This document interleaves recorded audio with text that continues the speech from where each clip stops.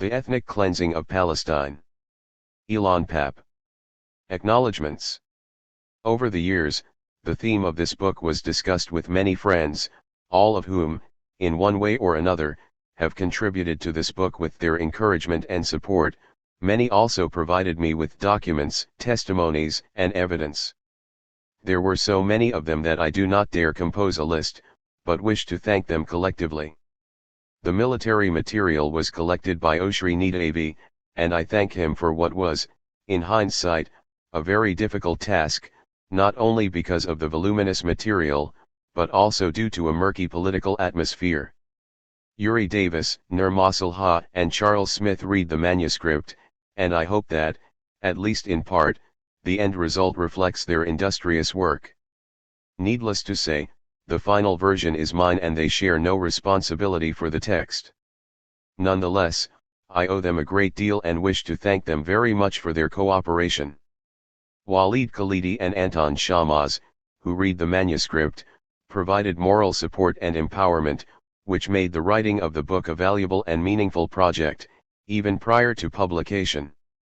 My dear old friend Dick Brueggemann, as always, was there editing meticulously and painstakingly. This project could not have been completed without him. Novin Dustdar, Drummond Moyer, Kate Kirkpatrick, and above all Juliet Maybe at One World lost sleep and time over this manuscript. I hope the end result is a fine reward for their immense efforts.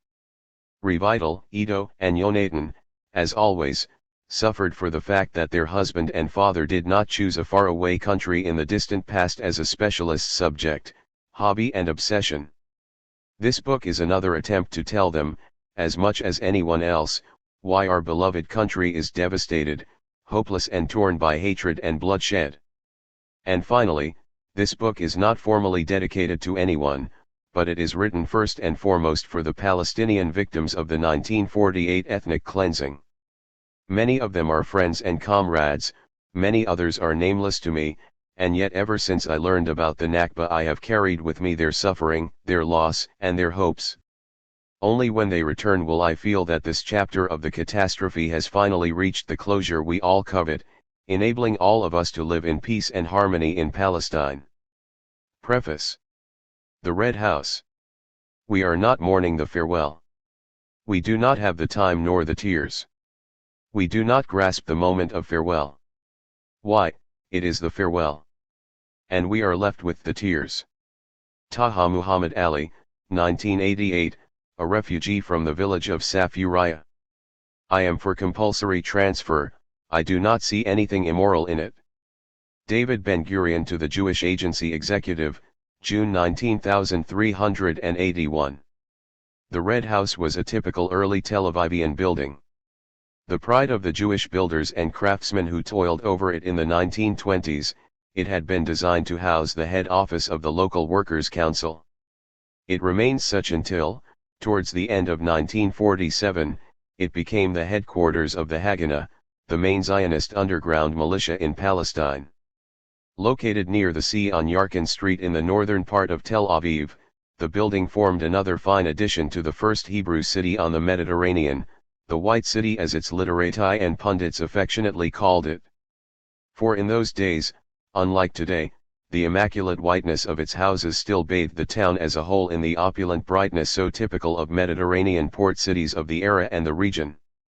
It was a sight for sore eyes, elegantly fusing Bauhaus motifs with native Palestinian architecture in an admixture that was called Levantine, in the least derogatory sense of the term. Such, too, was the Red House, its simple rectangular features graced with frontal arches that framed the entrance and supported the balconies on its two upper stories. It was either its association with a workers' movement that had inspired the adjective red, or a pinkish tinge it acquired during sunset that had given the house its name. The former was more fitting, as the building continued to be associated with the Zionist version of socialism when, in the 1970s, it became the main office for Israel's kibbutzim movement. Houses like this, important historical remnants of the mandatory period, prompted UNESCO in 2003 to designate Tel Aviv as a World Heritage Site. Today the house is no longer there, a victim of development, which has razed this architectural relic to the ground to make room for a car park next to the new Sheraton Hotel. Thus, in this street, too, no trace is left of the White City, which it has slowly transmogrified into the sprawling, polluted, extravagant metropolis that is modern Tel Aviv. In this building, on a cold Wednesday afternoon, March 10, 1948, a group of 11 men, veteran Zionist leaders together with young military Jewish officers, put the final touches to a plan for the ethnic cleansing of Palestine. That same evening, military orders were dispatched to the units on the ground to prepare for the systematic expulsion of the Palestinians from vast areas of the country. 3 The orders came with a detailed description of the methods to be employed to forcibly evict the people: large-scale intimidation, laying siege to and bombarding villages and population centers, setting fire to homes, properties and goods, expulsion, demolition, and, finally, planting mines among the rubble to prevent any of the expelled inhabitants from returning. Each unit was issued with its own list of villages and neighborhoods as the targets of this master plan. Codenamed Plan D, Dalet in Hebrew, this was the fourth and final version of less substantial plans that outlined the fate the Zionists had in store for Palestine and consequently for its native population. The previous 3 schemes had articulated only obscurely how the Zionist leadership contemplated dealing with the presence of so many Palestinians living in the land the Jewish national movement coveted as its own. This fourth and last blueprint spelled it out clearly and unambiguously: the Palestinians had to go. 4 In the words of one of the first historians to note the significance of that plan, Simcha Flipan, the military campaign against the Arabs, including the conquest and destruction of the rural areas, was set forth in the Haganah's Plan Dalet. 5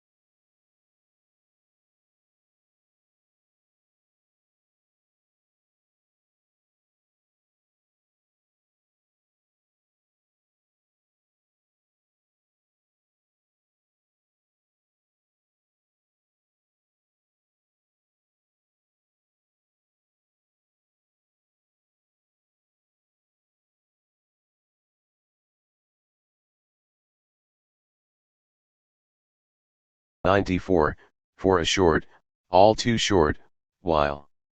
By the spring of 1949 American policy had already been reoriented onto a conspicuously pro-Israeli track, turning Washington's mediators into the opposite of honest brokers as they largely ignored the Palestinian point of view in general, and disregarded in particular the Palestinian refugees' right of return. Reconstructing an ethnic cleansing. By adhering to the definition of ethnic cleansing as given above, we absolve ourselves from the need to go deeply into the origins of Zionism as the ideological cause of the ethnic cleansing. Not that the subject is not important, but it has been dealt with successfully by a number of Palestinian and Israeli scholars such as Walid Khalidi, Nur Masalha, Gershon Schafer, and Barak Kimmerling, among others. Point 10. Although I would like to focus on the immediate background preceding the operations, it would be valuable for readers to recap the major arguments of these scholars. A good book to begin with is Nur Masalha's Expulsion of the Palestinians 11, which shows clearly how deeply rooted the concept of transfer was, and is, in Zionist political thought. From the founder of the Zionist movement, Theodor Herzl, to the main leaders of the Zionist enterprise in Palestine, cleansing the land was a valid option. As one of the movement's most liberal thinkers, Leo Moskin, put it in 1917. Our thought is that the colonization of Palestine has to go in two directions: Jewish settlement in Eretz Israel and the resettlement of the Arabs of Eretz Israel in areas outside the country. The transfer of so many Arabs may seem at first unacceptable economically, but is nonetheless practical. It does not require too much money to resettle a Palestinian village on another land. Point 12. The fact that the expellers were newcomers to the country, and part of a colonization project, relates the case of Palestine to the colonialist history of ethnic cleansing in North and South America, Africa, and Australia, where white settlers routinely committed such crimes. This intriguing aspect of the historical instance Israel offers was the subject of several recent and excellent studies. Gershon Schafer and Barak Kimmerling informed us about the connection between Zionism and colonialism, a nexus that can bring us at first to exploitation rather than expulsion, but once the idea of an exclusive Jewish economy became a central part of the vision, there was no room for Arab workers or peasants. Point 13. Walid Khalidi and Sami Farsoun connected the centrality of the transfer ideology more closely to the end of the mandate, and they ask why the UN entrusted the fate of so many Palestinians to a movement that had clearly included transfer in its ideology. Point 14. I will seek less to expose the ideological inclination of those involved than to highlight the systematic planning with which they turned an ethnically mixed area into a pure ethnic space. This is the purpose of my opening chapters. I will return to the ideological connection towards the end of the book when I analyze it as the only adequate explanation we have for the ethnic cleansing by Israel of the Palestinians that started in 1948 but continues, in a variety of means, to today. A second, more unpleasant task will be to reconstruct the methods Israel used for executing its master plan of expulsion and destruction, and examine how and to what extent these were typically affiliated with acts of ethnic cleansing. As I argued above, it seems to me that, had we never heard of the events in the former Yugoslavia but had been aware only of the case of Palestine, we would be forgiven for thinking that the US and UN definitions were inspired by the Nakba, down to almost their last-minute detail. Before we delve into the history of the ethnic cleansing in Palestine and try to contemplate the implications it has had up to the present day, we should pause for a moment and think about relative numbers. The figure of 750,000 uprooted Palestinians can seem to be modest when set in the context of the transfer of millions of people in Europe that was an outcome of the Second World War, or the dispossessions occurring in Africa in the beginning of the 21st century. But sometimes one needs to relativize numbers and think in percentages to begin to understand the magnitude of a tragedy that engulfed the population of an entire country. Half of the indigenous people living in Palestine were driven out, half of their villages and towns were destroyed, and only very few among them ever managed to return. But beyond numbers, it is the deep chasm between reality and representation that is most bewildering in the case of Palestine. It is indeed hard to understand, and for that matter to explain, why a crime that was perpetrated in modern times and at a juncture in history that called for foreign reporters and UN observers to be present, should have been so totally ignored. And yet, there is no denying that the ethnic cleansing of 1948 has been eradicated almost totally from the collective global memory and erased from the world's conscience.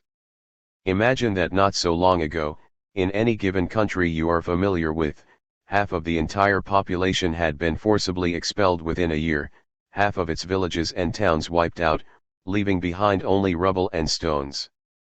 Imagine now the possibility that somehow this act will never make it into the history books and that all diplomatic efforts to solve the conflict that erupted in that country will totally sideline, if not ignore, this catastrophic event.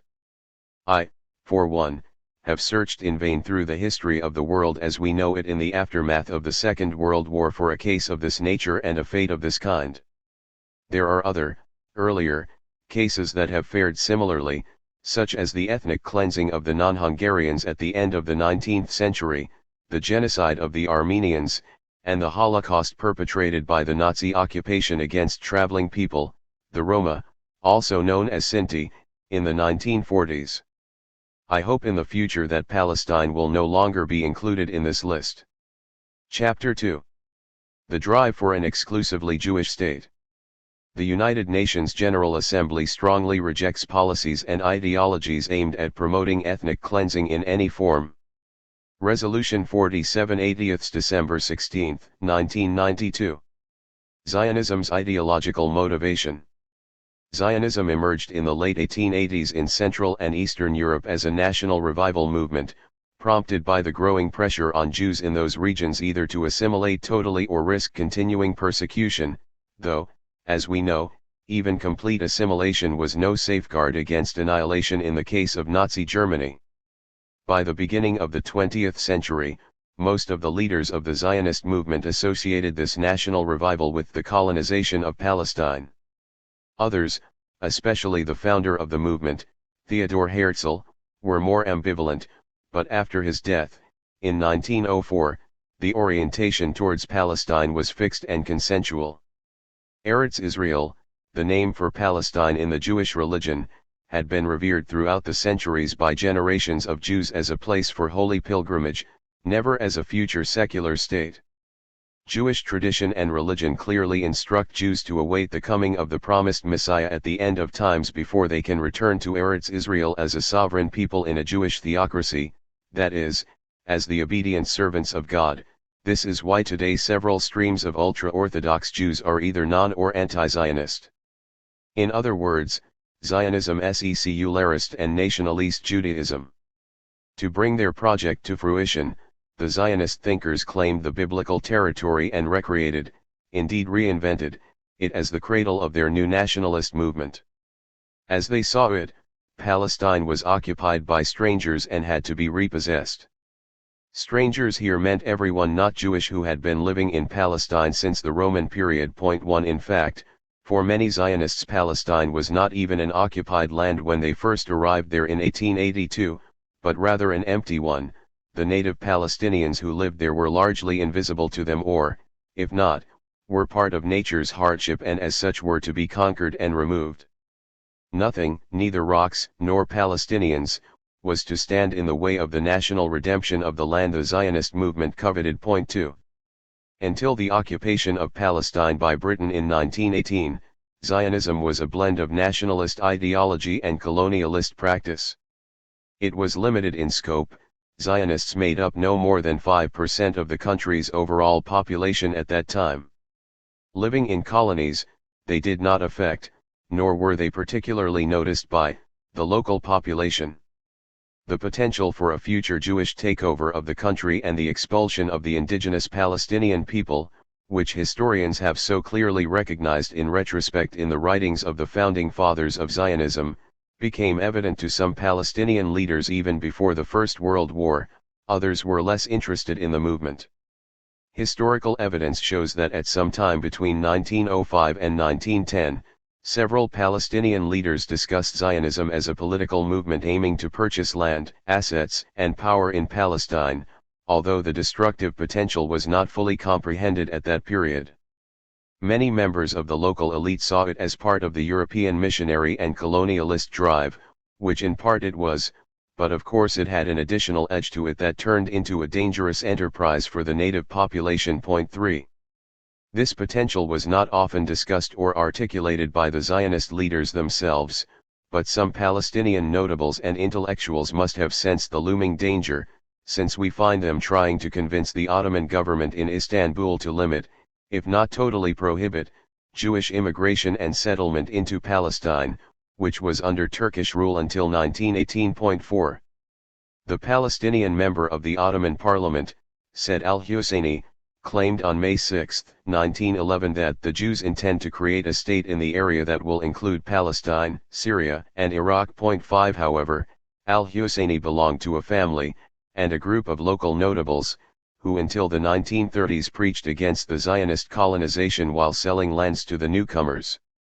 As the mandatory years went by, the sense of a looming danger, indeed a catastrophe, settled in among the more intellectual sections of the Elite Six, but it was never translated into proper preparations for the existential danger awaiting their society. Others around Palestine, such as the leading Egyptian literati, saw the movement of Jews into Palestine as an irresponsible attempt on the part of Europe to transfer its poorest and often stateless people into the country, not as part of a master plan aimed at the dispossession of the local people. To them, this movement of wretched people seemed but a minor threat compared with the far more conspicuous attempt European colonial powers and churches were making to take over the Holy Land through their missionaries, diplomats, and colonies. 7. Indeed, prior to the British occupation of Palestine at the end of 1917, the Zionists were vague where their actual plans were concerned, not so much for lack of orientation, but more because of the need to prioritize the concerns of the as yet small Jewish immigrant community. There was always the threat of being thrown out again by the government in Istanbul. However, when a clearer vision for the future needed to be spelled out for internal consumption, we find no ambiguity whatsoever. What the Zionists anticipated was the creation of a Jewish state in Palestine in order to escape a history of persecutions and pogroms in the West, invoking the religious redemption of an ancient homeland as their means. This was the official narrative, and it no doubt genuinely expressed the motivation of most of the Zionist leadership's members.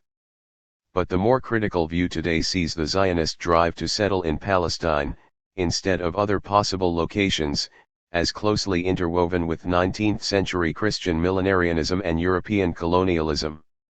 The various Protestant missionary societies and the governments in the European concert competed among themselves over the future of a Christian Palestine that they wanted to pry away from the Ottoman Empire. The more religious among the aspirants in the West regarded the return of the Jews to Palestine as a chapter in the divine scheme, precipitating the second coming of Christ and the creation of a pietist state there. This religious zeal inspired pious politicians, such as Lloyd George, the British Prime Minister during the First World War, to act with even greater commitment for the success of the Zionist project. This did not prevent him from supplying his government at the same time with a host of strategic, rather than messianic, considerations for why Palestine should be colonized by the Zionist movement, which were mostly infused by his own overriding distrust of, and disdain for, Arabs and Mohammedans, as he called the Palestinians. 8. Recent scholarship also tends to question the more Marxist flavor that the official Israeli historiography has claimed for the early colonization of Palestine by portraying Zionism as a positive endeavor to carry the socialist and Marxist revolutions beyond their less successful attempts in Russia. 9. The more critical view depicts this aspiration as doubtful at best and as manipulative at worst. Indeed, much like today's more liberal-minded Israeli Jews who are ready to drop the principles of democracy when faced with the prospect of a demographic majority of non-Jews in the country, so, it seems, did the socialist Zionists quickly substitute their more universal dreams with the powerful allure of nationalism. And when the main objective became making Palestine exclusively Jewish rather than socialist, it was significantly the labor movement within Zionism that instituted and implemented the ethnic cleansing of the local population. The early Zionist settlers directed most of their energy and resources towards buying up plots of land in an attempt to enter the local labor market and create social and communal networks that could sustain their as yet small and economically vulnerable group of newcomers. The more precise strategies of how best to take over Palestine as a whole and create a nation-state in the country, or in part of it, were a later development, closely associated with British ideas of how best to solve the conflict Britain itself had done so much to exacerbate. The moment British Foreign Secretary Lord Balfour gave the Zionist movement his promise in 1917 to establish a national home for the Jews in Palestine, he opened the door to the endless conflict that would soon engulf the country and its people. In the pledge he made in his government's name, Balfour promised to protect the aspirations of the non-Jewish population, a strange reference to the vast native majority, but the declaration clashed precipitately with both the aspirations and natural rights of the Palestinians for nationhood and independence. By the end of the 1920s, it was clear that this proposal had a potentially violent core, as it had already claimed the lives of hundreds of Palestinians and Jews. This now prompted the British to make a serious, albeit reluctant, attempt to solve the smoldering conflict. Until 1928, the British government had treated Palestine as a state within the British sphere of influence, not as a colony, a state in which, under British tutelage, the promise to the Jews and the aspirations of the Palestinians could both be fulfilled. They tried to put in place a political structure that would represent both communities on an equal footing in the state's parliament as well as in government. In practice, when the offer was made, it was less equitable. It advantaged the Zionist colonies and discriminated against the Palestinian majority.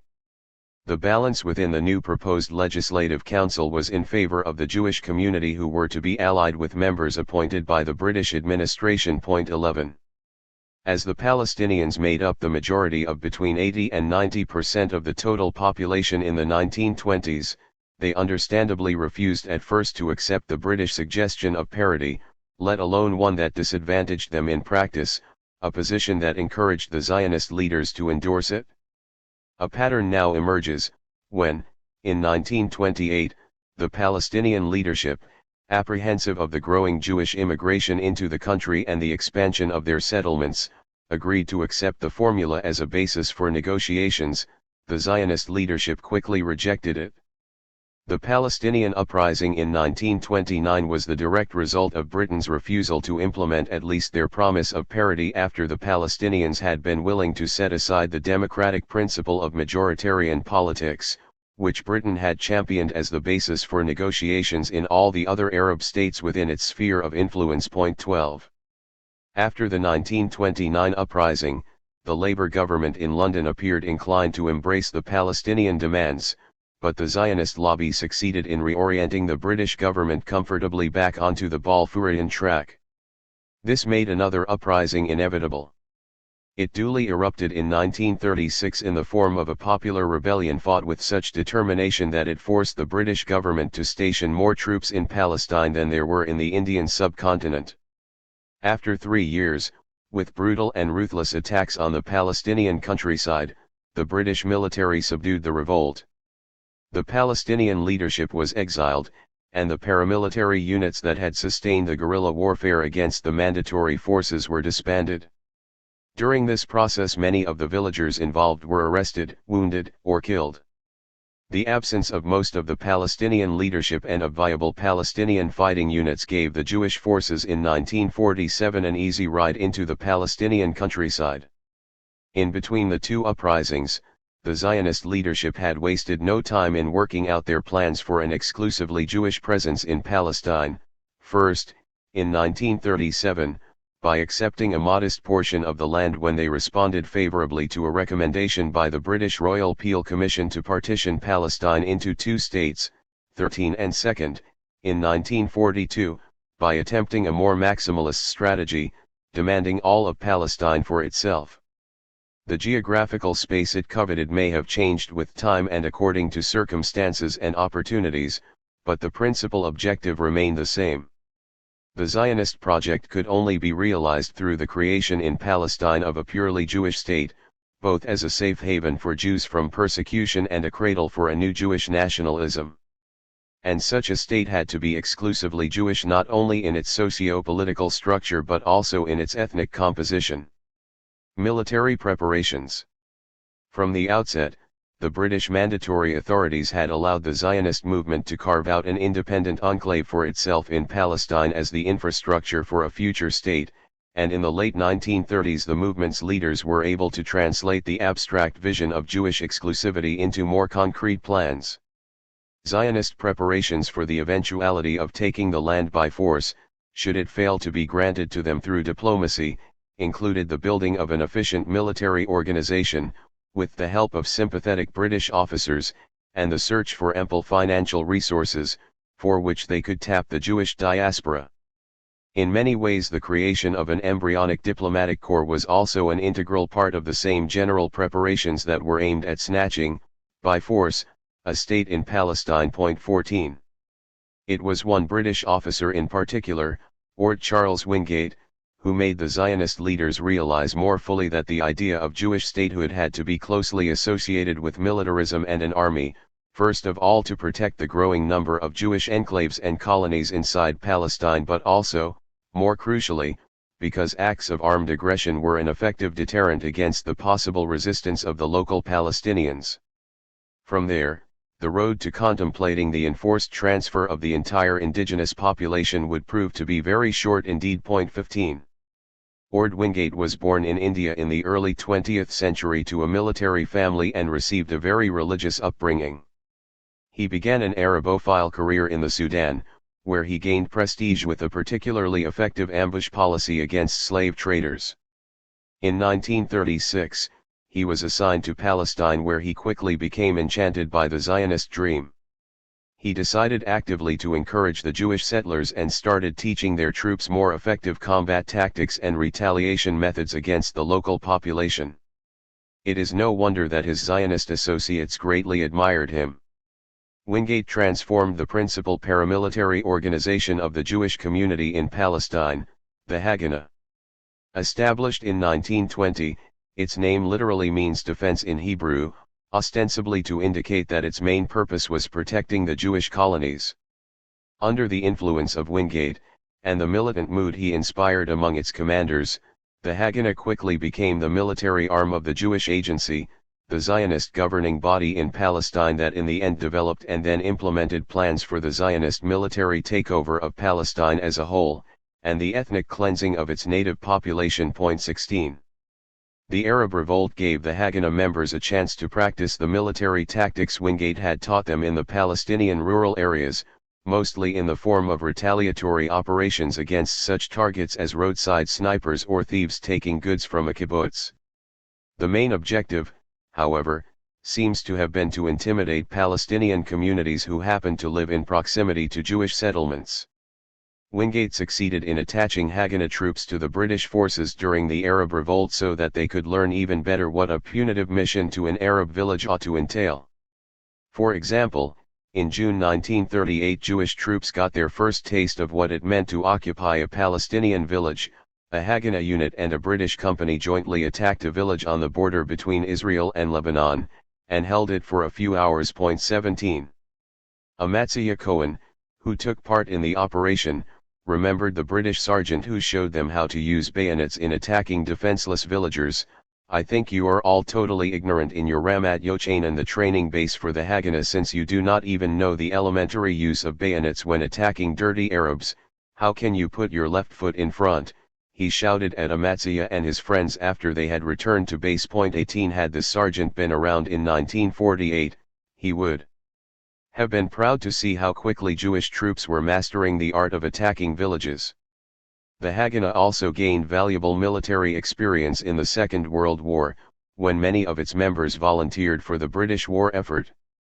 Others who remained behind in Palestine continued to monitor and infiltrate the 1,200 or South Palestinian villages that had dotted the countryside for hundreds of years. The village files. More was needed than just savoring the excitement of attacking a Palestinian village. Systematic planning was called for.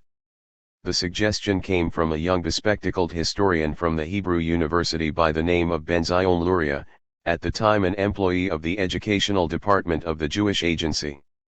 Luria pointed out how useful it would be to have a detailed registry of all Arab villages, and proposed that the Jewish National Fund, JNF, conduct such an inventory.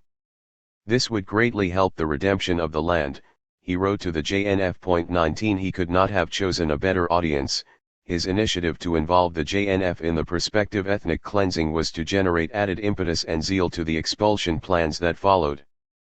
Founded in 1901, the JNF was the principal Zionist tool for the colonization of Palestine. It served as the agency the Zionist movement used to buy Palestinian land upon which it then settled Jewish immigrants. Inaugurated by the Fifth Zionist Congress, it spearheaded the Zionization of Palestine throughout the mandatory years. From the onset it was designed to become the custodian, on behalf of the Jewish people, of the land the Zionists gained possession of in Palestine. The JNF maintained this role after the creation of the State of Israel, with other missions being added to its primary role over time. 20. Most of the JNF's activities during the mandatory period and surrounding the Nakba were closely associated with the name of Yosef Weitz, the head of its settlement department. Weitz was the quintessential Zionist colonialist. His main priority at the time was facilitating the eviction of Palestinian tenants from land bought from absentee landlords who were likely to live at some distance from their land or even outside the country, the mandate system having created borders where before there were none. Traditionally, when ownership of a plot of land, or even a whole village, changed hands, this did not mean that the farmers or villagers themselves had to move.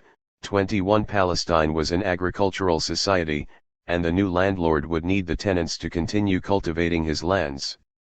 But with the advent of Zionism all this changed. Weitz personally visited the newly purchased plot of land, often accompanied by his closest aides, and encouraged the new Jewish owners to throw out the local tenants, even if the owner had no use for the entire piece of land. One of Weitz's closest aides, Yosef Nachmani, at one point reported to him that unfortunately tenants refused to leave and some of the new Jewish landowners displayed, as he put it, cowardice by pondering the option of allowing them to stay. 22 It was the job of Nachmani and other aides to make sure that such weaknesses did not persist. Under their supervision these evictions quickly became more comprehensive and effective. The impact of such activities at the time remained limited because Zionist resources after all were scarce, Palestinian resistance fierce, and the British policies restrictive. By the end of the mandate in 1948, the Jewish community owned around 5.8% of the land in Palestine. But the appetite was for more, if only for the available resources to expand and new opportunities open up.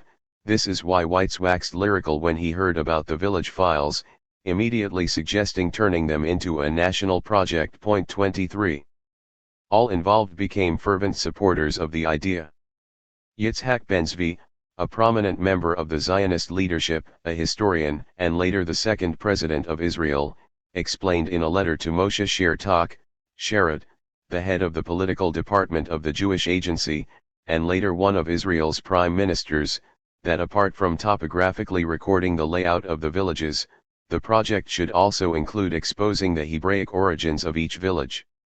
Furthermore, it was important for the Haganah to know which of the villages were relatively new, as some of them had been built only during the Egyptian occupation of Palestine in the 1830s. 24. The main endeavor, however, was mapping the villages, and therefore a topographer from the Hebrew University working in the mandatory cartography department was recruited to the enterprise. He suggested conducting an aerial photographic surveys, and proudly showed Ben-Gurion 2 such aerial maps for the villages of Sindiana and Sabaron. These maps, now in the Israeli State Archives, are all that remains of these villages after 1948. The best professional photographers in the country were now invited to join the initiative. Yitzhak Schaffer, from Tel Aviv, and Margot Sadeh, the wife of Yitzhak Sadeh, the chief of the Palmach, the commando units of the Haganah, were recruited too. The film laboratory operated in Margot's house with an irrigation company serving as a front. The lab had to be hidden from the British authorities who could have regarded it as an illegal intelligence effort directed against them. The British did have prior knowledge of it, but never succeeded in spotting the secret hideout. In 1947, This whole cartographic department was moved to the Red House. 25. The end results of both the topographic and Orientalist efforts were the detailed files the Zionist experts gradually built up for each of Palestine's villages. By the late 1930s, this archive was almost complete. Precise details were recorded about the topographic location of each village, its access roads, quality of land, water springs, main sources of income, its socio-political composition, religious affiliations, names of its muhtars, its relationship with other villages, the age of individual men, 16 to 50, and many more. An important category was an index of hostility towards the Zionist project, that is, decided by the level of the village's participation in the revolt of 1936. There was a list of everyone who had been involved in the revolt and the families of those who had lost someone in the fight against the British. Particular attention was given to people who had allegedly killed Jews. As we shall see, in 1948 these last bits of information fueled the worst atrocities in the villages, leading to mass executions and torture. Regular members of the Haganah who were entrusted with collecting the data on reconnaissance journeys into the villages realized, from the start, that this was not a mere academic exercise in geography. One of these was Moshe Pasternak, who joined one of the early excursions and data collection operations in 1940. He recalled many years later, "We had to study the basic structure of the Arab village. This means the structure and how best to attack it. In the military schools, I had been taught how to attack a modern European city, not a primitive village in the Near East. We could not compare it an Arab village to a Polish, or an Austrian one. The Arab village, unlike the European ones, was built topographically on hills. That meant we had to find out how best to approach the village from above or enter it from below. We had to train our Arabists, the Orientalists who operated a network of collaborators, how best to work with informants." 26. Indeed, the problem noted in many of the village's files was how to create a collaborationist system with the people Pasternak and his friends regarded as primitive and barbaric, people who liked to drink coffee and eat rice with their hands, which made it very difficult to use them as informants. In 1943, he remembered, there was a growing sense that finally they had a proper network of informants in place. That same year the village files were rearranged to become even more systematic. This was mainly the work of one man, Ezra Danon, who would play a leading role in the ethnic cleansing of Palestine. 27. In many ways, it was the recruitment of Ezra Danon, who had been taken out of his successful citrus grove business, that injected the intelligence work and the organization of the village files with a new level of efficiency. Files in the post-1943 era included detailed descriptions of the husbandry, the cultivated land, the number of trees in plantations, the quality of each fruit grove, even of each single tree, the average amount of land per family, the number of cars, shop owners, members of workshops, and the names of the artisans in each village and their skills. 28 Later, meticulous detail was added about each clan and its political affiliation, the social stratification between notables and common peasants, and the names of the civil servants in the mandatory government. And as the data collection created its own momentum, one finds additional details popping up around 1945, such as descriptions of village mosques and the names of their imams, together with such characterizations as "he is an ordinary man," and even precise accounts of the living rooms inside the homes of these dignitaries. Towards the end of the mandatory period the information becomes more explicitly military-orientated, the number of guards, most villages had none, and the quantity and quality of the arms at the villagers' disposal, generally antiquated or even non-existent. 29. Danon recruited a German Jew named Yaakov Shimoni, later to become one of Israel's leading Orientalists, and put him in charge of special projects inside the villages, in particular supervising the work of the informants. 31 Of these Danon and Shimoni nicknamed the treasurer, Hagizbar. This man, who proved a fountain of information for the files collectors, supervised the network of collaboration for them between 1941 to 1945. he was exposed in 1945 and killed by Palestinian militants. 31. Danon and Shimoni were soon joined by two other people, Yehoshua Palman and Tuvia Lishinsky. These, too, are names to remember as they took an active part in preparing for the ethnic cleansing of Palestine. Lishinsky was already busy in the 1940s with orchestrating campaigns against the tenants who lived on plots of lands the JNF had bought from present or absentee landlords, and he directed all his energy towards intimidating and then forcibly evicting these people from the lands their families had been cultivating for centuries. Not far away from the village of Furatis and the veteran Jewish settlement Zikron Yaakov, where today a road connects the coastal highway with Marj ibn Amir, Emek Israel, through Wadi Milk, lies a youth village, a kind of boarding school for Zionist youth, called Shafia. It was here that in 1944 special units in the service of the Village Files project received their training, and it was from here that they went out on their reconnaissance missions. Shafia looked very much like a spy village in the Cold War, Jews walking around speaking Arabic and trying to emulate what they believed were the customary ways of life and behavior of rural Palestinians. 32. In 2002, one of the first recruits to this special training base recalled his first reconnaissance mission to the nearby village of al-Zinat in 1944. Their aim had been to survey the village and bring back information such as where the Mukhtar lived, where the mosque was located, where the rich people of the village resided and who had been active in the 1936 revolt. This was not a very dangerous mission, as the infiltrators knew they could exploit the traditional Arab hospitality code, and were even guests at the home of the Mukhtar himself. As they failed to collect in one day all the data they were seeking, they asked to be invited back. For their second visit they had been instructed to get information about the fertility of the land, the quality of which seemed to have impressed them greatly. In 1948, al-Zinat was destroyed and all its inhabitants expelled without any provocation on their part whatsoever. 33. The final update of the Village Files took place in 1947. It focused on creating lists of wanted persons in each village.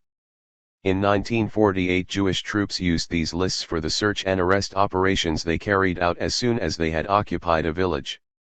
That is, the men in the village would be lined up and those appearing on the lists would then be identified, often by the same person who had informed on them in the first place but who would now be wearing a cloth sack over his head with two holes cut out for his eyes so as not to be recognized. The men who were picked out were often shot on the spot.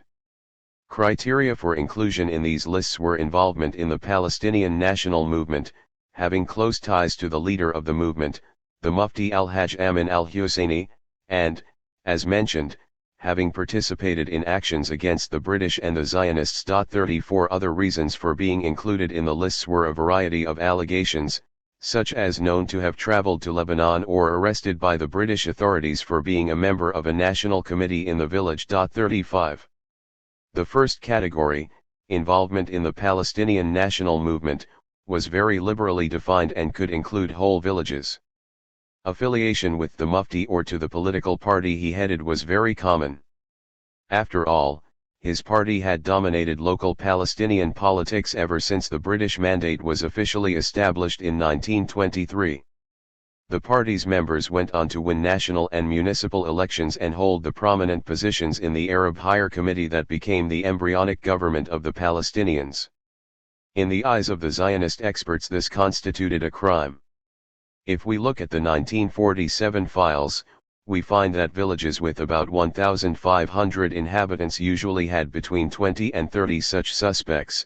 For instance, around the southern Carmel Mountains, south of Haifa, al-Zinat had 30 such suspects and the nearby village of Daman had 25. 36. Ugail Yadin recalled that it was this minute and detailed knowledge of what was happening in each single Palestinian village that enabled the Zionist military command in November 1947 to conclude that the Palestine Arabs had nobody to organize them properly. The only serious problem was the British. If not for the British, we could have quelled the Arab riot. The opposition to the UN partition resolution in 1947 in 1 month. 37. Facing the British, 1945 to 1947.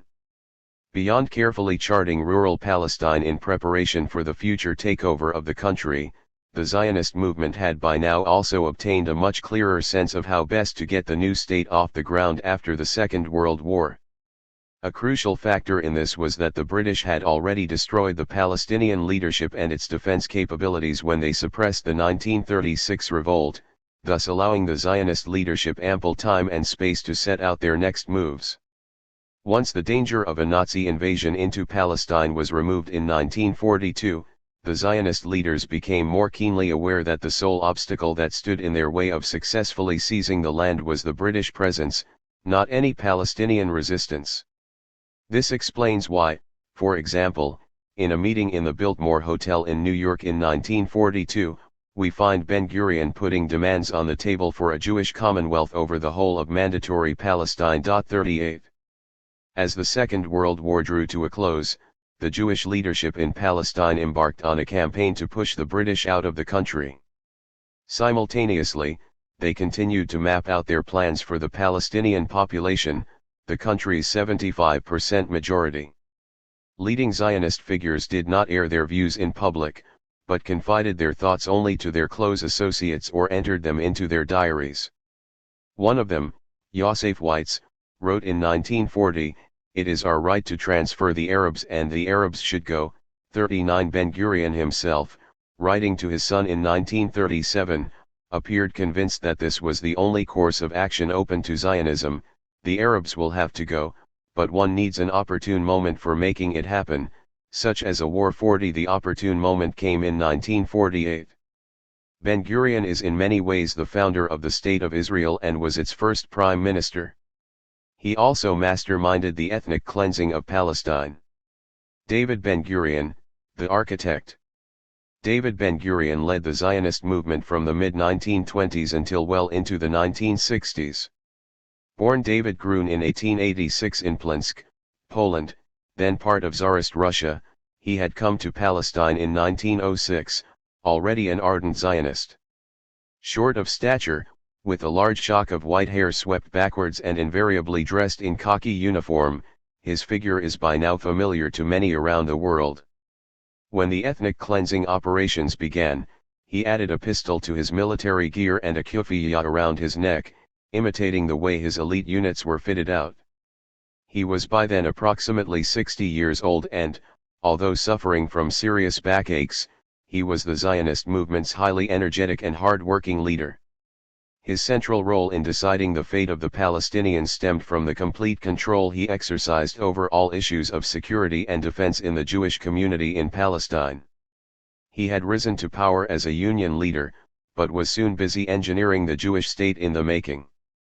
When the British offered the Jewish community a state in 1937, but over a much smaller portion of Palestine than they had in mind, Ben-Gurion accepted the proposal as a good start, but he aspired to Jewish sovereignty over as much of Palestine as possible. He then swayed the Zionist leadership into accepting both his supreme authority and the fundamental notion that future statehood meant absolute Jewish domination. How to achieve such a purely Jewish state was also discussed under his guidance around 1937. Two magic words now emerged: force and opportunity. The Jewish state could only be won by force, but one had to wait for the opportune historical moment to come along in order to be able to deal militarily with the demographic reality on the ground, the presence of a non-Jewish native majority population. Ben-Gurion's focus on long-term processes and comprehensive solutions was atypical of most of his colleagues in the Zionist leadership. They still hoped that by purchasing a piece of land here and a few houses there they would be able to establish the envisaged new reality. Ben-Gurion understood early on that this would never be enough, and of course he was right. By the end of the mandate, as we have already seen, the Zionist movement had only been able to purchase around 6% of the land. 41. But even the more cautious Zionist leaders, such as Ben-Gurion's second-in-command, Moshe Sharett, the foreign minister of the Jewish community in Mandatory Palestine, associated the settlement of Jews in Palestine with the dispossession of the indigenous Palestinians. For example, on December 13, 1938, when giving a lecture to the employees of the Zionist organizations in Jerusalem, Sharad could report to them on a particularly satisfying achievement, the purchase of 2,500 dunam in the Bisan Valley in eastern Palestine.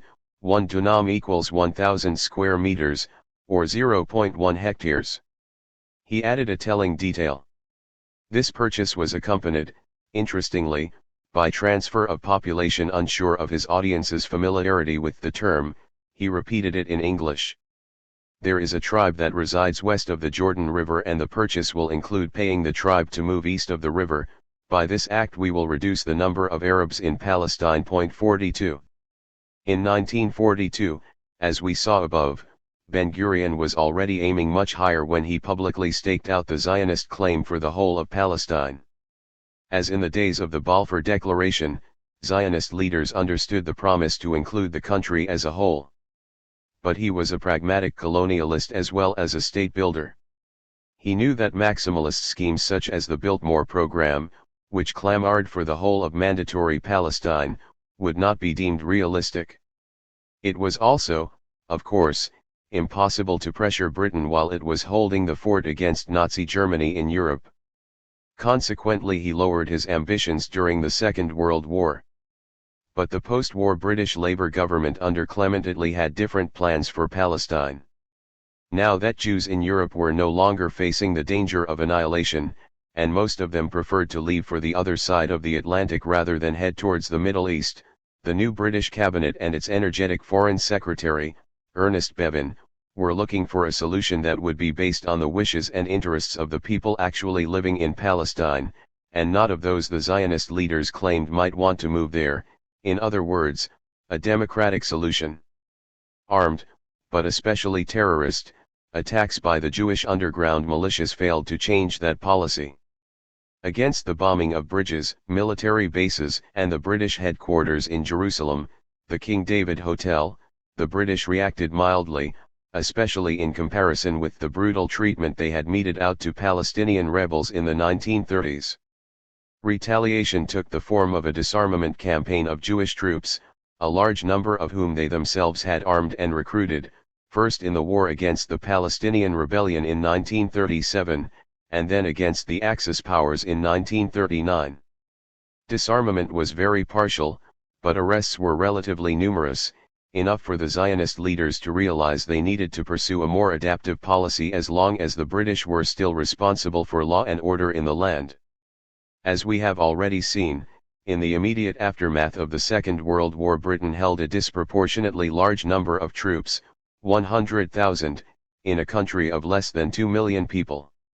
This definitely served as a deterrent, even when in the wake of the Jewish terrorist attack on the King David Hotel this force was somewhat reduced. It was these considerations that prompted Ben-Gurion to conclude that a somewhat more reduced state, over 80% of Palestine, would be sufficient to allow the Zionist movement to fulfill its dreams and ambitions. 43. In the final days of August 1946, Ben-Gurion gathered together the leadership of the Zionist movement in a hotel in Paris, the Royal Monsieur, to help him find an alternative to the Biltmore plan that had aimed to take over all of Palestine. An old new idea of the Zionist movement now resurfaced: partitioning Palestine.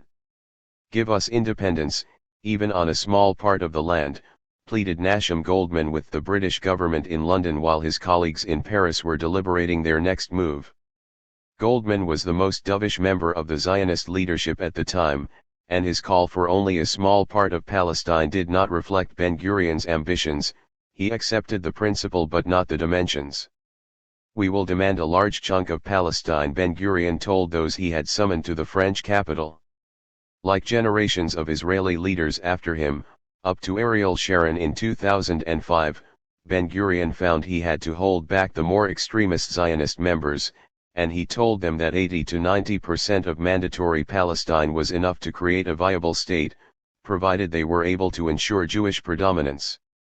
Neither the concept nor the percentage would change over the next 60 years. A few months later, the Jewish Agency translated Ben-Gurion's large chunk of Palestine into a map which it distributed to everyone relevant to the future of Palestine. This 1947 map envisaged a Jewish state that anticipated almost to the last pre-1967 Israel, i.e., Palestine without the West Bank and the Gaza Strip. 44. During all these deliberations, the Zionist leaders never discussed the possibility of any resistance from the local population.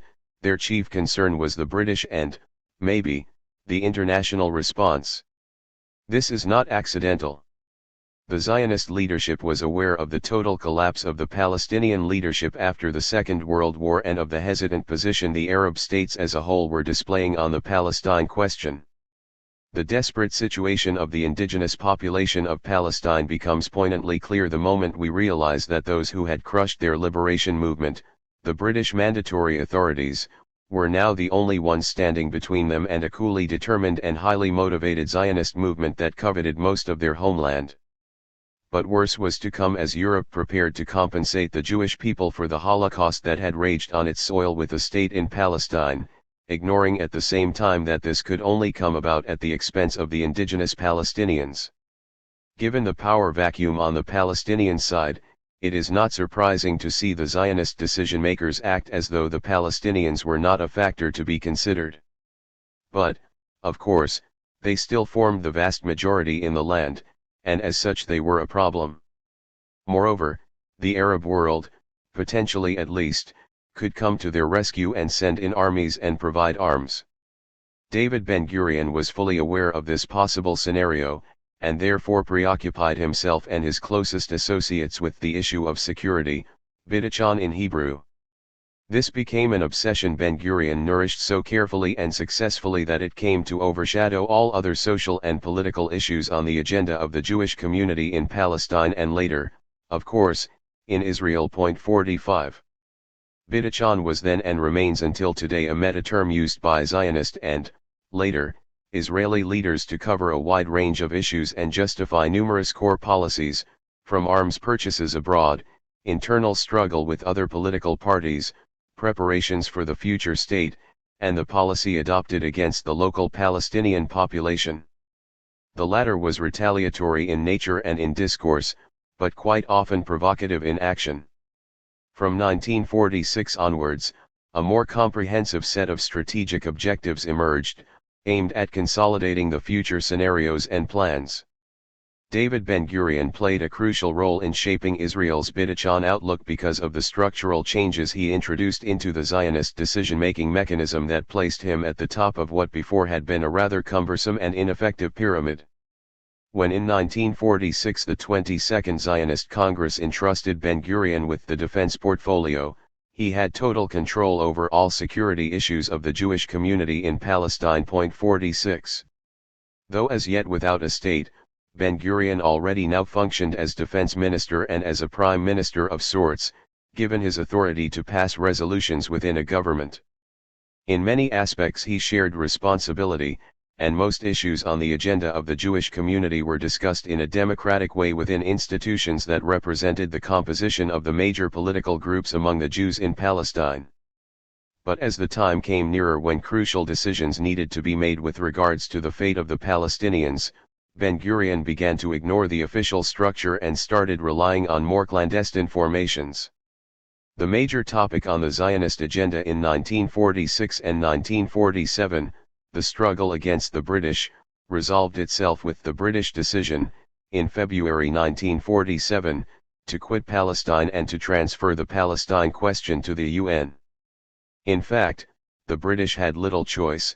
After the Holocaust they would never be able to deal with the looming Jewish rebellion as they had with the Arab one in the 1930s and, as the Labour Party made up its mind to leave India, Palestine lost much of its attraction.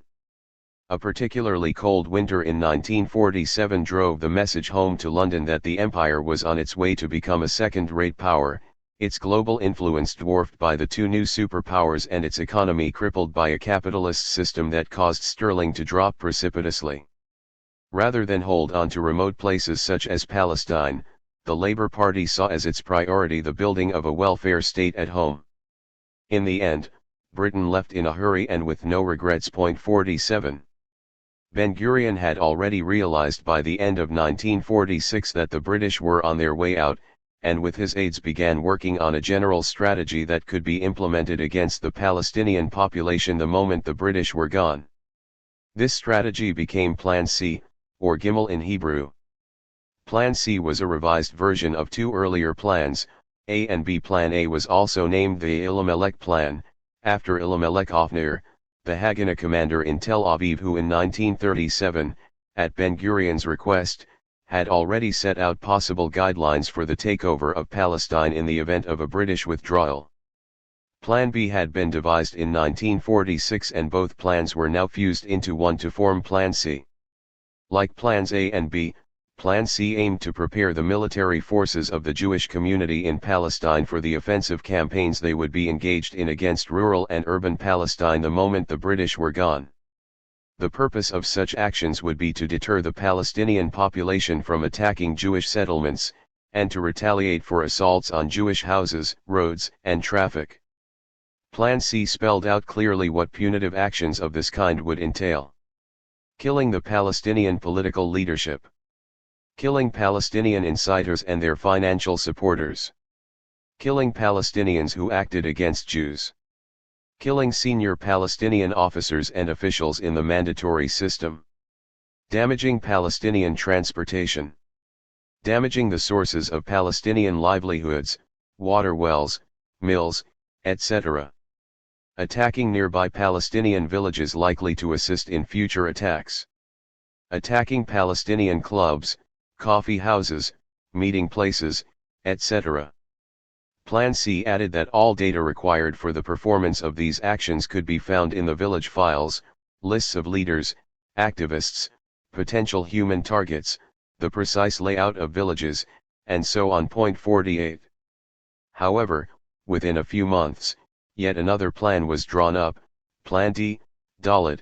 Point 49. It was this plan that sealed the fate of the Palestinians within the territory the Zionist leaders had set their eyes on for their future Jewish state.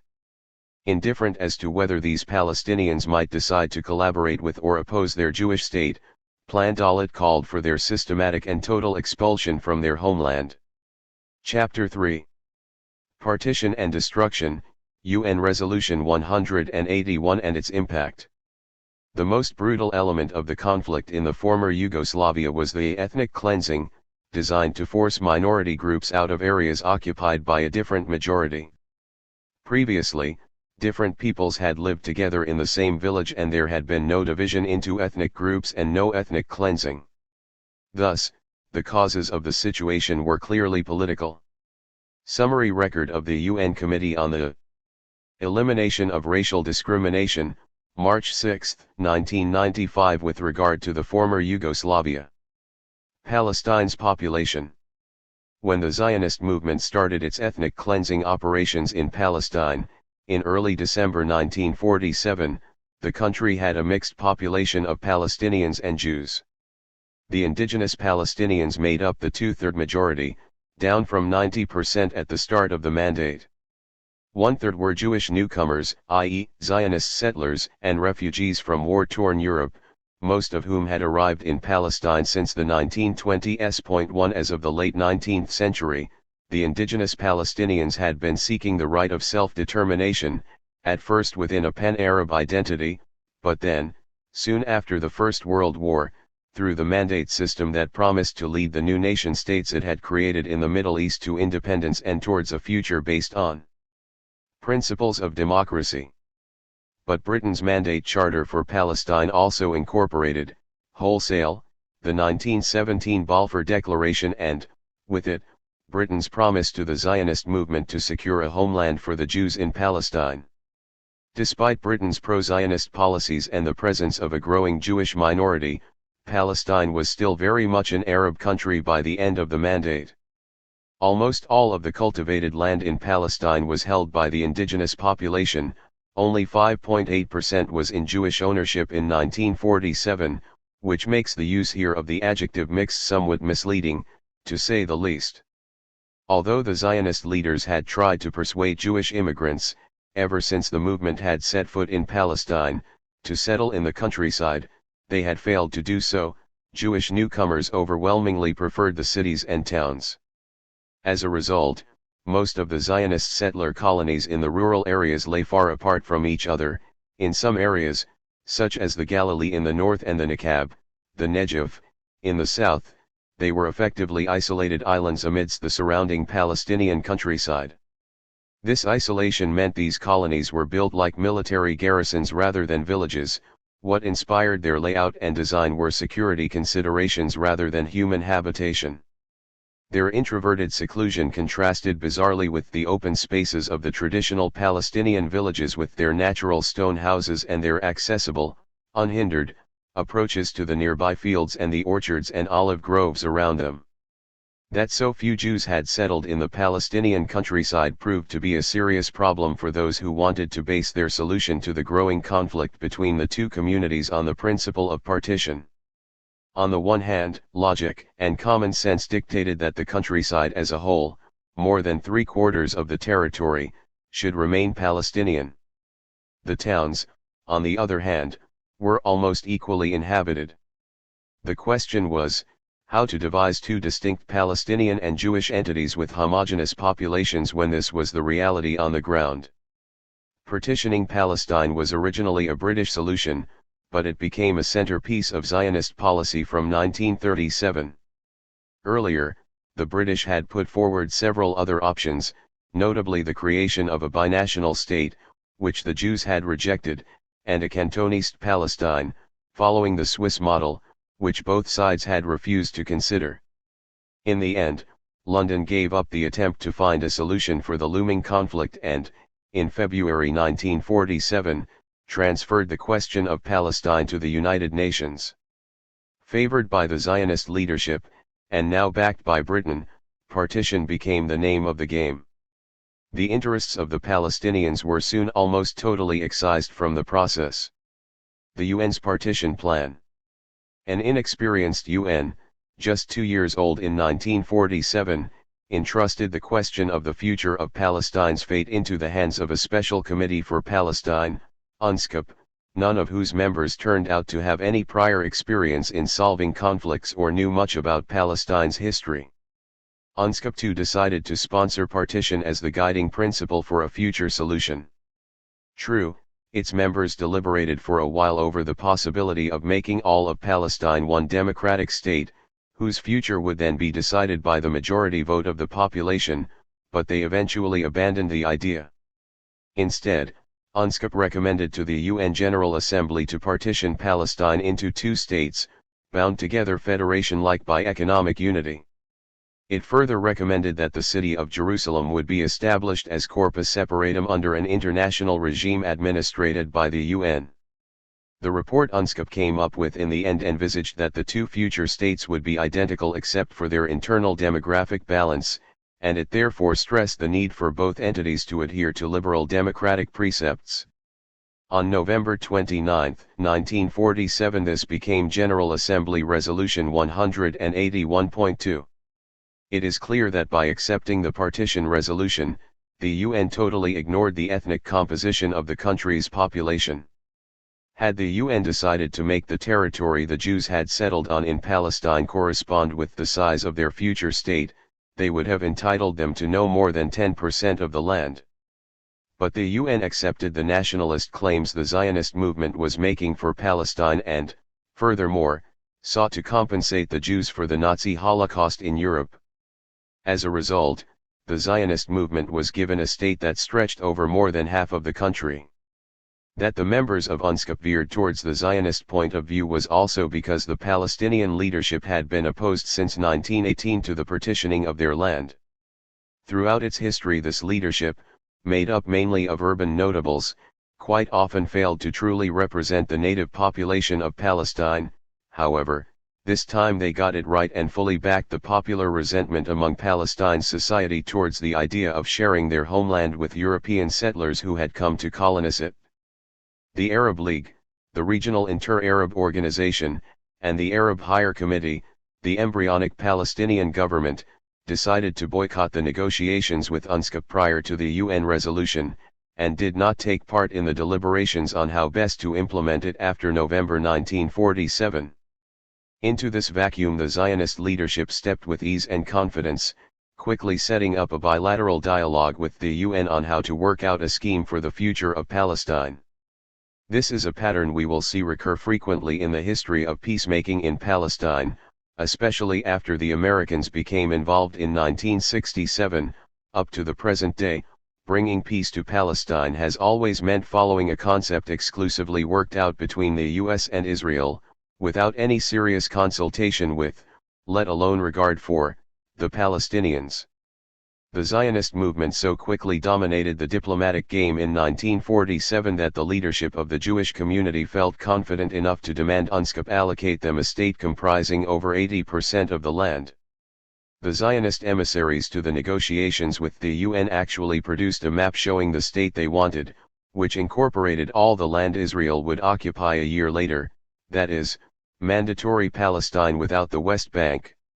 However, most of the UNSCOP members felt this was a bit too much, and convinced the Jews to be satisfied with 56% of the land.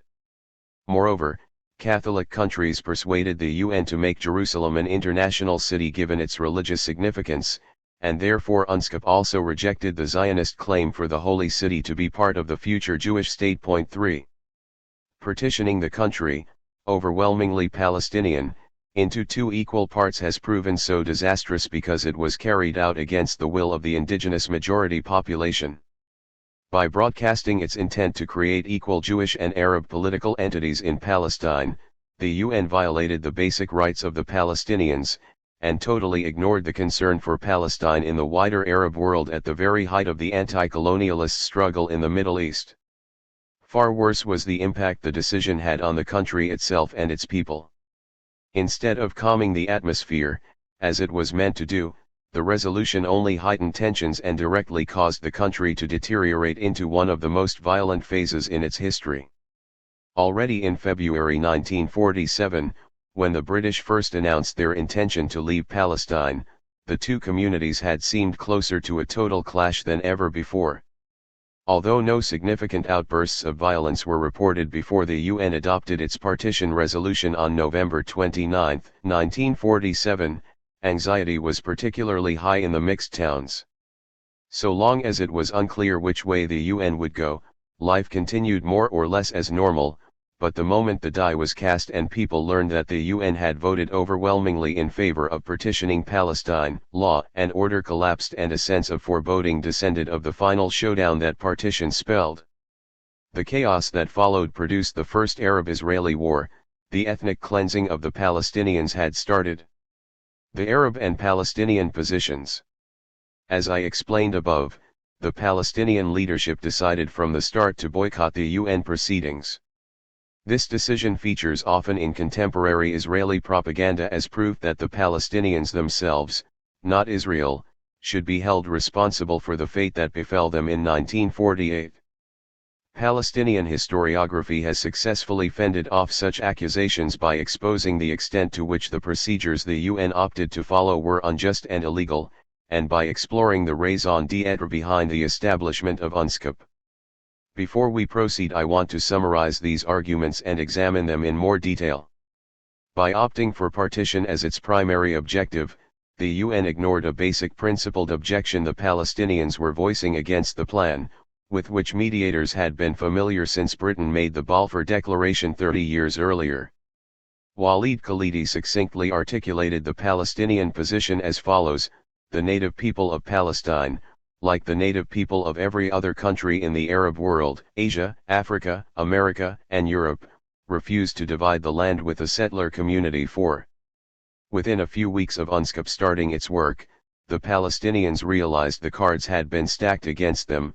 The final result of this process would be a UN resolution on partitioning the country between the Palestinians, as the indigenous population, and a settler colony of newcomers, many of whom had arrived only recently. When Resolution 181 was adopted in November 1947, their worst nightmare began to unfold in front of their eyes. 9 months after the British had announced their decision to leave, the Palestinians were at the mercy of an international organization that appeared ready to ignore all the rules of international mediation, which its own charter endorsed, and was willing to declare a solution that in Palestinian eyes was both illegal and immoral. Several leading Palestinians at the time demanded that its legality be tested in the International Court of Justice, founded in 1946, but this was never to happen. 5. One does not have to be a great jurist or legal mind to predict how the International Court would have ruled on forcing a solution on a country to which the majority of its people were vehemently opposed. The injustice was as striking then as it appears now, and yet it was hardly commented on at the time by any of the leading Western newspapers then covering Palestine. The Jews, who owned less than 6% of the total land area of Palestine and constituted no more than 1/3 of the population, were handed more than half of its overall territory. Within the borders of their unproposed state, they owned only 11% of the land, and were the minority in every district. In the Negev, admittedly an arid land but still with a considerable rural and Bedouin population, which made up a major chunk of the Jewish state, they constituted 1% of the total population. Other aspects that undermine the legal and moral credibility of the resolution quickly emerged. The partition resolution incorporated the most fertile land in the proposed Jewish state as well as almost all the Jewish urban and rural space in Palestine. But it also included 400, out of more than 1,000, Palestinian villages within the designated Jewish state. In hindsight, it may be argued in UNSCOP's defense that Resolution 181 was based on the assumption that the two new political entities would peacefully coexist and therefore not much attention needed to be paid to balances of demography and geography. If this were the case, as some UNSCOP members were to argue later, then they were guilty of totally misreading Zionism and grossly underestimating its ambitions. Again, in the words of Walid Khalidi, Resolution 181 was a hasty act of granting half of Palestine to an ideological movement that declared openly already in the 1930s its wish to de-Arabize Palestine. 6. And thus Resolution 181's most immoral aspect is that it included no mechanism to prevent the ethnic cleansing of Palestine. Let us look more closely at the final map that the UN proposed in November 1947, see Map 5. Palestine was actually to be divided into 3 parts. On 42% of the land, 818,000 Palestinians were to have a state that included 10,000 Jews, while the state for the Jews was to stretch over almost 56% of the land, which 499,000 Jews were to share with 438,000 Palestinians. The third part was a small enclave around the city of Jerusalem, which was to be internationally governed and whose population of 200,000 was equally divided between Palestinians and Jews. 7.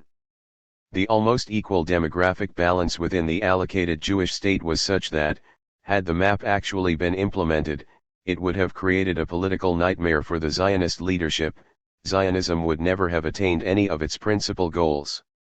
As Simcha Flapan, one of the first Israeli Jews to challenge the conventional Zionist version of the 1948 events, put it, had the Arabs or the Palestinians decided to go along with the partition resolution, the Jewish leadership would have been sure to reject the map UNSCOP offered them. 8.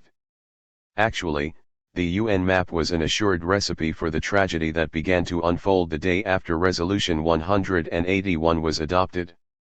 As theoreticians of ethnic cleansing acknowledged later, where an ideology of exclusivity is adopted in a highly charged ethnic reality, there can be only one result: ethnic cleansing. By drawing the map as they did, the UN members who voted in favor of the partition resolution contributed directly to the crime that was about to take place. The Jewish reaction.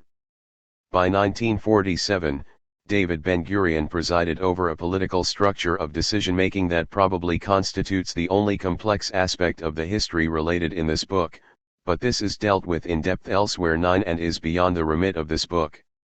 Briefly, it allowed him to determine almost single-handedly the main policies of the Jewish community vis-a-vis the world, the Arab neighbors and the Palestinians.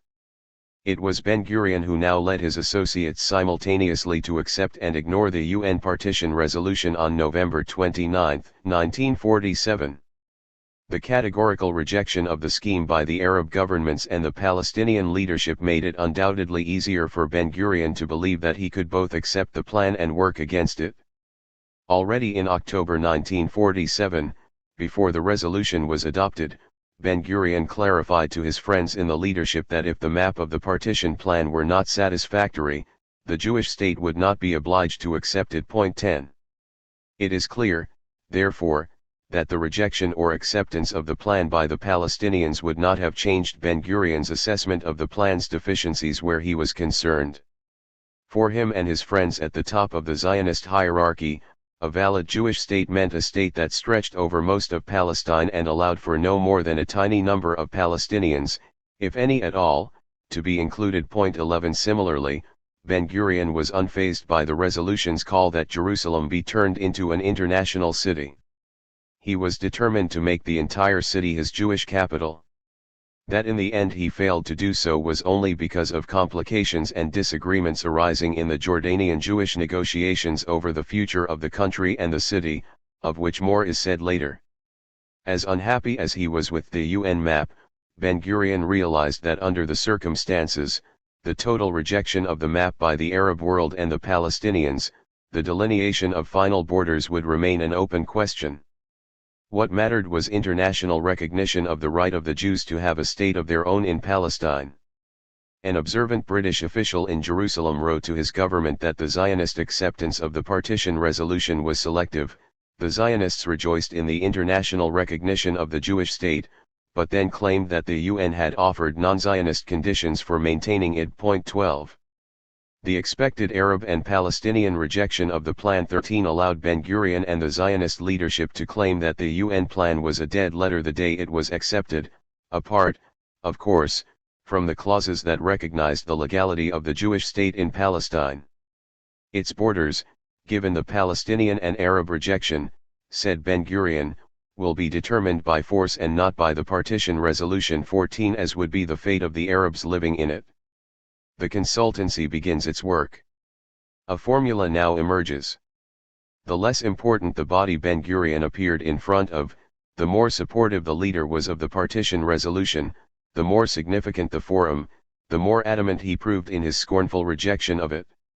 In the special body that advised him on security issues, the Defense Committee, he dismissed the partition resolution out of hand, and already on October 7, 1947, before UN Resolution 181 was even adopted, we find him telling the inner circle of his colleagues in the consultancy that in the light of the Arab refusal to cooperate with the UN, there are no territorial boundaries for the future Jewish state. 15.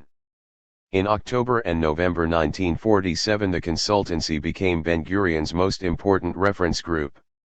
It was only among them that he discussed openly what the implications would be of his decision to disregard the partition map and to use force in order to ensure Jewish majority and exclusivity in the country.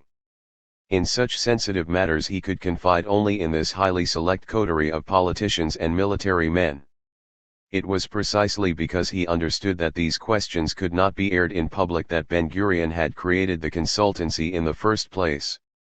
As explained above, this was not an official outfit, and we have no proper minutes from most of their meetings. 16. It is doubtful whether notes were taken at all, apart from at one or two very crucial meetings that did get transcribed and to which I will come back later.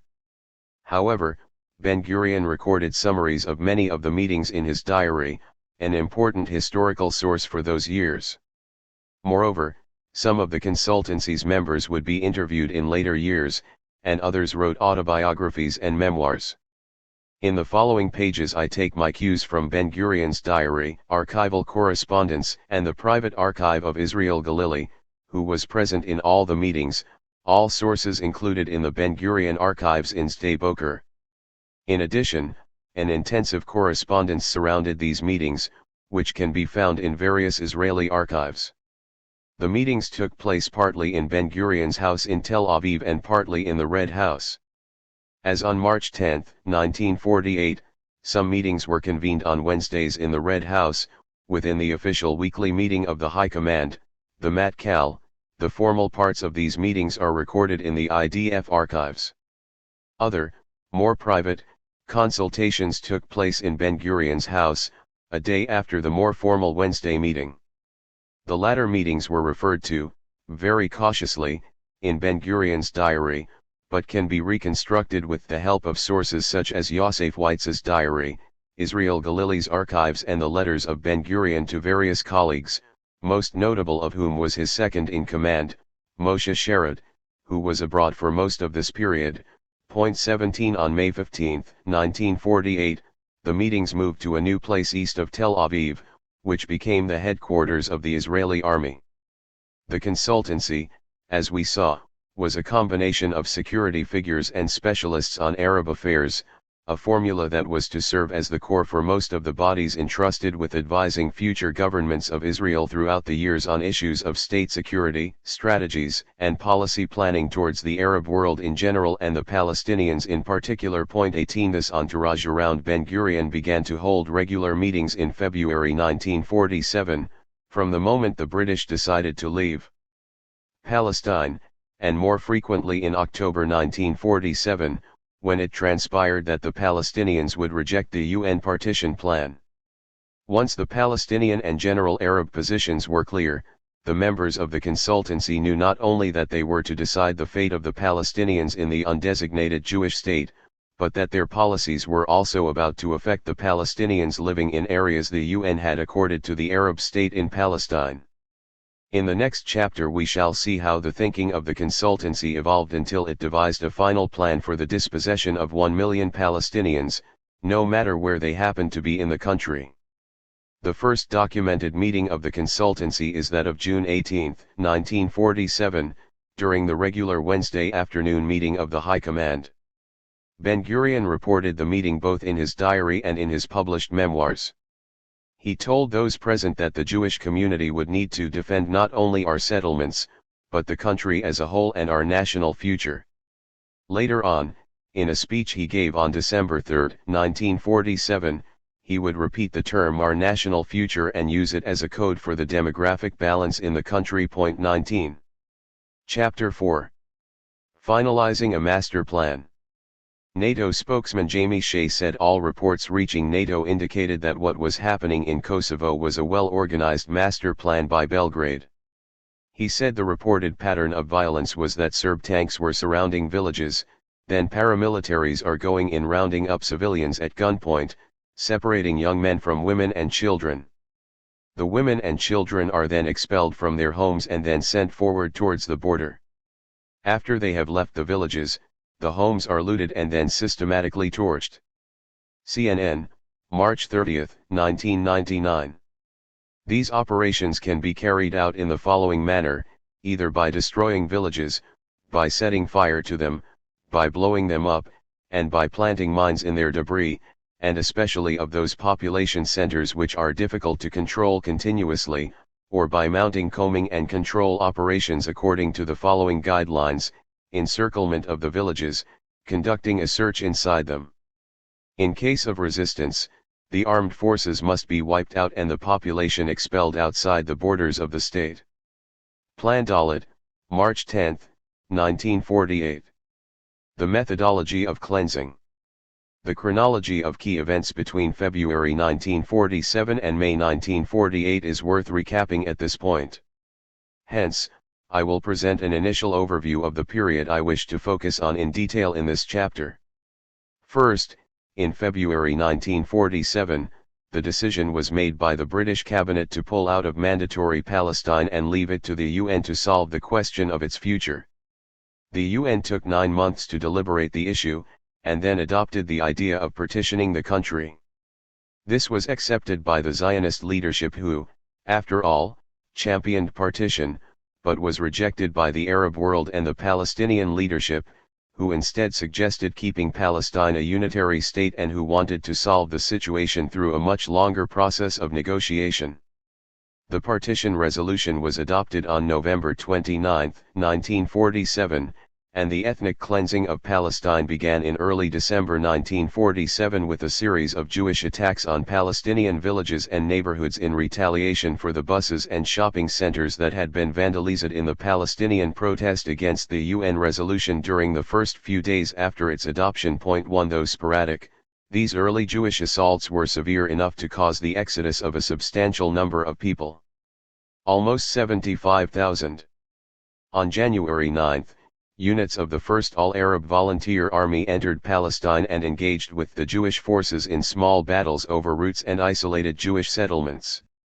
Easily winning the upper hand in these skirmishes, the Jewish leadership officially shifted its tactics from acts of retaliation to cleansing operations.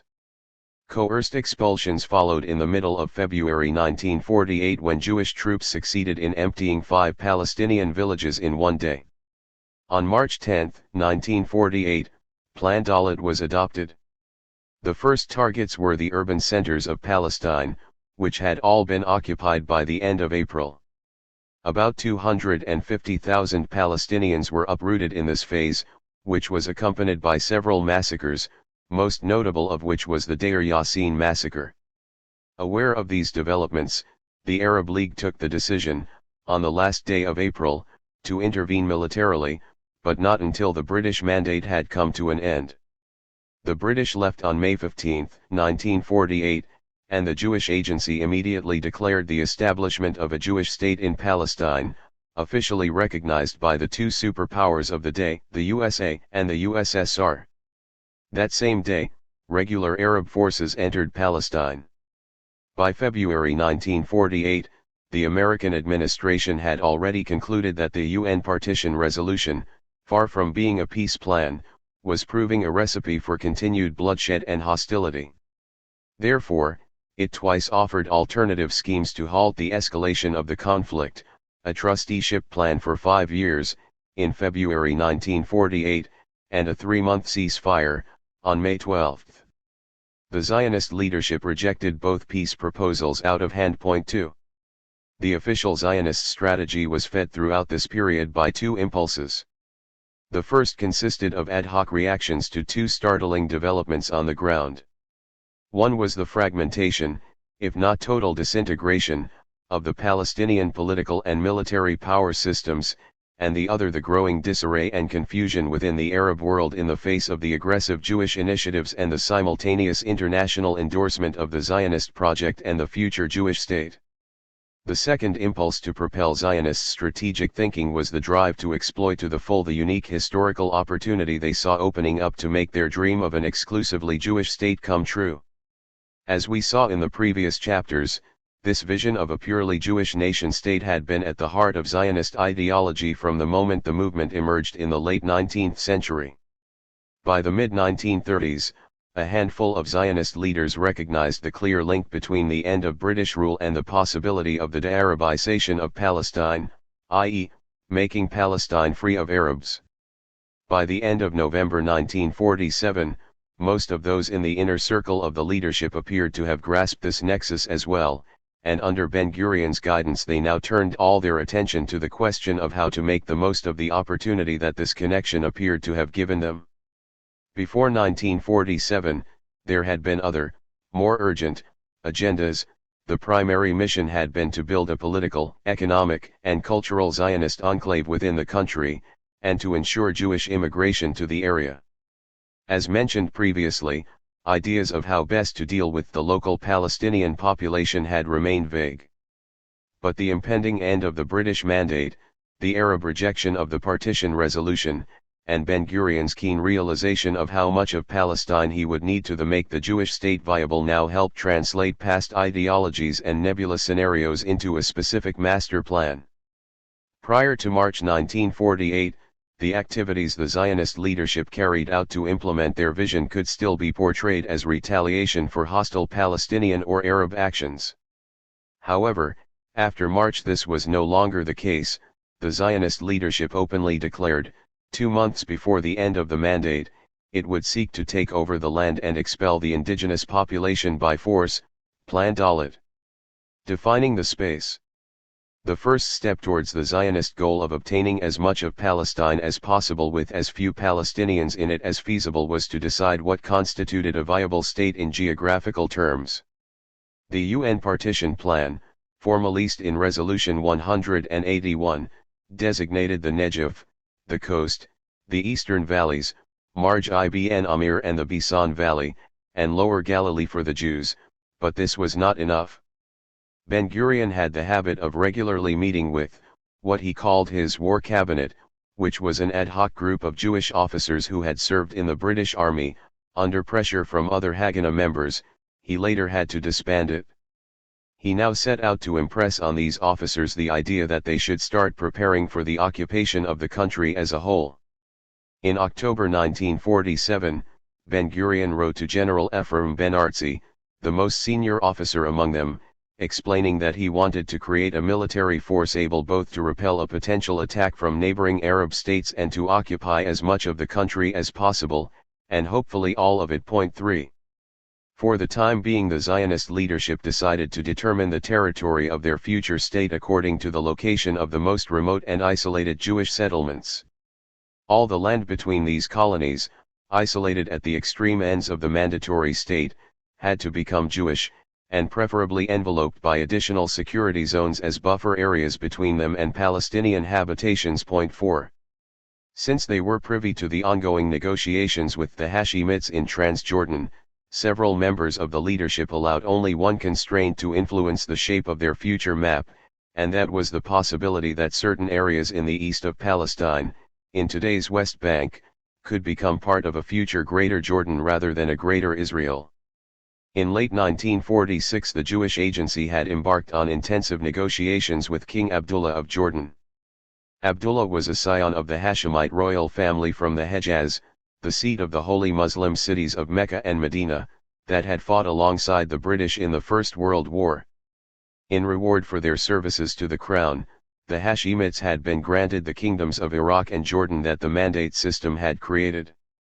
Initially, in the Hussein McMahon correspondence of 1915/1916, the Hashemites had also been promised Syria, according to their understanding at least, in a British attempt to block a French takeover of that part of the Middle East. However, when the French ousted Abdullah's brother, Faisal, from Syria, the British compensated him, instead of Abdullah, with Iraq. Point 5. As the eldest son of the dynasty, Abdullah was unhappy with his share in the deal, all the more so because in 1924 the Hejaz, the Hashemites' home base, was wrested from them by the Saudis. Transjordan was little more than an arid desert princedom east of the River Jordan, full of Bedouin tribes and some Circassian villages. No wonder he wished to expand into fertile, cultural, and populated Palestine, and all means justified the goal. The best way to achieve this, he soon found out, was to cultivate a good relationship with the Zionist leadership. After the Second World War, he reached an agreement in principle with the Jewish Agency over how to divide post-mandatory Palestine between them. Vague ideas of sharing the land became a basis for serious negotiations that started after UN Resolution 181 was adopted on November 29, 1947. As there were very few Jewish colonies in the area the king wanted to acquire, today's West Bank, most of the leaders of the Jewish community were willing to give up this part of Palestine, even though it included some biblical Jewish sites, such as the city of Hebron, Al-Khalil. Many of them would later regret this decision and back the push to occupy the West Bank in the June 1967 war, but at the time the Jordanian quid pro quo was very tempting indeed. Abdullah promised not to join any all-Arab military operations against the Jewish state. There were ups and downs in these negotiations as the mandate drew to an end, but they remained intact not just because there were so few Jews in the West Bank but also because the Jordanians, with the help of an Iraqi contingent, successfully repelled repeated Jewish attempts to occupy parts of the West Bank throughout the second half of 1948, one of the few triumphant chapters in the Arab military history of 1948. Point 6. This decided the geographical territory the Zionist movement coveted, in other words, Palestine as a whole, the same territory they had demanded in the Biltmore program of 1942, but with this one qualification: if one accepts, as most historians do today, that the Zionist leadership was committed to their collusion with the Jordanians. This meant that the Jewish leadership anticipated their future state to stretch over 80% of mandatory Palestine, the 56% promised to the Jews by the UN, with an additional 24% taken from the Arab state the UN had allocated to the Palestinians. The remaining 20% would be picked up by the Jordanians. Point 7. This tacit agreement with Jordan in many ways constituted the second step towards ensuring the ethnic cleansing operation could go ahead unhindered. Crucially, it neutralized the strongest army in the Arab world, and confined it to battle with the Jewish forces solely in a very small part of Palestine. Without the Jordanian army, the Arab Legion, the Arab world lacked all serious capacity to defend the Palestinians or foil the Zionist plan to establish a Jewish state in Palestine at the expense of the indigenous population. Creating the means. The third and possibly most decisive step towards ensuring a successful ethnic cleansing was building an adequate military capability. The consultancy wanted to be left in no doubt that the military force the Jewish community possessed would be strong enough to implement successfully their two-pronged plan to take over most of Palestine and dislocate the Palestinians living there. In addition to taking over the mandatory state once the last British troops had left, it would need to halt all attempts by Arab forces to invade the Jewish state in the making, while simultaneously carrying out the ethnic cleansing of all the parts of Palestine it would occupy. A highly competent professional army thus became a vital tool in the construction of a solidly Jewish state in ex-mandatory Palestine. All in all, on the eve of the 1948 war, the Jewish fighting force stood at around 50,000 troops, out of which 30,000 were fighting troops and the rest auxiliaries who lived in the various settlements. In May 1948, these troops could count on the assistance of a small air force and navy, and on the units of tanks, armored cars, and heavy artillery that accompanied them. Facing them were irregular paramilitary Palestinian outfits that numbered no more than 7,000 troops, a fighting force that lacked all structure or hierarchy and was poorly equipped when compared with the Jewish forces. 8 In addition, in February 1948, about 1,000 volunteers had entered from the Arab world, reaching 3,000 over the next few months. 9 Until May 1948, the two sides were poorly equipped. Then the newly founded Israeli army, with the help of the country's Communist Party, received a large shipment of heavy arms from Czechoslovakia and the Soviet Union. 10 While the regular Arab armies brought some heavy weaponry of their own. A few weeks into the war, the Israeli recruitment was so efficient that by the end of the summer their army stood at 80,000 troops.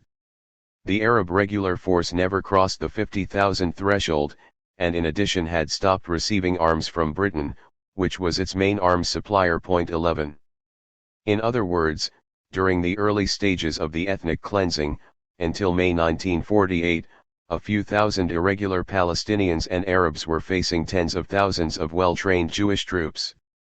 As the next stages evolved, a Jewish force of almost double the number of all the Arab armies combined had little trouble completing the job. On the margins of the main Jewish military power operated two more extreme groups, the Irgun, commonly referred to as Etzel in Hebrew, and the Stern Gang, Lehi.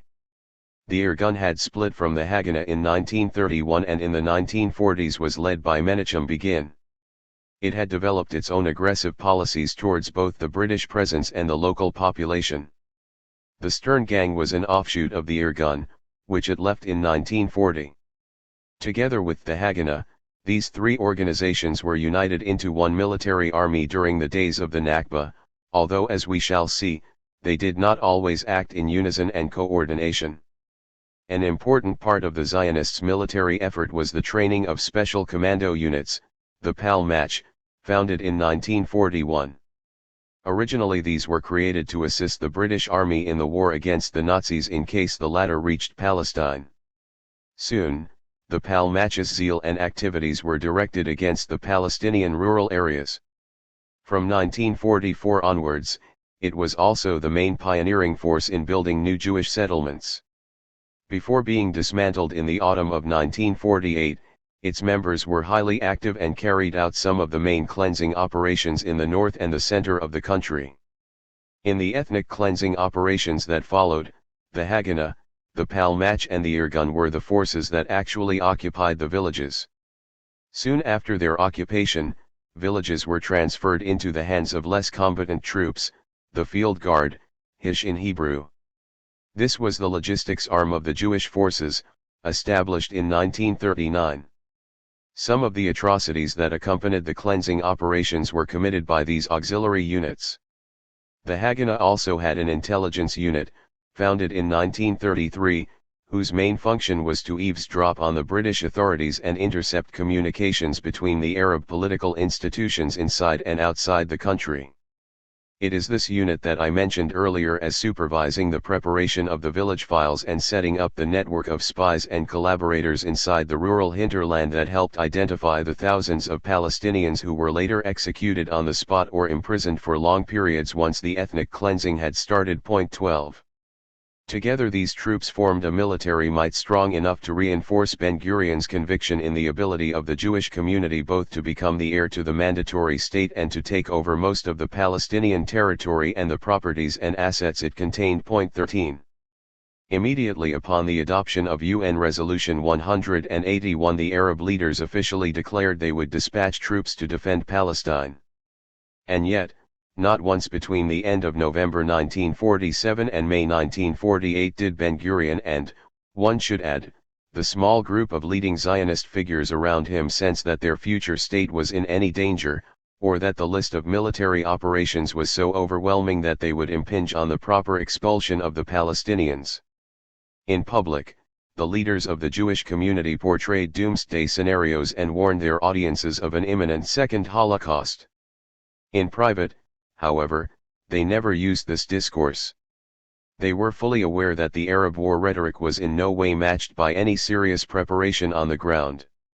As we saw, they were well informed about the poor equipment of these armies and their lack of battlefield experience and, for that matter, training, and thus knew they had only a limited capability to wage any kind of war. The Zionist leaders were confident they had the upper hand militarily and could drive through most of their ambitious plans. And they were right.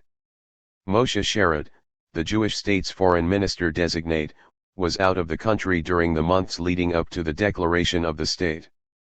Every now and then he would receive letters from Ben-Gurion directing him how best to navigate between the need to recruit global and Jewish support for a future state in danger of being annihilated, and at the same time keeping him abreast of the true reality on the ground.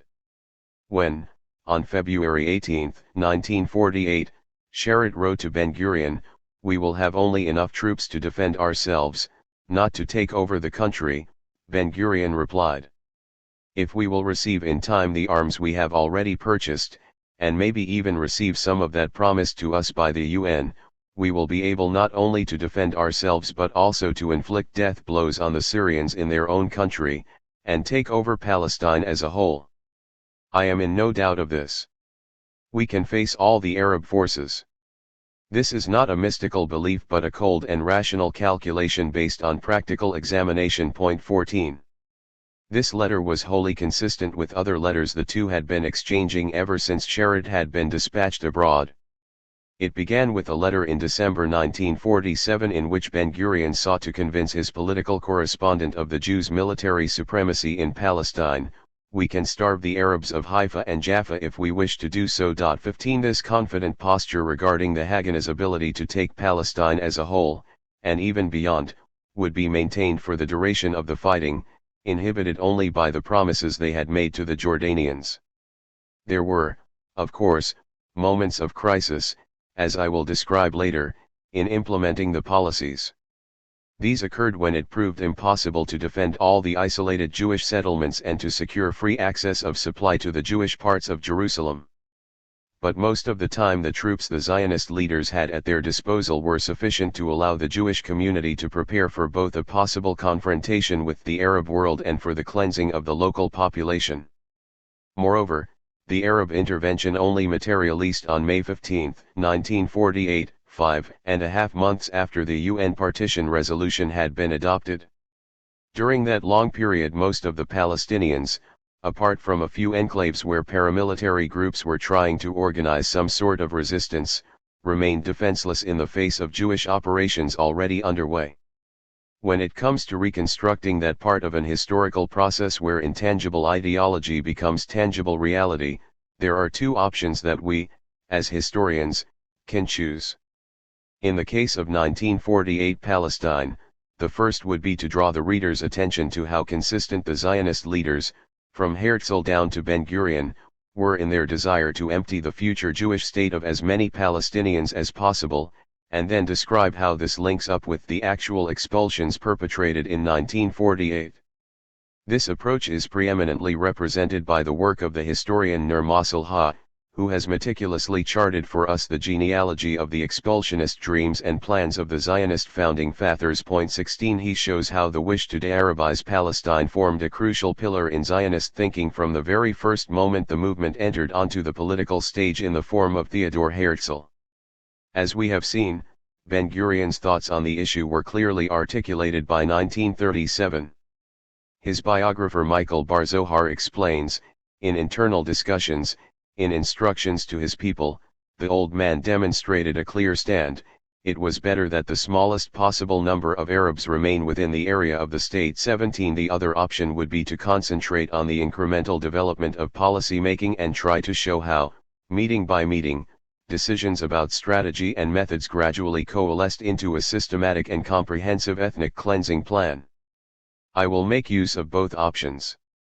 The question of what to do with the Palestinian population in the future Jewish state was being discussed intensively in the months leading up to the end of the mandate, and a new notion kept popping up in the Zionist corridors of power: the balance. This term refers to the demographic balance between Arabs and Jews in Palestine. When it tilts against Jewish majority or exclusivity in the land, the situation is described as disastrous.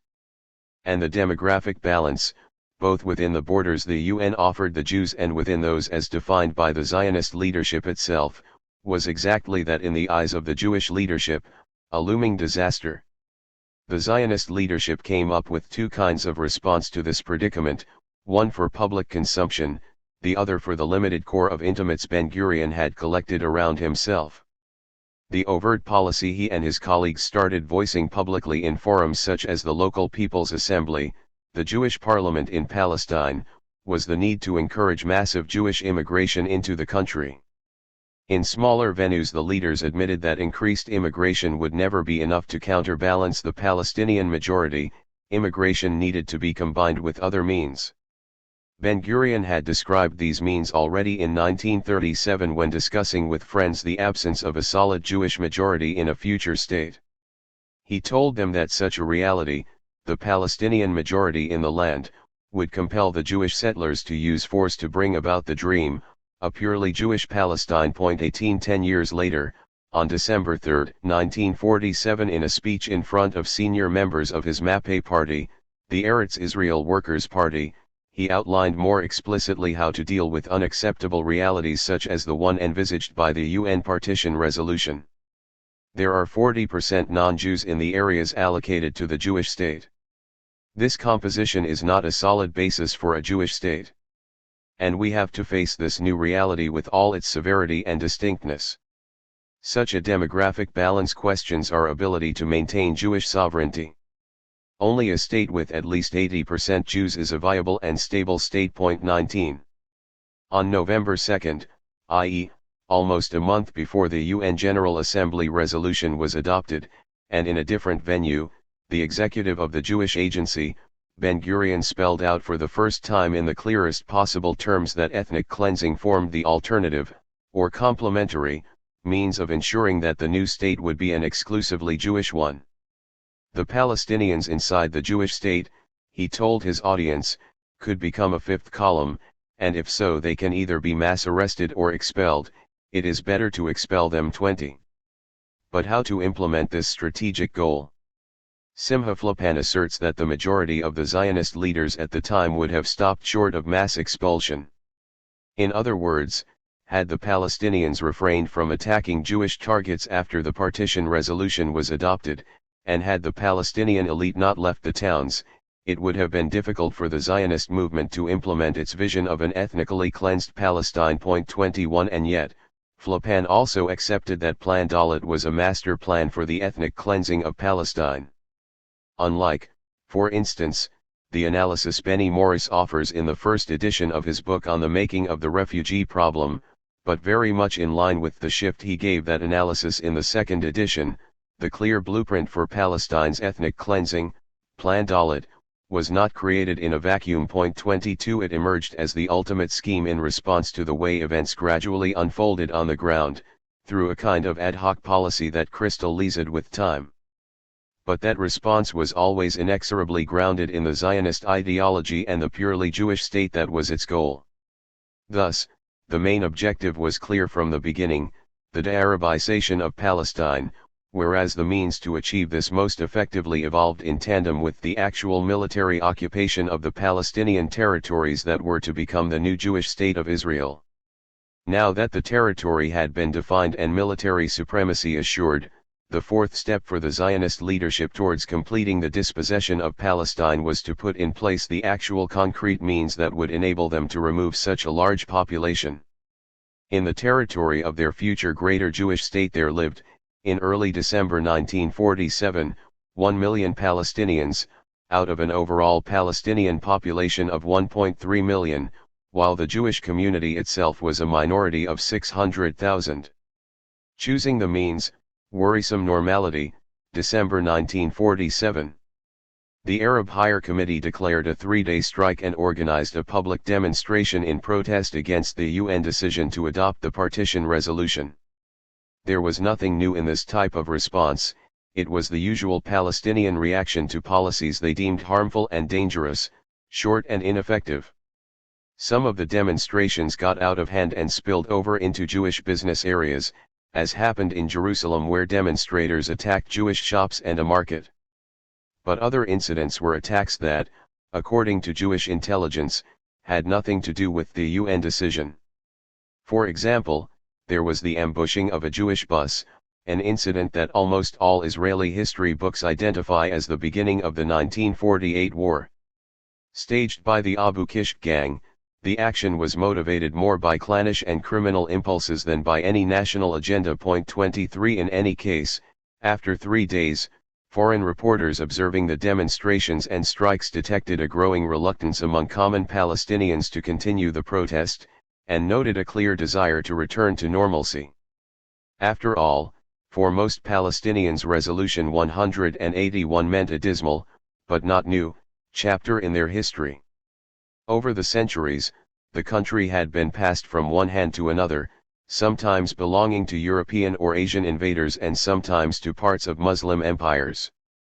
However, the people's lives had continued more or less unchanged, they toiled the land or conducted their trade wherever they were, and quickly resigned themselves to the new situation until it changed once again. Hence, villagers and city dwellers alike waited patiently to see what it would mean to be part of either a Jewish state or any other new regime that might replace British rule. Most of them had no idea what was in store for them, that what was about to happen would constitute an unprecedented chapter in Palestine's history, not a mere transition from one ruler to another, but the actual dispossession of the people living on the land.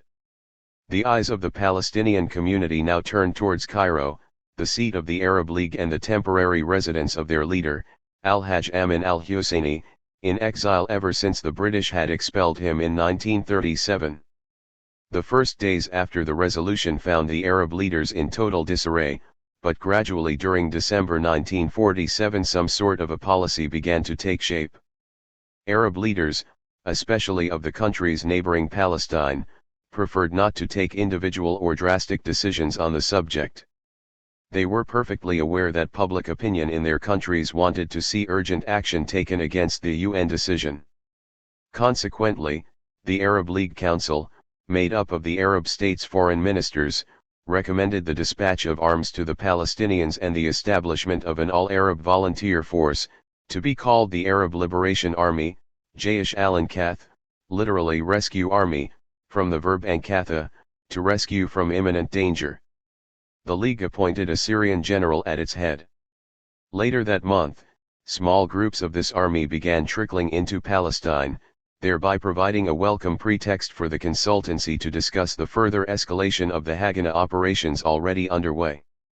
The pattern was set, and from this perspective the month of December 1947 is perhaps the most intriguing chapter in the history of Palestine's ethnic cleansing. The mild reaction in the Arab capitals surrounding Palestine was welcomed by Ben-Gurion's consultancy, while the indifferent, almost lethargic Palestinian response disturbed them.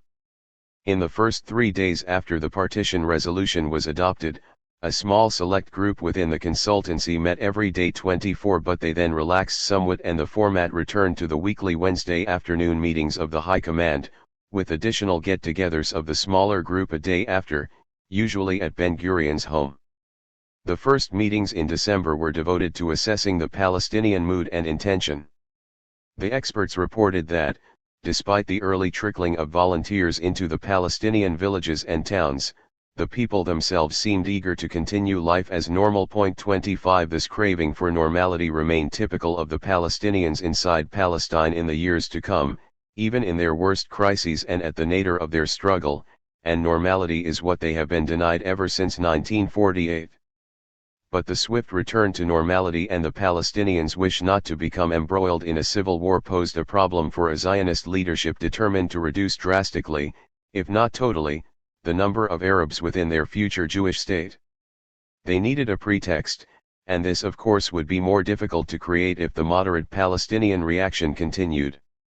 Fortunately for them, at one point the army of Arab volunteers expanded their acts of hostility against Jewish convoys and settlements, thus making it easier for the consultancy to frame the occupation and expulsion policy as a form of justified retaliation, tagmil in Hebrew.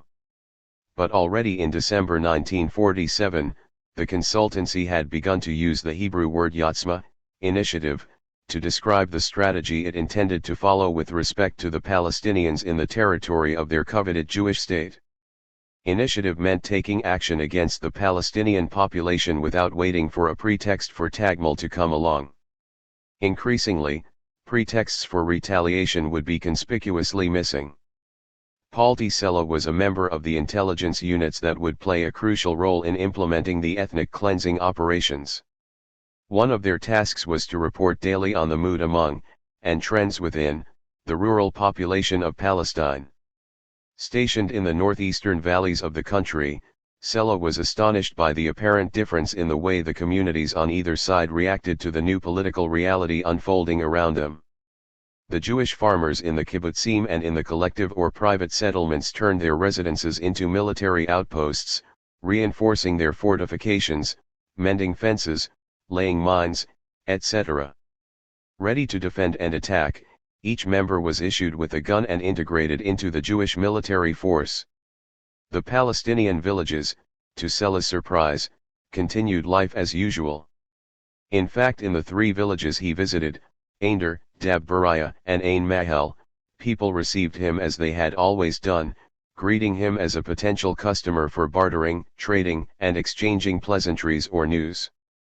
These villages were near the British hospital of Afula, where units of the Arab Legion were stationed as part of the British police force in the country. The Jordanian soldiers, too, seemed to regard the situation as normal and were not engaged in any special preparations. Throughout December 1947, Sela summed up in his monthly report, "Normalcy is the rule and agitation the exception." 26 If these people were to be expelled, it could not be done as retaliation for any aggression on their part. The changing mood in the consultancy, from retaliation to intimidation. On the top floor of the Red House, on Wednesday afternoon, December 10, 1947, a disappointed consultancy met to assess the situation.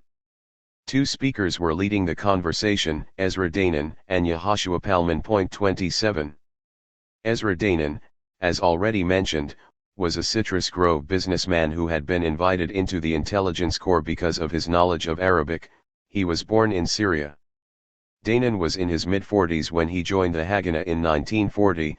In 1947 he became the head of its Arab section, which supervised the work of Arab Jews and indigenous Arab collaborators who spied for the high command within the Palestinian community as well as in neighboring Arab countries.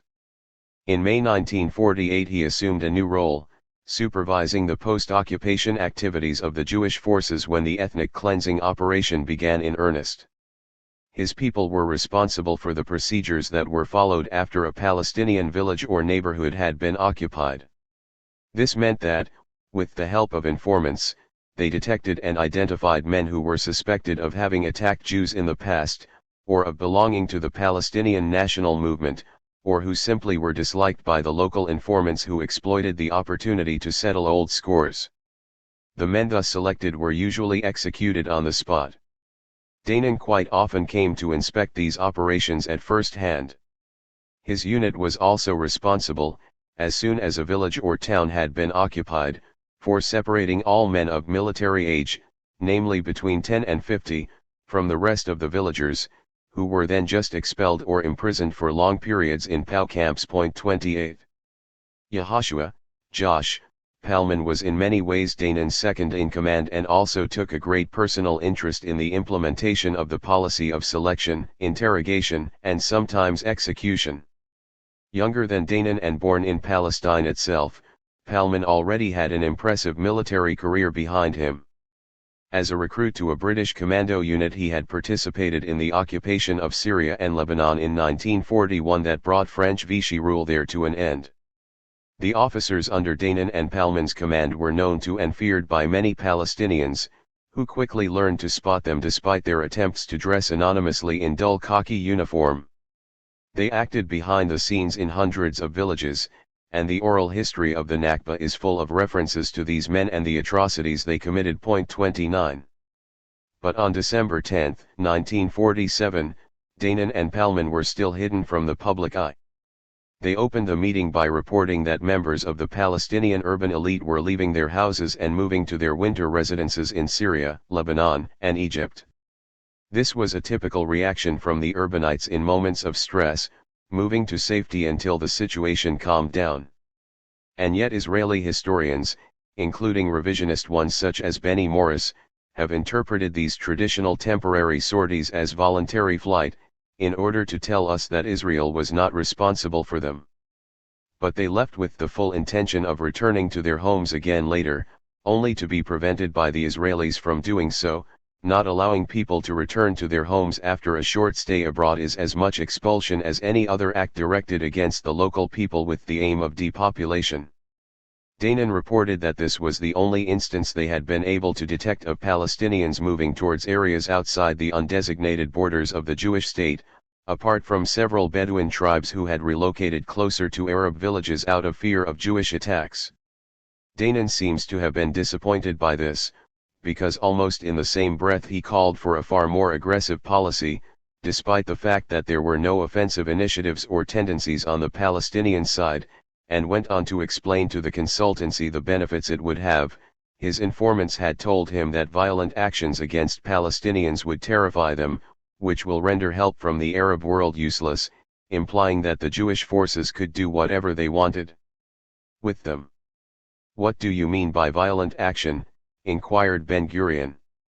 "Destroying the traffic, buses, lorries that carry agricultural products and private cars, sinking their fishing boats in Jaffa, closing their shops and preventing raw materials from reaching their factories." "How will they react?" asked Ben-Gurion. "The initial reaction may be riots, but eventually they will understand the message." The main goal was thus to assure that the population would be at the Zionists' mercy, so their fate could be sealed. Ben-Gurion seemed to like this suggestion, and wrote to Sharett 3 days later to explain that the general idea, the Palestinian community in the Jewish area would be at our mercy and anything the Jews wanted could be done to them, including starving them to death. 30. It was another Syrian Jew, Eliyahu Sasson, who tried to some extent to play the devil's advocate in the consultancy. He seemed doubtful about the new aggressive approach Danan and Palman were outlining. He had emigrated to Palestine in 1927, and was perhaps the most intriguing and also ambivalent member of the consultancy. In 1919, before becoming a Zionist, he had joined the Arab national movement in Syria. In the 1940s, his main role was to instigate a policy of divide and rule inside the Palestinian community but also in the neighboring Arab countries. He was thus instrumental in strengthening the alliance with the Jordanian Hashemite king over the future of Palestine, but his attempts to pit one Palestinian group against another would become obsolete now that the Zionist leadership was moving towards a comprehensive ethnic cleansing of the country as a whole. However, his legacy of divide and rule had its inevitable impact on Israeli policy in the years to come, as we can see, for instance, in the efforts Ariel Sharon made in 1981 when, as defense minister and on the advice of the Arabist professor Menahem Milson, he attempted to undermine the Palestinian resistance movement by setting up so-called village leagues as part of a pro-Israeli outfit in the occupied West Bank. This was a short-term and abortive endeavor. A more successful one was the incorporation, as early as 1948, of the Druze minority into the Israeli army within units that later became the principal tool for oppressing the Palestinians in the occupied territories. The December 10 meeting would be the last in which Sasson tried to persuade his colleagues that despite the need for a comprehensive plan, as he called it, namely the uprooting of the local population, it was still prudent not to regard the whole Arab population as enemies, and to continue employing divide-and-rule tactics. He was very proud of his role in the 1930s in arming Palestinian groups, the so-called peace gangs, that were made up of rivals of the Palestinian leader Al-Hajj Amin al-Husseini. These units fought against the national Palestinian formations during the Arab Revolt. Sasson now wanted to bring these divide-and-rule tactics to target some loyal Bedouin tribes. December 1947, Early actions. The consultancy not only rejected the idea of incorporating more collaborative Arabs, but they also went so far as to suggest putting behind them the whole notion of retaliation, as adopted at the time on the advice of Orde Wingate. Most of the participants in the meeting favored engagement in a systematic campaign of intimidation.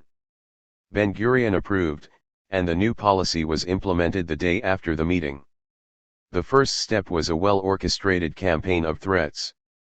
Special units of the Haganah would enter villages looking for infiltrators, read Arab volunteers, and distribute leaflets warning the local people against cooperating with the Arab Liberation Army.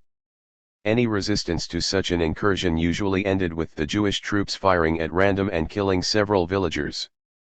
The Haganah called these incursions violent reconnaissance, Hasiyur Hayalim. This, too, was part of the legacy of Orde Wingate, who had instructed the Haganah in the use of this terrorist method against Palestinian villagers in the 1930s. In essence, the idea was to enter a defenseless village close to midnight, stay there for a few hours, shoot at anyone who dared leave his or her house, and then depart. Even in Wingate's day, this was already intended more as a show of force than a punitive action or retaliatory attack. In December 1947, two such defenseless villages were chosen for the revival of Wingate's tactics, Deir Ayyub and Beit Affa. When today you drive southeast of the city of Ramla for about 15 kilometers, especially on a wintry day when the typical thorny, yellow gorse bushes of the inner plains of Palestine turn green, you come upon a bizarre view, long lines of rubble and stones stretching out on an open field surrounding a relatively large imaginary square area. These were the stone fences of Deir Ayyub. In 1947, the rubble was a low stone wall that had been built more for aesthetic reasons than for the protection of the village, which had about 500 inhabitants. Named after Ayyub, Job in Arabic, most of its people were Muslim, living in stone and mud houses typical of the area. Just before the Jewish attack, the village had been celebrating the opening of a new school, which already had the gratifying number of 51 pupils enrolled in it, all made possible by money the villagers had collected among themselves and from which they could also pay the teacher's salary. But their joy was instantly obliterated when at 10 o'clock at night a company of 20 Jewish troops entered the village, which, like so many villages in December, had no defense mechanism of any kind, and began firing randomly at several houses.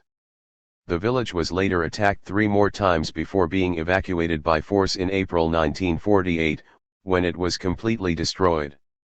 Jewish forces made a similar attack in December against Beit Affa in the Gaza Strip, but here the raiders were successfully repelled. 31.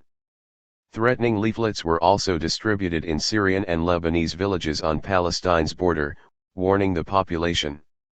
If the war will be taken to your place, it will cause massive expulsion of the villagers, with their wives and their children. Those of you who do not wish to come to such a fate, I will tell them, in this war there will be merciless killing, no compassion. If you are not participating in this war, you will not have to leave your houses and villages. 32. There now followed a number of operations of destruction in limited areas throughout rural and urban Palestine. Actions in the countryside were at first hesitant.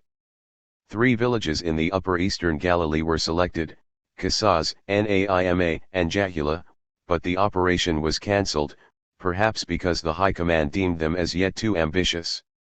The cancellation, however, was partly ignored by the commander of the PAL match in the north, Ugal Ilan. Ilan wanted to experience an attack on at least one village, and decided to assault Qasas. Qasas was a small village with a few hundred Muslims and 100 Christians, who lived peacefully together in a unique topographical location in the northern part of Hula Plain, on a natural terrace that was about 100 meters wide. This terrace had been formed thousands of years before by the gradual shrinking of Lake Hula. Foreign travelers used to single this village out for the natural beauty of its location on the banks of the lake, and its proximity to the Hasbani River. 33 Jewish troops attacked the village on December 18, 1947, and randomly started blowing up houses at the dead of night while the occupants were still fast asleep. 15 villagers, including 5 children, were killed in the attack.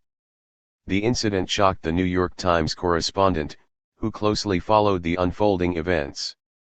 He went and demanded an explanation from the Haganah, which at first denied the operation. When the inquisitive reporter did not let go, they eventually admitted it. Ben-Gurion issued a dramatic public apology, claiming the action had been unauthorized, but, a few months later, in April, he included it in a list of successful operations. 34. When the consultancy had met again on Wednesday, December 17, they were joined by Johann Ratner and Fritz Eisenstädter, Esche, 2 officers who had been designated by Ben-Gurion to formulate a national strategy before he devised the consultancy body. The meeting expanded on the implications of the successful Qasas operation, with some members calling for additional retaliatory operations that were to include the destruction of villages, expulsion of people, and resettlement in their stead by Jewish settlers.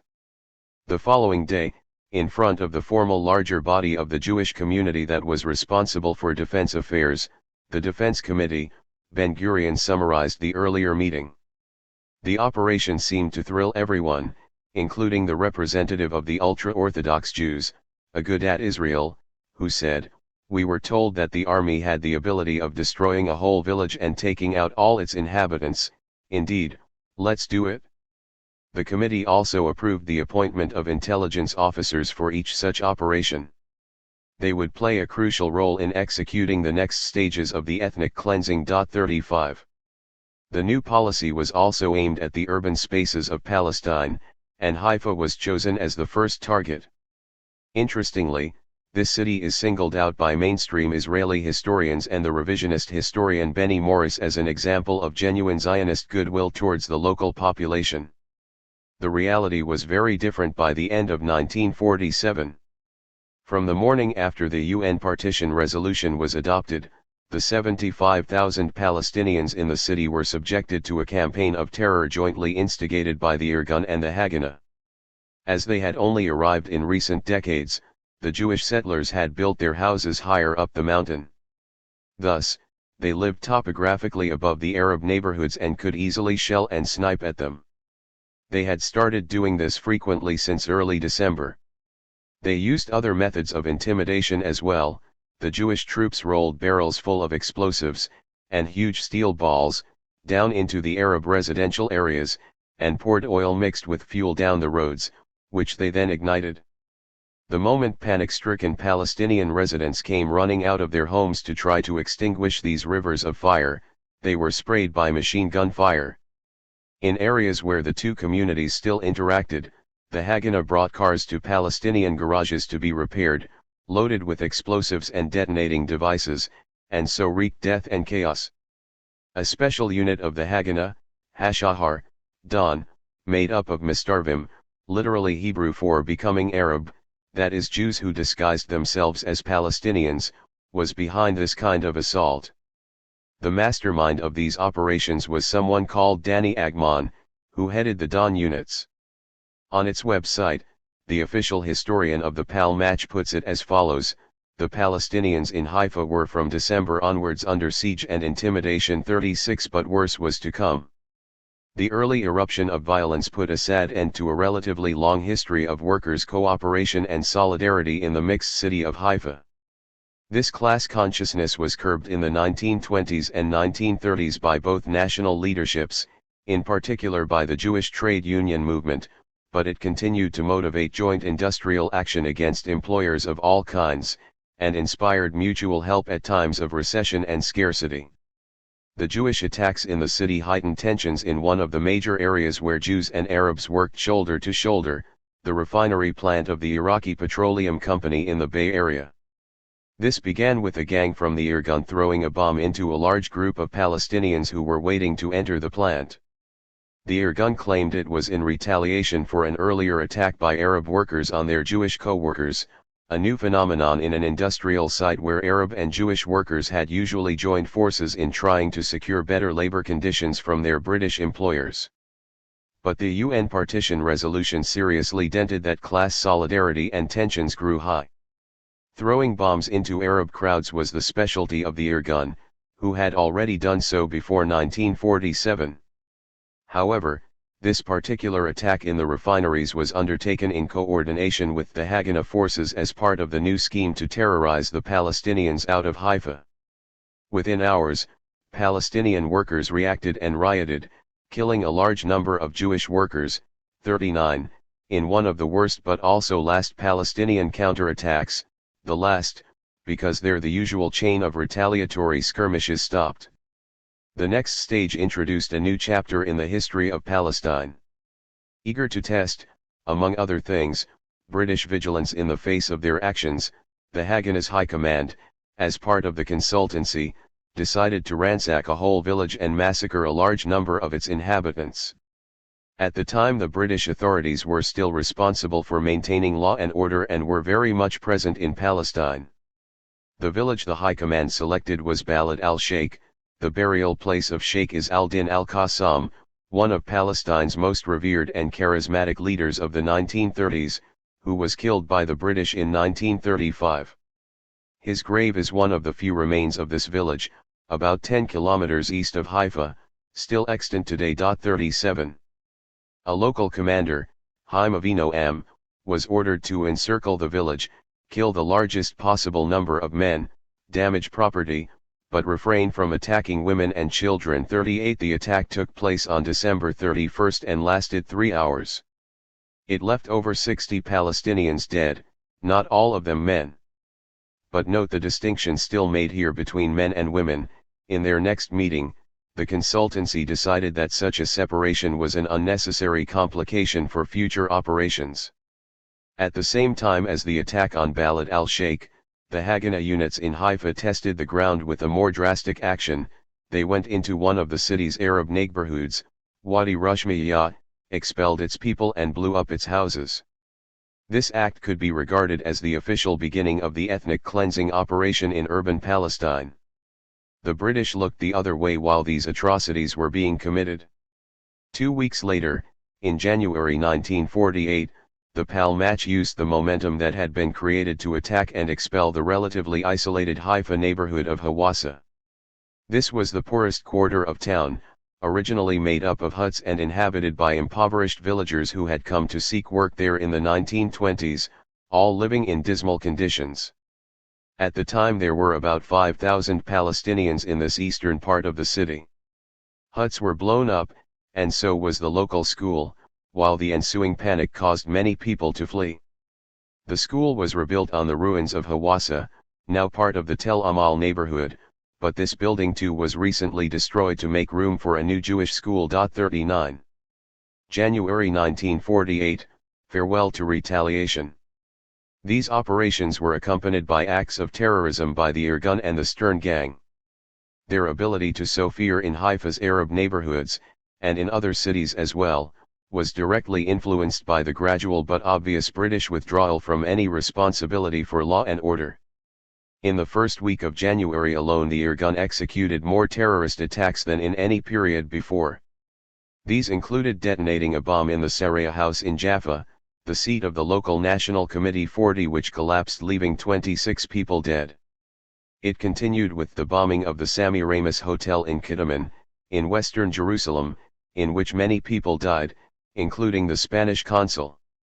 This last fact seems to have prompted Sir Alan Cunningham, the last British High Commissioner, to issue a feeble complaint to Ben-Gurion, who refused to condemn the action, either in private or in public. In Haifa such actions were now a daily occurrence. 41. Cunningham appealed again to Ben-Gurion when in the weeks that followed he noticed the shift in the Haganah's policy from retaliation to offensive initiatives, but his protestations were ignored. In the last meeting he had with Ben-Gurion in March 1948, he told the Zionist leader that to his mind, while the Palestinians were trying to maintain calm in the country, the Haganah did all it could to escalate the situation. 42. This did not contradict Ben-Gurion's assessment.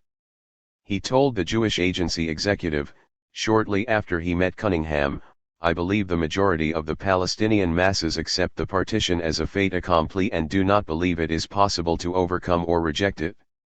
The decisive majority of them do not want to fight us." 43. From Paris, the Jewish Agency representative there, Emil Nayar, wondered how he could pursue an effective propaganda policy given the present reality. 44.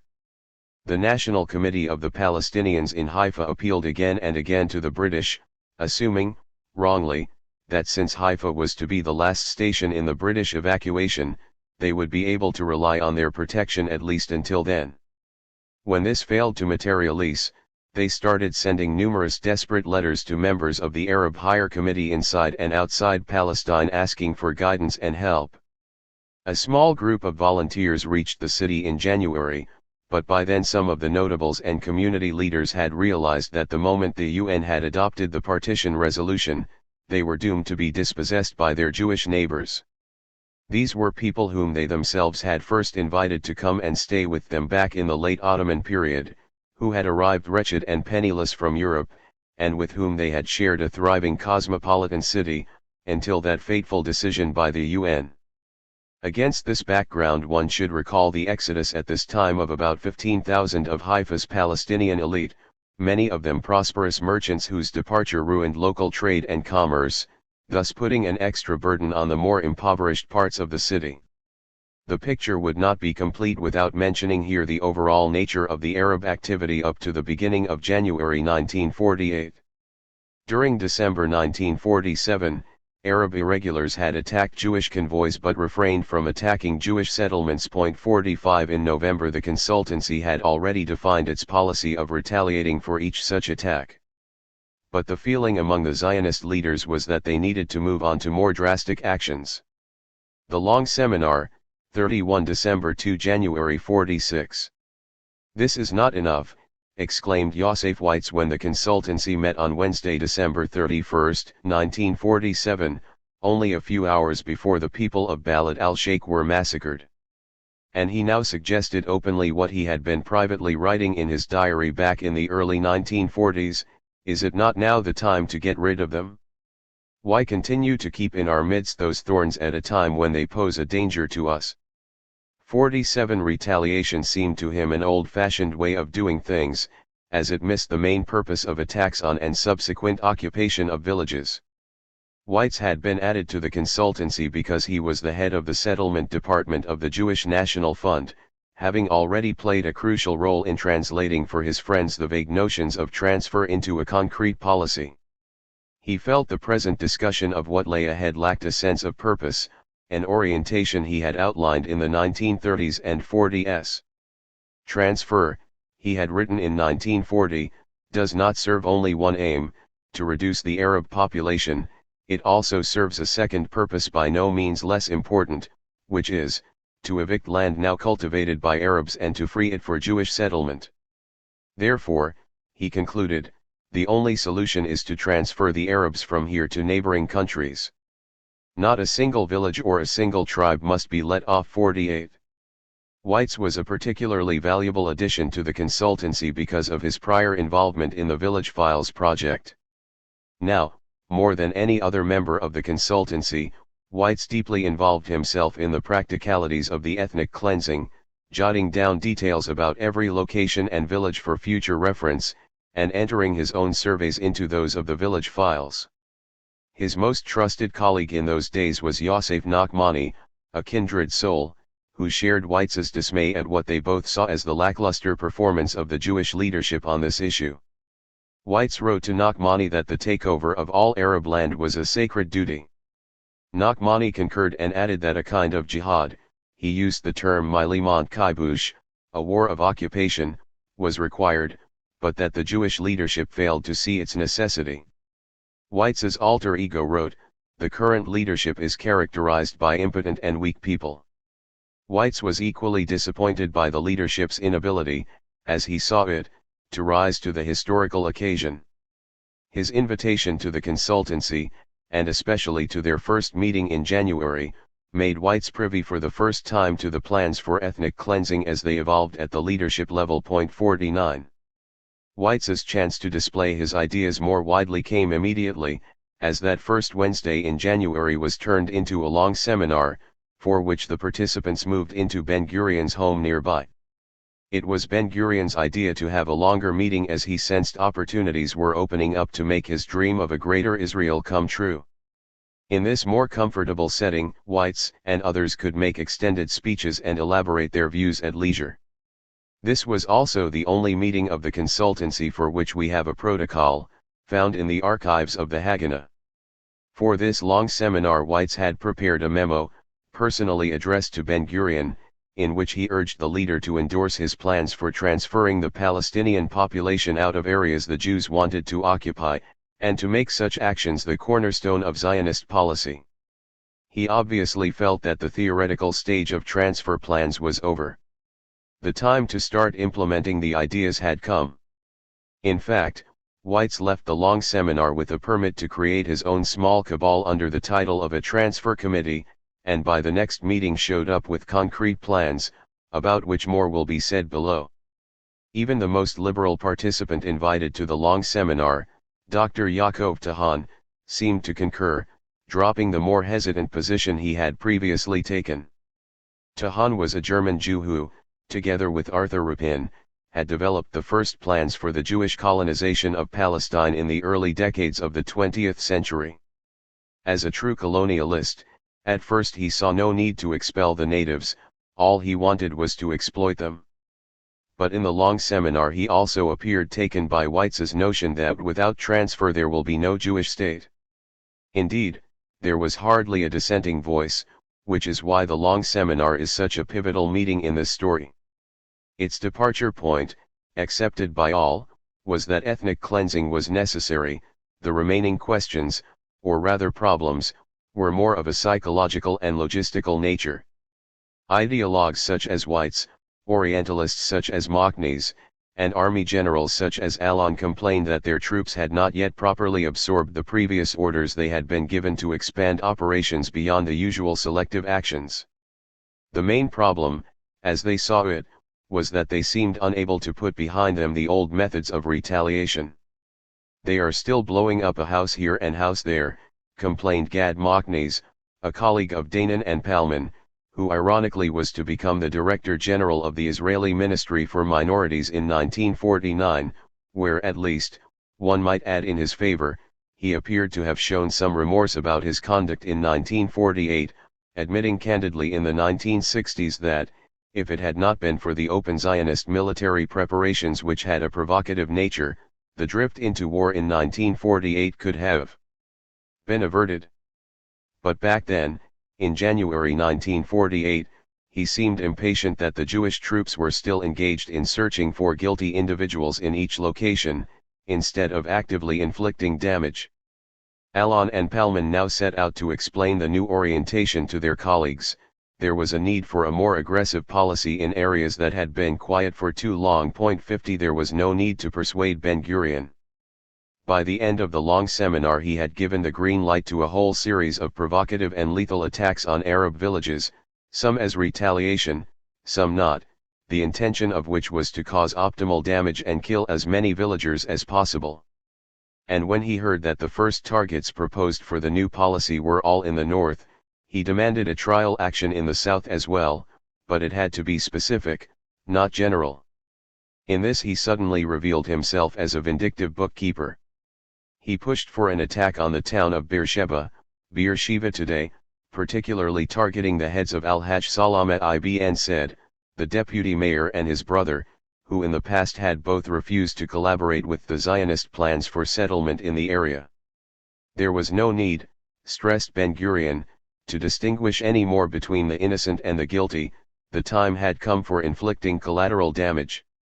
Danon recalled years later that Ben-Gurion spelled out what collateral damage meant: every attack has to end with occupation, destruction, and expulsion. 51 Danon even claimed that some specific villages were discussed. 52. As for the conservative mood among the Haganah troops, and Wingate's training of them as a retaliatory force, Ugail Yadin, the acting chief of staff of the Haganah, and as of May 15, 1948 of the Israeli army, suggested that the way forward lay in adopting a new, more straightforward terminology and a tougher form of indoctrination. He recommended abandoning the term retaliation. This is not what we are doing, this is an offensive and we need to initiate preemptive strikes, no need for a village to attack us first. We have not used properly our ability to strangulate the economy of the Palestinians. For many Israelis, legendary head of the Pal match, Yitzhak Sadeh, agreed with Yadin and added, "We were wrong to initiate only retaliations. What was needed was instilling in the troops that aggression is the mood and mode now." His second in command, Ugal Ilan, was even more critical. He criticized the consultancy indirectly for not having issued explicit orders for a comprehensive attack at the beginning of December. "We could have taken Jaffa by now easily and should have attacked the villages around Tel Aviv. We have to go for a series of collective punishments even if there are children living in the attacked houses." When Eliyahu Sasson, helped by Reuven Chiloa, one of his aides, later a leading figure in Israeli Orientalism, tried to draw attention to the fact that provocation was liable to alienate friendly or peaceful Palestinians, as he would throughout the seminar, Ilan impatiently sidelined him by declaring, "A call for peace will be weakness." Moshe Dayan expressed similar views, and Ben-Gurion ruled out any attempt to reach an agreement in Jaffa or anywhere else. That there was still a psychological problem among the troops was indeed evident in the case of Jaffa.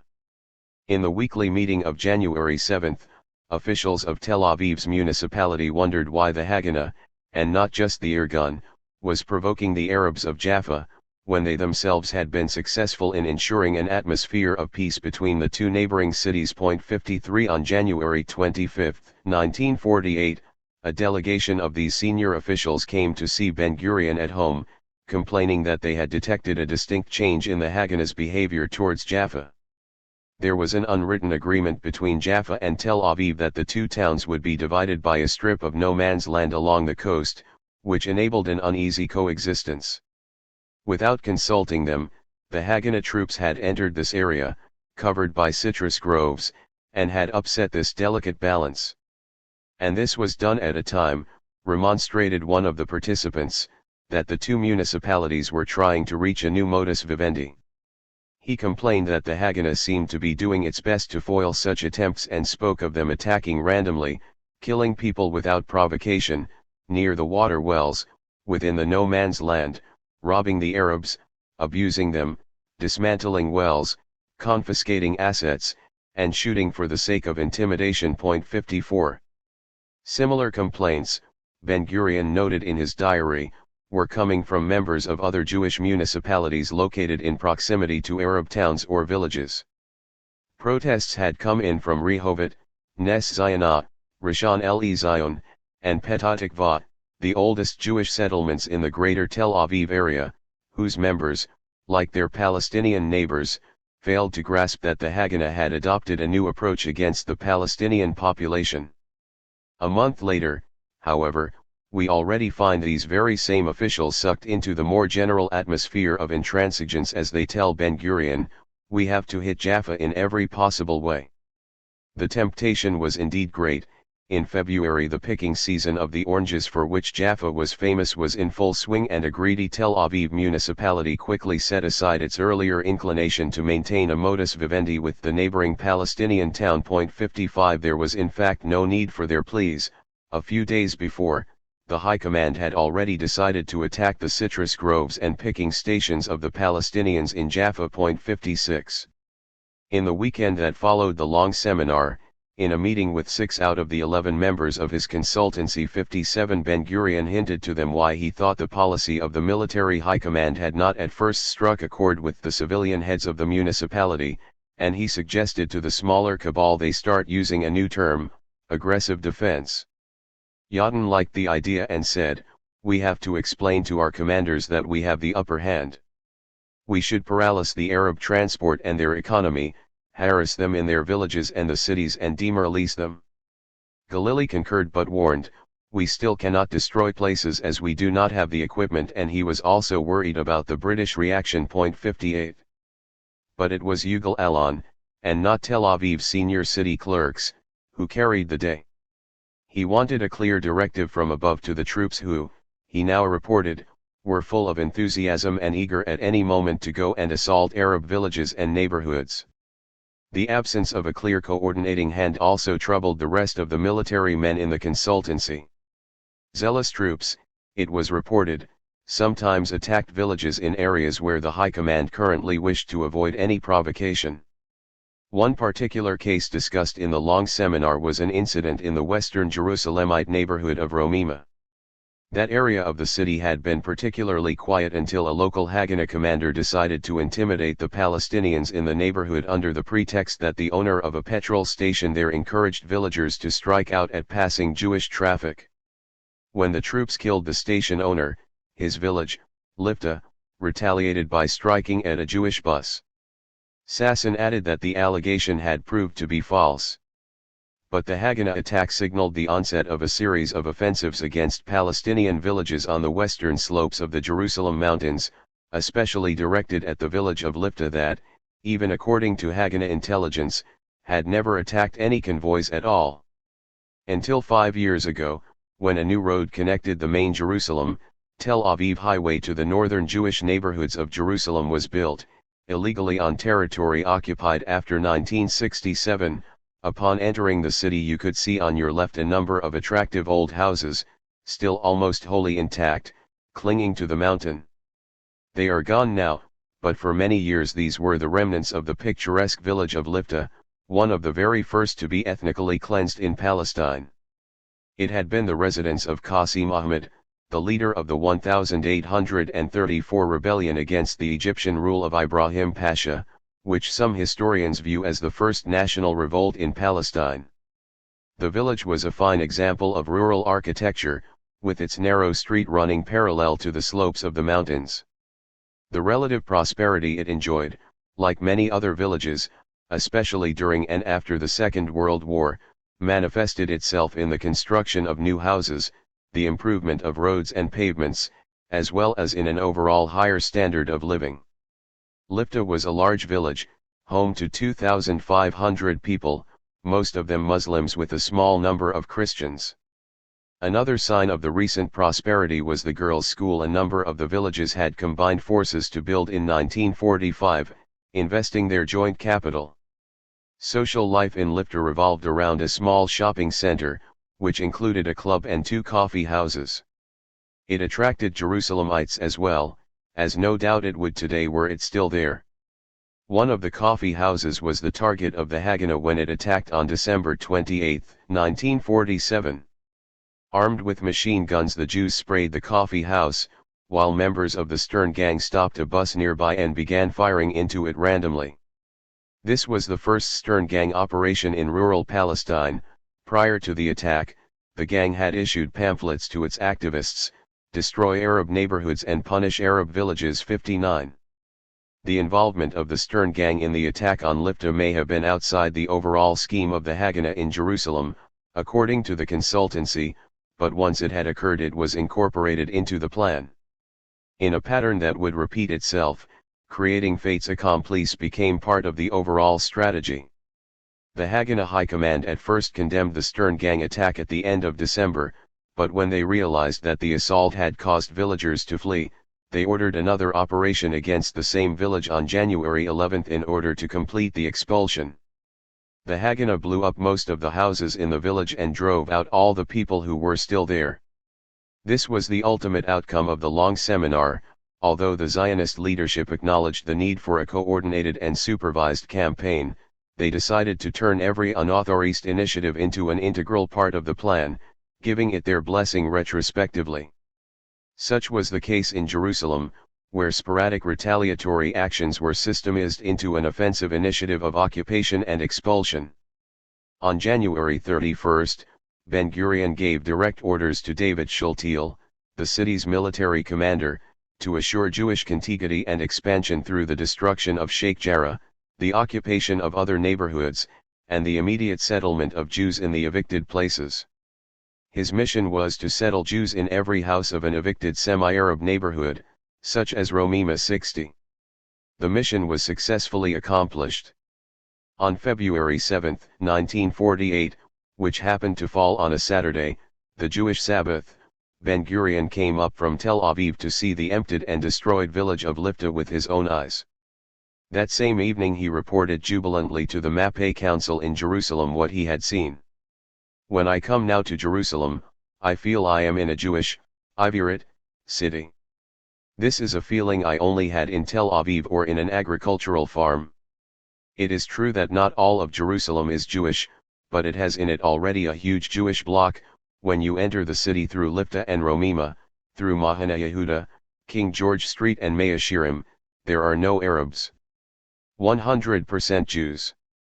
Ever since Jerusalem was destroyed by the Romans, the city was not as Jewish as it is now. In many Arab neighborhoods in the West you do not see even one Arab. I do not suppose it will change. And what happened in Jerusalem and in Haifa, can happen in large parts of the country. If we persist, it is quite possible that in the next 6 or 8 months there will be considerable changes in the country, very considerable, and to our advantage. There will certainly be considerable changes in the demographic composition of the country. 61. Ben-Gurion's diary also reveals how eager he was in January to move ahead with building a more effective assault force. He was particularly worried that the Irgun and the Stern Gang continued their terror attacks against the Palestinian population without any coordination from the Haganah command. David Shultiel, the Jerusalem Haganah commander, reported to him that in his city, and actually all over the country, the Irgun often acted in areas where the other forces were not yet fully prepared. For example, troops belonging to the Irgun had murdered Arab drivers in Tiberias and were torturing captured villagers everywhere. Shultiel was mainly fretting about the repercussions for the isolated Jewish quarter in Jerusalem's Old City. All the Jewish attempts then and later to occupy that part of the city failed because of the resistance the Jordanian Legion put up to ensure it remained part of Jordan. In the end, the people of the Jewish quarter themselves decided to surrender. Ilan, Yadin, Sadeh, and Dayan, the military professionals in the consultancy, understood the old man, as they affectionately called Ben-Gurion, better than anyone else. Any military action, authorized or not, helped contribute to the expulsion of the strangers. When he confided his thoughts to them privately, he added another reason for simultaneously encouraging an official coordinated policy and local unauthorized initiatives. The new intimidation policy had to be connected to the question of Jewish settlements. There happened to be 30 settlements in the undesignated Arab state. One of the most effective ways to incorporate them into the Jewish state was to build new settlement belts between them and the Jewish designated areas. These were the same tactics Israel would use again in the occupied West Bank during the years of the Oslo Accord and again in the early years of the 21st century. The person who understood Ben-Gurion the least was Eliyahu Sasson. He reported to the long seminar another case of what he thought was an unprovoked and barbaric Jewish attack on peaceful villagers. This was the case of Qisas, mentioned earlier. He complained in the seminar, actions such as the one in Qisas will prompt quiet Arabs to act against us. In all the areas where we committed no provocative actions, in the coastal plain and the Negev, the atmosphere is calm, but not in the Galilee. As before, no one listened to him. All participants concurred with Moshe Dayan when he told Sasson, "Our action against Qisas ignited the Galilee and this was a good thing." There appears to be no trace of Ben-Gurion's earlier reaction to the Qisas operation, when he had gone so far as to publish an apology. In the long seminar he sided with those who welcomed the act, but suggested that actions like this should not be done officially in the name of the Haganah. We need to involve the Mossad, the special branch that would become Israel's secret service, in such actions. In his diary he laconically summarized the meeting by repeating Ilan's words. There is a need now for strong and brutal reaction. We need to be accurate about timing, place, and those we hit. If we accuse a family, we need to harm them without mercy, women and children included. Otherwise, this is not an effective reaction. During the operation there is no need to distinguish between guilty and not guilty. Point 62. Ilyahu Assassin left the long seminar still believing that he had persuaded Ben-Gurion to continue with a selective policy directed against hostile Arabs that would allow friendly areas, most of the country in fact, to remain calm and peaceful. But in the following meetings, we soon find him towing the general line, and he no longer mentions the divide and rule tactics he had championed before, realizing that none of his associates was interested any longer in exploiting distinctions between political forces, but only in expelling as many Palestinians as possible. Yugal Ilan and Israel Galili, on the other hand, left the meeting with the impression that they had been given a free rein to start massive attacks against the Palestinian towns and villages within the coveted Jewish state. The military men appeared to grasp Ben-Gurion's wishes better, or at least assumed that he would not object to more aggressive initiatives on their part. They were right. Ben-Gurion's shift at this point to systematic operations of takeover, occupation and expulsion had much to do with his keen understanding of the fluctuations in the global mood. In the long seminar we find him stressing the need for further swift operations as he sensed a possible change in the international political will regarding the Palestine crisis. UN officials had begun to realize that the peace resolution their organization had adopted was not a solution at all, but actually fostered war, as had American diplomats and British officials. True, the presence of the Allah on the whole served to restrain Palestinian actions and postponed any significant general Arab invasion, but the danger of a shift in UN and American policies remained, and establishing facts, Ben-Gurion believed, was the best means to thwart any such potential change of policy. Moreover, the sense that an opportune moment for action towards cleansing the country was developing was reinforced by the fact that the Zionist leadership knew how weak the Palestinian and Arab military opposition actually was. The intelligence unit of the Haganah was well aware, through telegrams it intercepted, that the Allah failed to cooperate with the paramilitary groups led by Abd al-Qadir al-Husseini in Jerusalem and Hassan Salama in Jaffa. This lack of cooperation resulted in the Allah deciding, in January 1948, not to operate in the cities but rather to try and attack isolated Jewish settlements. Point 63 The acting commander of the Allah was Fawzi al-Khakji, a Syrian officer, who had led a group of volunteers, mainly from Iraq, into Palestine in the 1936 revolt. Ever since then he had been at loggerheads with the Husseini family, and gave his loyalty instead to the governments of Syria and Iraq, who had authorized his move into Palestine both in 1936 and in 1948.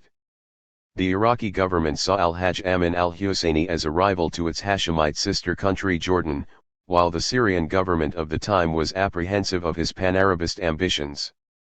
Hence, an Arab League decision to divide Palestine between the three commanders, al-Khakji in the north, Abd al-Qadir in Jerusalem and Salama in Jaffa, was a farce, and what little military power the Palestinians themselves possessed was made wholly ineffective by the way it was being employed.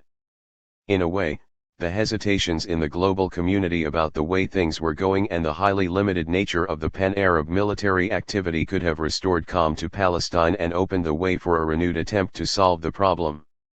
However, the new Zionist policy of an aggressive offensive that the consultancy hastened to adopt blocked all possible moves towards a more reconciliatory reality.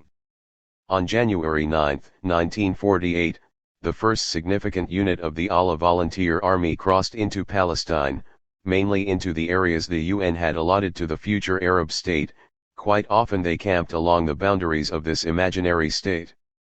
In general, they adopted a defensive policy and focused on organizing the people's fortification lines in cooperation with the national committees, bodies of local notables that had been established in 1937, which acted as an emergency leadership in the cities, and with the village muqtars. However, in several limited cases, especially after just crossing the border, they assaulted Jewish convoys and settlements. The first settlements that came under attack were Kfar Sold, January 9, 1948, and Kfar Etzion, January 14, 1948. 35 Jewish troops, who were part of a convoy that was sent to help Kfar Etzion, southwest of Jerusalem, were ambushed and killed. Long after these Haganah troops were killed, 35, Lamed He in Hebrew, which substitutes letters for numbers, continued to serve as a codename for operations carried out supposedly in retaliation for this attack. Ben-Gurion's biographer, Michael Bar-Zohar, commented rightly that these operations had already been contemplated during the long seminar and all were aimed at inflicting the kind of collateral damage Ben-Gurion had envisaged there as desirable. The attack on the Lamed He convoy proved to be just one more pretext for the new offensive initiative, the final plan for which would be implemented in March 1948.64. After the long seminar, Jewish military operations began more systematically to transcend retaliation and punitive action, moving to cleansing initiatives within the undesignated area of the Jewish state. The word cleansing, tahur, was used economically in the consultancy's meetings, but appears on every order the high command passed down to the units on the ground. It means in Hebrew what it means in any other language, the expulsion of entire populations from their villages and towns. This determination overshadowed all other political consideration.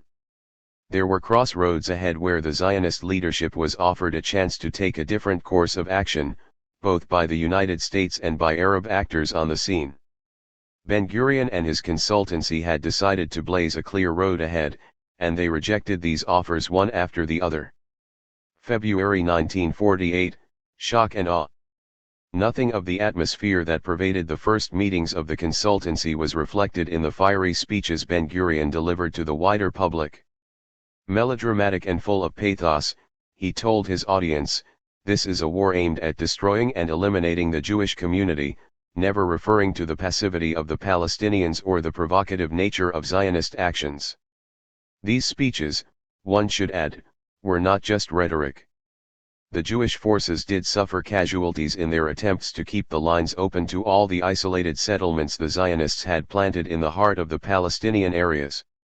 By the end of January, 400 Jewish settlers had died in these attacks, a high number for a community of 660,000, but still a much lower number than the 1,500 Palestinians who had so far been killed by the random bombardment and shelling of their villages and neighborhoods.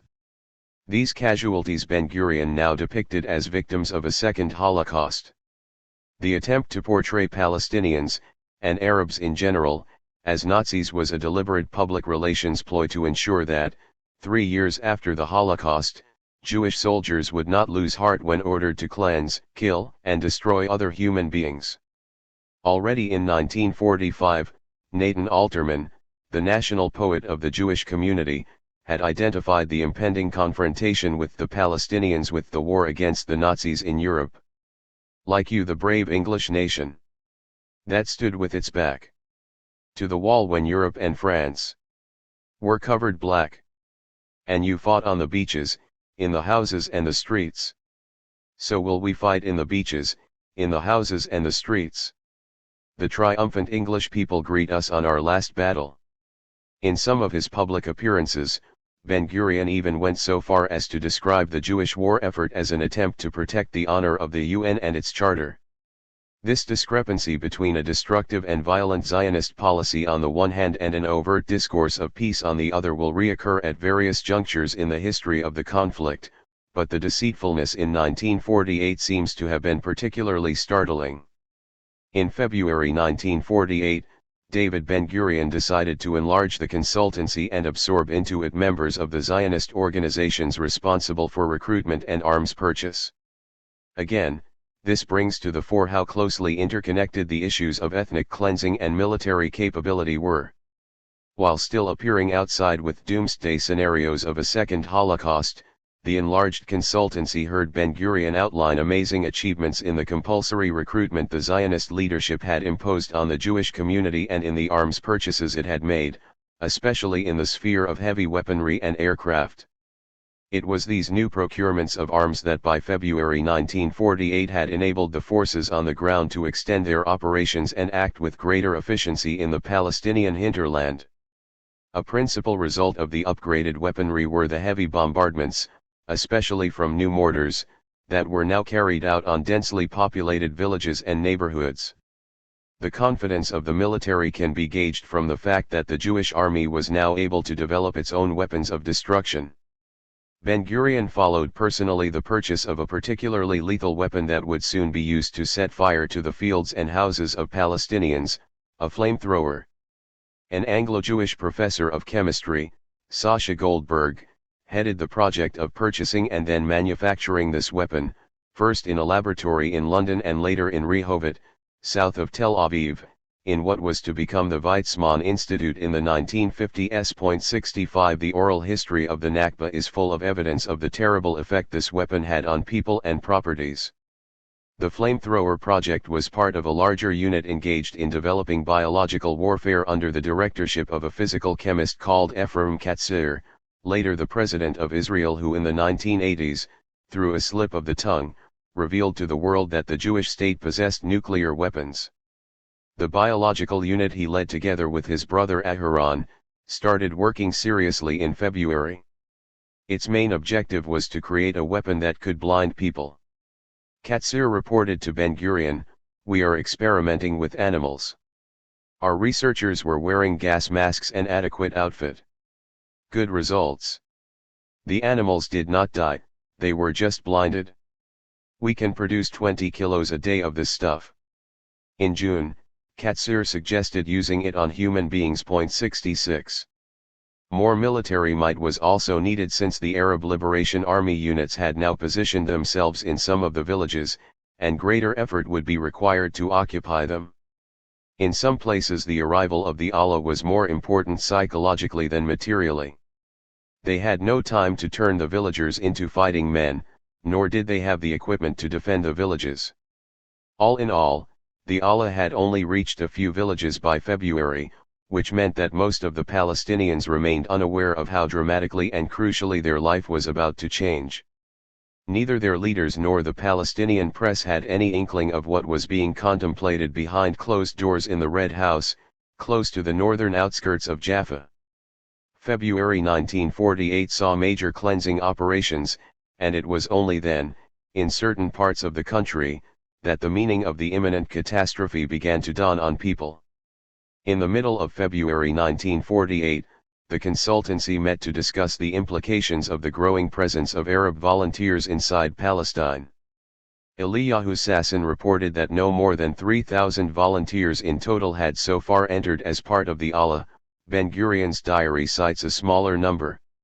He described all of them as poorly trained and added that if we do not provoke them, they will remain idle and the Arab states will send no more volunteers. This prompted Yugal Ilan once more to speak out vociferously in favor of large-scale cleansing operations, but he was opposed by Yaakov Drori, the designated chief of staff, who insisted they adopt a more cautious approach. However, Drori fell ill soon thereafter and ceased to play a role. He was replaced by the more bellicose Yugal Yadin. 67. On February 9, Yadin had already shown his true intentions by calling for deep invasions into the Palestinian areas. He specified heavily populated villages such as Fasyuda, Tarbikha, and Alu in the northern Galilee as targets for such invasions, with the aim of totally destroying the villages. The consultancy rejected the plan as too far-reaching and Ben-Gurion suggested shelving it for the time being. Yadin's codename for his plan had been named He. He had meant it as retaliation for the assault on the Gush Etzion convoy. 68. A few days later, the consultancy did approve other similar plans, with the same codename, inside Palestine's rural areas, but still insisted they should be related, at least loosely, to Arab acts of hostility. These operations were also Yugal Yadin's brainchild. They began on February 13, 1948 and focused on several areas. In Jaffa, houses were randomly selected and then dynamited with people still in them. The village of Sasa was attacked, as well as 3 villages around Caesarea, Caesarea today. The February operations, carefully planned by the consultancy, differed from the actions that took place in December. No longer sporadic, they formed part of a first attempt to link the concept of unhampered Jewish transport on Palestine's main routes with the ethnic cleansing of villages. But unlike the following month, when operations would be given codenames and clearly defined territories and targets, directives were still vague. The first targets were 3 villages around the ancient Roman city of Caesarea, a town whose impressive history went all the way back to the Phoenicians. Established as a trading colony, Herod the Great later named it Caesarea in honor of his patron in Rome, Augustus Caesar. The largest of these villages was Caesarea, where 1,500 people lived within the ancient walls of the old city. Among them, as was quite common in the Palestinian villages on the coast, were several Jewish families who had bought land there and lived practically inside the village. Most of the villagers lived in stone houses next to Bedouin families, who were part of the village but still lived in tents. The village wells provided enough water for both the semi-sedentary and the peasant communities, and allowed them to cultivate extensive tracts of land and grow a wide range of agricultural produce, including citrus fruit and bananas. Thus, Caesarea was a typical model of the live and let live attitude that pervaded coastal rural life in Palestine. The 3 villages were chosen because they were easy prey. They had no defense force of any kind, neither local nor volunteers from the outside. The order came on February 5 to occupy, expel, and destroy them. 69. Caesarea was the first village to be expelled in its entirety, on February 15, 1948. The expulsion took only a few hours and was carried out so systematically that the Jewish troops were able to evacuate and destroy another 4 villages on the same day, all under the watchful eyes of the British troops stationed in police stations nearby. 70. The second village was Barat Caesarea, outside Caesarea, which had a population of about 1,000. There are a number of photographs from the 1930s of this village showing its picturesque location on the sandy beach close to the ruins of the Roman city. It was wiped out in February in an attack so sudden and fierce that both Israeli and Palestinian historians refer to its disappearance as quite enigmatic. Today a Jewish development town, or akiva, stretches out over every square meter of this destroyed village. Some old houses were still standing in the town in the 1970s, but they were quickly demolished when Palestinian research teams tried to document them as part of an overall attempt to reconstruct the Palestinian heritage in this part of the country. Similarly, only vague information exists about the nearby village of Khirbet al-Burj. This village was smaller than the other 2 and its remains are still visible to the observant eye if one travels through the area east of the veteran Jewish settlement of Bnei Amina, relatively veteran, as it dates from 1922. The major building in the village was an Ottoman inn, a khan, and it is the only building still standing. Called the Burj, the plaque nearby will tell you that once this was a historic castle. Not a word is said about the village. Today the building is a popular Israeli venue for exhibitions, fairs, and family celebrations. 71. North of these 3 villages, but not very far away, lies another ancient monument, the Crusaders' Castle of Atlit. This castle had impressively withstood both the passage of time and the various invading armies that had come down upon the region since the medieval era. The village of Atlit was built next to it and was unique for the rare example it presented of Arab-Jewish cooperation in mandatory Palestine in the salt industry along its beaches. For ages, the village's topography had made it a source of salt extraction from the sea, and Jews and Palestinians jointly worked in the evaporation pan southwest of the village that produced quality sea salt. A Palestinian employer, the Atlit Salt Company, had invited 500 Jews to live and work alongside the 1,000 Arab inhabitants of the village. However, in the 1940s the Haganah turned the Jewish part of the village into a training ground for its members, whose intimidating presence soon reduced the number of Palestinians to 200. No wonder that with the operation in nearby Caesarea, the Jewish troops in the training base did not hesitate to expel their Palestinian co-workers from the joint village. Today the castle is closed to the public as it is now a major training base for Israel's naval commando elite units. In February, the Jewish troops also reached the village of Daliat al-Raha, on the plain overlooking the Milk Valley connecting the coast with the Marj ibn Amir in northeast Palestine. In Arabic the name means the fragrant vine, a testimony to the scents and sights that still characterize the scenic part of the country. This, too, was a village where Jews lived among Arabs and owned land. The initiative for the attack had come from Yosef Weitz, who wanted to use the new phase of operations to get rid of the village. He had set his eyes on the rich soil, generously supplied by an extremely abundant source of natural water, which was responsible for the village's fertile fields and vineyards. 72. Then came the raid on Sasa, on the night between 14 and February 15. You cannot miss Sasa today. The Arabic pronunciation uses two laryngeal A's, but the sign to the entrance of the kibbutz built on the ruins of the Palestinian village points to Sasa, Hebraization having done away with the throaty pronunciation of the Arabic, difficult for Europeans to master, in favor of the obviously more European soft-sounding A's. Some of the original Palestinian houses have survived and now lie inside the kibbutz, on the way to Palestine's highest mountain, Jebel Jermak, Har Meron in Hebrew, 1,208 meters above sea level. Beautifully located in the only evergreen part of the country, with its hewn stone houses, Sasa is one of those Palestinian villages that appears quite often in Israeli official tourist guides. The order to attack Sasa came from Yugal Ilan, the commander of the Palmach in the north, and was entrusted to Moshe Kalman, the deputy commander of the 3rd Battalion that had committed the atrocities in Qisas. Ilan explained that the village had to be attacked because of its location.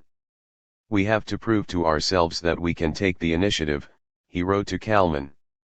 The order was very clear: you have to blow up 20 houses and kill as many warriors villagers as possible.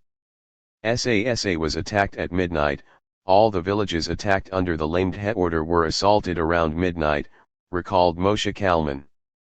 The New York Times, April 16, 1948, reported that the large unit of Jewish troops encountered no resistance from the residents as they entered the village and began attaching TNT to the houses. We ran into an Arab guard, Kalman recounted later. He was so surprised that he did not ask Min Hada, who is it, but Ish Hada, what is it? One of our troops who knew Arabic responded humorously, Sik Hada Esh. This is in Arabic fire in Hebrew, and shot a volley into him. Kalman's troops took the main street of the village and systematically blew up one house after another while families were still sleeping inside. In the end the sky prized open, recalled Kalman poetically, as a third of the village was blasted into the air. We left behind 35 demolished houses and 60 to 80 dead bodies, quite a few of them were children. 73 He commended the British Army for helping the troops to transfer the 2 wounded soldiers, hurt by debris flying through the air, to the Safed Hospital. 74. The long seminar participants were called in for another meeting on February 19, 1948, 4 days after the attack on Sasa. It was a Thursday morning. They met once again in Ben-Gurion's home, and the Zionist leader recorded the discussion almost verbatim in his diary. The purpose was to examine the impact of the Lamedhe operations on the Palestinians. Josh Palman brought the Orientalist point of view: the Palestinians still showed no inclination to fight. He was supported by Ezra Danan, who reported, the villagers show no wish to fight.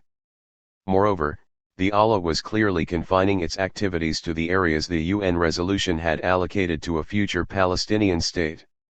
Ben-Gurion was unimpressed. His thoughts were already somewhere else. He was unhappy with the limited scope of the operations. A small reaction to Arab hostility does not impress anyone. A destroyed house, nothing. Destroy a neighborhood, and you begin to make an impression. He liked the Sasa operation for the way it had caused the Arabs to flee. Danan thought the operation had sent shockwaves through the nearby villages, which would serve to dissuade other villagers from taking part in the fighting. The conclusion was therefore to retaliate with force for every single Arab act, and not pay too much attention to whether particular villages or Arabs were neutral. 75 This feedback process between response and further planning would continue until March 1948. After that, ethnic cleansing stopped being part of retaliation, but was codified into a well-defined plan that aimed to uproot the Palestinians en masse from their homeland.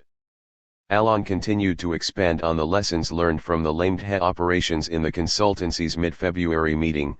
If we destroy whole neighborhoods or many houses in the village, as we did in SASA, we make an impression.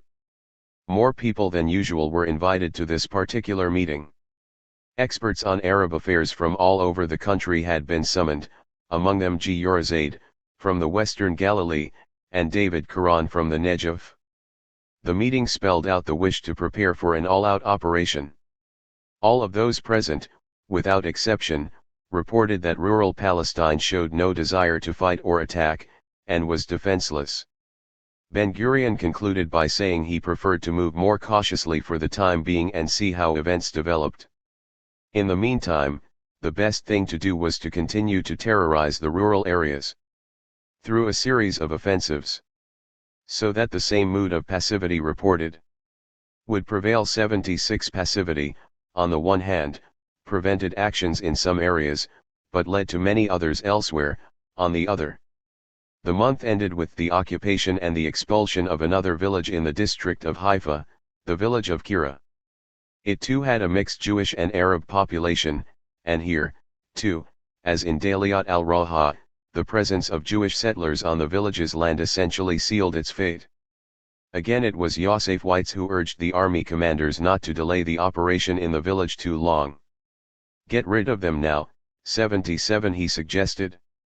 Kira was close to another village, Kamun, and Jewish settlers had built their homes strategically between the two. Kira is very close to where I live today. Now called Yokneam, Dutch Jews had bought some land here in 1935 before incorporating the two evicted Palestinian villages into their settlement in 1948. Nearby Kibbutz Hazaria took over some of the land as well. Yokneam is an attractive spot because it has one of the last clean water rivers in the Marj ibn Amir area. In spring, the water gushes through a beautiful canyon down to the valley, as it did in the early days when it reached the stone houses of the village. The inhabitants of Kira called it the Mukkata River, Israelis call it the River of Peace. Like so many other scenic sites in this area set aside for recreation and tourism, this one too hides the ruins of a 1948 village. To my shame it took me years to discover this. Kira and Kamun were not the only places where Weitz could vent his expulsion impulses. He was eager to act wherever he could. In January, soon after he had been invited to join the consultancy, his diary shows how he contemplated using the retaliation policy for getting rid of Palestinian tenants on land already bought by Jews. Is it not time to get rid of them? Why should we continue to keep these thorns in our flesh? 78 In another entry, for January 20, he recommended that these tenants be treated according to our original plan, i.e., the ideas he had put forward in the 1930s for transferring the Palestinians. 79. Benny Morris lists a number of operations that Weitz directed in February and March for which, Morris adds, no authorization had been given by what Morris euphemistically calls the political leadership. This is impossible. The Central East Haganah Command authorized all actions of expulsion.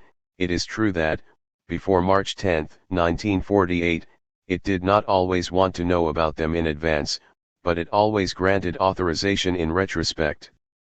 Weitz was never rebuked for the expulsions he was responsible for in Kamun and Kira, Arab al-Gawarana in the Numan Valley, Kumaya, Mansurat al-Kait, Husseiniya, Ulmaniya, Kirat al-Ghanima, and Ubaidiyya, all villages he had selected either for the quality of their land or because Jewish settlers resided in or nearby them. 80. March, putting the finishing touches to the blueprint. The consultancy had first discussed a draft of Plan Dalit in the second half of February 1948. According to Ben-Gurion's diary, this was on Sunday, February 29, though one Israeli military historian put the date as 14 February. 81 Plan Dalit was finalized in the early days of March. Based on the recollections of the army generals from that period, Israeli historiography generally claims that March 1948 was the most difficult month in the history of the war. But this assessment is only based on one aspect of the unfolding conflict, the Allah attacks on the Jewish convoys to the isolated Jewish settlements that in early March briefly proved relatively effective. Moreover, some of the Allah officers at the time tried to fend off or retaliate for the ongoing Jewish offensives in the mixed cities by terrorizing the Jewish areas through a series of mini-raids. Two such attacks gave the public the false impression that the Allah might after all be able to show some resistance in the face of a Jewish takeover. In fact, March 1948 began with this final and short-lived Palestinian military effort to protect its community. The Jewish forces were not yet sufficiently well organized to be able to react immediately and successfully to every counterattack, which explains the sense of distress in some sections of the Jewish community. However, the consultancy did not lose its grip on reality for a moment. When they met again at the beginning of March, they did not even discuss the Allah counterattack, nor did they seem to regard the overall situation as particularly troubling. Instead, under the guidance of Ben-Gurion, they were busy preparing a final master plan. Some members of the consultancy proposed to continue with the ethnic cleansing operations as the most effective means of protecting the routes to isolated settlements. Their main concern was the Tel Aviv road to Jerusalem, but Ben-Gurion had already set his mind on something more comprehensive. The conclusion he had drawn from the period between late November 1947 and early March 1948 was that, despite all the efforts from above, a competent guiding hand on the ground was still missing. He also felt that three previous plans the Haganah had prepared for the takeover of the mandatory state, one in 1937 and two more in 1946, now needed updating. He therefore ordered a revision of these plans, the two recent ones being code-named Plans B and C. We have no record of what Ben-Gurion said about ethnic cleansing to the team that made up the consultancy on their regular Wednesday afternoon meeting on March 10, 1948, but we do have the plan they authored and which, after they had put the final touches to it, was approved by the Haganah High Command and then sent out as military orders to the troops in the field. The official name of Plan Dalet was the Yehoshua Plan. Born in Belarus in 1905, Yehoshua Globerman had been sent to prison in the 1920s for anti-communist activity, but was released after 3 years in a Soviet jail after Maxim Gorky, a friend of his parents, had intervened on his behalf.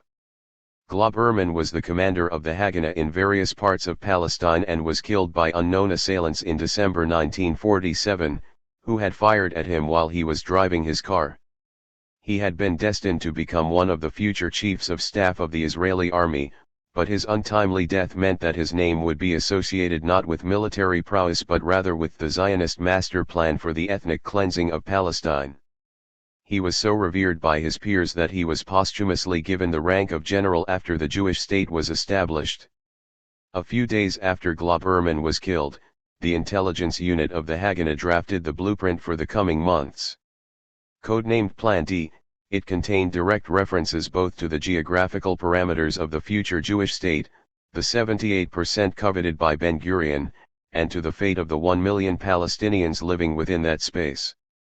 These operations can be carried out in the following manner, either by destroying villages, by setting fire to them, by blowing them up, and by planting mines in their rubble, and especially those population centers that are difficult to control permanently, or by mounting combing and control operations according to the following guidelines: encirclement of the villages, conducting a search inside them. In case of resistance, the armed forces must be wiped out and the population expelled outside the borders of the state. 82. Villages were to be expelled in their entirety either because they were located in strategic spots or because they were expected to put up some sort of resistance. These orders were issued when it was clear that occupation would always provoke some resistance and that therefore no village would be immune, either because of its location or because it would not allow itself to be occupied. This was the master plan for the expulsion of all the villages in rural Palestine. Similar instructions were given, with much the same wording, for actions directed at Palestine's urban centers.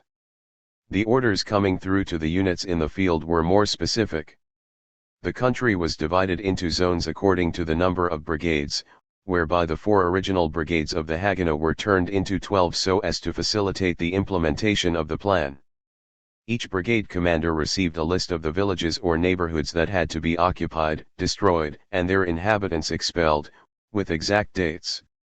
Some of the commanders were overambitious in executing their orders, and added additional locations in the momentum their zeal had created. Some of the orders, on the other hand, proved too far-fetched and could not be implemented within the expected time frame. This meant that several villages on the coast that had been scheduled to be occupied in May were not destroyed until July. And the villages in the Wadi Ara area, a valley connecting the coast near Hadera with Marj ibn Amir, Emek Israel, and Afula, today's Route 65, managed to survive repeated Jewish attacks throughout the war. But they were the exception. The rule was the 531 villages and 11 urban neighborhoods and towns that were destroyed and their inhabitants expelled under the direct orders the consultancy put out in March 1948. By then, 30 villages were already gone. A few days after Plan D was typed up, it was distributed among the commanders of the dozen brigades the Haganah now incorporated. With the list each commander received came a detailed description of the villages in his realm of operation, and their imminent fate, occupation, destruction, and expulsion. The Israeli documents released from the IDF archives in the late 1990s show clearly that, contrary to claims historians such as Benny Morris have made, Plan Dalet was handed down to the brigade commanders not as vague guidelines, but as clear-cut operational orders for action. 83. Unlike the general draft that was sent to the political leaders, the list of villages the military commanders received did not detail how the action of destruction or expulsion should be carried out. There was no specification here for how villages could save themselves, for instance by surrendering unconditionally as promised in the general document. There was another difference between the draft handed to the politicians and the one the military commanders were given. The official draft stated that the plan would only be activated after the end of the mandate. The officers on the ground were ordered to start executing it within a few days after its adoption. This dichotomy is typical of the relationship that exists in Israel between the army and politicians up to the present day. The army quite often misinforms the politicians as to its real intentions. Moshe Dayan did so in 1956, Ariel Sharon in 1982, and Shaul Mofaz in 2000. What the political version of Plan Dalet and the military directives had in common was the overall purpose of the scheme. In other words, even before the direct orders had reached the field, the troops already knew exactly what was expected of them. That venerable and courageous Israeli campaigner for civil rights, Shulamit Alani, who was a woman officer in those days, recalled how special political officers would come down and actively incite the troops by demonizing the Palestinians and invoking the Holocaust as the point of reference for the operations ahead, quite often the day after the indoctrinating event had taken place. 84. After the consultancy had approved Plan Dalet, the acting chief of staff, Yugal Yadin, summoned all the intelligence officers of the Haganah to a building that housed the headquarters of the Jewish Public Health Service, Kupat Holim, in Tel Aviv's Zamenhof Street, still functioning as such opposite a popular Indian restaurant. Hundreds of officers filled what was normally a reception hall for patients. Yadin did not tell them about Plan Dalet.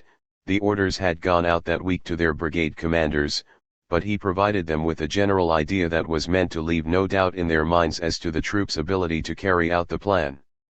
Intelligence officers were also polytruk, political commissars, of a kind, and Yadin realized he needed to account for the gap between the public declarations the leadership was making of an imminent second Holocaust and the reality that the Jewish forces clearly faced no real challenge in the scheduled depopulation of the territory they wished to turn into their Jewish state. Yadin, dramatic as ever, set out to impress upon his listeners that since they were going to be issued with orders to occupy, conquer, and dispossess a population, they deserved an explanation of how they could afford to do so when, as they read in their newspapers and heard from their politicians, they themselves were facing the danger of annihilation. The officer, whose tall and lean figure would soon become familiar to all Israelis, then proudly told his audience, "Today we have all the arms we need, they are already aboard ships, and the British are leaving, and then we bring in the weapons, and the whole situation at the fronts will change." 85. In other words, when we find Yigael Yadin's narrative depicting the last weeks of March 1948 as the toughest period of the war as a whole, we might instead conclude that the Jewish community in Palestine was not in any danger of annihilation, it was facing some obstacles on the way to completing its ethnic cleansing plan. These difficulties were the relative lack of arms and the isolated Jewish colonies within the designated Arab state. Especially vulnerable seemed to be the few settlements inside the West Bank and those on the northwestern parts of the Negev, Negba, Yad Mordechai, Nizanim, and Gat. These four would still be left isolated even during the Egyptian forces' entry into Palestine that overtook them for a short while. Similarly, some settlements in the Upper Galilee were not easily reached or defended, as they were surrounded by scores of Palestinian villages that were lucky enough to have the protection of several hundreds of volunteers from the Allah. Finally, the road to Jerusalem was subjected to Palestinian sniper attacks, serious enough for a sense of siege to descend over the Jewish parts of the city that month. Official Israeli historiography describes the next month, April 1948, as a turning point.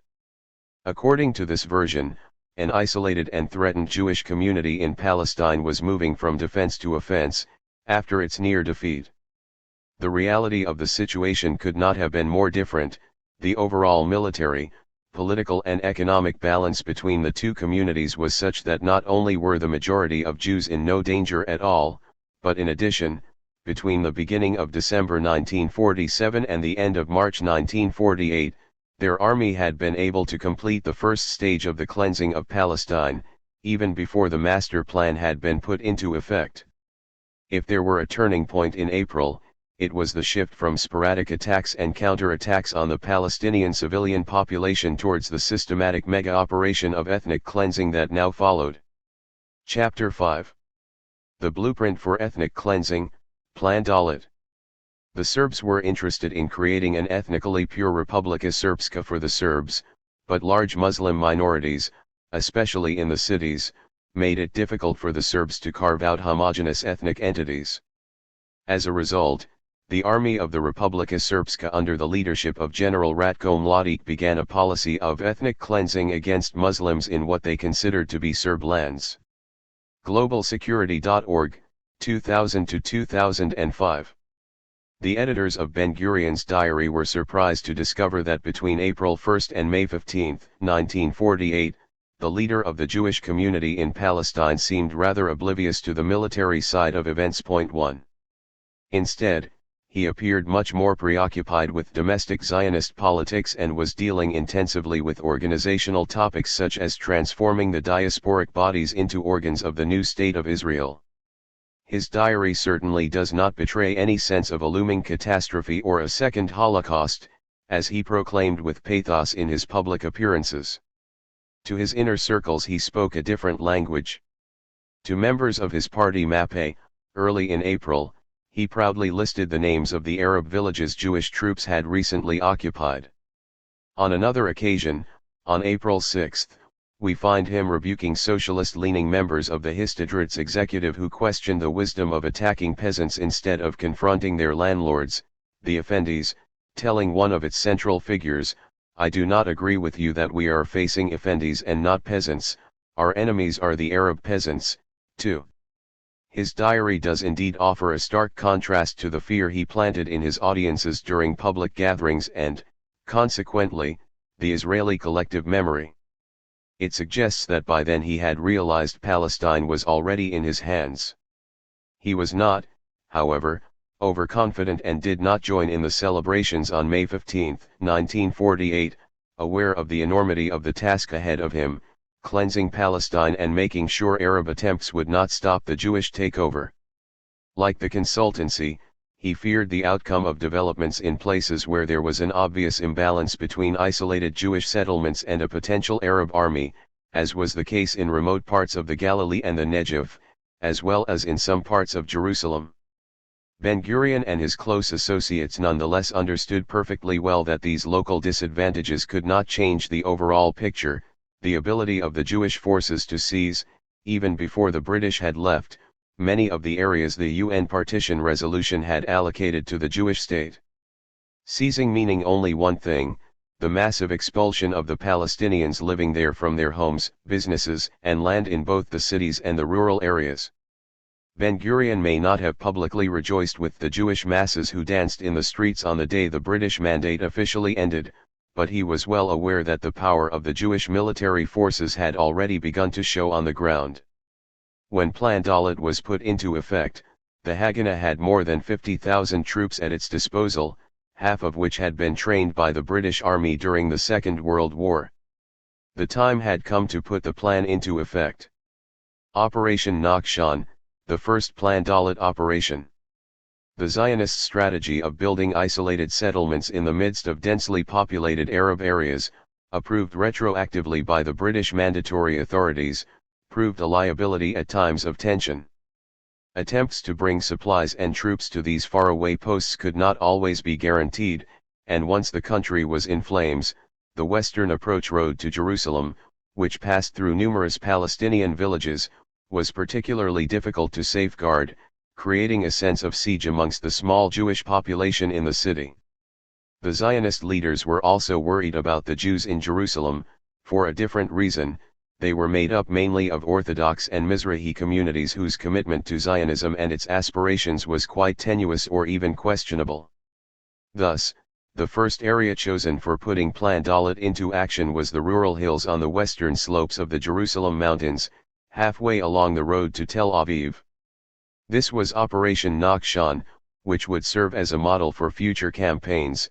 The sudden massive expulsions it employed were to prove the most effective means for maintaining isolated Jewish settlements or unblocking routes that were under enemy threat, such as the one leading to Jerusalem.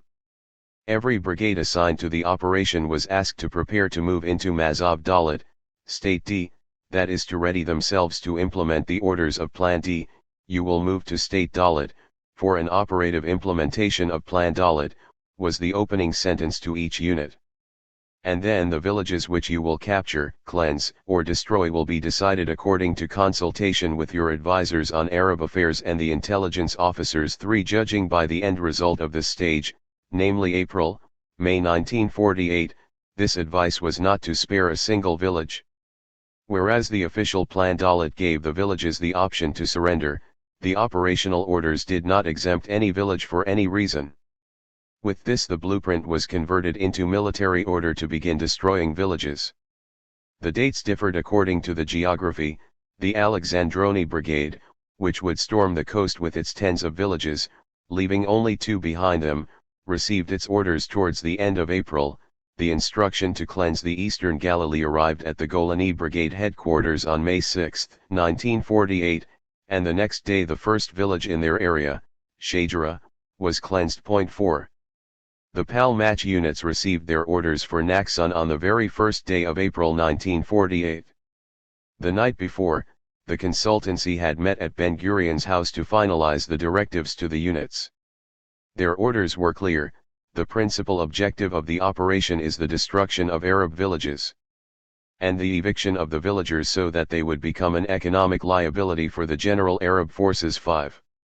Operation Nachshon was also a novelty in other respects. It was the first operation in which all the various Jewish military organizations endeavored to act together as a single army, providing the basis for the future Israeli Defense Forces, IDF.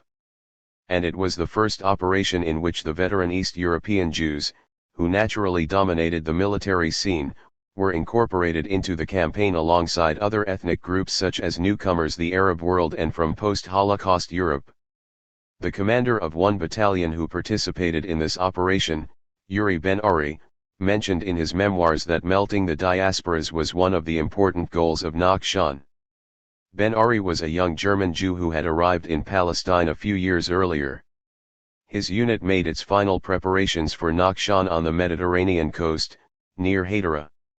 He recalled likening himself to Russian generals fighting the Nazis in the Second World War. The Nazis in his case were a large number of defenseless Palestinian villages in proximity to the Jaffa, Jerusalem road and the paramilitary groups of Abd al-Qadir al-Husseini who had come to their rescue.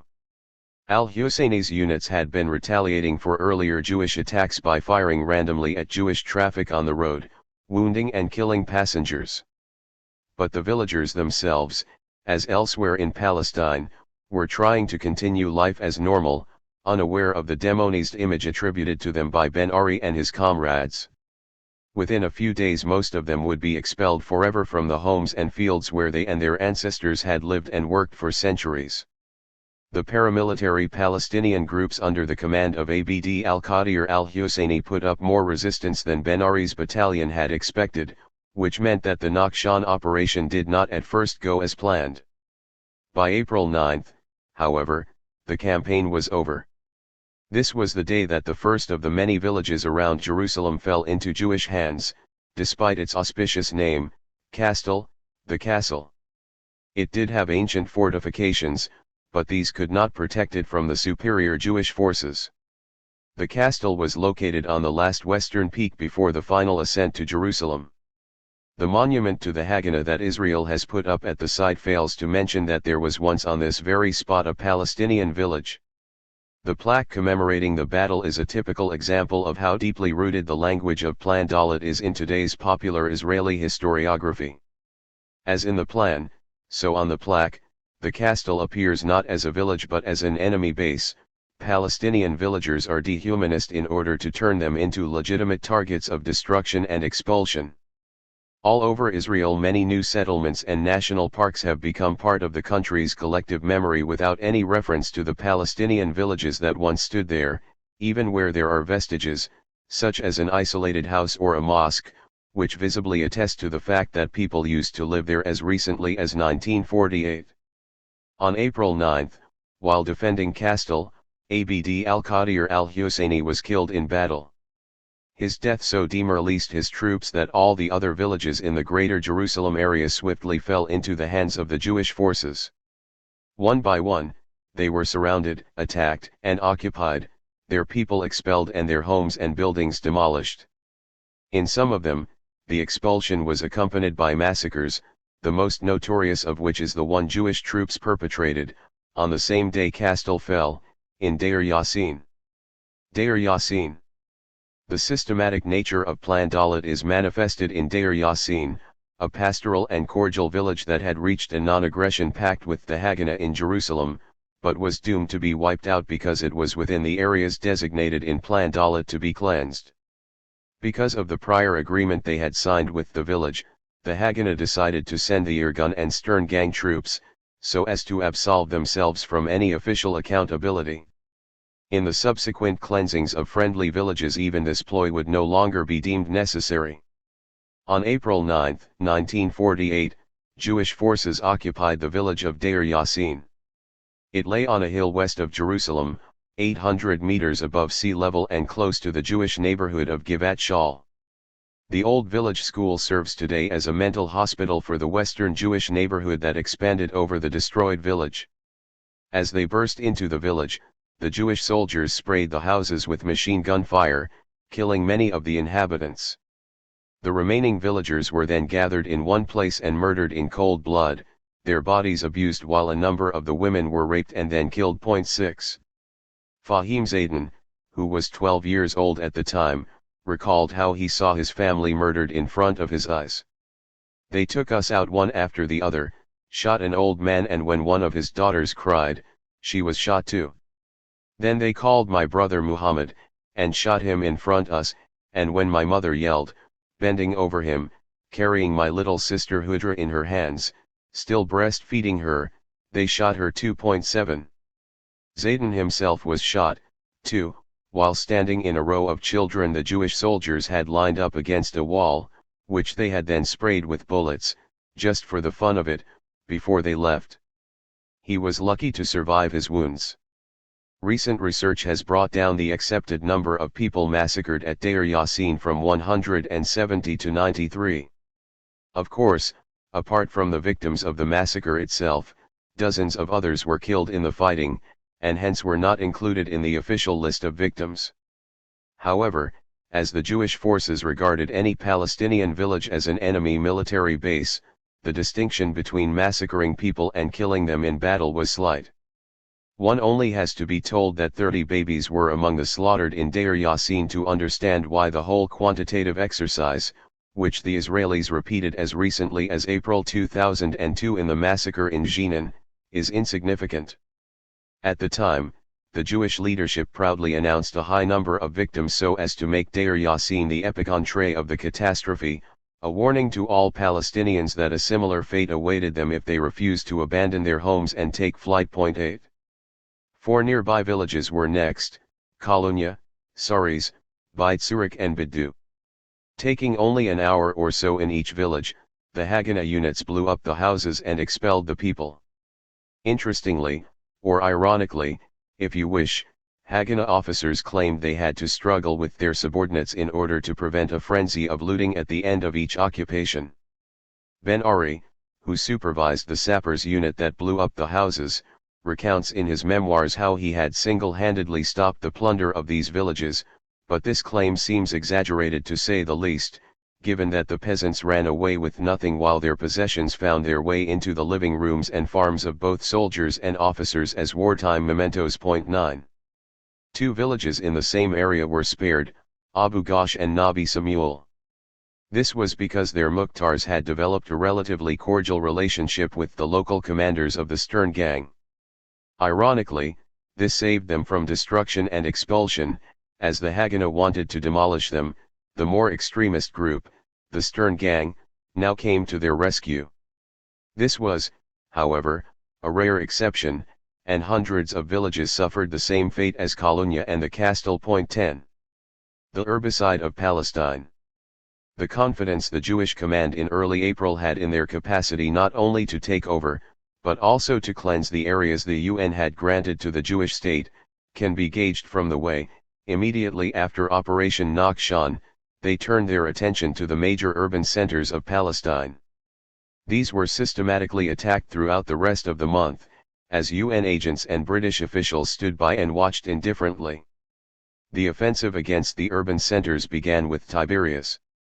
As soon as news of Deir Yassin and the massacre 3 days later, April 12, in the nearby village of Khirbet Nasr al-Din reached the large Palestinian population in the city, many fled. 11 The people were also petrified by the daily heavy bombardments by the Jewish forces situated in the hills overlooking this historic, ancient capital on the Sea of Galilee, where 6,000 Jews and 5,000 Arabs and their forebears had for centuries coexisted peacefully.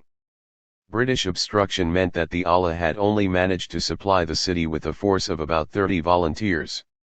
These were no match for the Haganah forces, who rolled barrel bombs down from the hills and used loudspeakers to broadcast terrifying noises to frighten the population, an early version of the supersonic flights over Beirut in 1983 and Gaza in 2005, which human rights organizations have decried as criminal acts. Tiberias fell on 18 April. 12. The British played a questionable role in the attack on Tiberias. At first they offered to protect the Palestinian residents, but soon urged them to negotiate a general evacuation of the town with the Jewish forces. King Abdullah of Jordan was more practical. He sent 30 trucks to help move women and children.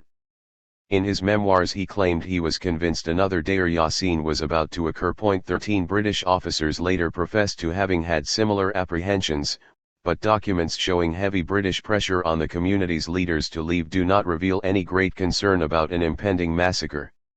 Some would say that the British thereby prevented Tiberias Arab residents from being massacred, others would argue that they collaborated with the expellers.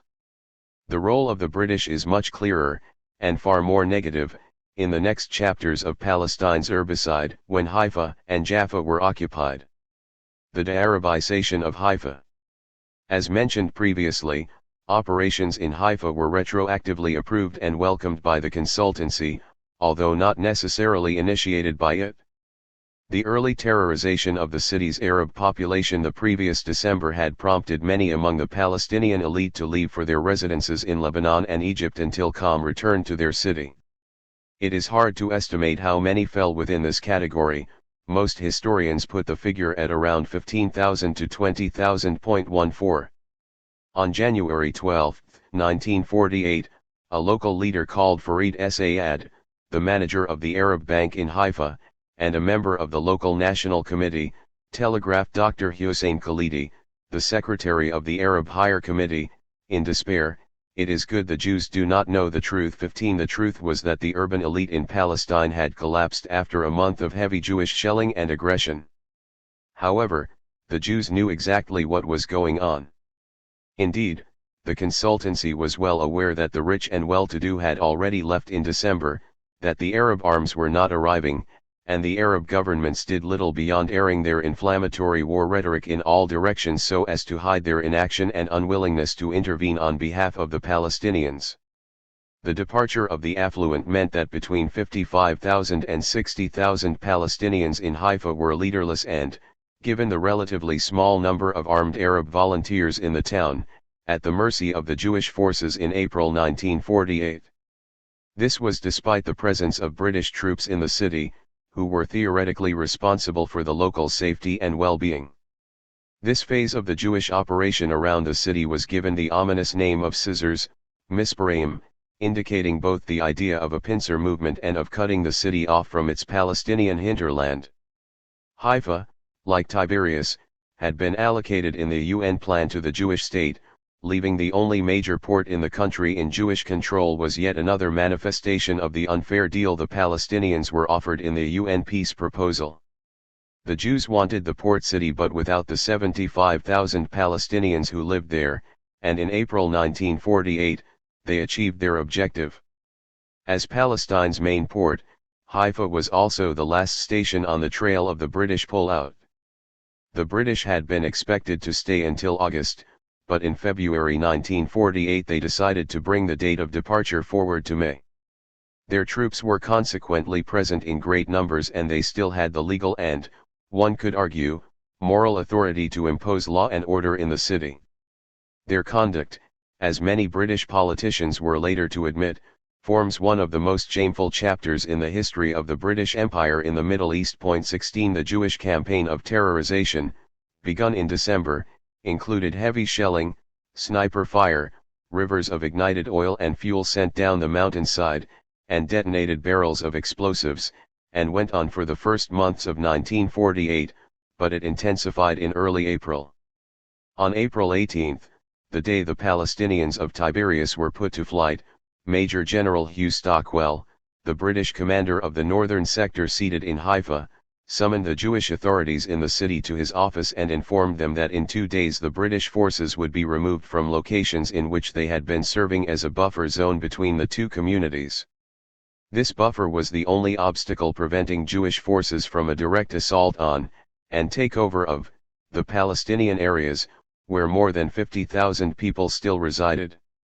The road was wide open for the de-Arabization of Haifa. This task was given to the Carmeli Brigade, one of the top units of the Jewish army. There were brigades of lesser quality such as Kiryati, made up of Arab Jews who were sent only on looting or less attractive missions. The definition of Kiryati as possessing a lesser human quality can be found in the Israeli documents. 17 The 2,000 Carmeli Brigade troops faced a poorly equipped army of 500 local and mainly Lebanese volunteers, who had inferior arms and limited ammunition, and certainly nothing to match the armored cars and mortars on the Jewish side. The removal of the British barrier meant Operation Scissors could be replaced by Operation Cleansing the Leaven, Biur Hametz. The Hebrew term stands for total cleansing and refers to the Jewish religious practice of eliminating all traces of bread or flour from people's homes on the eve of the Passover, since as these are forbidden during the days of the feast. Brutally appropriate, the cleansing of Haifa, in which the Palestinians were the bread and the flour, began on Passover's Eve, April 21. Stockwell, the British commander, knew in advance about the impending Jewish attack, and earlier that same day invited the Palestinian leadership in the city for a consultation. He met with a group of 4 exhausted men, who became the Arab community's leaders for the hour, as none of the positions they held officially prepared them for the crucial historic moment that unfolded in Stockwell's office on that morning. Previous correspondence between them and Stockwell shows they trusted him as the keeper of law and order in the city. The British officer now advised them that it would be better for their people to leave the city, where they and most of their families had lived and worked ever since the mid-18th century, when Haifa came to prominence as a modern town. Gradually, as they listened to Stockwell and their confidence in him faded, they realized that they would be unable to safeguard their community, and so they prepared for the worst. As the British would not protect them, they were doomed to be expelled. They told Stockwell they wanted to leave in an organized manner. The Carmeli Brigade made sure they would leave in the midst of carnage and havoc. 18. On their way to meet the British commander, the four men could already hear the Jewish loudspeakers urging the Palestinian women and children to leave before it was too late. In other parts of the town, loudspeakers delivered a diametrically opposing message from the town's Jewish mayor, Shabtai Levi, a decent person by all accounts, who beseeched the people to stay and promised no harm would befall them. But it was Mordecai Makelf, the operation officer of the Carmeli Brigade, not Levi, who called the shots.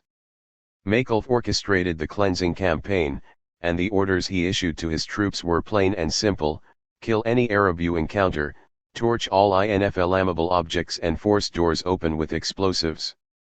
He later became the Israeli Army Chief of Staff. 19. When these orders were executed promptly within the 1.5 square kilometers where thousands of Haifa's defenseless Palestinians were still residing, the shock and terror were such that, without packing any of their belongings or even knowing what they were doing, people began leaving en masse. In panic they headed towards the port, where they hoped to find a ship or a boat to take them away from the city. As soon as they had fled, Jewish troops broke into and looted their houses. When Golda Meir, one of the senior Zionist leaders, visited Haifa a few days later, she at first found it hard to suppress a feeling of horror when she entered homes where cooked food still stood on the tables, children had left toys and books on the floor, and life appeared to have frozen in an instant. Meir had come to Palestine from the U.S., where her family had fled in the wake of pogroms in Russia, and the sights she witnessed that day reminded her of the worst stories her family had told her about the Russian brutality against Jews decades earlier. 20 But this apparently left no lasting mark on her or her associates' determination to continue with the ethnic cleansing of Palestine.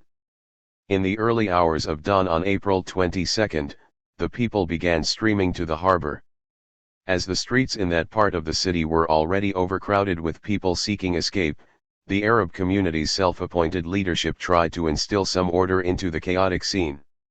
Loudspeakers could be heard, urging people to gather in the old marketplace next to the port, and seek shelter there until an orderly evacuation by sea could be organized. The Jews have occupied Stanton Road and are on their way, the loudspeakers blared. The Carmeli Brigade's war book, chronicling its actions in the war, shows little compunction about what followed thereafter. The brigade's officers, aware that people had been advised to gather near the port's gate, ordered their men to station 3-inch mortars on the mountain slopes overlooking the market and the port, where the Rothschild Hospital stands today, and to bombard the gathering crowds below. The plan was to make sure people would have no second thoughts, and to guarantee that the flight would be in one direction only. Once the Palestinians were gathered in the marketplace, an architectural gem that dated back to the Ottoman period, covered with white arched canopies, but destroyed beyond recognition after the creation of the State of Israel, they were an easy target for the Jewish marksmen. 21. Haifa's market was less than 100 yards from what was then the main gate to the port. When the shelling began, this was the natural destination for the panic-stricken Palestinians. The crowd now broke into the port, pushing aside the policemen who guarded the gate. Scores of people stormed the boats that were moored there, and began to flee the city. We can learn what happened next from the horrifying recollections of some of the survivors, published recently. Here is one of them. Men stepped on their friends and women on their own children. The boats in the port were soon filled with living cargo. The overcrowding in them was horrible. Many turned over and sank with all their passengers. 22. The scenes were so horrendous that when reports reached London, they spurred the British government into action, as some officials, probably for the first time, began to realize the enormity of the disaster their inaction was creating in Palestine. The British Foreign Secretary, Ernest Bevin, was furious with Stockwell's behavior, but Field Marshal Montgomery, the chief of the Imperial Staff and thus Stockwell's boss, defended him. 23 The last communication between Haifa's Palestinian leaders and Stockwell took the form of a letter that speaks volumes. We feel distressed and profoundly aggrieved by the lack of sympathy on the part of the British authorities to render aid to the wounded, although they have been requested to do so. 24. Safed is next. 25. By the time Haifa fell, only a few towns in Palestine were still free, among them Acre, Nazareth, and Safed. The battle over Safed began in the middle of April and lasted until May 1. This was not due to any stubborn resistance from the Palestinians or the Allah volunteers, although they did make a more serious effort here than elsewhere. Rather, tactical considerations directed the Jewish campaign first to the rural hinterland around Safed, and only then did they move on the town itself. In Safed there were 9,500 Arabs and 2,400 Jews. Most of the Jews were ultra-Orthodox and had no interest at all in Zionism, let alone in fighting their Arab neighbors. This, and the relatively gradual way the Jewish takeover developed, may have given the 11 members of the local national committee the illusion that they would fare better than other urban centers. The committee was a fairly representative body that included the town's notables, ulama, religious dignitaries, merchants, landowners, and ex-activists from the 1936 revolt, of which Safed had been a major center. 26 The false sense of security was reinforced by the relatively large presence of Arab volunteers in Safed, totaling more than 400, although only half of them were armed with rifles. Skirmishes in the town had begun in early January, triggered by an aggressive reconnaissance incursion by some Haganah members into the Palestinian neighborhoods and market. A charismatic Syrian officer, Hassan Qam Ulmaz, held the defenses against repeated attacks by the Haganah's commando unit, the Palmach. At first, these Palmach attacks were sporadic and ineffective, as its units focused their actions on the rural area around the town. But once they were through with the villages in Safed's vicinity, described later in this chapter, they could concentrate fully on the town itself. On April 29, 1948. Unfortunately for the people of Safed, at precisely the moment they needed him most, they lost the able Ulmaz. The Volunteers' Army's new commander in the Galilee, Adib Shizhakli, to become one of Syria's rulers in the 1950s, replaced him with one of the Allah's more incompetent officers. However, it is doubtful whether even Ulmaz would have fared better in view of the imbalance of power. 1,000 well-trained Palmach troops confronting 400 Arab volunteers, one of many local imbalances that show the falsity of the myth of a Jewish David facing an Arab Goliath in 1948.27. The Palmach troops drove most of the people out, only allowing 100 old people to stay on, though not for long. On June 5, Ben-Gurion noted dryly in his diary, Abraham Hanuki, from Kibbutz Eilat HaShahar, told me that since there were only 100 old people left in Safed they were expelled to Lebanon. 28. The Phantom City of Jerusalem. The herbicide did not skip Jerusalem, which quickly changed from the Eternal City, as a recent book by Salim Tamari puts it, into a phantom city. 29 Jewish troops shelled, attacked, and occupied the western Arab neighborhoods in April 1948. Some of the richer Palestinian inhabitants of these more affluent sections had left town a few weeks before. The rest were expelled from houses that still testify to the architectural beauty of the neighborhoods the Palestinian elite had started building outside the walls of the old city by the end of the 19th century. In recent years some of these masterpieces have begun to disappear. Real estate fervor, architectural eccentricism, and constructors' greed have combined to transform these elegant residential areas into streets of monstrous villas and extravagant palaces for rich American Jews who tend to flock to the city in their old age. The British troops were still in Palestine when these areas were cleansed and occupied, but they remained aloof and did not intervene. Only in one area, Sheikh Jarrah, the first Palestinian neighborhood built outside the old city's walls, where the leading notable families such as the Husseinis, the Nashashivis, and the Khalidis had their domicile, did a local British commander decide to step in. The instruction to the Jewish forces was very clear in April 1948. Occupy the neighborhood and destroy all its houses. 30. The cleansing attack began on April 24, 1948, but was halted by the British before it could be fully implemented.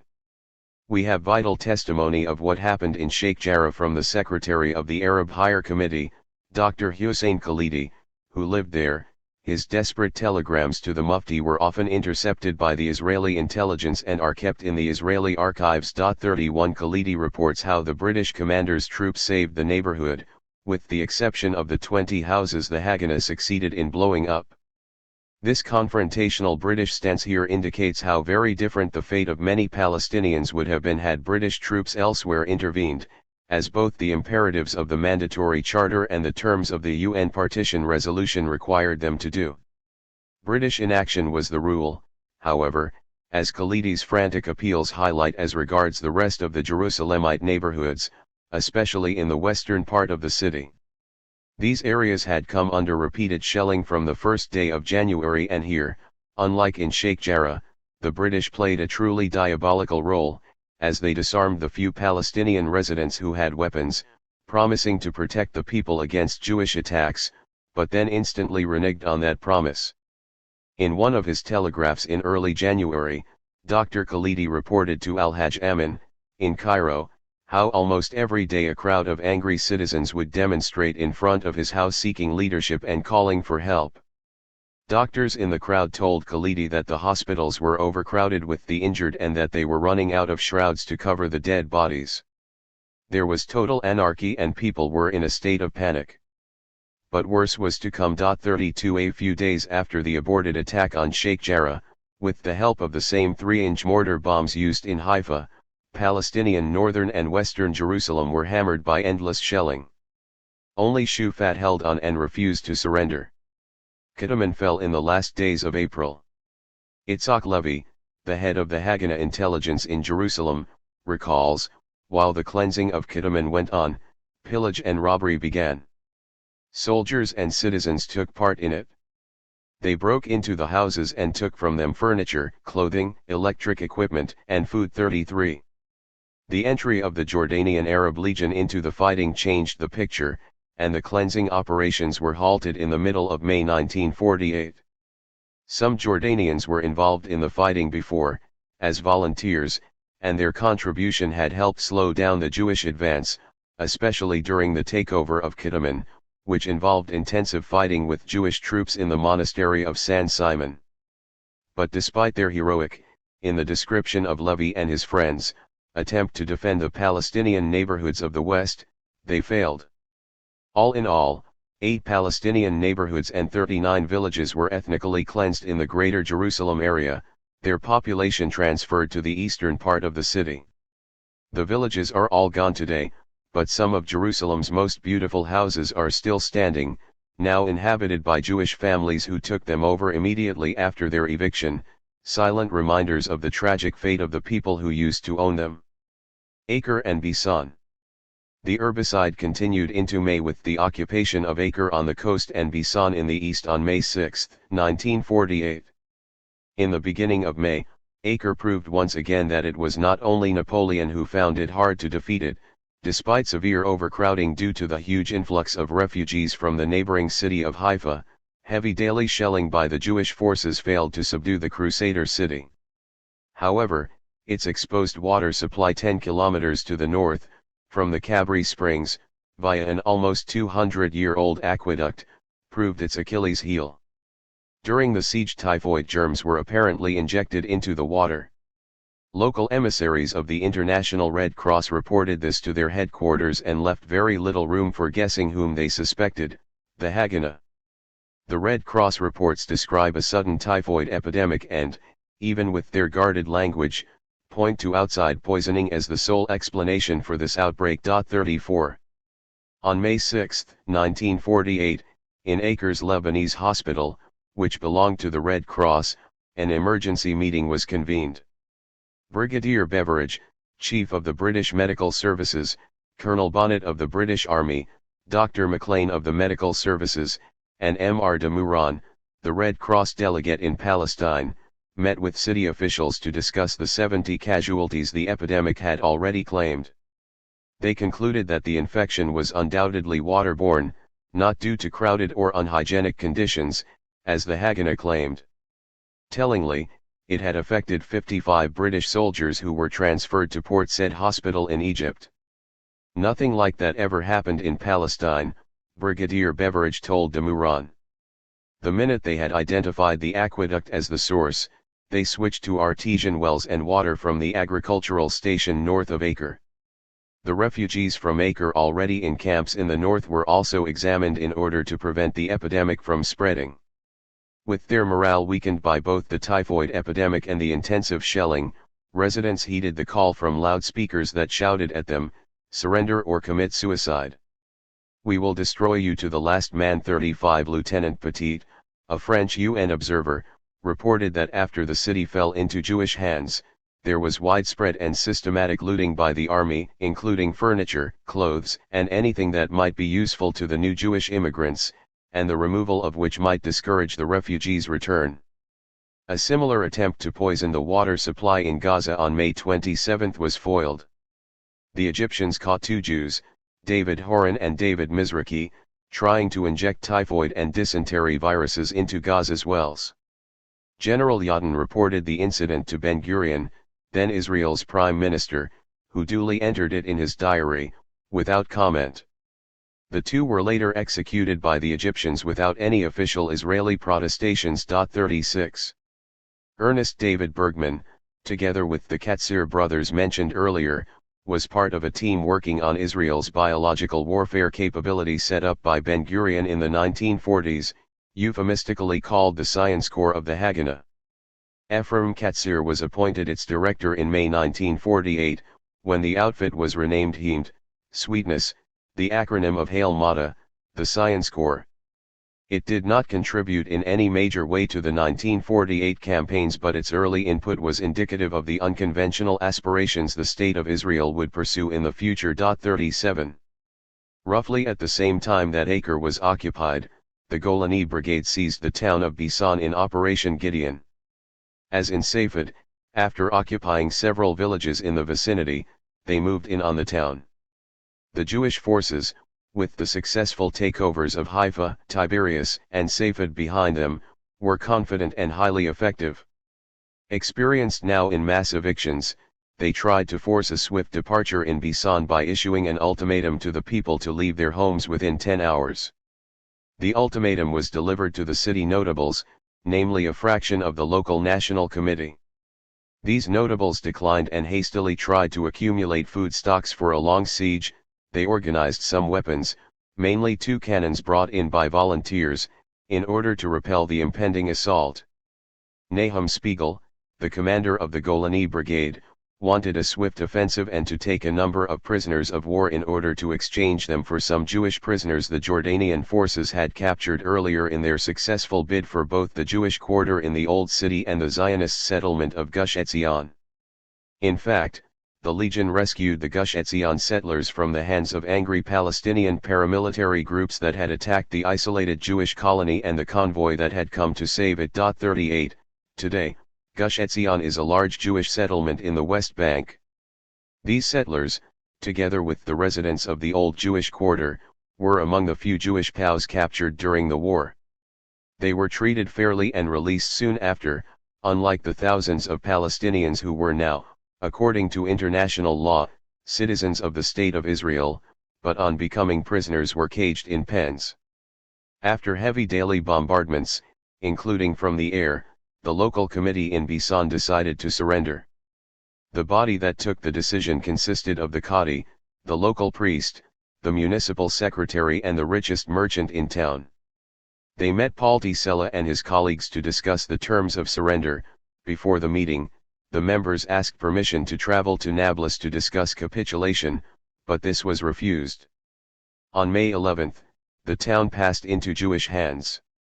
Palti Sella remembered particularly the 2 pathetic old artillery guns that had been meant to protect Bisan, 2 French anti-air cannon from the First World War, antiquated weaponry representative of the overall level of the arms the Palestinians and the volunteers possessed, on the eve of the regular Arab army's entrance into Palestine. Immediately after, Paul T. Sella and his colleagues were able to oversee the orderly expulsion of the townspeople. Some were transferred to Nazareth, still a free Palestinian city in May, but not for much longer, some to Jenin, but the majority were driven across the nearby Jordan River onto the opposite bank. 39 Eyewitnesses remember the hordes of people from Bisan as particularly panic-stricken and cowed, hurriedly making their way in the direction of the Jordan River and from there inland to makeshift camps. While the Jewish troops were busy with other operations nearby, however, quite a few of them succeeded in returning. Bisan is very close to both the West Bank and the River Jordan, and therefore slipping back unnoticed was relatively easy. They succeeded in staying on until mid-June, when the Israeli army loaded the people at gunpoint onto trucks and drove them across the river once again. The ruination of Jaffa. Jaffa was the last city to be taken, on May 13, 2 days before the end of the mandate. Like so many of Palestine's cities, it had a long history going back as far as the Bronze Age, with an impressive Roman and Byzantine heritage. It was the Muslim commander, Umar ibn Laas, who took the town in 632 and imbued it with its Arab character. The Greater Jaffa area included 24 villages and 17 mosques. Today one mosque survives, but not one of the villages is left standing. On May 13, 5,000 Irgun and Haganah troops attacked the city as Arab volunteers headed by Michael al-Issa, a local Christian, tried to defend it. Among them was an extraordinary unit of 50 Muslims from Bosnia, as well as members of the second generation of the Templars, German colonists who had come in the mid-19th century as religious missionaries and now decided to try and defend their colonies. Other Templars in the Galilee surrendered without a fight, and were swiftly driven out of their two pretty colonies, Waldheim and Bethlehem, west of Nazareth. All in all, Jaffa enjoyed the largest defense force available to the Palestinians in any given locality. A total of 1,500 volunteers confronted the 5,000 Jewish troops. They survived a 3-week siege and attack that began in the middle of April and ended in the middle of May. When Jaffa fell, its entire population of 50,000 was expelled with the help of British mediation, meaning that their flight was less chaotic than in Haifa. Still, there were scenes reminiscent of the horrors that took place in the northern harbor of Haifa. People were literally pushed into the sea when the crowds tried to board the far too small fishing boats that would take them to Gaza, while Jewish troops shot over their heads to hasten their expulsion. With the fall of Jaffa, the occupying Jewish forces had emptied and depopulated all the major cities and towns of Palestine. The vast majority of their inhabitants, of all classes, denominations, and occupations, never saw their cities again, while the more politicist among them would come to play a formative role in the re-emergence of the Palestinian national movement in the form of the PLO, demanding first and foremost their right to return. The cleansing continues. Already towards the end of March, the Jewish operations had destroyed much of the rural hinterland of Jaffa and Tel Aviv. There was an apparent division of labor between the Haganah forces and the Irgun. While the Haganah moved in an orderly fashion from one place to the next according to plan, the Irgun was allowed sporadic actions in villages beyond the scope of the original list. This is how the Irgun arrived in the village of Sheikh Muwanis, or Munis, as it is known today, on March 30 and expelled its inhabitants by force. Today you will find the elegant campus of Tel Aviv University sprawling over the ruins of this village, while one of the village's few remaining houses has become the university's faculty club. 40. Had there not been the tacit understanding between the Haganah and the Irgun, Sheikh Muwanis might have been saved. The heads of the village had made a serious effort to cultivate a cordial relationship with the Haganah in order to prevent their expulsion, but the Arabists who had concluded the treaty were nowhere to be found on the day the Irgun showed up and expelled the entire village. 41. In April, the operations in the countryside were more closely connected to the urbicide. Villages near urban centers were taken and expelled, and sometimes subjected to massacres, in a campaign of terror designed to prepare the ground for a more successful takeover of the cities. the consultancy met again on a Wednesday, April 7, 1948. It was decided to destroy and expel the inhabitants from all the villages on the Tel Aviv, Haifa Road, Jenin, Haifa Road and the Jerusalem, Jaffa Road. At the end of the day, apart from a tiny handful of villages, no one was spared. 42. Thus, on the day the Irgun wiped out Sheikh Muwanis, the Haganah occupied 6 villages in the same area within a week. Kirbet Eitzan was the first, on April 2, followed by Kirbet Lid, Arab al-Fukara, Arab al-Nufayat, and Damarah, all cleansed by April 10, and Cherkis on the 15th. By the end of the month another 3 villages in the vicinity of Jaffa and Tel Aviv, Kirbet al-Manshia, by Aradas and the large village of Miska, had all been taken and destroyed. 43. All of this took place before a single regular Arab soldier had entered Palestine, and the pace now becomes hard to follow, for contemporary as well as for later historians. Between March 30 and May 15, 200 villages were occupied and their inhabitants expelled. This is a fact that must be repeated, as it undermines the Israeli myth that the Arabs ran away once the Arab invasion began. Almost half of the Arab villages had already been attacked by the time the Arab governments eventually and, as we know, reluctantly decided to send in their troops. Another 90 villages would be wiped out between May 15 and June 11, 1948, when the first of 2 truces finally came into effect. 44. Eyewitnesses on the Jewish side recall clearly thinking throughout April that the army could strive for more. In his recent interview with official historians, Paul T. Sella, whose testimony can be found in the Haganah archives in Tel Aviv, used colorful language to reconstruct that atmosphere of extra zeal.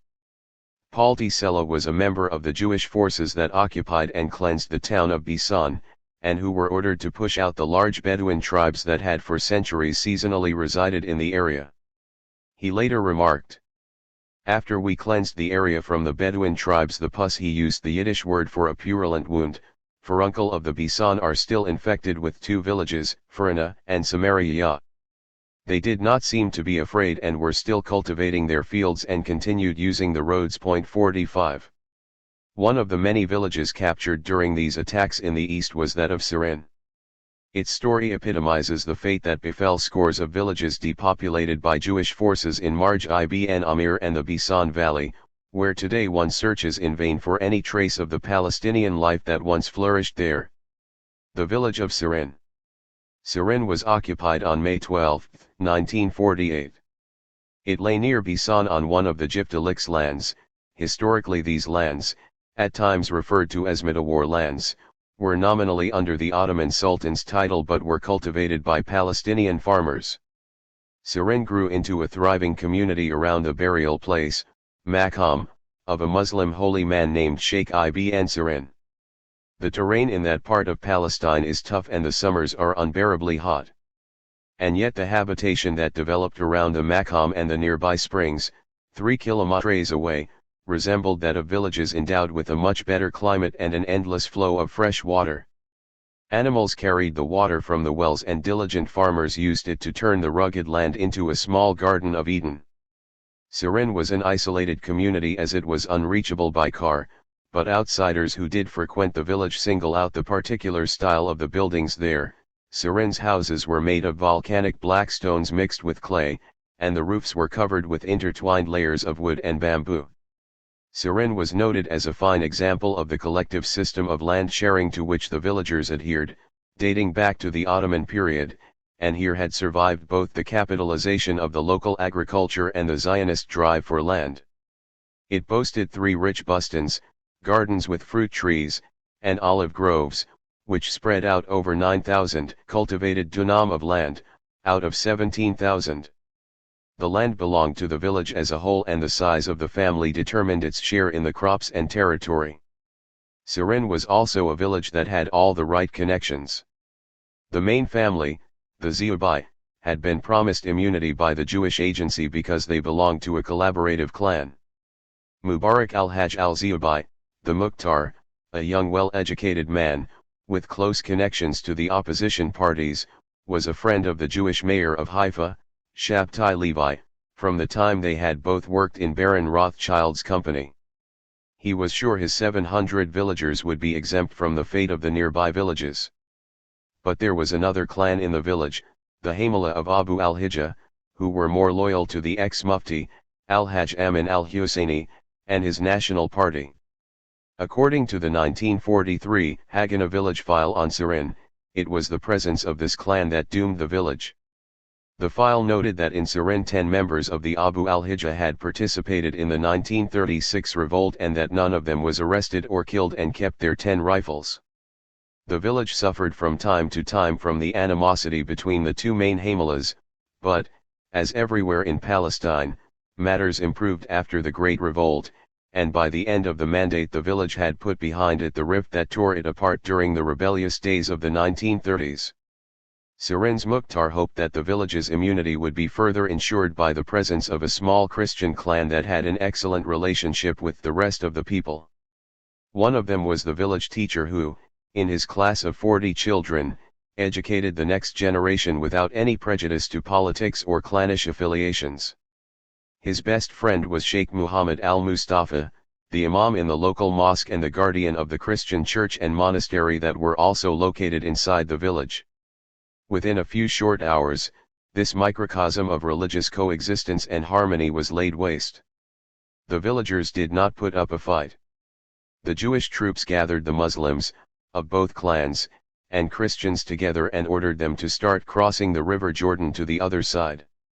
They then demolished the mosque, the church, and the monastery, together with all the houses. Soon, all the trees in the bustans had withered away and died. Today, a cactus hedge surrounds the rubble that was Sirin.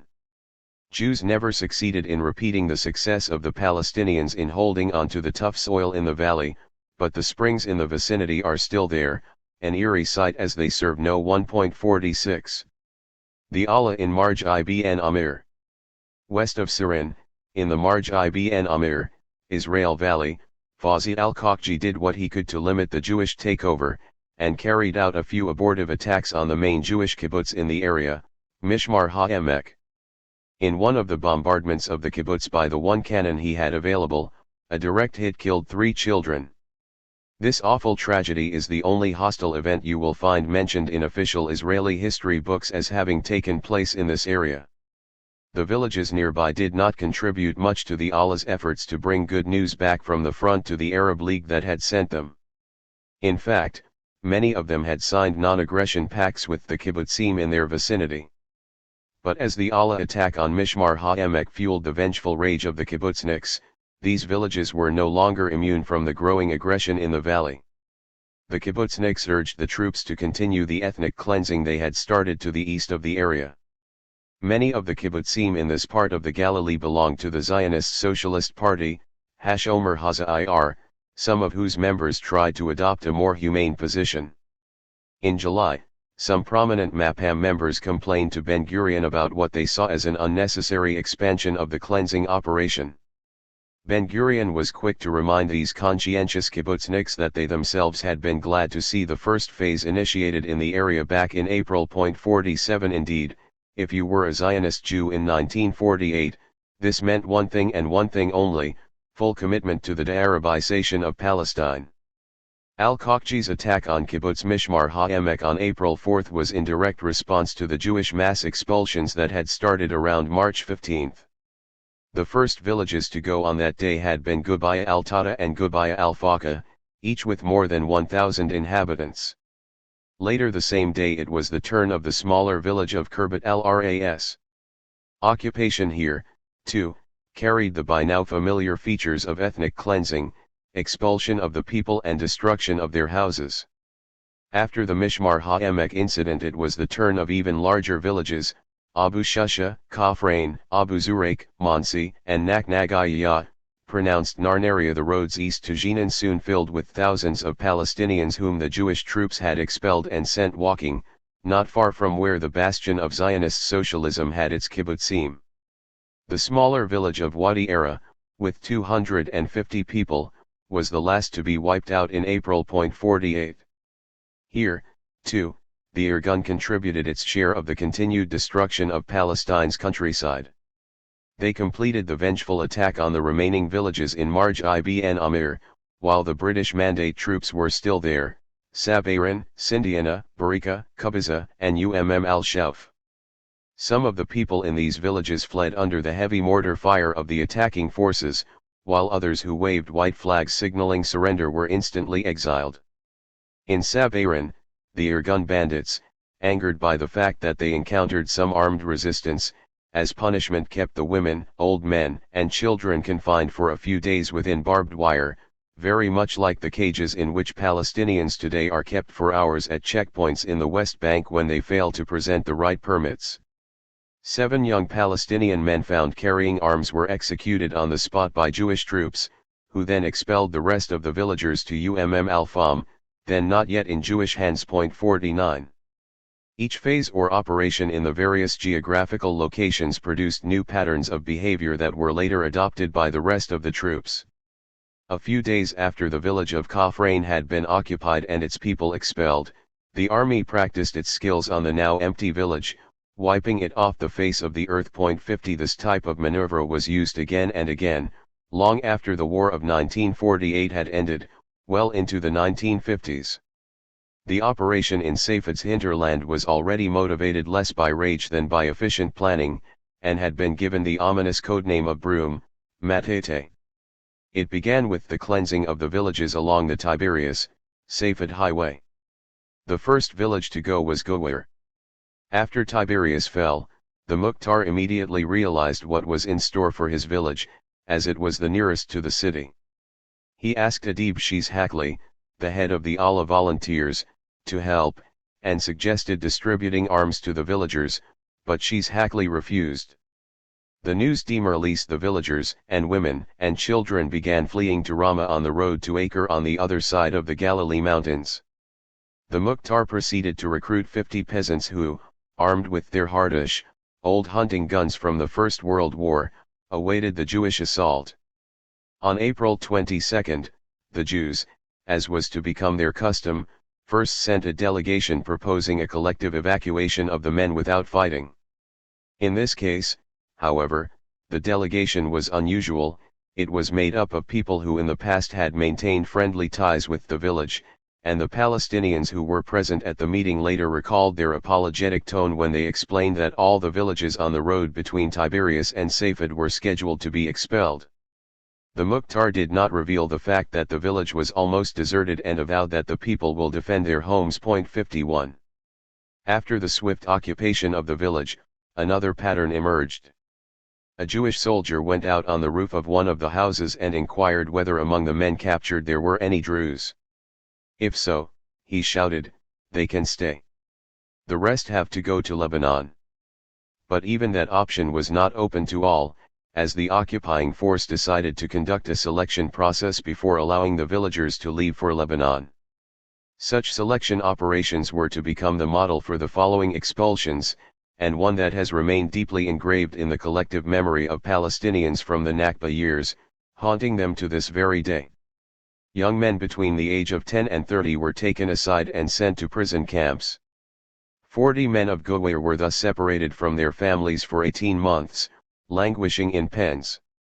The village of Gowir was frequently visited by UN observers checking firsthand how the partition resolution was being implemented. They witnessed the expulsions.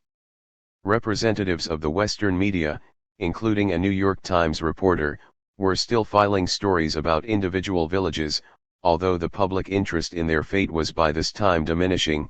In any case, Western readers were never given the full picture of events. 52. Furthermore, it seems that none of the foreign correspondents dared openly to criticize the actions of the Jewish nation just 3 years after the Holocaust. It was in and around Haifa that the ethnic cleansing operation gathered momentum, its deadly pace heralding the destruction to come. 15 villages, some of them small, that is with less than 300 people, some of them huge, with around 5,000, were expelled in quick succession. Abu Shusha, Abu Zuraik, Arab al-Fukara, Arab al-Nufayat, Arab Zarat al-Dumairi, Balad al-Sheikh, Daman, Kerbat al-Kazayir, Kerbat al-Manshia, Rihaniyya, Kerbat al-Sarkaz, Kerbat Sasa, Warat al-Saris and Yajur were wiped off Palestine's map within a sub-district full of British soldiers, UN emissaries, and foreign reporters. Expulsion and flight were not enough to save the villagers. Many of them were hunted down by the Marxist kibbutzniks of Hashomer Hazair, who swiftly and efficiently looted their houses before detonating them. We have records of the verbal condemnation by concerned Zionist politicians from this period, which provided new historians in Israel with material on the atrocities they had not encountered in other archival sources. 53 Today, these documents of complaint read more as an attempt by sensitive Jewish politicians and soldiers to absolve their consciences. They form part of an Israeli ethos that can best be described as shoot and cry, the title of a collection of expressions of supposedly moral remorse by Israeli soldiers who had participated in a small-scale ethnic cleansing operation in the June 1967 war. These concerned soldiers and officers were then invited by the popular Israeli writer Amos Oz and his friends to perform a rite of exoneration in the Red House before it was demolished. Back in 1948, 3 years after the Holocaust, similar remonstrations served to ease the troubled consciences of Jewish soldiers involved in atrocities and war crimes against a largely defenseless civilian population.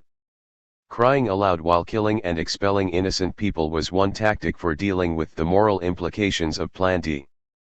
The other one was dehumanizing the Palestinians who, as the Jewish Agency had promised the UN, were to become full citizens of the State of Israel.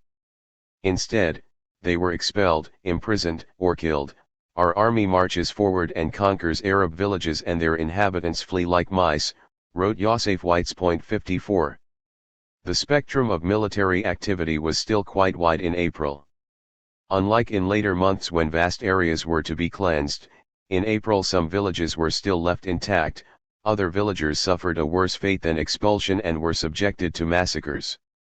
The military orders reflected the spectrum when they distinguished between two kinds of action to be taken against Palestinian villages: cleansing, el-taher, and harassing, el-hatred. Harassment was never specified. It consisted of the random shelling of cities, towns, and villages and hit or misfire on civilian traffic. 55 On April 14, Ben-Gurion wrote to Sherrod, "From day to day we expand our occupation. We occupy new villages and we have just begun 56. In some of the villages that were close to urban centers, the Jewish troops followed a policy of massacres in order to precipitate the flight of the people in the cities and towns nearby. This was the case of Nasr al-Din near Tiberias, Ain al-Zaytun near Safed, and Tirat Haifa near Haifa. In all three of these villages, groups of men that were, in the parlance of the Haganah, males between the age of 10 and 50, were executed in order to intimidate and terrorize the village population and those living in the nearby towns. 57 Out of the three massacres, historians do not yet have the full picture for Nasr al-Din, but the other two are well documented, the most well-known of which is Ain al-Zaytun. Ain al-Zaytun. Ain al-Zaytun is the best known of the three massacres because its story formed the basis for the only epic novel on the Palestinian catastrophe we have so far, Bab al-Shams by Elias Khoury. The events in the village were also chronicled in a semi-fictional Israeli novella on the period, Netava Ben Yehuda's Between the Knots. 58 Bab al-Shams was made into a film, a French-Egyptian co-production. 59 The scenes on the screen closely resemble the descriptions we find in Between the Knots, which Ben Yehuda largely based on reports in the military archives and on oral recollections.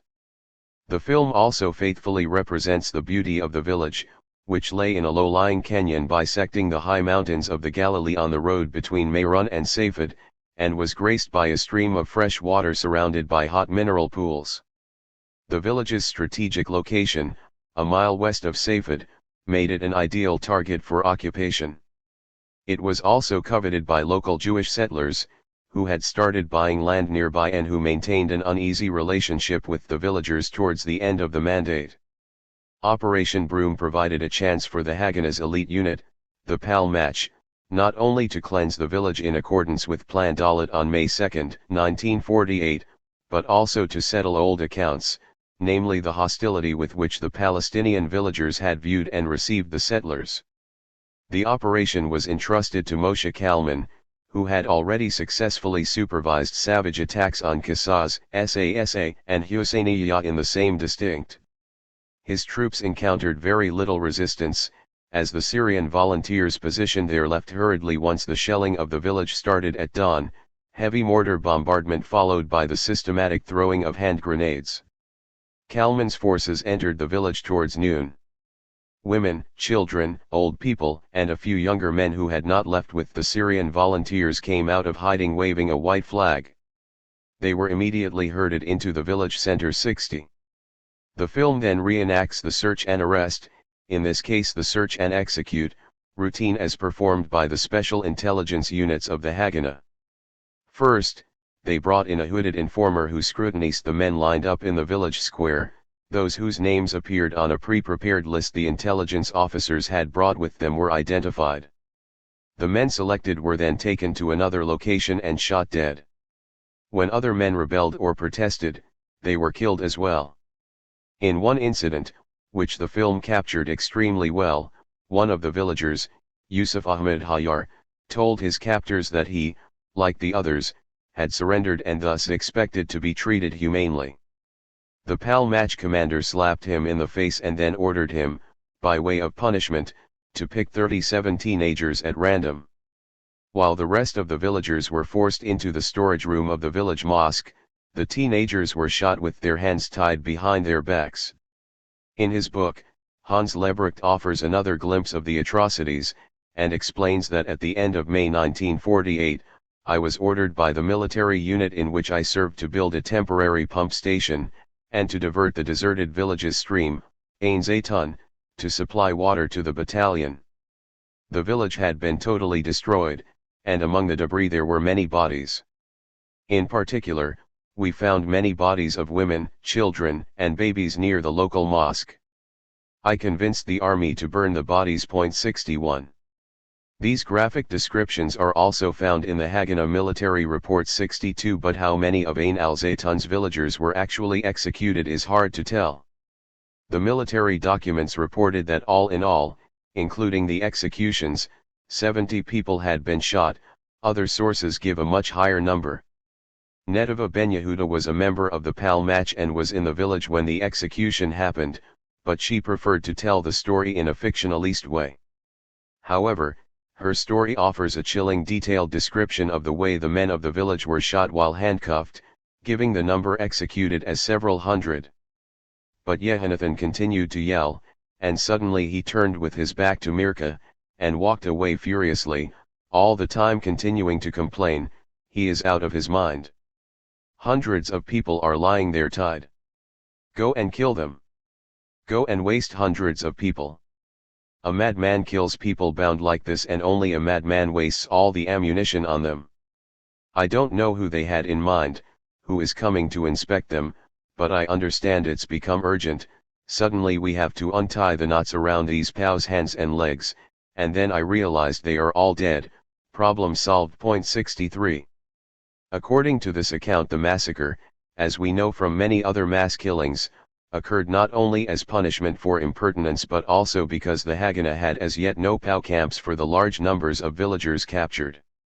But even after such camps were set up, massacres occurred when large groups of villagers were captured, as in Tanchara and Awema after May 15, 1948. Oral histories, which provided Elias Khoury with the material for Bab al-Shams, also reinforce the impression that the archival material does not tell the full story. It is economical about the methods employed and misleading about the number of people killed on that fateful day in May 1948. As noted, each village served as a precedent that would become part of a pattern and a model that then facilitated more systematic expulsions. In Ain al-Zaytun, the villagers were taken to the edge of the village where the Jewish troops then started firing shots over their heads as they ordered them to flee. The routine procedures were followed as well. The people were stripped of all their belongings before being banished from their homeland. The Palmach later seized the nearby village, Biriyah, and, as in Ain al-Zaytun, ordered all the houses to be burnt in order to demoralize the Arabs of Safed. 64. Only 2 villages remained in the area. The Haganah now faced a more complicated task: how to similarly homogenize, or rather Judaize, the Marj ibn Amir region and the vast plains that stretched between the valley and the river Jordan, all the way eastwards to occupied Bisan, and all the way north up to the city of Nazareth, which was still free in those days. Completing the mission in the east. It was Ugail Yadin who in April demanded a more determined effort to depopulate this vast area. He seemed to suspect the troops of not being enthusiastic enough, and wrote directly to several members of the kibbutzim in the vicinity to check if the troops had indeed occupied and destroyed the villages they had been ordered to eliminate. 65. However, the soldiers' hesitations were not for lack of motivation or zeal. It was, in fact, the intelligence officers who restricted the operations. In part of the area, especially close to the city of Nazareth, all the way down to Afula, there were large clans who had cooperated, collaborated, with them for years. Should they be expelled as well? Local intelligence officers, such as Palti Sela, were particularly concerned about the fate of one huge clan, the Zeubis. Palti Sela wanted them to be exempted. In an interview he gave in 2002 he explained that he was not sure how, in the haste of the operation, they would be able to select the right people. It all depended, he remembered, on his ability to tell the difference between them and the others. The Zeubis were always different in their external look from the other villagers. The men, not the females. You could not tell the difference with the females, neither among the old males. In any case, he later regretted the effort as the Zeubis in the end proved not that cooperative and after 1948 had reinforced their Palestinian identity. Today they are cholera, Hebrew colloquial for scum, he told his interviewer, adding that they spit into the plate that fed them. 66. Eventually, it was decided to leave intact those villages that had a large share of the Zeubaya clan. The most difficult decision concerned the village of Sirin as it had only a few members of the clan. As we saw, the whole village was eventually expelled. Palti Sela wrote a letter to the heads of the families, although you are part of the 7 villages that were allowed to stay, we cannot protect you. I suggest you all leave for Jordan. 67, which they did. For many years, his fellow kibbutzniks refused to forgive him for one village that he had saved, the village of Zarain. Behind my back, people call me traitor, but I am proud, he told his interviewer many years later. 68. Succumbing to a superior power. One of the major indications that the Jewish forces had the upper hand in 1948, and that the Jewish community in Palestine as a whole was far from facing the fate of extinction and destruction the official Zionist myth paints for us, was the decision of several ethnic minorities in the country to leave the Palestinian camp and join the Jewish forces. The first and most important of these were the Druze, a religious sect that regards itself as Muslim although Islamic orthodoxy does not accept their claim. The Druze emerged as an offshoot of the Ismailis, themselves a splinter group of Shia Islam. Particularly important in this context are the Druze who had joined the Allah when it entered the country. In the beginning of April 1948, 500 of them deserted the Allah to join the Jewish forces. How this took place forms one of the more curious chapters in the 1948 war. The deserters first pleaded with the Jewish commanders in the Galilee that before they changed sides, they would participate in a phony battle and be taken captive, and only then would they declare their loyalty to Zionism. Such a battle was duly staged near the town of Shaifa Amr, between the villages of Kirbet al-Khazayir and Hasha, both later destroyed, and the Druze then signed a pompous-sounding treaty of blood. 69. Kirbet al-Khazayir and Hasha were the first 2 villages Jewish troops attacked and occupied within the area the UN partition resolution had allocated to a Palestinian state. These attacks highlight the determination of the Zionist movement to occupy as much of Palestine as possible, even before the end of the mandate. One of the more tragic consequences of their defection was that the Druze troops became the main vehicle for the Jews to carry out the ethnic cleansing of the Galilee. Their alliance with the Zionist movement has inexorably alienated the Druzes from the rest of the Palestinians. Only recently do we find a younger generation seemingly beginning to rebel against this isolation, but also discovering how difficult this proves in a patriarchal society ruled firmly by its elders and spiritual leaders. Another sect, the Circassians, who had several villages in the north of the country, also decided to show allegiance to the powerful Jewish military presence, and 350 of them joined the Jewish forces in April. This mixture of Druze and Circassians would form the nucleus for the future border police of Israel, the main military unit policing, first, the Arab areas in pre-1967 Israel, and then enforcing Israel's occupation of the West Bank and the Gaza Strip after 1967. Arab reactions. When the Jewish forces occupied and destroyed the first villages in December 1947, it seemed that Galilee was the only area where there was a chance of stopping these assaults, with the help of Fawzi al-Khakji. He commanded an army of 2,000 men and impressed the local population with a series of attacks he conducted against isolated Jewish settlements, as have other units coming in via today's West Bank. But these were ultimately unsuccessful attempts and never caused any significant change in the balance of power. Al-Khakji was limited in his ability because of the strategy he followed of dividing his troops into small units and sending them to as many cities, towns, and villages as possible, where they then formed inadequate defense forces. The presence of such an army of volunteers could have caused the situation to deteriorate further, pushing Palestine into a direct confrontation, but this did not happen. On the contrary, having attacked a series of isolated settlements as well as the Jewish convoys that came to assist them, al-Khakji began seeking a truce in January, and continued this all through February and March 1948. Realizing that the Jews enjoyed superiority in every military parameter, he tried to negotiate directly with the consultancy, some of whose members he knew from the 1930s. At the end of March, he met Yehoshua Palman, apparently with the blessing of Transjordan's King Abdullah. He offered Palman a non-aggression pact that would keep the Jewish forces within the designated Jewish state, and would eventually allow negotiations over a Cantonist Palestine. His proposals, needless to say, were rejected. Still, al-Khakji never conducted a significant offensive, nor could he wage one, until the Jewish forces pushed into the areas the UN had allocated to the Arab state. Al-Khakji offered not only a ceasefire but also to bring the issue of a Jewish presence in Palestine back to the Arab League to discuss its future. However, Palman was sent more as a spy than a delegate for negotiations. He was struck by the poor equipment and lack of motivation to fight among the Allah. This was the main piece of information the consultancy wanted to hear. 70. Al-Khakji's appearance was accompanied by the arrival in the southern coastal plain of Muslim Brotherhood volunteers from Egypt.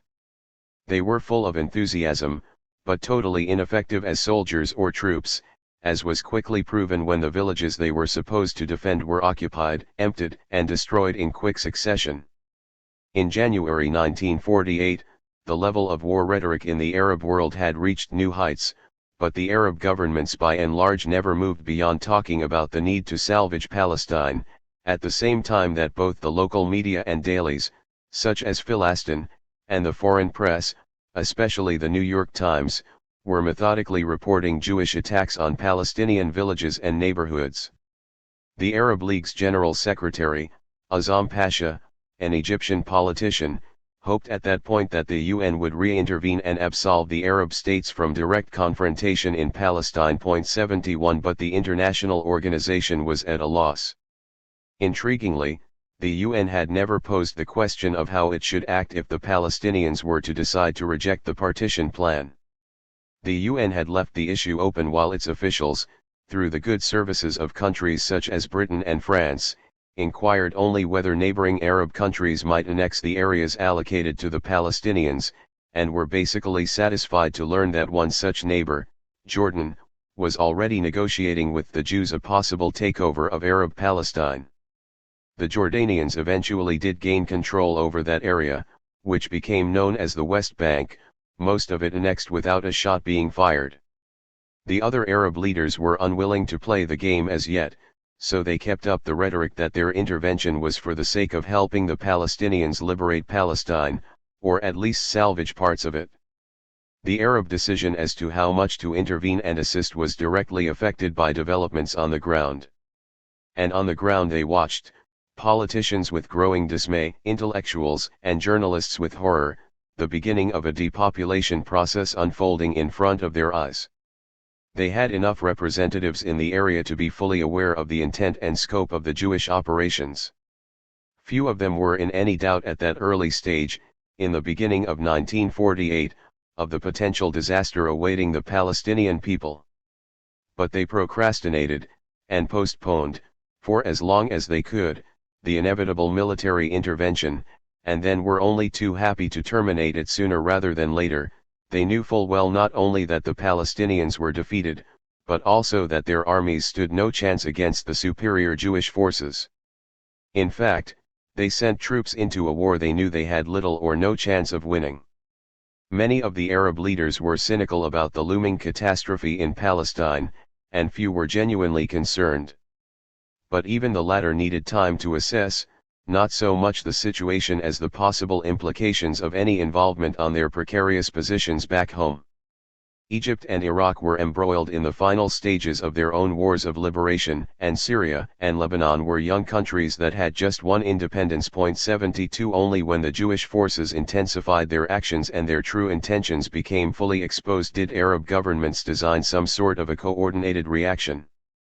In order not to be sucked into a whirlwind that could undermine their already shaky standing in their own societies, they transferred the decision to their regional outfit, the Arab League Council, made up, as mentioned above, of the Arab states' foreign ministers. This was an ineffective body as its decisions could be rejected, freely misinterpreted or, if accepted, only partly implemented. This body dragged out its discussions even after the reality in rural and urban Palestine had become too painfully clear to be ignored, and only at the end of April 1948 was it decided that they would send troops into Palestine. By then 250,000 Palestinians had already been expelled, 200 villages destroyed and scores of towns emptied. It was in many ways al-Qaqji's defeat in Marj ibn Amir that convinced the Arab leaders they would have to send regular forces. Al-Qaqji had failed to occupy Kibbutz Mishmar HaEmek after 10 days of fighting which had begun on April 4, the only Arab offensive action before May 1948. Before the final decision to enter was taken, on April 30, responses from the Arab states varied. All were asked by the Council to send arms and volunteers, but not all complied with the request. Saudi Arabia and Egypt pledged small-scale financial help, Lebanon promised a limited number of guns, and it seems that only Syria was willing to engage in proper military preparations, also persuading its Iraqi neighbor to train and send volunteers into Palestine. 73. There was no lack of volunteers. Many people in the surrounding Arab countries came out and demonstrated against their government's inaction. Thousands of young men were willing to sacrifice their life for the Palestinians. Much has been written about this strong outpouring of sentiment, but it remains an enigma. Classifying it as pan-Arabism hardly does it justice. Perhaps the best explanation one can offer is that Palestine and Algeria became models for a fierce and bold anti-colonialist struggle, a confrontation that inflamed the national fervor of young Arabs around the Middle East, whereas in the rest of the Arab world national liberation came about through drawn-out diplomatic negotiations, always far less exciting. But I stress again, this is only a partial analysis of the willingness of young Baghdadis or Damascenes to leave everything behind for the sake of what they must have regarded as a sacred, though by no means a religious, mission. The odd man out in this matrix was King Abdullah of Transjordan. He used the new situation to intensify his negotiations with the Jewish Agency over a joint agreement in post-mandatory Palestine. While his army had units inside Palestine, and some of them were, here and there, willing to help the villagers protect their houses and lands, they were largely restrained by their commanders. Fawzi al-Qaqji's diary reveals the Allah commander's growing frustration with the unwillingness of the Arab Legion units stationed in Palestine to cooperate with his troops. 74. During the Jewish operations between January and May 1948, when around 250,000 Palestinians were driven by force from their homes, the Legion stood idly by. In fact, it was in January that the Jordanians and the Jews had cemented their unwritten agreement. In early February 1948 the Jordanian Prime Minister had flown to London to report on the conclusion of their tacit alliance with the Jewish leadership over the partition of post-mandatory Palestine between the Jordanians and the Jewish state. The Jordanians were to annex most of the areas allocated to the Arabs in the partition resolution, and in return would not join the military operations against the Jewish state. The British gave the scheme their blessing. 75 The Arab Legion, the Jordanian army, was the best trained in the whole Arab world. It matched, and in some areas was even superior to, the Jewish troops. But it was confined by the king and his British General Chief of Staff, John Glubb Pasha, to act only in those areas the Jordanians deemed theirs, East Jerusalem and the area now known as the West Bank. The final meeting that determined the limited role the Legion was to play in the rescue of Palestine took place on May 2, 1948. A top-ranking Jewish officer, Shlomo Shamir, met with two senior Legion officers, British, as most of them were, Colonel Goldie and Major Crocker. The Jordanian guests brought a message from their king saying he recognized the Jewish state, but wondered whether the Jews wanted to take the whole of Palestine. Shamir was candid: "We could, if we wanted to, but this is a political question." The officers then explained where the Jordanians' main apprehensions lay. They had noticed that the Jewish forces were occupying and cleansing areas that were within the undesignated Arab state, such as Jaffa. Shamir responded by justifying the Jaffa operation as necessary for safeguarding the road to Jerusalem. Shamir then made it clear to the emissaries from Jordan that, as far as the Zionists were concerned, the UN-designated Arab state had shrunk to include only the West Bank, which the Israelis were willing to leave for the Jordanians. 76. The meeting ended with an abortive attempt by the Jordanian officers to come to an agreement over the future of Jerusalem. If the Jewish agency were willing to partition Palestine with the Jordanians, why not apply the same principle to Jerusalem? As Ben-Gurion's faithful proxy, Shamir rejected the offer. Shamir knew the Zionist leader was convinced his army was strong enough to take the city as a whole. An entry in his diary a few days later, on May 11, shows that Ben-Gurion was aware the Legion would fight fiercely over Jerusalem and, if necessary, for its overall share in post-mandatory Palestine, that is, the West Bank. This was duly confirmed 2 days later when Golda Meir met King Abdullah in Amman, on May 13, where the king seemed more tense than ever before because of the double game he was playing in his effort to come out on top, promising the member states of the League to head the military effort of the Arab countries in Palestine on the one hand, and striving to reach an agreement with the Jewish state on the other. 77. At the end of the day, the latter became decisive for the course of action he would take. Abdullah did everything he could to be seen to be taking a serious part in the overall Arab effort against the Jewish state, but in practice his main objective was to secure Israeli consent for the Jordanian annexation of the West Bank. Sir Alec Kirkbride was the British representative in Amman, a position that combined those of ambassador and high commissioner. On May 13, 1948, Kirkbride wrote to Ernest Bevin, Britain's foreign secretary. There have been negotiations between the Arab Legion and the Haganah which have been conducted by British officers of the Arab Legion.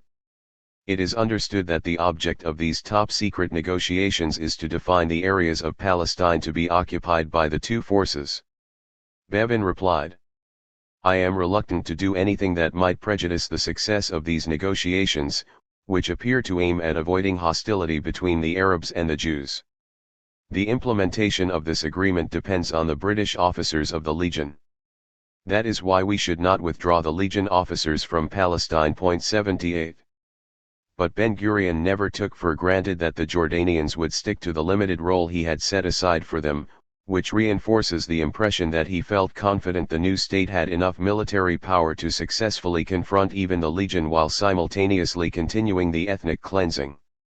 At the end of the day, the Legion had to fight for their annexation, notwithstanding Jordan's collusion with Israel. At first the Jordanians were allowed to take over the areas they wanted without a shot being fired, but a few weeks after the end of the mandate the Israeli army tried to wrest parts of it back. David Ben-Gurion seemed to regret his decision not to exploit the war more fully in order to enlarge the Jewish state even beyond the 78% he coveted.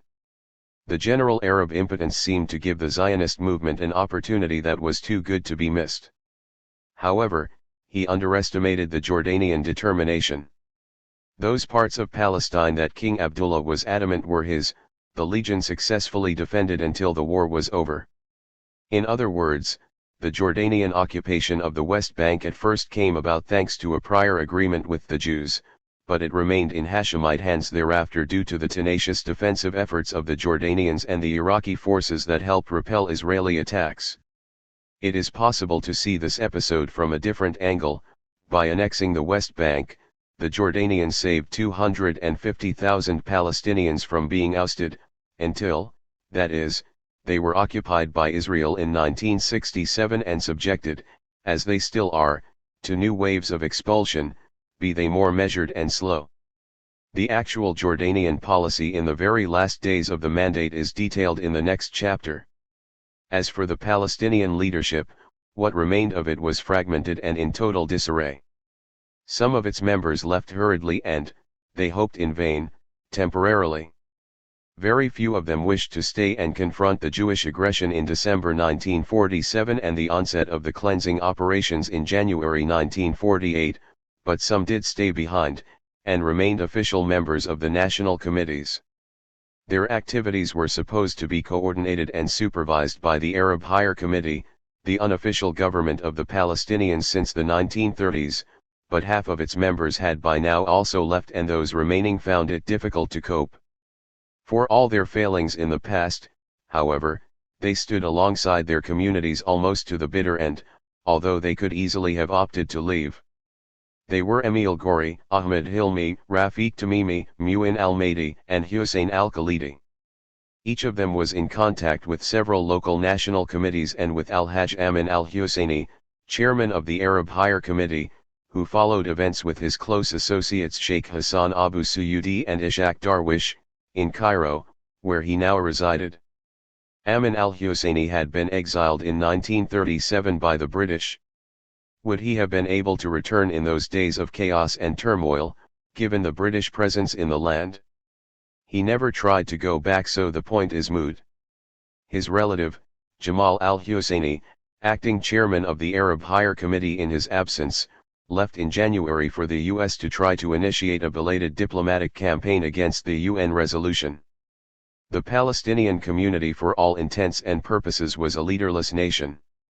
In this context, Abd al-Qadir al-Husseini should be mentioned once more, since he tried to organize a paramilitary unit from among the villagers themselves to protect them.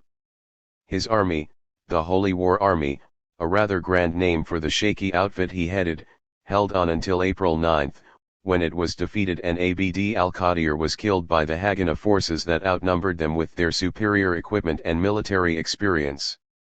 A similar effort was attempted in the Greater Jaffa area by Hassan Salameh, whom I have already mentioned, and Nimr Hawari, who later surrendered to the Jews and became the first Palestinian judge in 1950s Israel. They tried to transform their scouts movements into paramilitary units, but these, too, were defeated within a few weeks. 79. Thus, prior to the end of the mandate, neither the Arab volunteers from outside Palestine nor the paramilitary troops on the inside put the Jewish community at any serious risk of either losing the battle or being forced to surrender. Far from it, all that these foreign and local forces tried, but were unable, to do was to protect the local Palestinian population against Jewish aggression.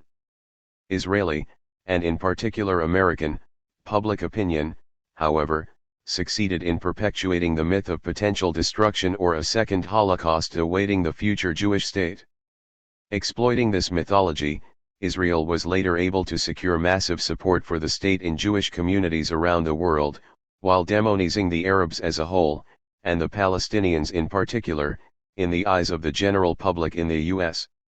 The reality on the ground was, of course, almost the complete opposite. Palestinians were facing massive expulsion. The month that Israeli historiography singles out as the toughest actually saw the Palestinians simply attempting to be saved from that fate, rather than being preoccupied with the destruction of the Jewish community. When it was over, nothing stood in the way of the cleansing troops of Israel. Towards the real war. On the face of it, from the Palestinian point of view, the situation seemed to improve towards the second half of April 1948. Abdullah informed his Jewish interlocutors that the Arab League had decided to send regular armies into Palestine. The events in Palestine in the months of March and April left the leaders of the Arab world no other choice. They now began to prepare in earnest for a military intervention. Then from Washington came the unexpected news that the State Department was pushing towards a novel American approach. U.S. representatives on the ground were by now fully aware of the expulsions that were going on and had suggested to their chiefs back home to halt the implementation of the partition plan and try to work towards an alternative solution. Already by March 12, 1948, the State Department had drafted a new proposal to the UN, which suggested an international trusteeship over Palestine for 5 years, during which the two sides would negotiate an agreed solution. It has been suggested that this was the most sensible American proposal ever put forward in the history of Palestine, the like of which, alas, was never repeated. In the words of Warren Austin, the U.S. ambassador to the United Nations, the USA position is that the partition of Palestine is no longer a viable option. 80 member states of the UN coming together in Flushing Meadows, New York, where the UN was located before it moved to its current high-rise in Manhattan, liked the idea. It made a lot of sense to conclude that partition had failed to bring peace to Palestine and, in fact, was breeding more violence and bloodshed. However, while logic was one aspect to take into consideration, the wish not to antagonize a powerful domestic lobby was another, and in this case a superior one. Had it not been for highly effective pressure by the Zionist lobby on President Harry Truman, the course of Palestine's history could have run very differently. Instead, the Zionist sections of the American Jewish community learned an important lesson about their ability to impact American policy in Palestine, and later beyond, in the Middle East as a whole.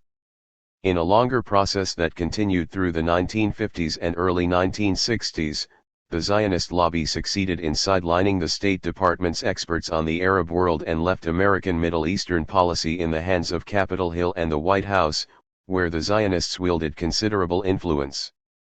But the victory on Capitol Hill was not easily won. The Arabists in the State Department, reading more carefully the reports from the New York Times than the president's men, desperately tried to convince Truman, if not to substitute partition with trusteeship, at least to allow more time for rethinking the partition plan. They persuaded him to offer the two sides a 3-month armistice. On May 12, a Wednesday afternoon, the ordinary meeting of the Matkal and the consultancy was postponed for a crucial meeting in a new body, the People's Board, which was 3 days later to become the government of the State of Israel. Ben-Gurion claimed that almost all those present supported the decision to reject the American offer. Historians later claimed he had a difficult time passing the resolution, which meant not only rejecting the American plan but declaring, 3 days later, a state. This was not such an important meeting after all, as the consultancy was already pushing ahead with its ethnic cleansing operations, which Ben-Gurion would not have allowed others in the Zionist political elite to halt, who were not privy in the past to the vision and the plan. The White House then went on to recognize the new state, and the State Department was pushed again to its backbench on U.S. policy on Palestine. 81. On the last day of April, the Arab world had appointed the man most of its leaders knew had a secret agreement with the Jews to head the military operations against Palestine. No wonder that Egypt, the largest Arab state, waited until the failure of the last American initiative before deciding to join the military effort, something its leaders knew would end in a fiasco. The decision passed in the Egyptian Senate on May 12 left the Egyptian army with less than 3 days to prepare for the invasion, and its performance on the battlefield testified to this impossibly short period of preparation. 82 The other armies, as we shall see later, did not fare any better. Britain remained the last hope in those days of April and May, but nowhere in its empire did Albion demonstrate such perfidious behavior. British responsibility. Did the British know about Plan Dalit? One assumes they did, but it is not easy to prove. Highly striking is that after Plan Dalit was adopted, the British announced that they were no longer responsible for law and order in the areas where their troops were still stationed, and limited their activities to protecting these troops. This meant that Haifa and Jaffa and the whole coastal region between them were now one open space where the Zionist leadership could implement Plan Dalit without any fear of being thwarted or even confronted by the British Army. Far worse was that the disappearance of the British from the countryside and the towns meant that in Palestine as a whole law and order totally collapsed. The newspapers of the day, such as the Daily Philastin, reflected the people's anxiety about the rising level of such crimes as theft and burglary in the urban centers and looting around the villages.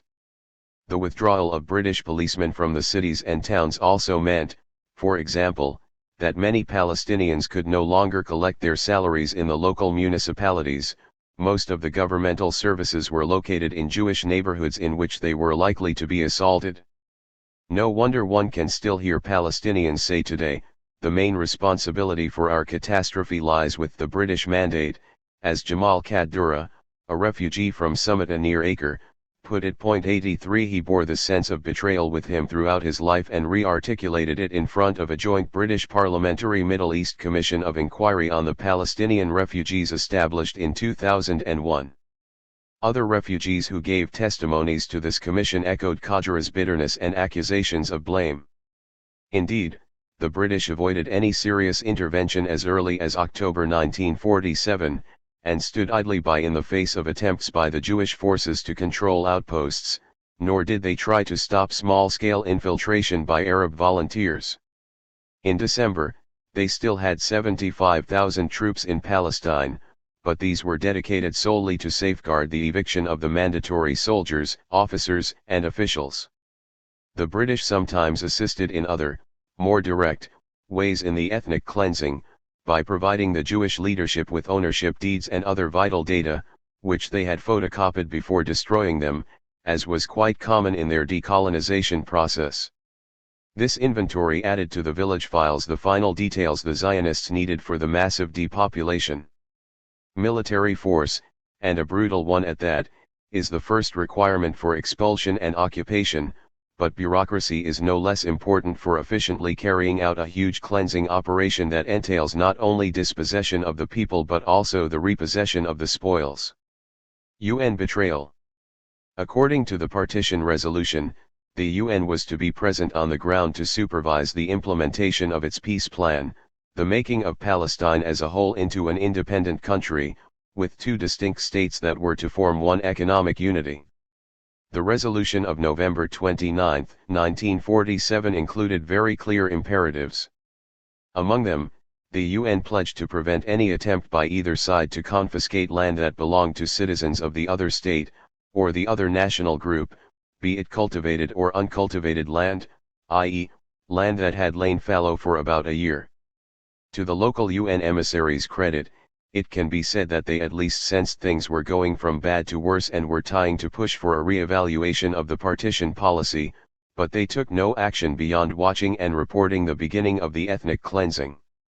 The UN had only limited access to Palestine, since the British authorities forbade an organized UN outfit to be present on the ground, thereby ignoring that part of the partition resolution that demanded the presence of a United Nations committee.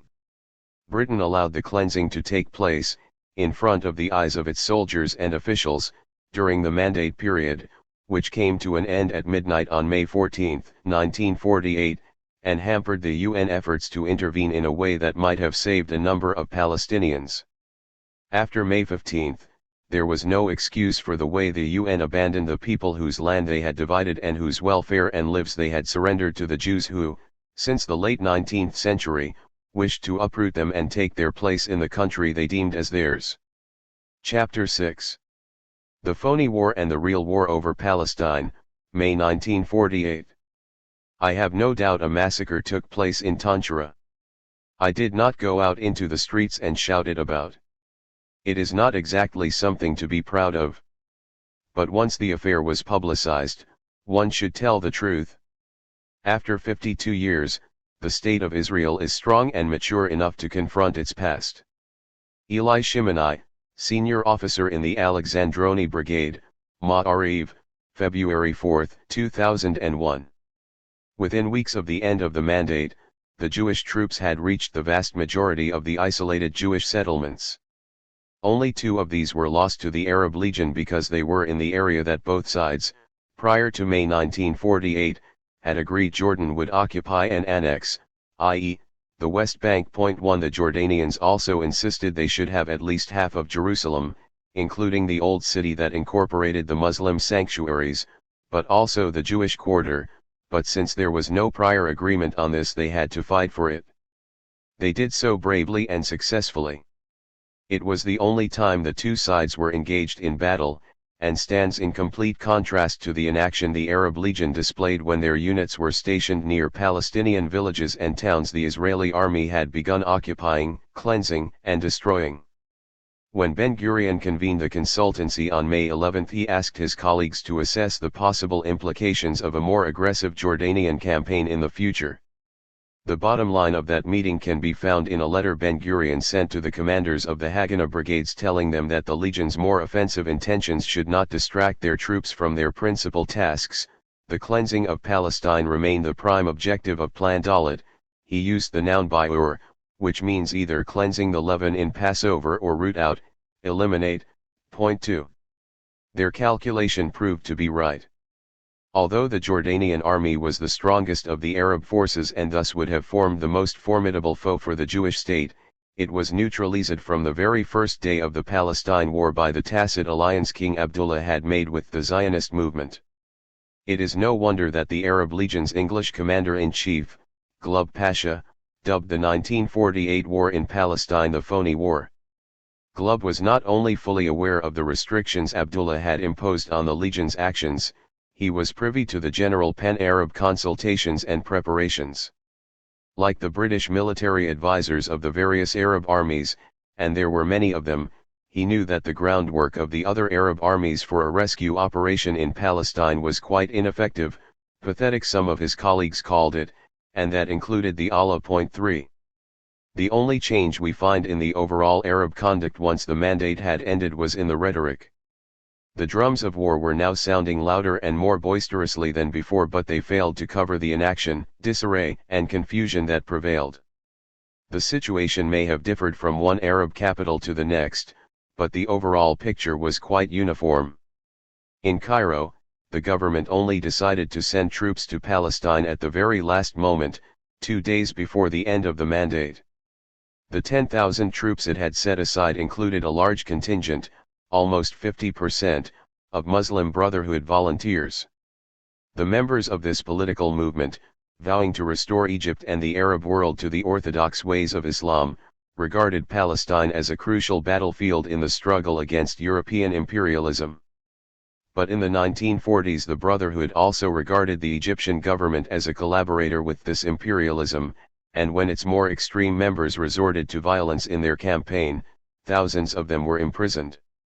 These were now released in May 1948 so that they could join the Egyptian expedition, but of course they had had no military training and, for all their fervor, were no match for the Jewish forces. 4. Syrian forces were better trained and their politicians more committed, but only a few years after their own independence, following the French mandate, the small number of troops the Syrians dispatched to Palestine performed so badly that even before the end of May 1948, the consultancy had begun to consider expanding the Jewish state's borders on its northeastern flank into Syria proper by annexing the Golan Heights. 5. Even smaller and less committed were the Lebanese units, which for most of the war were happy to remain on their side of the border with Palestine, where they reluctantly tried to defend the adjacent villages. The Iraqi troops formed the last and most intriguing component of the all-Arab effort.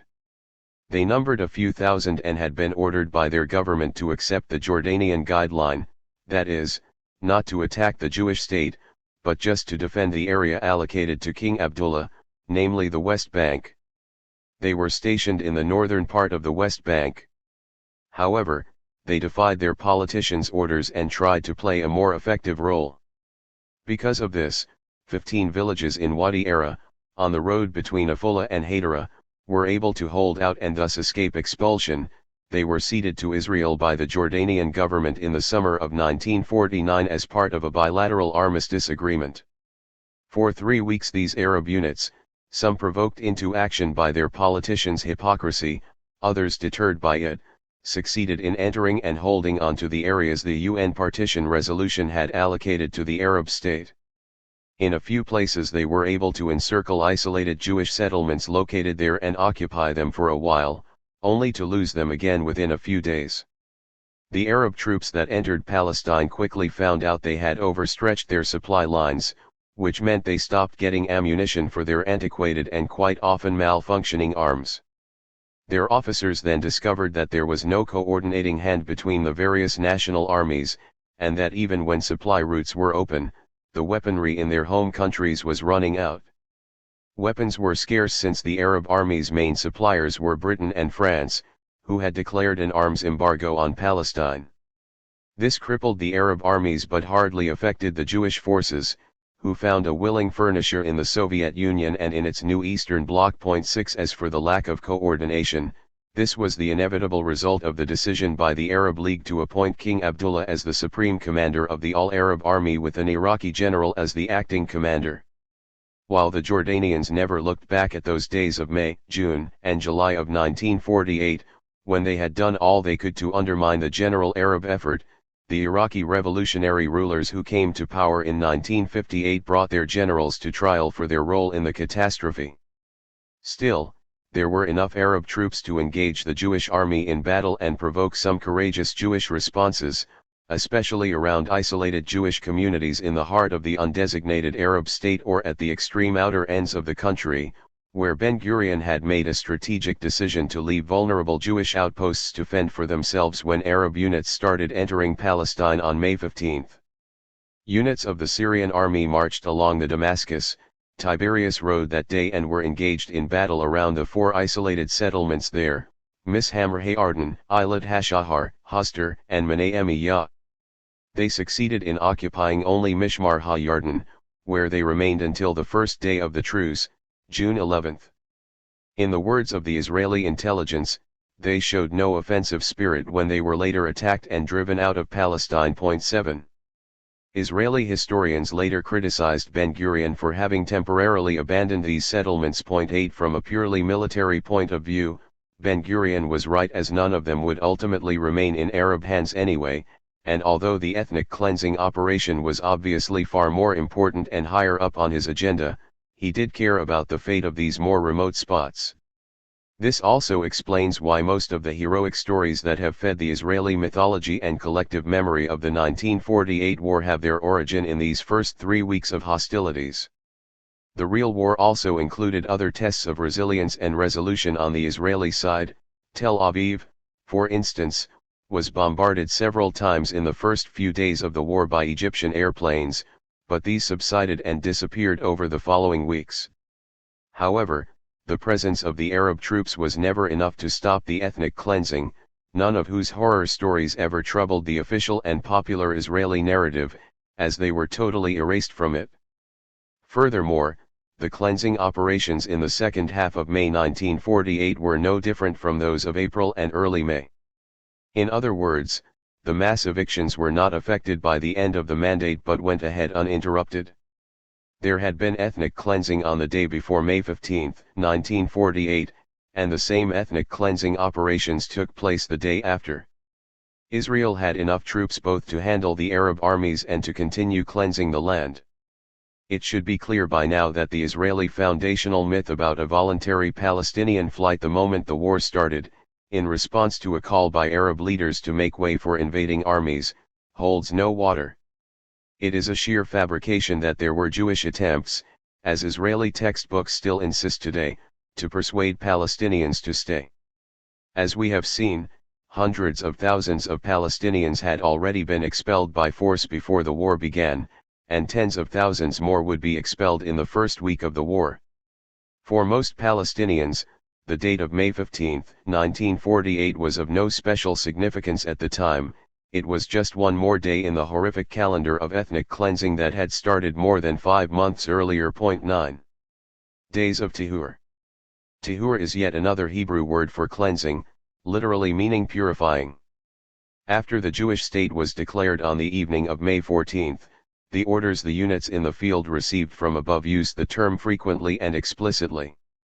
It was with this kind of language that the High Command chose to galvanize the Israeli soldiers before sending them on their way to destroy the Palestinian countryside and urban districts. This escalation in rhetoric was the only obvious difference from the previous month, otherwise the cleansing operations continued unabated. Point 10. The consultancy went on meeting, but less regularly, as the Jewish state had become a fait accompli with the government, cabinet, military command, secret services, etc., all in place. Its members were no longer preoccupied with the master plan of expulsion. Ever since Plan Dalet had been put into motion, it had been working well, and needed no further coordination and direction. Their attention was now focused on whether they had enough troops to sustain a war on two fronts, against the Arab armies and against the 1 million Palestinians who, according to international law, had become Israeli citizens on May 15. By the end of May, even these apprehensions had petered out. If there was anything new about the way the consultancy now functioned, it was only the physical move to a new building, on a hilltop overlooking the evicted village of Sheikh Muwanis. This became the Matkal, the headquarters of the General Staff of the Israeli Army. Point 11. From this new vantage point, the consultancy could literally observe the onslaught that had begun on May 1 against the nearby Palestinian villages. By no means the only operation that day, it was conducted simultaneously with identical operations in the east and the north. One brigade, the Alexandroni, was entrusted with the mission of cleansing the villages to the east and north of Tel Aviv and Jaffa. It was then ordered to move north and, together with other units, start depopulating the Palestine coastline, all the way up to Haifa. The orders had come on May 12. You must between the 14th and 15th occupy and destroy Tira, Kalansawa and Kakan, Irida, Danba, Iktaba and Shuwaika. Furthermore, you should occupy but not destroy Kalkalia, the city in the occupied West Bank, which Alexandroni failed to take and which today is totally enclosed by the 8-meter-high segregation wall Israel has erected. 12. Within 2 days the next order arrived in the Alexandroni headquarters: you will attack and cleanse Tirat Haifa, Ain Ghazal, Ijim, Kfar Lam, Jabba, Ain Hod, and Mazar 13. Retracing the route the brigade followed, it appears the troops preferred to sweep the area systematically from south to north and accomplish the destruction of the villages in the order that seemed right to them, rather than according to the exact instruction of which village should be hit first. As completing the list was the overall goal, no clear priorities were mentioned. So the Alexandroni began with the villages north and east of Tel Aviv, Kfar Saba and Kakan, whose populations were duly expelled. In Kakan the UN claimed, and testimonies by Jewish troops corroborated, that the takeover had involved a case of rape. All in all, there were 64 villages within the area that stretched between Tel Aviv and Haifa, a rectangle 100 kilometers long and 15 to 20 kilometers wide.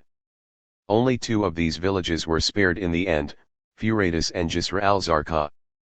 They had been scheduled for expulsion as well, but members of the neighboring Jewish settlements convinced the army commanders to leave them unharmed, because they claimed they needed the villagers for unskilled labor in their farms and houses. 14. Today this rectangle is bisected by the 2 main highways that connect these 2 major cities, Highways 2 and 4.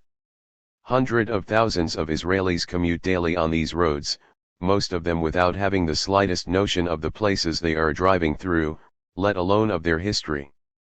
Jewish settlements, pine forests, and commercial fishing ponds have replaced the Palestinian communities that once flourished there. The Alexandroni's pace cleansing the coastal rectangle was horrific. Within the second half of the month alone they cleansed the following villages: Manshia, in the Tulkarem area, Butamat, Kirbet al-Manara, Kenir, Kirbet Kumbeza and Kirbet al-Shana. A small number of villages courageously put up strong resistance, and the Alexandroni brigade was unable to take them. Nevertheless, they were finally cleansed in July. That is, the ethnic cleansing operations in the central coastal plain developed in 2 phases. the first in May and the second in July. In the second half of May, the most important trophy was the village of Tanchara, which the Alexandroni captured on May 21, 1948. The massacre at Tanchara 15.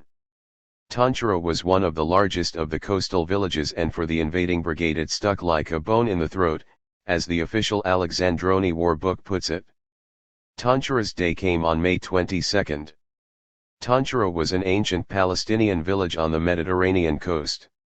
It was a large village for the time, having around 1,500 inhabitants whose livelihood depended on agriculture, fishing, and menial jobs in nearby Haifa. On May 15, 1948, a small group of Tanchara's notables, including the Mukhtar of the village, met the Jewish intelligence officers, who offered them terms of surrender. Suspecting that surrender would lead to the villagers' expulsion, they rejected the offer. A week later, on May 22, 1948, the village was attacked at night. At first, the Jewish commander in charge wanted to send a van into the village with a loudspeaker calling upon people to capitulate, but this scheme was not carried out. The offensive came from all four flanks. This was uncommon. The brigade usually closed in on villages from three flanks, tactically creating an open gate on the fourth flank through which they could drive the people out. Lack of coordination meant that the Jewish troops had fully encircled the village and consequently found themselves with a very large number of villagers on their hands. Tanchara's captured villagers were herded at gunpoint down to the beach. The Jewish troops then separated the men from the women and children, and expelled the latter to nearby Furatus, where some of the men joined them a year and a half later. Meanwhile, the hundreds of men collected on the beach were ordered to sit down and await the arrival of an Israeli intelligence officer, Shimshon Mishvitz, who lived in the nearby settlement of Givat Ada and in whose district the village fell. Mishvitz went along with a local collaborator, hooded as at Ain al-Zaytun, and picked out individual men. Again, in the eyes of the Israeli army, men were all males between the ages of 10 and 50, and took them out in small groups to a spot further away where they were executed. The men were selected according to a pre-prepared list drawn from Tanchara's village file, and included everybody who had participated in the 1936 revolt, in attacks on Jewish traffic, who had contacts with the Mufti, and anyone else who had committed one of the crimes that automatically condemned them. These were not the only men executed. Before the selection and killing process took place on the coast, the occupying unit had gone on a killing spree inside the houses and in the streets. Joel Skonik, a sapper in the battalion, had been wounded in this attack, but after his hospitalization heard from other soldiers that this had been one of the most shameful battles the Israeli army had fought. According to him, sniper shots from within the village as the soldiers entered had caused the Jewish troops to run amok soon after the village was taken and before the scenes on the beach unfolded.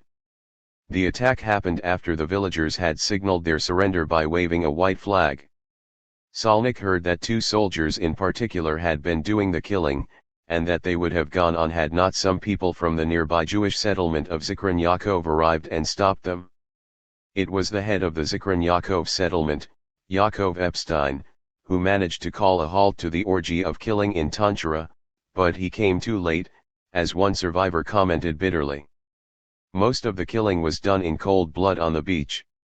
Some of the victims were first interrogated and asked about a huge cache of weapons that had supposedly been hidden somewhere in the village. As they couldn't tell, there was no such stack of weapons, they were shot dead on the spot. Today, many of the survivors of these horrific events live in the Yarmouk refugee camp in Syria, coping only with great difficulty with life after the trauma of witnessing the executions. This is how a Jewish officer described the executions at Tanchara. Prisoners were led in groups to a distance of 200 meters aside and there they were shot. Soldiers would come to the commander-in-chief and say, "My cousin was killed in the war." His commander heard that and instructed the troops to take a group of 5 to 7 people aside and execute them. Then a soldier came and said his brother had died in one of the battles. For one brother the retribution was higher. The commander ordered the troops to take a larger group and they were shot, and so on. In other words, What took place in Tanjura was the systematic execution of able-bodied young men by Jewish soldiers and intelligence officers. One eyewitness, Abu Mashayk, was staying in Tanjura with a friend. As he originally came from Caesarea, the village Jewish troops had already destroyed and expelled in February 1948. He saw with his own eyes the execution of 85 young men of Tanjura, who were taken in groups of 10 and then executed in the cemetery and the nearby mosque. He thought even more were executed, and estimated that the total number could have been 110. He saw Shimshon Mishvitz supervising the whole operation. He had a Sten submachine gun and killed them. Later he adds, they stood next to the wall, all facing the wall. He came from the back and shot them in the head, all of them. He further testified how Jewish soldiers were watching the executions with apparent relish. Fawzi Muhammad Tanjay, Abu Khalid, also witnessed the executions. In the account he gives, the village men were separated from the women, and then groups of 7 to 10 were taken and executed. He witnessed the killing of 90 people. Mahmud Abu Soleh of Tanjura also reported the killing of 90 people. He was 17 at the time, and his most vivid memory is the killing of a father in front of his children. Abu Soleh kept in touch with one of the sons, who went out of his mind seeing his father executed and never recovered. Abu Soleh saw the execution of 7 male members of his own family. Mustafa Abu Masri, known as Abu Jamil, was 13 at the time, but was probably mistaken for being around 10 during the selection and thus was sent to the group of women and children, which saved him. A dozen members of his family, aged between 10 and 30, were less fortunate and he witnessed them being shot. The sequence of events he relates makes for chilling reading. His father ran into a Jewish officer whom the family knew and trusted, and so he sent his family away with that officer. He himself was later shot. Abu Jamil recalled 125 people being killed in summary executions. He saw Shimshon Mishvitz walking among the people who had been collected on the beach, carrying a whip, lashing out at them just for the fun of it. Anis Ali Jarban told similar horror stories about Mishvitz. He came from the nearby village of Jisr al-Zarqa and had fled with his family to Tanjura, thinking the larger village would be safer. When the rampage in the village was over and the executions had come to an end, 2 Palestinians were ordered to dig mass graves under the supervision of Mordecai Sokler, of Zikron Yaakov, who owned the tractors that had been brought in for the gruesome job. In 1999, he said he remembered burying 230 bodies. The exact number was clear in his mind. I lay them one by one in the grave. Several more Palestinians who took part in the digging of the mass graves told of the horrific moment when they realized they were about to be killed themselves. They were only saved because Yaakov Epstein, who had intervened in the frenzy of violence in the village, arrived and also stopped the killing on the beach. Abu Fimai, one of the eldest and most respected members of the village, was one of those recruited to first identify the bodies and then help carry them to the graves. Shimon Mishvitz ordered him to list the bodies, and he counted 95. Jamila Isan Shura Khalil saw how these bodies were then put on carts and pushed by the villagers to the burial place. Most of the interviews with the survivors were done in 1999 by an Israeli research student, Teddy Katz, who stumbled upon the massacre while doing his MA dissertation for Haifa University. When this became public, the university retroactively disqualified his thesis and Alexandroni veterans dragged Katz himself into court, suing him for libel. Katz's most senior interviewee was Shlomo Amber, later a general in the IDF. Amber refused to give him details of what he had seen, saying, "I want to forget what happened there." When Katz pressed him, all he was willing to say was, "I connect this to the fact that I went to fight the Germans." He had served with the Jewish Brigade in the Second World War. The Germans were the worst enemy the Jewish people has had, but when we fought according to the laws of war dictated by the international community. The Germans did not kill prisoners of war, they killed Slav prisoners of war, but not British, not even when they were Jewish. Amber admitted to hiding things. "I did not talk then, why should I talk now?" Understandable, given the images that came to his mind when Katz asked him what his comrades had done in Tanchara. In fact, the story of Tanchara had already been told before, as early as 1950, but then it failed to attract the same attention as the Deir Yassin massacre. It appears in the memoirs of a Haifa notable, Muhammad Nimr al-Khatib, who, a few days after the battle, recorded the testimony of a Palestinian who had told him about summary executions on the beach of dozens of Palestinians. Here it is in full. On the night of 22-23 May, the Jews attacked from 3 sides and landed in boats from the seaside. We resisted in the streets and houses, and in the morning the corpses were seen everywhere. I shall never forget this day all my life. The Jews gathered all women and children in a place, where they dumped all bodies, for them to see their dead husbands, fathers, and brothers and terrorize them, but they remained calm. They gathered men in another place, took them in groups and shot them dead. When women heard this shooting, they asked their Jewish guard about it. He replied, "We are taking revenge for our dead." One officer selected 40 men and took them to the village square. Each 4 were taken aside. They shot one, and ordered the other 3 to dump his body in a big pit. Then they shot another, and the other 2 carried his body to the pit, and so on. 16. When they had completed their cleansing operations along the coast, the Alexandroni were instructed to move towards the Upper Galilee. You are asked to occupy Qadas, Mayron, Nabi Yehoshua, and Makiyi. Qadas has to be destroyed, the other 2 should be given to the Golani Brigade, and its commander will decide what to do with them. Mayron should be occupied and handed over to Golani. 17. The geographical distance between the various locations is quite considerable, revealing again the ambitious pace the troops were expected to maintain on their journey of destruction. The brigade's trail of blood. The above formed part of the bloody trail the Alexandroni left behind along Palestine's coast. More massacres by other brigades would follow, the worst of which was in the autumn of 1948, when the Palestinians finally succeeded in putting up some resistance against the ethnic cleansing in certain places, and in response the Jewish expellers revealed an ever-increasing callousness in the atrocities they perpetrated. Meanwhile, the Golani Brigade followed in the footsteps of the Alexandroni. It attacked pockets the other brigades had missed, or enclaves that for whatever reason had not yet been taken. One such destination was the village of al-Zinat, which had been spared in the February cleansing operation in the Haifa district. Another was Lajan, near the ruins of ancient Megiddo. Controlling the area between Lajan and al-Zinat meant that the whole western flank of Marj ibn Amir and Wadi Milk, the canyon leading to the valley from the coastal road, were now in Jewish hands. By the end of May 1948, some Palestinian enclaves still remaining inside the Jewish state proved harder to occupy than normal, and it would take another few months to complete the job. For example, attempts to extend control over the remoter areas of the Upper Galilee that month failed, mainly because Lebanese and local volunteers courageously defended villages such as Sasa, which was the primary target of the Jewish forces.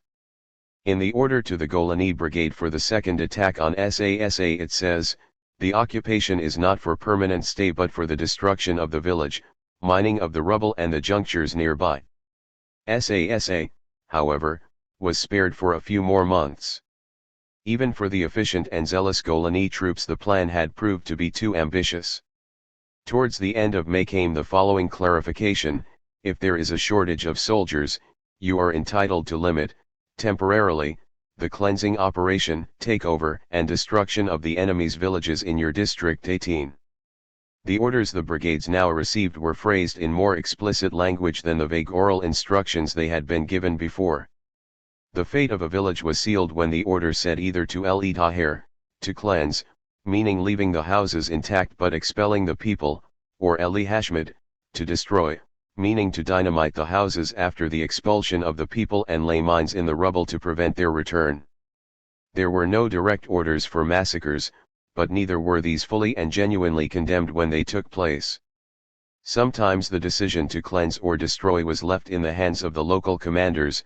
The villages in your district you have either to cleanse or destroy, decide for yourself according to consultation with the Arab advisors and the Shia military intelligence officers. 19. While these two brigades, the Alexandroni and the Golani, applied the methods described in Plan Dalet almost religiously to the coastal area, another brigade, the Carmeli, was sent to the northern areas of Haifa and the western Galilee.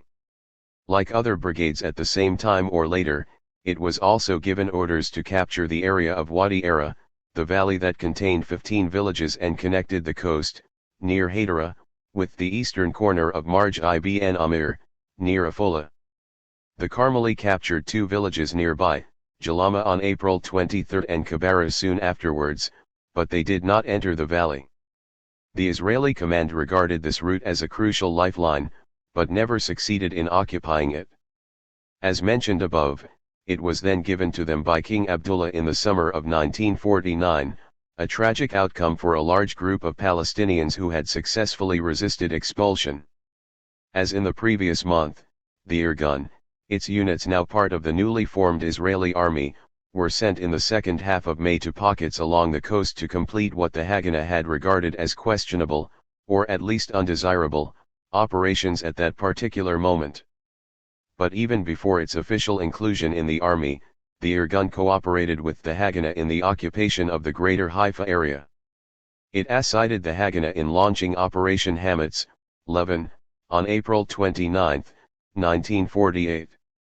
3 brigades took part in this operation, the Alexandroni, Kiryati, and Givati. These brigades captured and cleansed Beit Dajan, Kfar Anna, Abbasiyah, Yahudiyah, Safuriyah, Kuriyah, Salama, and Yazur, as well as the Jaffa suburbs of Jabaliyah and Abu Kabir. In the second half of May, the Irgun were allocated the greater area of Jaffa to complete the job of the 3 Haganah brigades. They were regarded as a lesser force, as was the Kiryati brigade. The Israeli military commanders described it as made up of lesser quality soldiers, namely Mizrahi Jews. A report of all the brigades submitted by a supervising officer in June 1948 described the Kiryati as a most problematic brigade consisting of illiterate people, with no candidates for NCOs and of course none for the post of officers. 20. The Irgun and Kiryati were ordered to continue their mopping up operation south of Jaffa. By the middle of May, their troops helped complete Operation Hametz. The ruins of some of the villages and the suburbs occupied and expelled during that operation lie buried below the white city of Tel Aviv, that first Hebrew city the Jews had founded in 1909 on sand dunes bought from a local landowner, now spread out into the sprawling metropolis of today. In the Israeli military archives there is a query from the commander of the Kiryati, dated May 22, 1948, asking whether he could employ bulldozers to destroy the villages instead of using explosives as ordered by Plan Dalet. His request shows how phony the war was. Only 1 week into it, this brigade commander had ample time to allow a slower method for demolishing and erasing the scores of villages on his list. 21. The Herald Brigade of Yitzhak Rabin showed no hesitation about which method of demolition to employ. Already on May 11, the day before the final orders for the next stage in the ethnic cleansing were issued, it could report that it had occupied the village of Beit Masir, in what today is Jerusalem's National Park, on the western slopes of the mountains, and that we are currently blowing up the houses. We have already blown up 60 to 70 houses. 22. Together with Brigade Etzioni, the Herald troops focused on the greater Jerusalem area. Far away from there, in the northeastern valleys of the country, the soldiers of the Bulgarian Brigade were so successful in their destruction mission that the High Command thought at the time that they could proceed immediately to occupy parts of the northern West Bank and sections of the Upper Galilee. But this proved overambitious after all and failed. The Bulgarim, as they were called, were unable to push out the Iraqi contingent holding Jenin, and had to wait until October before it could take the Upper Galilee. However presumptuous, the belief that this brigade could seize the northern part of the West Bank, despite the agreement with Abdullah, and even conduct invasions into southern Lebanon, while cleansing vast areas of Palestine, reveals once again the cynicism behind the myth that Israel was fighting a war of survival. The brigade, meanwhile, achieved enough as it was and could boast of having destroyed and expelled a larger number of villages than expected. The two fronts of the real and phony war merged into one in those days in May, as the High Command was now confident enough to dispatch units to the border areas adjacent to the Arab countries, and there to engage the Arab expeditionary forces their governments had sent into Palestine on May 15, 1948. Meanwhile, the Golani and Yiftach brigades concentrated on cleansing operations on the border with Syria and Lebanon. In fact, they were able to carry out their mission unimpeded, following their usual routine for each village they had been ordered to destroy, while nearby Lebanese or Syrian troops stood idly by, looking the other way rather than risking their own men. Campaigns of revenge. The sky was not always the limit, however. Inevitably there were hitches in the wild galloping pace of the Israeli operations, and there was a price to be paid for the systematic cleansing of Palestine and simultaneous confrontation with the regular Arab armies that had begun moving into the country. Isolated settlements in the south were left exposed to the Egyptian troops, who occupied several of them, albeit only for a few days, and to Syrian troops, who took over 3 settlements for a few days as well. Another sacrifice was exacted from the regular practice of sending convoys through densely Arab areas not yet taken. When some of them were successfully attacked, more than 200 Jewish troops lost their lives. Following one such attack, on a convoy heading towards the Jewish settlement of Yuchim in the northwestern tip of the country, the troops who later carried out operations in its vicinity were particularly vengeful and callous in the way they performed their duties. The settlement of Yuchim was several kilometers south of Palestine's western border with Lebanon. The Jewish troops who attacked the villages in Operation Ben Ami in May 1948 were specifically told that the villages had to be eliminated in revenge for the loss of the convoy. Thus the villages of Sumeria, Zab, Bassa, Kabri, Al-Faraj and Ner were subjected to an upgraded, crueler version of the destroy and expel drill of the Israeli units, our mission, to attack for the sake of occupation. To kill the men, destroy and set fire to Kabri, Al-Faraj and Ner 23. The extra zeal thus infused into the troops produced one of the swiftest depopulation operations in one of the densest Arab areas of Palestine. Within 29 hours of the end of the mandate, almost all the villages in the northwestern districts of the Galilee, all within the designated Arab state, had been destroyed, allowing a satisfied Ben-Gurion to announce to the newly assembled parliament, "The Western Galilee has been liberated." Some of the villages north of Haifa were actually only occupied later. In other words, it took Jewish troops just over a day to turn a district with a population that was 96% Palestinian and only 4% Jewish, with a similar ratio of land ownership, into an area almost exclusively Jewish. Ben-Gurion was particularly satisfied with the ease with which the populations of the larger villages had been driven out, such as those of Kabri with 1,500, Zab with 2,000, and the largest, Bassa, with its 3,000 inhabitants. It took more than a day to defeat Bassa, because of the resistance from the village militiamen and some Allah volunteers. If the orders to be extra harsh with the village in revenge for the attack on the Jewish convoy near Yuchim had not been enough, its resistance was seen as another reason to punish the village, that is, beyond simply expelling its people. This pattern would recur. Villages that proved hard to subdue had to be penalized. As with all traumatic events in the lives of human beings, some of the worst atrocities remain deeply engraved in the survivors' memories. The victims' family members guarded those recollections and passed them down through the generations. Nizar al-Hanna belonged to such a family, whose memories are based on the traumatic events witnessed by his grandmother. My maternal grandmother was a teenager when Israeli troops entered Bassa and ordered all the young men to be lined up and executed in front of one of the churches. My grandmother watched as 2 of her brothers, one 21, the other 22 and recently married, were executed by the Haganah. 24. The total destruction that followed the massacre spared a church in which the village's Greek Orthodox Christians prayed, and a domed Muslim shrine that served the other half of the population. Today, one can still spot a few houses fenced off with barbed wire standing in an uncultivated field now expropriated by Jewish citizens. The village was so vast, 25,000 dunam out of which 17,000 were cultivated, that its territory today includes a military airport, a kibbutz, and a development town. The more observant visitor cannot fail to notice the remains of an elaborate water system, which was the pride of the villagers and had been completed just before the place was wiped out.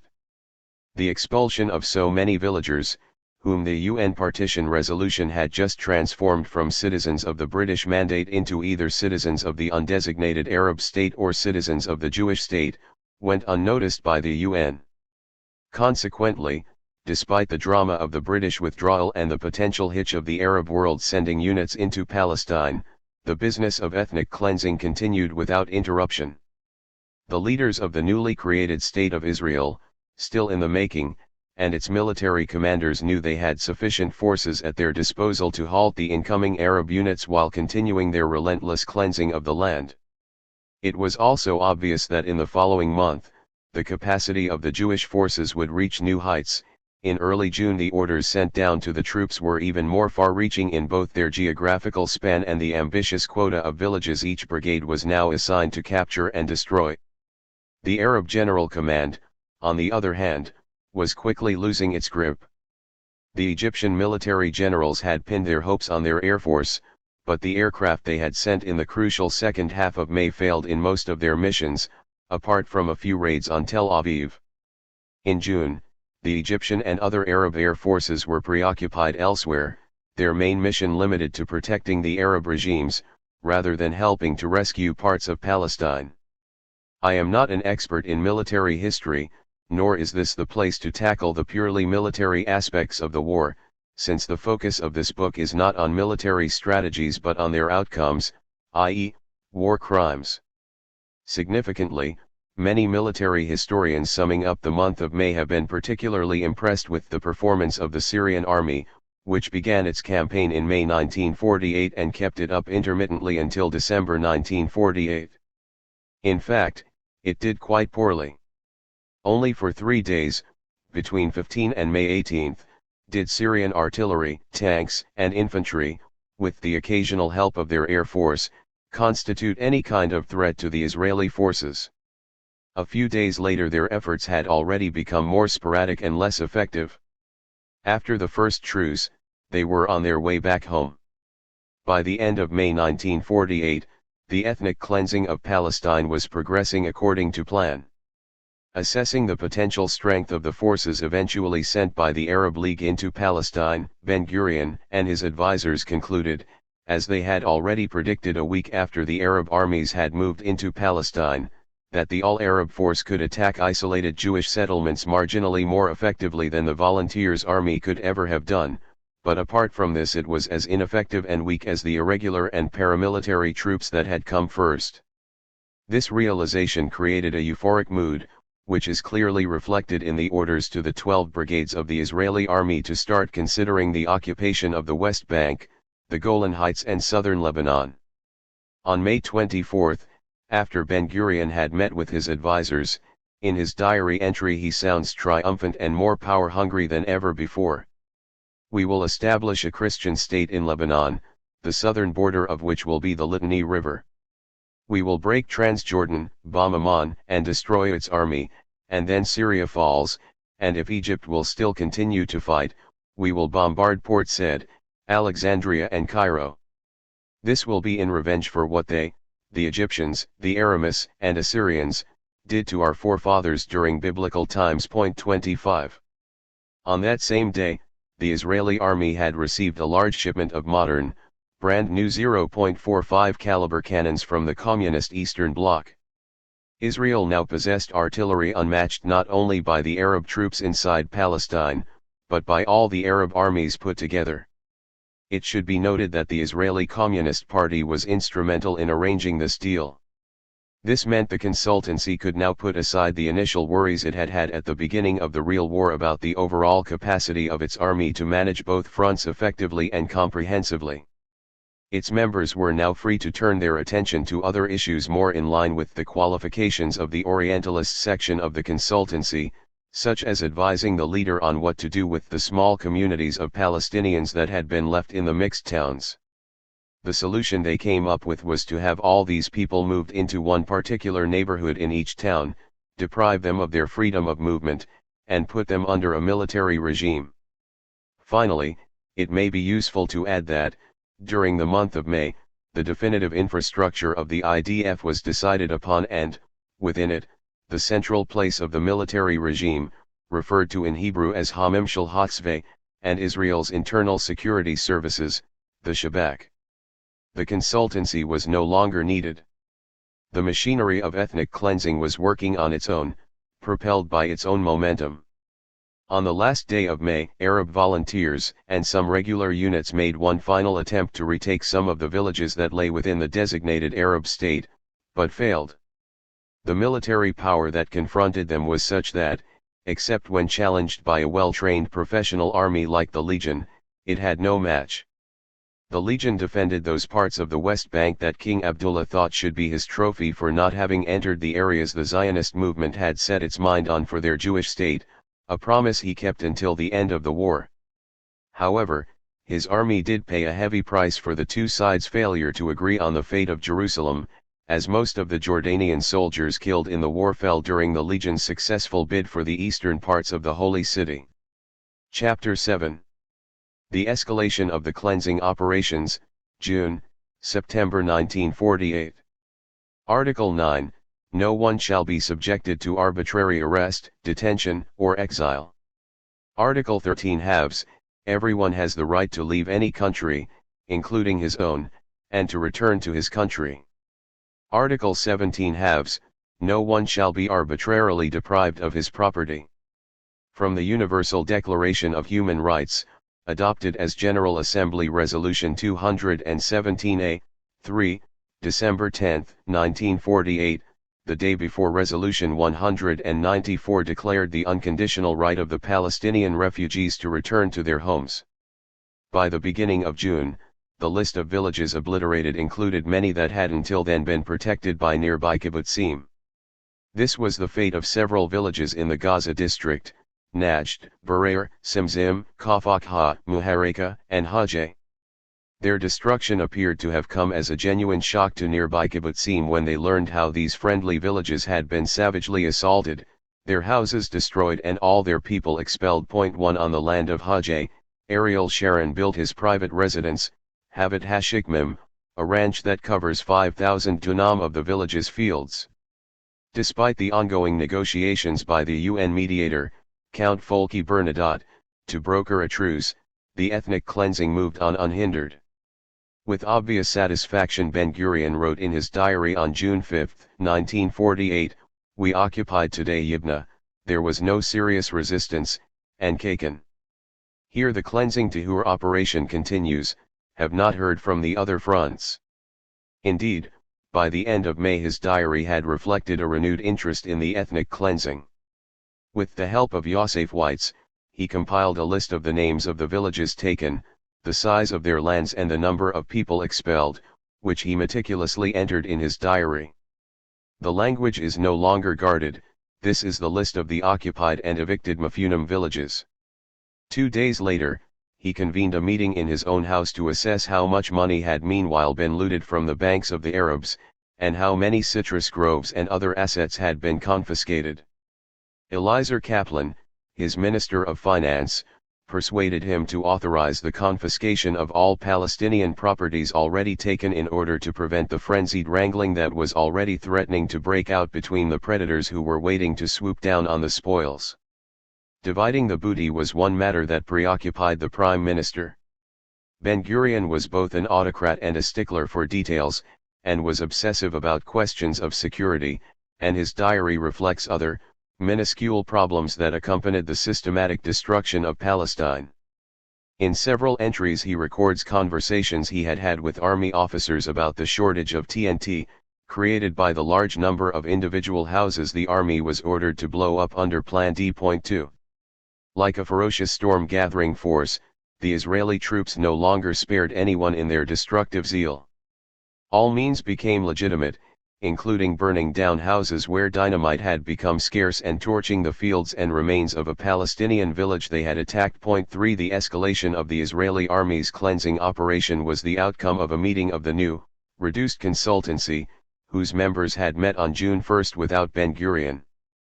They later reported to the Prime Minister that villagers were trying to return to their homes, so they had decided to instruct the army to prevent this at all costs.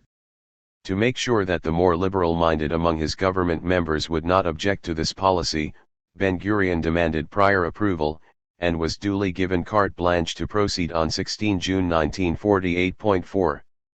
Increased callousness was also part of the Israeli response to a brief spurt of activity by the Arab armies in early June. The latter's artillery bombarded whatever was in range, and the Egyptian Air Force attacked Tel Aviv 4 or 5 times, scoring a direct hit on Ben-Gurion's home on June 4 that caused only limited damage. The Israeli Air Force retaliated by shelling the Arab capitals, resulting in a considerable number of casualties, but the Arab effort to salvage Palestine was already running out of steam, mainly due to the Legion's insistence that East Jerusalem should remain part of Jordan. The war lingered on.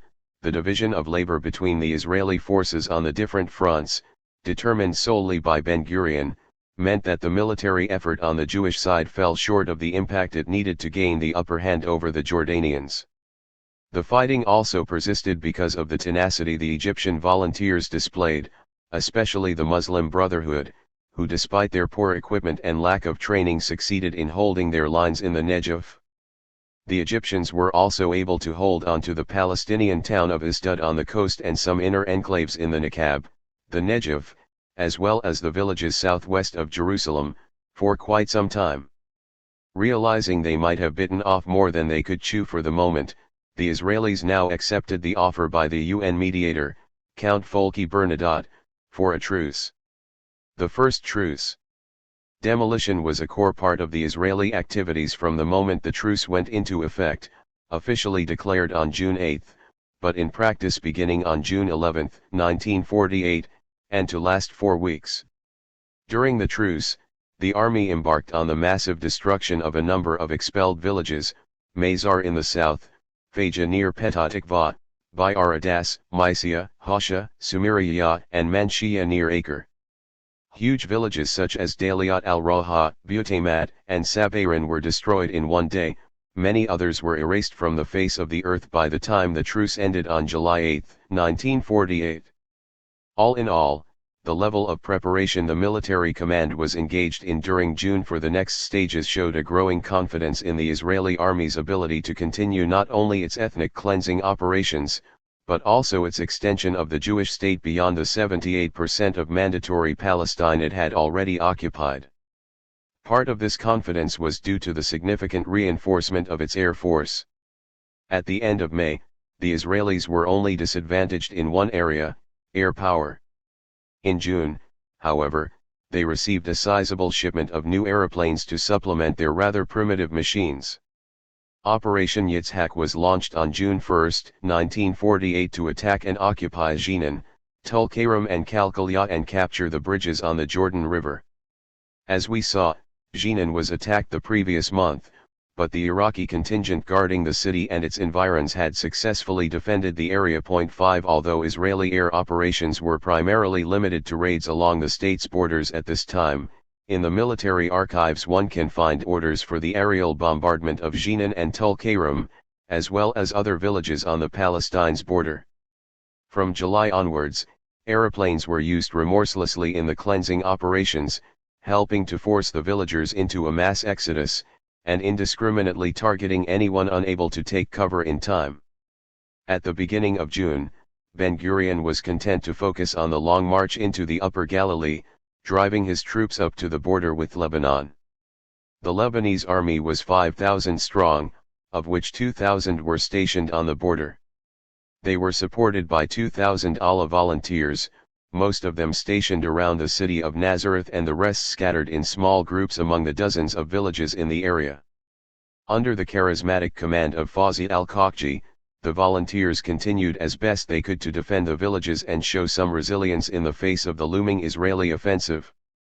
but they were hampered not only numerically and by their inferior military skill, but also by the poor quality of their weapons and lack of ammunition. One of the Allah battalions was the Hittan battalion. The commander at one point sent the following message to Al-Khakji: "The battalion's equipment is not usable because of the amount of dirt in it. This includes rifles, machine guns, and vehicles." The commander also complained that there was only one logistic supply line from Syria, which was often blocked, and even when the supply lines happened to be open, there were other problems to overcome. At one point he received the following telegram: "In reply to your telegram asking for cars to remove supply from Tarshiya to Ramah, we have no fuel for the cars so we cannot reach you," sent on June 29 and intercepted by the Israeli military intelligence. Thus, in the absence of any regular Arab troops, the Galilee lay wide open for an Israeli assault. But as early as June, and increasingly over the following months, the villages themselves were beginning to offer the advancing troops more resistance, which is one reason there are still Palestinian villages in the Galilee today, unlike Marj ibn Amir, the coast, the inner plains and the northern Negev. The desperate courage of the Palestinian villages, however, also accounts for the brutality of the front. As they progressed, the Israeli troops were more determined than ever to resort to summary executions and any other means that might speed up the expulsions.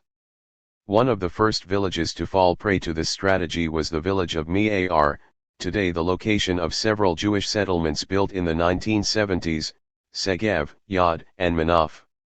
The irony is that part of the land taken by force in 1948 remained uninhabited for decades, and was even cultivated by Palestinians living nearby until it was reconfiscated in the 1970s, as part of what Israel calls the Judaization of the Galilee, a brutal attempt by the government to de-Arabize the Galilee, which was still, in some areas, equally divided demographically between Jews and Arabs. It would appear that Israel intends to reactivate the scheme with the billions of dollars it hopes to extract from the U.S. government following the pullout from Gaza in August 2005. The writer Taha Muhammad Ali was a boy of 17 when, on June 20, 1948, the Israeli soldiers entered the village of Me'ar. He was born in nearby Safuriya, but much of his poetry and prose today, as an Israeli citizen, is inspired by the traumatic events he saw unfolding in Me'ar. That June, he stood watching, at sunset, the approaching Israeli troops shooting indiscriminately at the villagers still busy in the fields collecting their dura. When they got tired of the killing spree, the soldiers then began destroying the houses. People later returned to Me'ar and continued living there until mid-July when Israeli troops reoccupied it and expelled them for good. 40 people were killed in the Israeli attack on June 20, part of the few thousand Palestinians who perished in the massacres that accompanied the ethnic cleansing Operation. 6. The pace of occupying and cleansing villages in the lower and eastern Galilee was faster than in any phase of the operations that had gone before.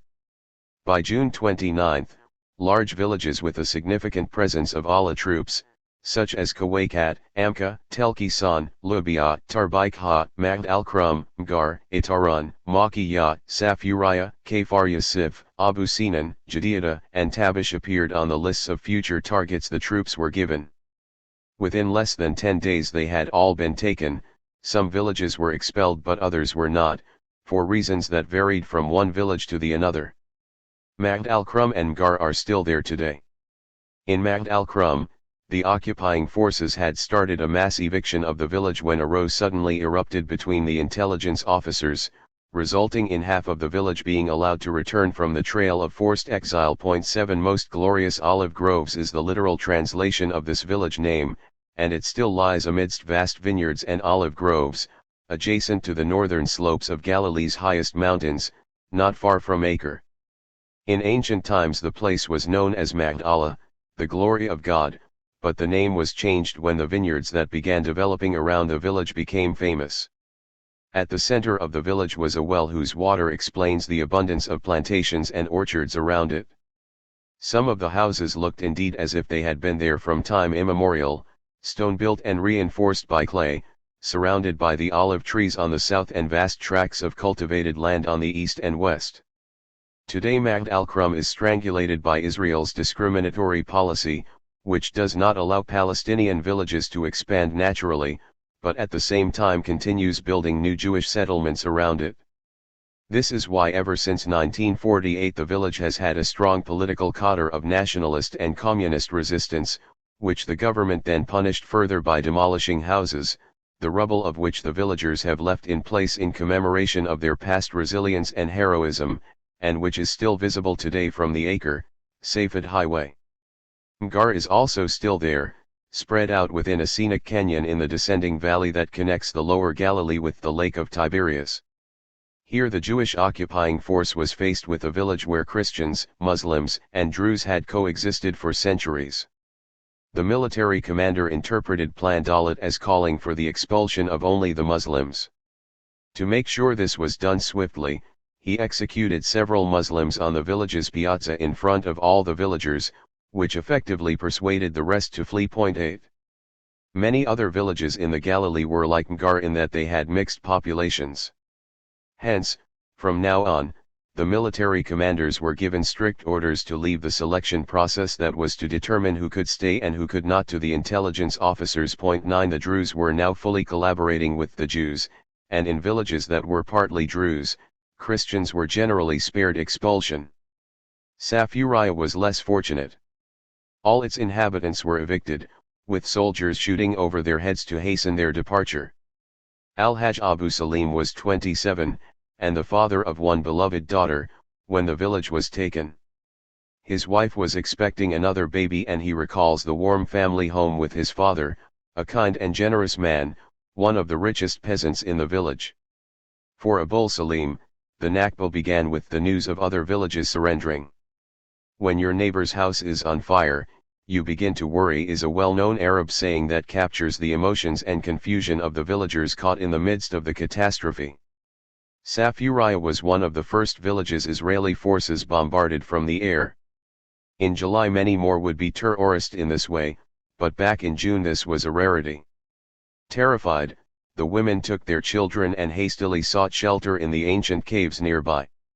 The young men prepared their primitive rifles for the inevitable attack, but the volunteers from the Arab countries took fright and escaped from the girls' school where they had been stationed. Abu Salim stayed on with the men to fight, although, as he remembered many years later, the officer of the Allah advised me and others to run away, which, he admits, seemed to make sense. But he stayed put and so became a crucial eyewitness to the events that followed. After the air bombardment came the ground attack, not only on the village but also on the caves. The women and children were quickly exposed by the Jews and my mother was killed by the troops, he told a newspaper 53 years later. She was trying to enter the Church of Annunciation, and the Jews dropped a bomb that hit her in the stomach. His father took Abu Salim's wife and fled to Reina, a village that had already surrendered. There they took refuge with a Christian family for a few months, who shared their food and clothing with them. They worked in the family's orchards and were well treated. As they had been forced to leave their own clothes behind in the village, villagers tried to return in the dead of the night to smuggle them out. Israeli troops caught several of them and shot them on the spot. In 2001, Abu Salim, now 80 years old, concluded his story by stating that he was still willing, as he had been in the past, to buy his old house back with good money. What he cannot rebuild is his family. He has lost all contact with his brother, whom he thinks has children somewhere in the diaspora, but he has been unable to track any of them down. Like many villagers in the vicinity of Nazareth, the people of Safuriya fled to the city.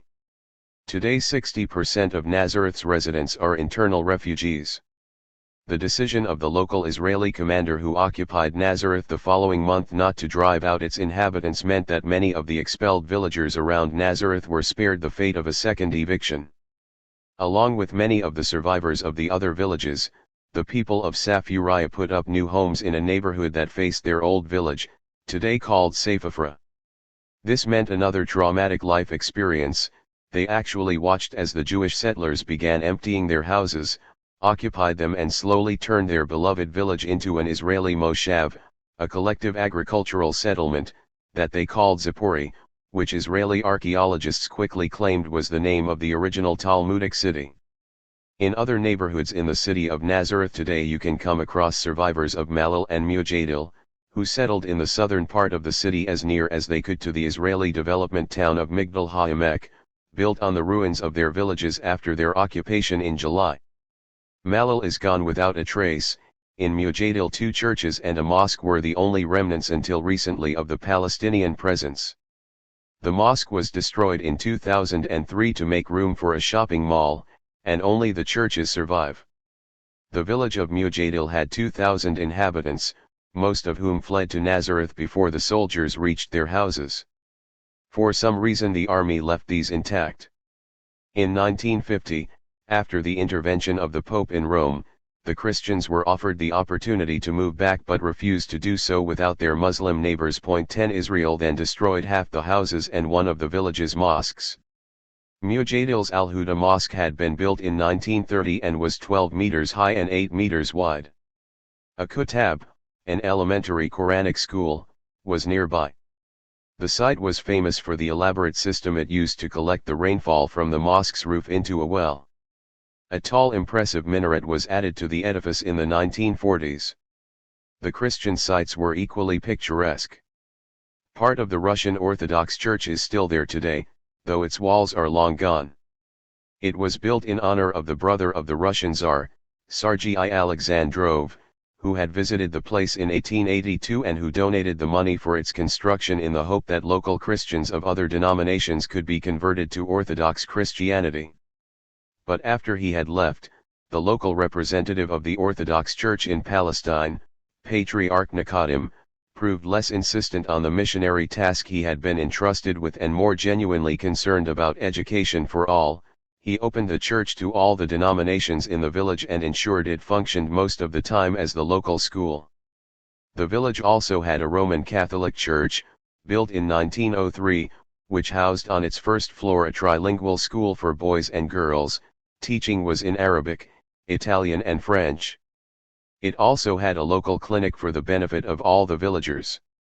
This church is still there, and an old family who decided to come back from Nazareth to take care of the site, the Abu Hani family, now looks after the lovely orchard and the school. As in other places in Palestine, it is worthwhile to dwell a little on the local history of the village, as it demonstrates how not only houses or fields were destroyed in the Nakba but a whole community disappeared, with all its intricate social networks and cultural achievements. Thus in Mujadil the Israeli army obliterated a piece of history that included some fine architectural specimens and a series of significant social developments. Just 20 years before the Nakba, the proud villagers decided to transform, actually modernize, the old traditional system that placed the Mukhtar at the head of the village community.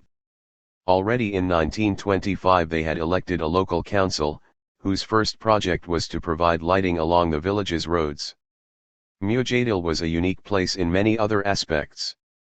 Apart from its religious buildings and modern infrastructure, it had a relatively large number of schools. In addition to the 2 schools associated with the churches, there was also a state school, the Banan School, known for the magnificent trees that provided shade for the pupils during their breaks, for the well situated in the middle of the schoolyard, and for the fruit trees that surrounded it.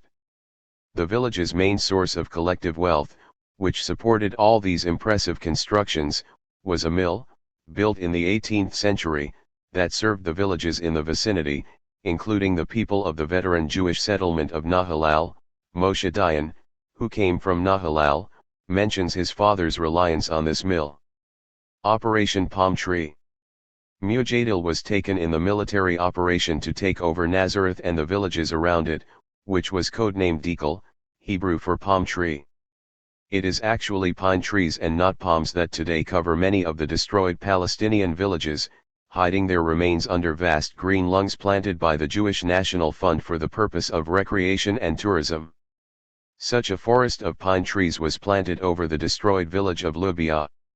Only the diligent and meticulous work of later generations, spearheaded by historian Mahmoud Issa, now living in Denmark, has enabled visitors today to trace the vestiges of the village and join in the commemorations of the 60 people who lost their lives there. The village lay near a main junction, today called the Golani Junction, the last main crossroads on the Nazareth-Tiberias Road before it starts its steep descent towards the Sea of Galilee. In those days of June 1948, when Israeli forces were on the whole able to occupy and cleanse Palestinian villages with relative ease, tenacious pockets of resistance sometimes held on for a little longer, though never for too long. These were usually locations where Allah volunteers or Arab regular troops, especially Iraqis, helped in the attempt to repel the attacks. One such village was Kakan. It was first attacked and occupied in May by the Alexandroni, but had been retaken by Iraqi troops. The Israeli headquarters ordered a special operation codenamed Kippa, Summit, Dome, but also Skullcap in Hebrew, on June 3 in order to reoccupy the village where Israeli military intelligence estimated 200 Iraqis and Allah volunteers were entrenched. Even this proved an exaggeration. When the Alexandroni once again took it over, they found a much smaller number of defenders. The order for Operation Kippa introduces yet another Hebrew synonym for cleansing. We have already encountered Tahur and Bayer, and now Platoon D of the Alexandroni Brigade was ordered to execute a cleaning operation, Nikui, 11, all terms that fit the accepted international definitions of ethnic cleansing. The assault on Kakan was also the first in which the new state's military police were ordered to play an integral role in the occupation. Well before the attack, they had set up prison camps nearby for the expelled villagers. This was done to avoid the problem they had encountered in Tanshara and before that in Ain al-Zaytun, where the occupying forces had ended up with too many men of military age, between 10 and 50, on their hands, many of whom they therefore killed. In July the Israeli troops took many of the pockets that had been left in the previous 2 months. Several villages on the coastal road that had held out courageously, Ain Ghazal, Jabba, Ain Hod, Tirat Haifa, Kafar Lam and Ijim, now fell, as did the city of Nazareth and a number of the villages around it. In between truces. By July 8, 1948 the first truce had come to an end. It took the UN mediator, Count Folke Bernadotte, 10 days to negotiate another one, which came into effect on July 18. As we have seen, May 15, 1948 may have been a very significant date for the real war between Israel and the Arab armies, but it was totally insignificant for the ethnic cleansing operations. The same goes for the 2 periods of truce. They were notable landmarks for the former but irrelevant for the latter, with one qualification, perhaps. It proved easier during the actual fighting to conduct large-scale cleansing operations as the Israelis did between the 2 truces, when they expelled the populations of the 2 towns of Lydd and Ramla, altogether 70,000 people, and again after the second truce, when they resumed the large-scale ethnic cleansing of Palestine with huge operations of uprooting, deportation and depopulation in both the south and the north of the country. From July 9, the day after the first truce ended, the sporadic fighting between the Israeli army and the Arab units from Jordan, Iraq, Syria, and Lebanon continued for another 10 days. In less than 2 weeks, hundreds of thousands of Palestinians had been expelled from their villages, towns, and cities. The UN peace plan had resulted in people being intimidated and terrorized by psychological warfare, heavy shelling of civilian populations, expulsions, seeing relatives being executed, and wives and daughters abused, robbed, and in several cases, raped. By July, most of their houses had gone, dynamited by Israeli sappers. There was no international intervention the Palestinians could hope for in 1948, nor could they count on outside concern about the atrocious reality evolving in Palestine. Neither did help come from the UN observers, scores of whom roamed the country at close hand observing the barbarization and killings, but were unwilling, or unable, to do anything about them. One United Nations emissary was different. Count Folke Bernadotte had arrived in Palestine on May 20 and stayed there until Jewish terrorists murdered him in September for having dared to put forward a proposal to redivide the country in half, and to demand the unconditional return of all the refugees. He had already called for the refugees' repatriation during the first truce, which had been ignored, and when he repeated his recommendation in the final report he submitted to the UN, he was assassinated. Still, it is thanks to Bernadotte that in December 1948, the UN General Assembly posthumously adopted his legacy and recommended the unqualified return of all the refugees Israel had expelled, one of a host of UN resolutions Israel has systematically ignored. As president of the Swedish Red Cross, Bernadotte had been instrumental in saving Jews from the Nazis during the Second World War, and this was why the Israeli government had agreed to his appointment as a UN mediator. They had not expected him to try to do for the Palestinians what he had done for the Jews only a few years before. Bernadotte succeeded in focusing international pressure of some kind on Israel, or he had at least produced the potential for such pressure. In order to counteract this, the Israeli architects of the ethnic cleansing program realized they would need to involve the state's diplomats and the foreign ministry more directly. By July, the political apparatus, the diplomatic corps and the military organizations within the new state of Israel were already working harmoniously together. Prior to July, it is not clear how much of the ethnic cleansing plan had been shared with Israeli diplomats and senior officials. However, when the results gradually became visible, the government needed a public relations campaign to stymie adverse international responses, and began to involve and inform those officials responsible for producing the right image abroad, that of a liberal democracy in the making. Officials in the foreign ministry worked closely with the country's intelligence officers, who would warn them in advance of the next stages in the cleansing operation, so as to ensure they would be kept hidden from the public eye. Yaakov Shimoni functioned as a liaison between the two branches of the government. As both an Orientalist and a European Jew, Shimoni was preeminently suited to help propagate Israel's case abroad. In July he was eager to see a more accelerated pace on the ground. He believed there was a window of opportunity for completing the uprooting and occupation before the world turned its attention once more to Palestine. 12 Shimoni would later become one of the doyens of Orientalism in Israeli academia due to his expertise on Palestine and the Arab world, expertise he and many of his colleagues in Israel's universities had gained during the ethnic cleansing and Arabization of Palestine. The first targets of the Israeli forces in the 10 days between the two truces were the pockets within the Galilee around Acre and Nazareth. Cleanse totally the enemy from the villages was the order that 3 brigades received on July 6, 2 days before the Israeli troops, straining at their leashes to continue the cleansing operations, were ordered to violate the first truce. Jewish soldiers automatically understood that enemy meant defenseless Palestinian villagers and their families. The brigades they belonged to were the Carmeli, the Golani and Brigade 7, the 3 brigades of the north that would also be responsible for the final cleansing operations in the Upper Galilee in October.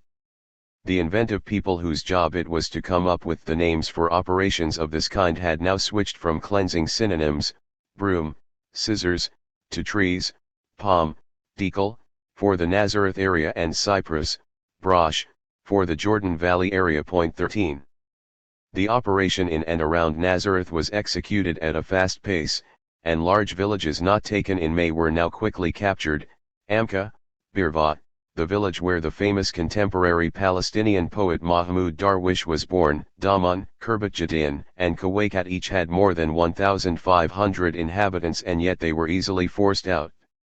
It was Brigade 7 that supervised the execution of Operation Palm Tree, with auxiliary forces coming from the Carmeli and the Golani.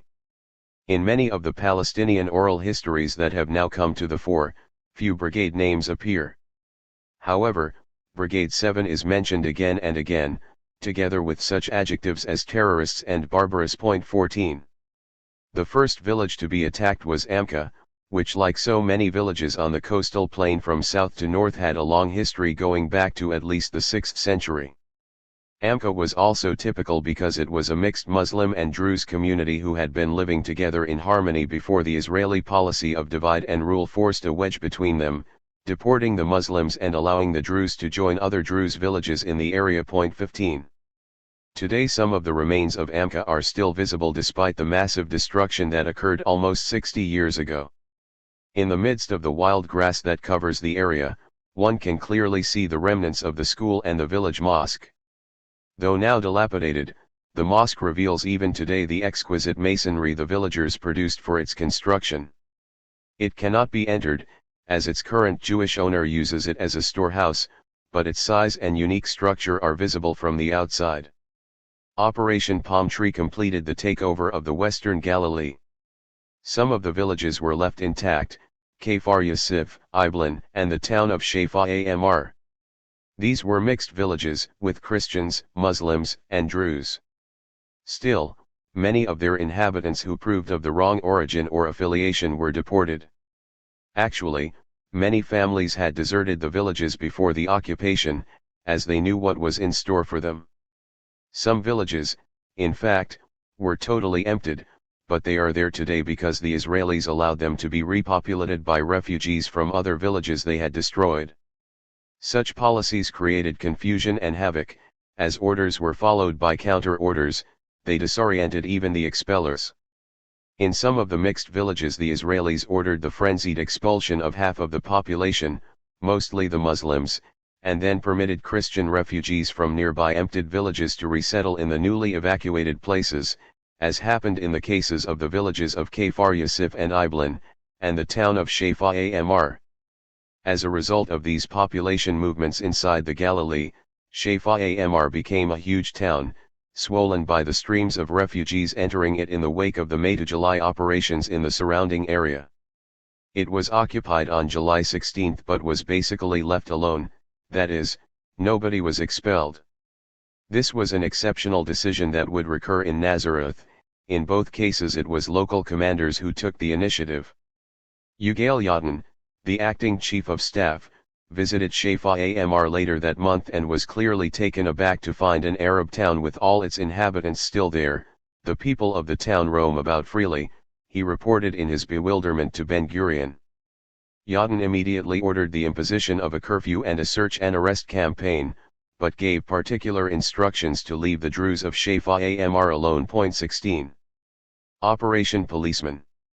One pocket of resistance held out for so long that some of the villages in the area endured 10 days of fighting. This happened along the coast south of Haifa. Of the 6 villages there, 3 fell before the second truce was announced, the other 3 succumbed after the truce had taken effect. The first 3 were Tirad Haifa, Kfar Lam, and Ain Hod. The largest of them was Tirad Haifa, only a few kilometers south of Haifa, with a population of 5,000. Today it is a dismal Jewish development town, with almost the same name, Tirad HaKarmel, clinging to the lower western slopes of the Carmel, at the bottom of Haifa's wealthiest neighborhood, Dinya, which has gradually been expanding downwards from the crest of Mount Carmel, where Haifa University is located, but with Haifa's municipality studiously avoiding connecting the two with a road system. It was the district's most populous village and the second largest in terms of area. It was called Saint Johann de Tyre during the time of the Crusaders, when it became a significant site for both Christian pilgrims and the local churches. Since then, with its Muslim majority, Tirad Haifa had always had a small community of Christians, both groups respecting the village's Christian heritage and its overall Muslim character. In 1596, when it was included in the sub-district of Lajun, it had no more than 286 inhabitants. 300 years later it was on the way to becoming a town but then fell prey to new centralization policies in the late Ottoman period and the massive conscription of its younger people into the Ottoman army, most of whom chose not to return. Tirad Haifa was another village that at the end of the Second World War emerged from tough and difficult times into the dawn of a new era.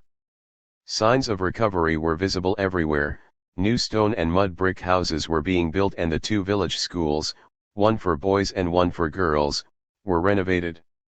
The village's economy was based on the cultivation of arable crops, vegetables, and fruit. It was richer than most villages because it was endowed with an excellent water supply from the nearby springs. Its pride was its almonds, famous throughout the area. Tirad al-Lawz, the Tira of the almonds, was a household name in Palestine. An additional source of income was tourism, centered mainly around visits to the ruins of the monastery of Saint Bricardus, still there today. Throughout my childhood, the remains of the village's old stone houses lay scattered around the cubic gray apartment blocks of the Jewish development town that had been built on the village site. After 1967, the local municipality demolished most of them, more out of profit-seeking real estate zeal than as part of the ideological memoricide that had remained a priority for the Israelis. Like so many other villages in the greater Haifa area, Tirat Haifa was exposed, prior to its final depopulation, to constant attacks and onslaughts by Jewish forces. The Irgun bombarded it as early as December 1947, killing 13 people, mainly children and the elderly. After the shelling, a raiding party of 20 Irgun members approached and began firing at an isolated house on the edge of the village. Between April 23 and May 3, every woman and child of Tirat Haifa was taken out of the village as part of the overall British mediation effort that enabled the Jewish forces to cleanse the greater Haifa area unhampered by any external pressure. Tirat Haifa's women and children were transferred by buses to the West Bank while the men stayed behind. A unit of special forces consisting of the combined elite troops from several brigades were brought in to bring Tirat Haifa down on July 16. Later that same day came the turn of Kfar Lam. South of Tirat Haifa, this village was less wealthy, although it, too, enjoyed a good source of water. About 15 springs flowed near the northern boundaries of the village. A dusty, unpaved road, off the main asphalt road between Haifa and Tel Aviv, led to the village. Its houses were made of hewn stone, the roofs of cement and the traditional arches of wood. It had no fences or guarding towers, not even in July. The relative poverty of this village was due to its unusual system of land ownership, quite different from the villages around it. Half of the cultivated fields belonged to Ali Bek al-Khalil and his brother from Haifa, who leased the land for a share in the crops. A small number of families were not included in this leasing agreement and were forced to commute to Haifa for their livelihood. The village as a whole was closely connected to Haifa as most of its agricultural products were sold there. And here, too, 3 years before the Nakba, life looked brighter and more promising. Kfar Lam was a particularly apolitical village, which might explain its relative complacency in the face of the destruction already wreaked on the surrounding area since February 1948. The Haganah intelligence file described the village as moderate, but already back in the early 1940s an ominous detail had been inserted into the file that hinted at its future fate. The file stated that the village had some Samaritans in it who may originally have been Jews, but who, in the 1940s, had converted to Islam. For the Zionist historian and leading politician of the Zionist movement, Yitzhak Ben-Zvi, this was enough to show that there had been continuity of Jewish presence along Palestine's coast. This search for continuity was one of the main obsessions of the Zionist academia at the time. Ben-Zvi himself had published a book, in Yiddish, with Ben-Gurion as early as 1918 in which they claimed that the Arab Falahin, peasant farmers, were the descendants of Jewish peasants who had stayed behind in Palestine after the Roman exile. Ben-Zvi continued to develop this argument in the 1930s and 40s. In his Sha'ar HaYeshav, Gate to the Jewish Settlement, he similarly argued that villagers in the Hebron Mountains were actually Jews who had converted to Islam. In July 1948, proof of continuity did not mean that the people of Kfar Lam were entitled to remain as citizens of the new Jewish state, only that their village was now rightfully returned to the Jewish people.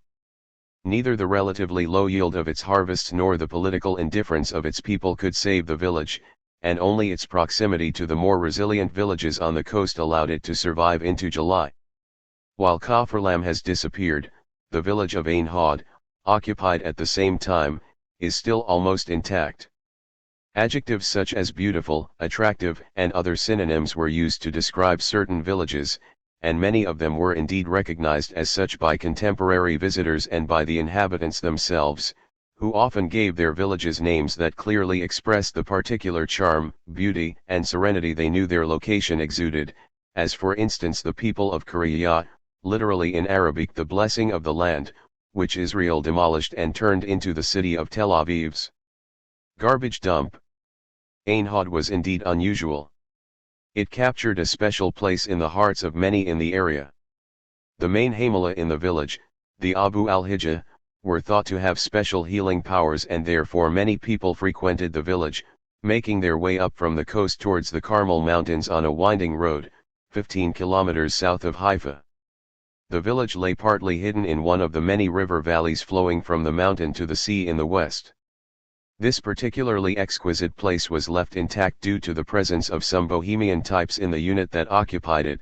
They immediately recognized the potential of the village and decided to leave it as they found it before coming back later to settle there and turn it into an artists' colony. For many years it hosted some of Israel's best-known artists, musicians, and writers, often affiliated with the country's peace camp.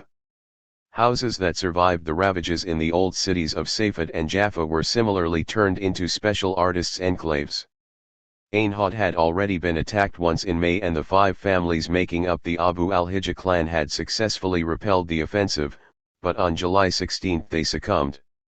The original villagers were expelled, and the Governmental Naming Committee, a body in charge of replacing Palestinian names with Hebrew ones, decided to call the occupied village Ein Hod. One of the 5 families of the Abu al-Hijja clan found refuge in the countryside nearby a few miles to the east and settled there. Stubbornly and courageously refusing to move, they gradually created a new village under the old name of Ein Hod. The success of this branch of the Abu al-Hijja clan is quite remarkable.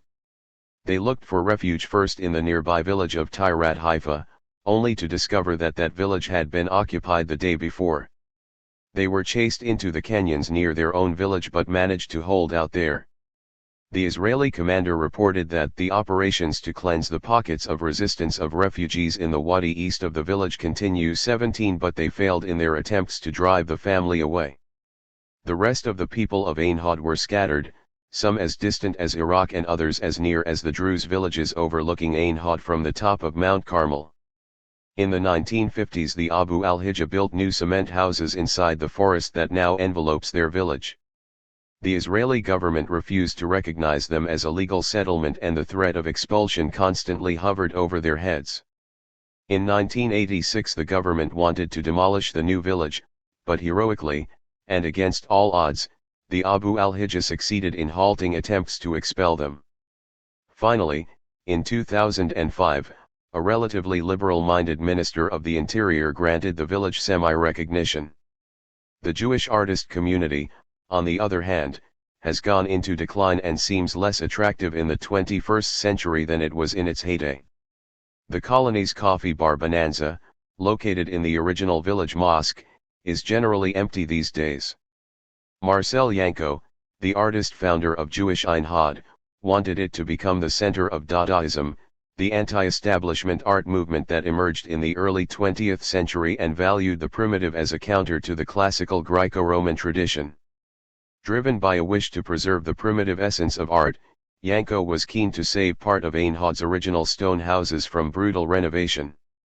Soon, however, the original Ein Hod village dwellings were turned into modern abodes for European Jewish artists, and the magnificent old village school building became the setting for art exhibitions, carnivals, and other tourist attractions.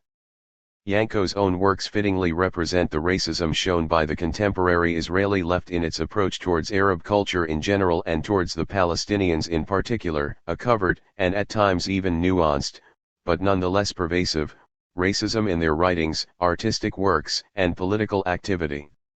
Yanko's paintings, for instance, incorporate Arab figures, but always fading into the background of occupied Ein Hod. In this way, Yanko's works are forerunners of the paintings you can find today on the apartheid wall Israel has planted deep in the West Bank, where it runs near Israeli highways.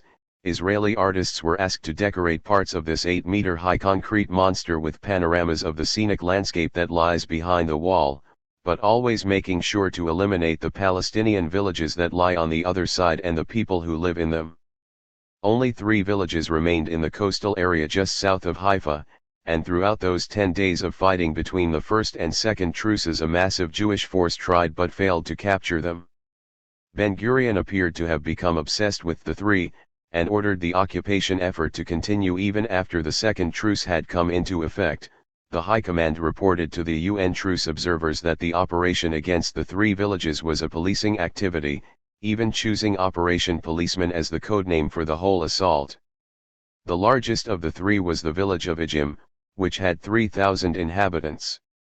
It was also the one that resisted the attackers the longest. On its ruins the Jewish settlement of Karam Maharil was erected. A few picturesque houses are still left, and in one of them lives the former head of the Israeli Secret Service and founder of the peace proposal he recently concocted, together with a Palestinian professor, that abolishes the Palestinian refugees' right of return in exchange for a total withdrawal by Israel from the areas it occupied in 1967.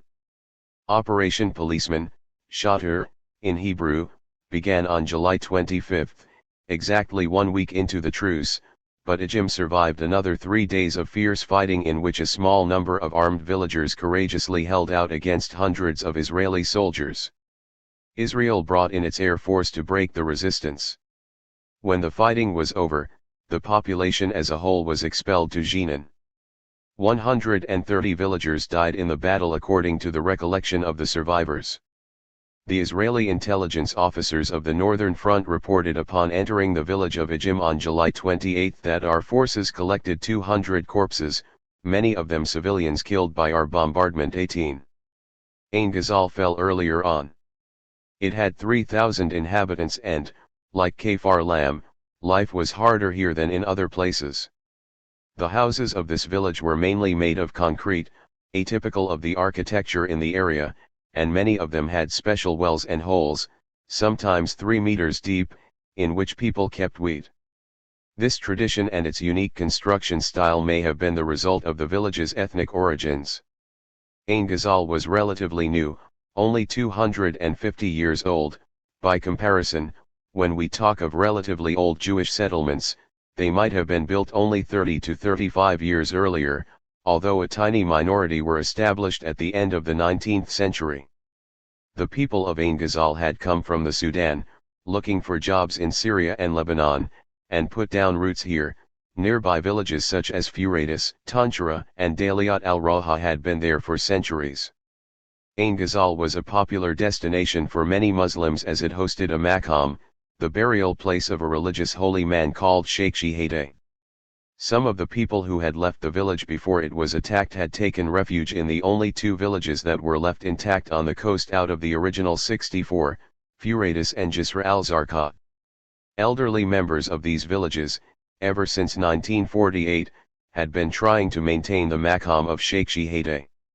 Aware of these efforts and in an attempt to stop this journey of memory and worship, the Israeli authorities declared the maqam a holy Jewish site. One of the refugees from the village, Ali Hamuda, almost single-handedly safeguarded the maqam and kept its Muslim character alive. Although he was fined and threatened with arrest for having renovated it in 1985, he persisted in keeping the place of his worship sacred and the memory of his village alive. The people of Ain Ghazal who had stayed put rejoiced when they heard a second truce had come into effect. Even those who had been guarding the village since May thought they could now relax their guard. These were also the days of the annual Ramadan fast, and on July 26 most of the villagers had come out onto the street in the afternoon to break the fast and were gathering at the few coffee houses in the village center when an aeroplane appeared and dropped a bomb that scored a direct hit on the crowd. The women and children fled in panic while the men stayed behind and, soon enough, saw the Jewish troops entering the village. 19. The men were ordered by the occupying forces to gather in one place, as was the routine throughout rural Palestine on such occasions. The informer, always hooded, and the intelligence officer soon appeared. The people watched as 17 of them were selected, largely for having taken part in the 1936 revolt, and killed on the spot. The rest were expelled. 20 On the same day, a similar fate befell the 6th village in this pocket of resistance, Jabba. Operation Dani. Operation Dani was the innocent-sounding codename for the attack on the 2 Palestinian towns of Lydd and Ramla, located roughly halfway between Jaffa and Jerusalem. Lydd lies 50 meters above sea level on the inner plains of Palestine. In the local popular memory it is engraved as the city of the mosques, some of which were famous around the Arab world. For example, the big mosque, Al-Umariyah, which still stands today, was built during the time of the Mamluks by Sultan Run al-Din Baybars, who took the city from the Crusaders. Another well-known mosque is the Dahamish Mosque, which could host 800 worshippers and had 6 shops adjacent to it. Today, Lyyd is the Jewish development town of Lod, one of the belt towns encircling Tel Aviv, housing the poorest and most underprivileged of the metropolis. Lod was also once the name for many years of Israel's only international airport, today called Ben Gurion Airport. On July 10, 1948, David Ben-Gurion appointed Yugal Ilan as the commander of the attack and Yitzhak Rabin as his second-in-command. Ilan first ordered Lydd to be bombarded from the air, the first city to be attacked in this way. This was followed by a direct attack on the city's center, which caused all the remaining Allah volunteers to leave. Some had fled their positions earlier on learning that the Jordanian Legion units, stationed near the city, had been instructed by their British chief, Glubb Pasha, to withdraw. As both Lydd and Ramla were clearly within the designated Arab state, both the residents and the defendants had assumed that the Legion would resist the Israeli occupation by force, as they did in East Jerusalem and in the Latron area, west of the city, not far from Lydd and Ramla, but they were wrong. For his decision to retreat, Glubb Pasha later lost his position and had to return to Britain. Deserted by both the volunteers and the legionaries, the men of Lydd, armed with some old rifles, took shelter in the Dahamish Mosque in the city center. After a few hours of fighting they surrendered, only to be massacred inside the mosque by the Israeli forces. Palestinian sources recount that in the mosque and in the streets nearby, where the Jewish troops went on yet another rampage of murder and pillage, 426 men, women, and children were killed, 176 bodies were found in the mosque. The following day, July 14, the Jewish soldiers went from house to house taking the people outside and marching about 50,000 of them out of the city towards the West Bank. More than half of them were already refugees from nearby villages. Point 21. One of the most detailed accounts on what unfolded in Lydd was published in the summer of 1998 by the sociologist Salim Tamari in the Journal of Palestine Studies. It drew on interviews with Spiro Munayar, who had lived all his life in Lydd and was an eyewitness to the events on that terrible day in July. He saw the occupation, the massacre in the mosque, the way Israeli troops barged into the houses and dragged out the families, sparing not a single house. He watched as the houses were then looted and the refugees robbed before they were told to start marching towards the West Bank, in one of the warmest months of the year, in one of the hottest places in Palestine. He was working as a young physician in the local hospital, alongside the dedicated Dr. George Habash, the future founder and leader of the Popular Front for the Liberation of Palestine. He recalls the endless numbers of corpses and the wounded who were brought in from the scene of the slaughter, and these were the same horrible experiences that were to haunt Habash and drive him to take the road of guerrilla warfare in order to redeem his town and homeland from those who had devastated it in 1948. Munayar also recounted the anguished scenes of expulsion he witnessed. During the night the soldiers began going into the houses in areas they had occupied, rounding up the population and expelling them from the city. Some were told to go to Karuba and Barfilia, while other soldiers said, "Go to King Abdullah, to Ramallah." The streets filled with people setting out for indeterminate destinations. The same sights were observed by the few foreign journalists who were in the town that day. 2 of them were Americans apparently invited by the Israeli forces to accompany them in the attack, what today we would call embedded correspondents. Keith Wheeler of the Chicago Sun-Times was one of the 2. He wrote, "Practically everything in there the Israeli forces died. Riddled corpses lay by the roadside." The other, Kenneth Bilby of the New York Herald Tribune, reported seeing the corpses of Arab men, women, and even children strewn about in the wake of the ruthlessly brilliant charge. Bilby also wrote a book on these events, New Star in the Near East, published 2 years later. One might wonder why newspaper reports of a massacre on this scale did not provoke an outcry in the United States. For those who have been shocked by the callousness and inhumanity that U.S. troops have sometimes displayed towards Arabs in the operation in Iraq, The reports from LYDD may seem strangely familiar. At the time, American reporters like Wheeler were astonished by what ironically he called the Israeli blitzkrieg, and by the resoluteness of the Jewish troops. Like Bilby's description, ruthlessly brilliant, Wheeler's account of the Israeli army's campaign sadly neglected to provide a similarly probing report on the number of Palestinians killed, wounded, or expelled from their villages. The correspondence reports were totally one-sided. More sensitive and less biased was the London Economist as it described for its readers the horrific scenes that took place when inhabitants were forced to start marching after their houses had been looted, their family members murdered, and their city wrecked. The Arab refugees were systematically stripped of all their belongings before they were sent on their trek to the frontier. Household belongings, stores, clothing, all had to be left behind. This systematic robbery was also recollected by Munayar. The occupying soldiers had set up roadblocks on all the roads leading east and were searching the refugees, particularly the women, stealing their gold jewelry from their necks, wrists, and fingers and whatever was hidden in their clothes, as well as money and everything else that was precious and light enough to carry. Ramla, or Ramli as it is known today, the hometown of one of the PLO's most respected leaders, the late Khalil al-Wazir, Abu Jihad, lay nearby. The attack on this town with its 17,000 inhabitants had started 2 days earlier on July 12, 1948, but the final occupation was only completed after the Israelis had taken al-Lydd. The city had been the target of terrorist attacks by Jewish forces in the past.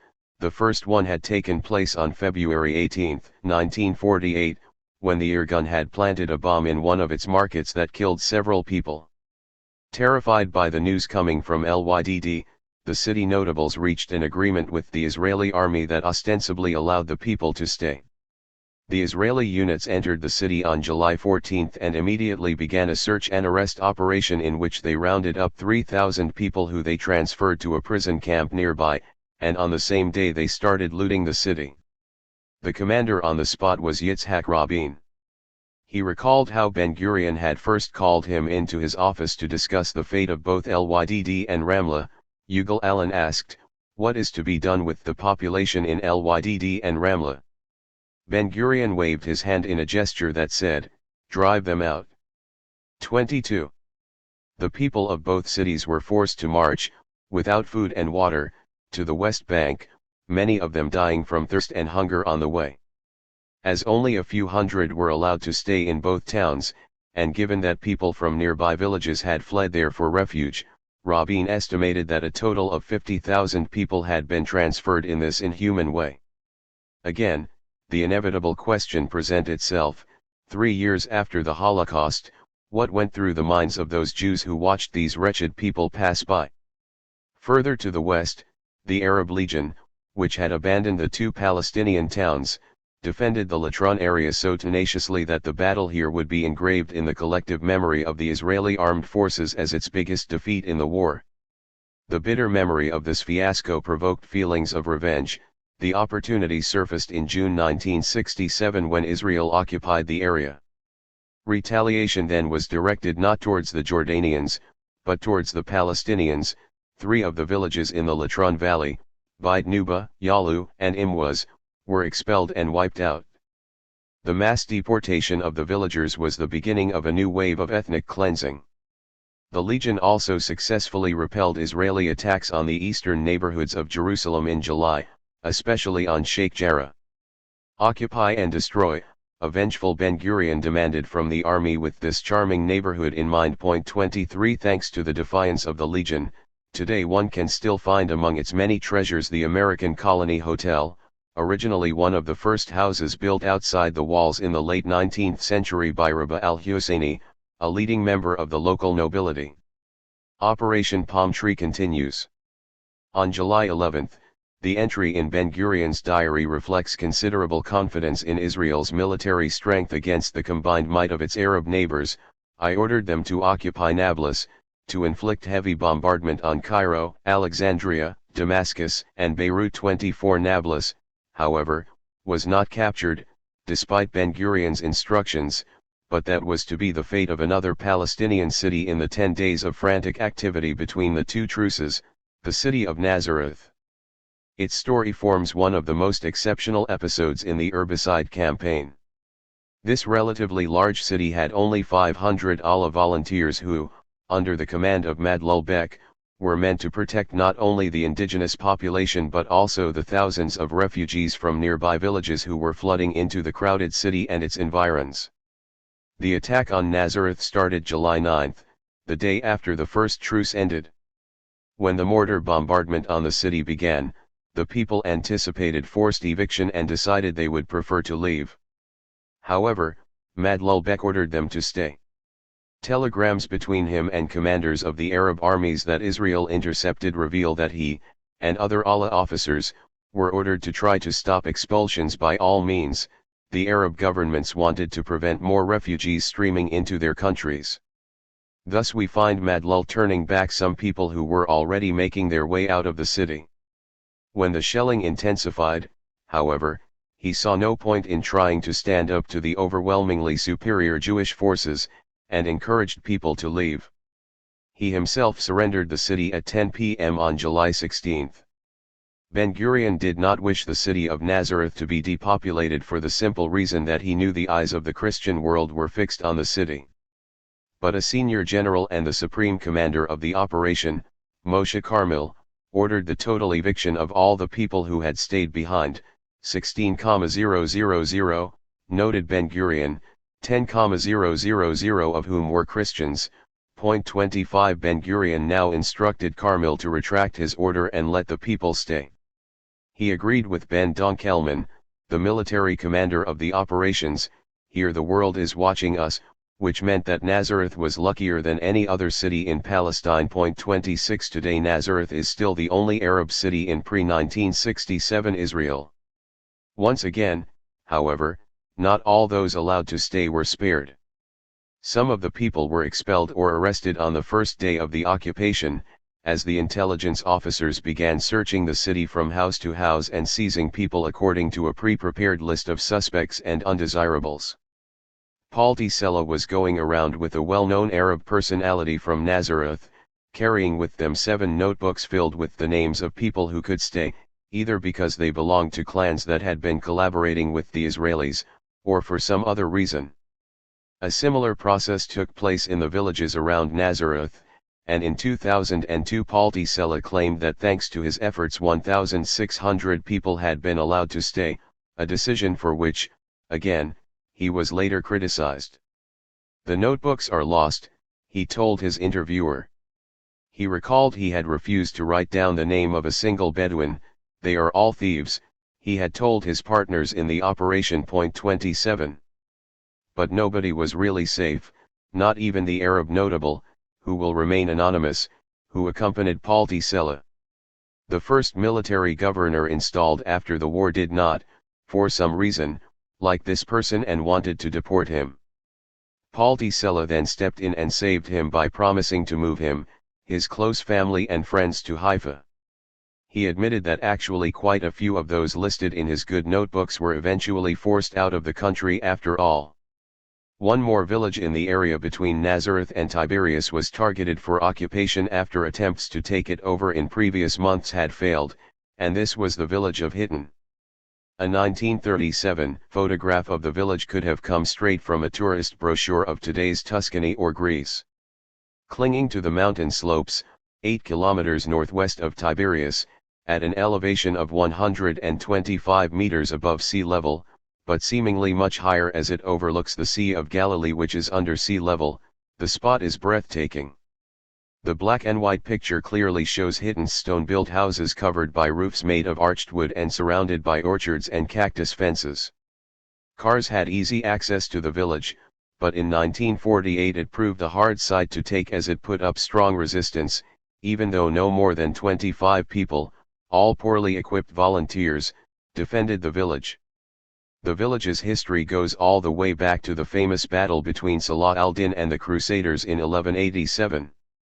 Its fame also rested on the presence of the grave of Nabi Shuaib, the holy prophet of the Palestinian Druze, who identify him with Jethro, Moses's father-in-law, and for whom his maqam is a place of worship and pilgrimage. The fact that the Druze had already gone over to the other side and allied themselves with the Israeli army spurred the Israelis in their ambition to capture the village. Today a website for hidden refugees contains the following reference to the Druze: whether the Druze like it or not, they are still Palestinian Arabs, a clear reference to the fact that the Druze showed little solidarity or affinity with their fellow Palestinians, let alone compassion.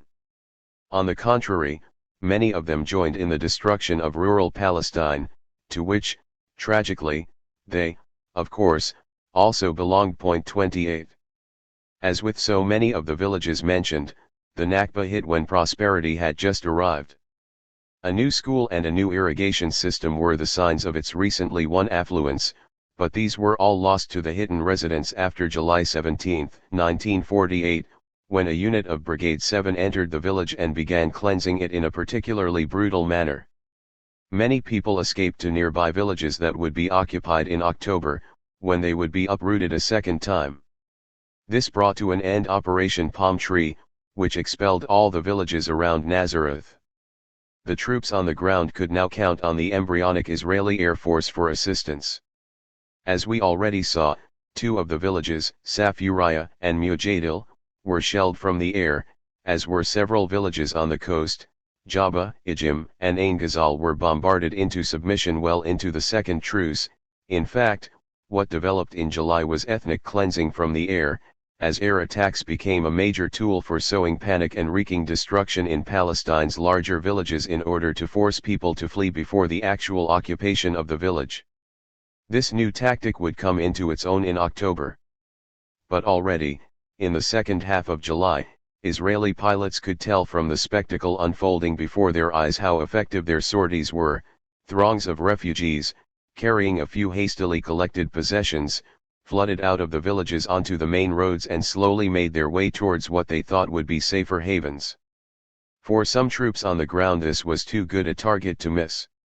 A report from July 17, 1948 of the Northern Command reads as follows: our forces began harassing the only road leading out of Soira where a throb of refugees were making their way. 29 Soira was a village near Mount Tabor, which had maintained an uneasy relationship with the veteran Zionist colonies that had taken in Ben-Gurion when he first arrived in Palestine.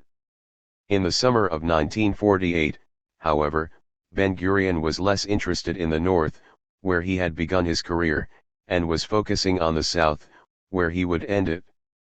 In July, the ethnic cleansing operations for the first time extended to the Nakab, the Negev, as well. The Negev Bedouin had inhabited the region since the Byzantine period, and had been following their semi-nomadic way of life since at least 1500. There were 90,000 Bedouin in 1948, divided between 96 tribes, already in the process of establishing a land ownership system, grazing rights, and water access. Jewish troops immediately expelled 11 tribes, while they forced another 19 into reservations that Israel defined as closed military areas, which meant they were allowed to leave only with a special permit. The expulsion of Negev Bedouin continued until 1959.30. The first tribe that was targeted was the Jabara. Part of the tribe was expelled in July. The tribe as a whole was then forcibly transferred in mid-October, when the second truce was officially over, the majority of them to Hebron and the rest to the Gaza Strip. In 1967, Israel uprooted them once more, this time expelling them to the eastern bank of the River Jordan. Most of the other tribes were driven away towards the end of 1948.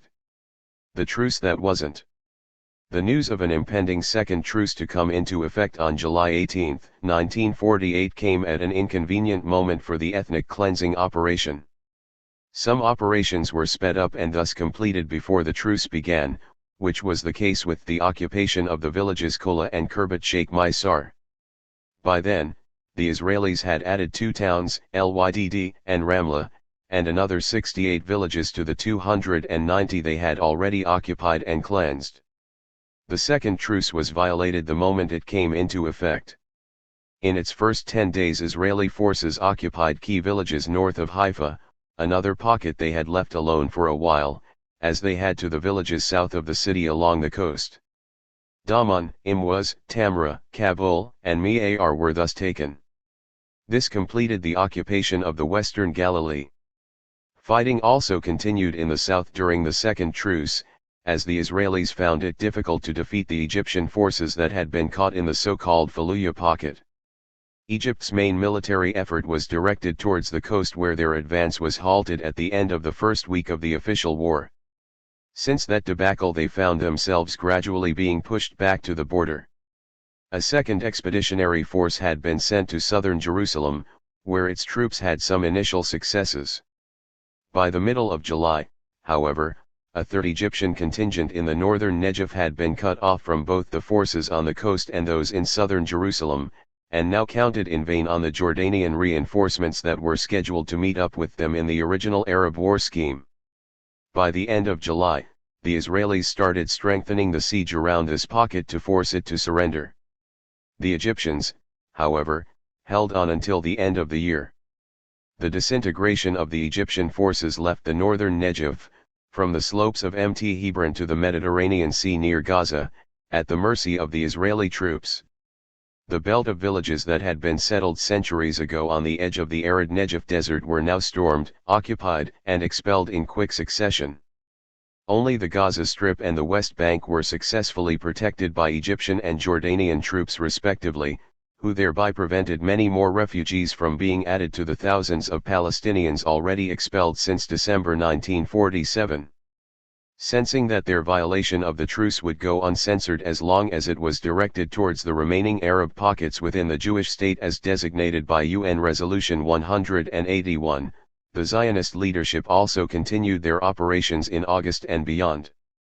They now clearly envisaged this Jewish state as stretching over most of Palestine, in fact, all of it, had it not been for the Egyptian and, crucially, Jordanian steadfastness. Consequently, villages that had gradually been isolated were now easily cleansed, while the UN observers, who had been sent in to supervise the truce, watched nearby.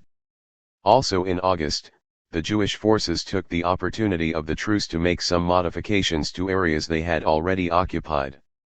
These might have been on the orders of a local commander, for which he did not need authorization from above, or, occasionally, at the request of a particular group, which may have collaborated with the Zionists and now wanted to take part in the division of the spoils.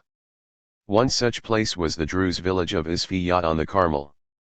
The Druze notables of Isfiyat asked for the Bedouin living in their town to be expelled, claiming they were thieves and generally incompatible. The commander in charge said he did not have the time to deal with expulsions of people who were not in any case totally alien to the village. The Bedouins of Isfiyat are still there today, discriminated against as lesser members of the local community, but fortunate that the Israeli army was too busy to follow up on the request of the Druze. 31 These internal skirmishes show that in the relative calm that had descended on the fronts with the Arab armies, Israel had decided the time had come to institutionalize the occupation. The Zionist leadership seemed most pressured to determine the status of the lands it had occupied but that were legally within the undesignated Arab state. In August, Ben-Gurion still referred to these territories as administered areas, not part of the state as yet but governed by a military judicial system. The Israeli government wanted to obfuscate the legal status of these areas, which had originally been granted to the Palestinians, because of its apprehension that the UN would demand an explanation for their occupation, an apprehension that proved totally unfounded. Inexplicably, the issue of Israel's legal, read, illegal, status in undesignated Arab Palestine was never raised during the momentary interest the international community briefly displayed in the fate of post-mandatory Palestine and that of its indigenous population. Until Israel was accepted as a full member of the UN, in May 1949, the designation of these areas alternated between administered and occupied. In May 1949, all distinctions disappeared, along with the villages, the fields, and the houses, all dissolved into the Jewish state of Israel. The collapse of the Second Truce. The Second Truce was extended through the summer of 1948, although due to continuing hostilities on both sides, it seemed a truce in name only. However, the UN did succeed in averting an Israeli attack on the Golan Heights and the only proper town there, Quneitra, the order for which arrived in the force's headquarters on the day the truce ended.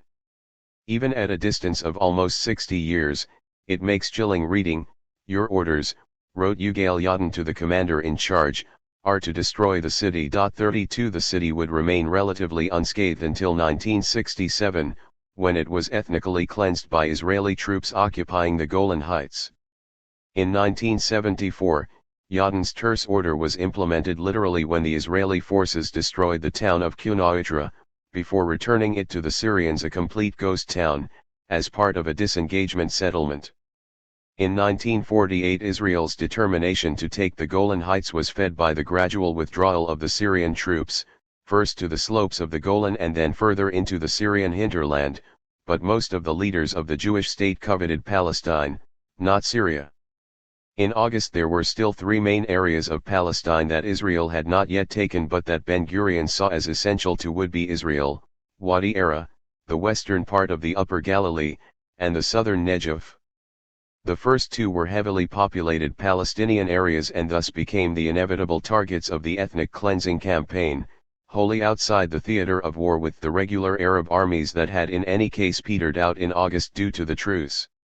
September 1948 looked very much like August 1948, real fighting with the regular Arab armies had dwindled, leaving Israeli troops trying to complete the job they had started in December 1947. Some of them were sent on impossible missions to go beyond the occupation of the 78% of Palestine that had already proven to be within Israel's grasp. One of these assignments in September was for the troops to try for a third time to occupy Wadi Era and the northern tip of the West Bank, with special orders to capture Kalkalia and Tulkarem. This was Operation Autumn. The attempt to invade the Wadi Era area was again repelled. This part would be annexed by Israel when King Abdullah of Jordan decided to cede it in the spring of 1949 as part of the armistice agreement between the two countries. It is one of the ironies of history that many Israelis today, frightened by a potential adverse shift in the demographic balance, favor the transfer of this area back to the Palestinian Authority's West Bank. The option between being imprisoned in a locked Bantustan on the West Bank or enjoying second-class citizenship in Israel holds no exciting prospects either way, to say the least, but the people of the Wadi understandably go for the latter, as they rightly suspect that, as in the past, the Israelis want the territory without the people. Israel has already dislocated 200,000 people since it started erecting its segregation wall in an area very near to the Wadi and also heavily populated by Palestinians. In September 1948, every single one of the 15 villages that make up Wadi Era showed resilience and bravery in repelling the attackers, aided by Iraqi officers from the nearby contingent that the Arab League had dispatched to protect the northern West Bank when the war started. These Iraqis were among the few of Palestine's neighbors who actually fought and succeeded in rescuing whole Palestinian villages. Captain Abu Rauf Abd al-Razik was one such Iraqi officer who helped defend the villages of Taitaba and Kalansawa. He had chivalrously decided to stay behind when all the other Iraqi soldiers had received orders to leave a few weeks before Operation Autumn. Major Abd al-Karim and Captain Farhan from the Iraqi army led the fortified opposition in Zayda and Jat, and Sergeant Khalid Abu Hamid supervised the resistance in Adil. Captain Najib and Muhammad Suleiman did the same in Baqa al-Gharbayah, Khalil Bek in the village of Ara and Mamda Mayara in Arara. The list of Iraqi junior officers mounting the guard and taking the lead is impressively long. September also saw the preparations for Operation Snare, in another effort to take over the Golan Heights, including once more the town of Quneitra, with September 14 set as D-Day. The first stage was delayed to the 26th and eventually trimmed down to a mini-operation codenamed Bereshit, Genesis, involving the attempt to take a Syrian stronghold that, according to the UN map, was inside the Jewish state, Outpost 223. The Syrian Defense Forces repelled one Israeli attack after another. As part of their preparations, the Israelis tried to contact Circassian and Druze soldiers in the Syrian army to persuade them to collaborate. Israel's military action on the Syrian line continued well into the spring of 1949 and included orders not only to occupy outposts but also villages. On April 1, 1949 the orders were then revised, confining the forces to offensives against military outposts only. 33. In September the ethnic cleansing operation continued in the central Galilee, where Israeli troops wiped out Palestinian pockets ahead of the last big operation that was to come a month later in the Upper Galilee and in the south of Palestine. Local volunteers and the Allah put up some tough resistance in several villages, most notably Ilan. A report by the Israeli forces describes their abortive assault. Tonight our forces raided Ilan. After overcoming the enemy's resistance, we found the village deserted. After inflicting damage and slaughtering a herd, our forces withdrew while constantly exchanging fire with the enemy. 34. In other words, although Ilan had not yet been taken, it had already been emptied of most of its inhabitants. In the village of Tarshiah, on the other hand, mostly Christian Palestinians defended the village while the majority of the people were still there. With hindsight, it would seem that it was their decision to stay that saved them from expulsion, although, had most of them been Muslim, their fate could have been very different. Tarshiah was eventually occupied in October, but was not subsequently evacuated. Had it been taken in September, this outcome, too, might have been very different, since the orders for Operation Aleph Ain, from September 19, 1948, read, Tarshiah has to be evicted to the north. 35. But such moments of grace were few and far between and were certainly not bestowed upon the final group of villages that were depopulated in the western part of the Upper Galilee and in the southern parts of the Hebron area, Beersheba, and along the southern coastline. Chapter 8. Completing the job, October 1948 to January 1949. Over 1.5 million ethnic Albanians, at least 90% of the Kosovo population of the province had been forcibly expelled from their homes. At least 1 million left the province and 500,000 appear to be internally displaced persons. This is a campaign on a scale not seen in Europe since the Second World War. State Department Report on Kosovo, 1999. In 1948, 85% of the Palestinians living in the areas that became the State of Israel became refugees. It is estimated that there were more than 7 million Palestinian refugees and displaced persons at the beginning of 2003. Badile Resource Center, Facts and Figures. The month of October began rather frustratingly for the Israeli cleansing forces. The Galilee, especially in its upper parts, was still controlled by Palestinian volunteers reinforced by al-Qaqji's Allah units. The latter could still be found in many villages in the northern Galilee, all part of the undesignated Arab state, where they tried to wage a mini-guerrilla warfare against the armed Jewish forces, mainly in the form of sniper fire at convoys and troops. But theirs was an ineffective kind of resistance, largely in vain. October also saw the final futile attempt by regular forces from Lebanon to add their firepower in a last pathetic gesture of Arab solidarity as they shelled one Jewish settlement, Manara, high up in the Galilee. Down south in the lower Galilee the Arab volunteers were left with one artillery gun in Ilan. It symbolized their imminent and total collapse. Whatever resistance may still have existed was wiped out during the onslaught of Operation Hiram in the middle of the month. Hiram was the name of the biblical king of Tyre, which was one of the targets of this ambitious and expansionist scheme, Israel's takeover of the Upper Galilee and southern Lebanon.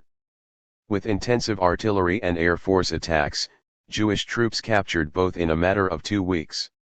Operation Hiram.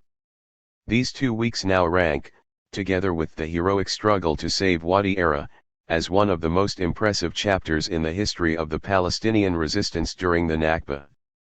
The Israeli Air Force dropped about 10,000 leaflets calling upon the villagers to surrender, although not promising them any immunity from expulsion.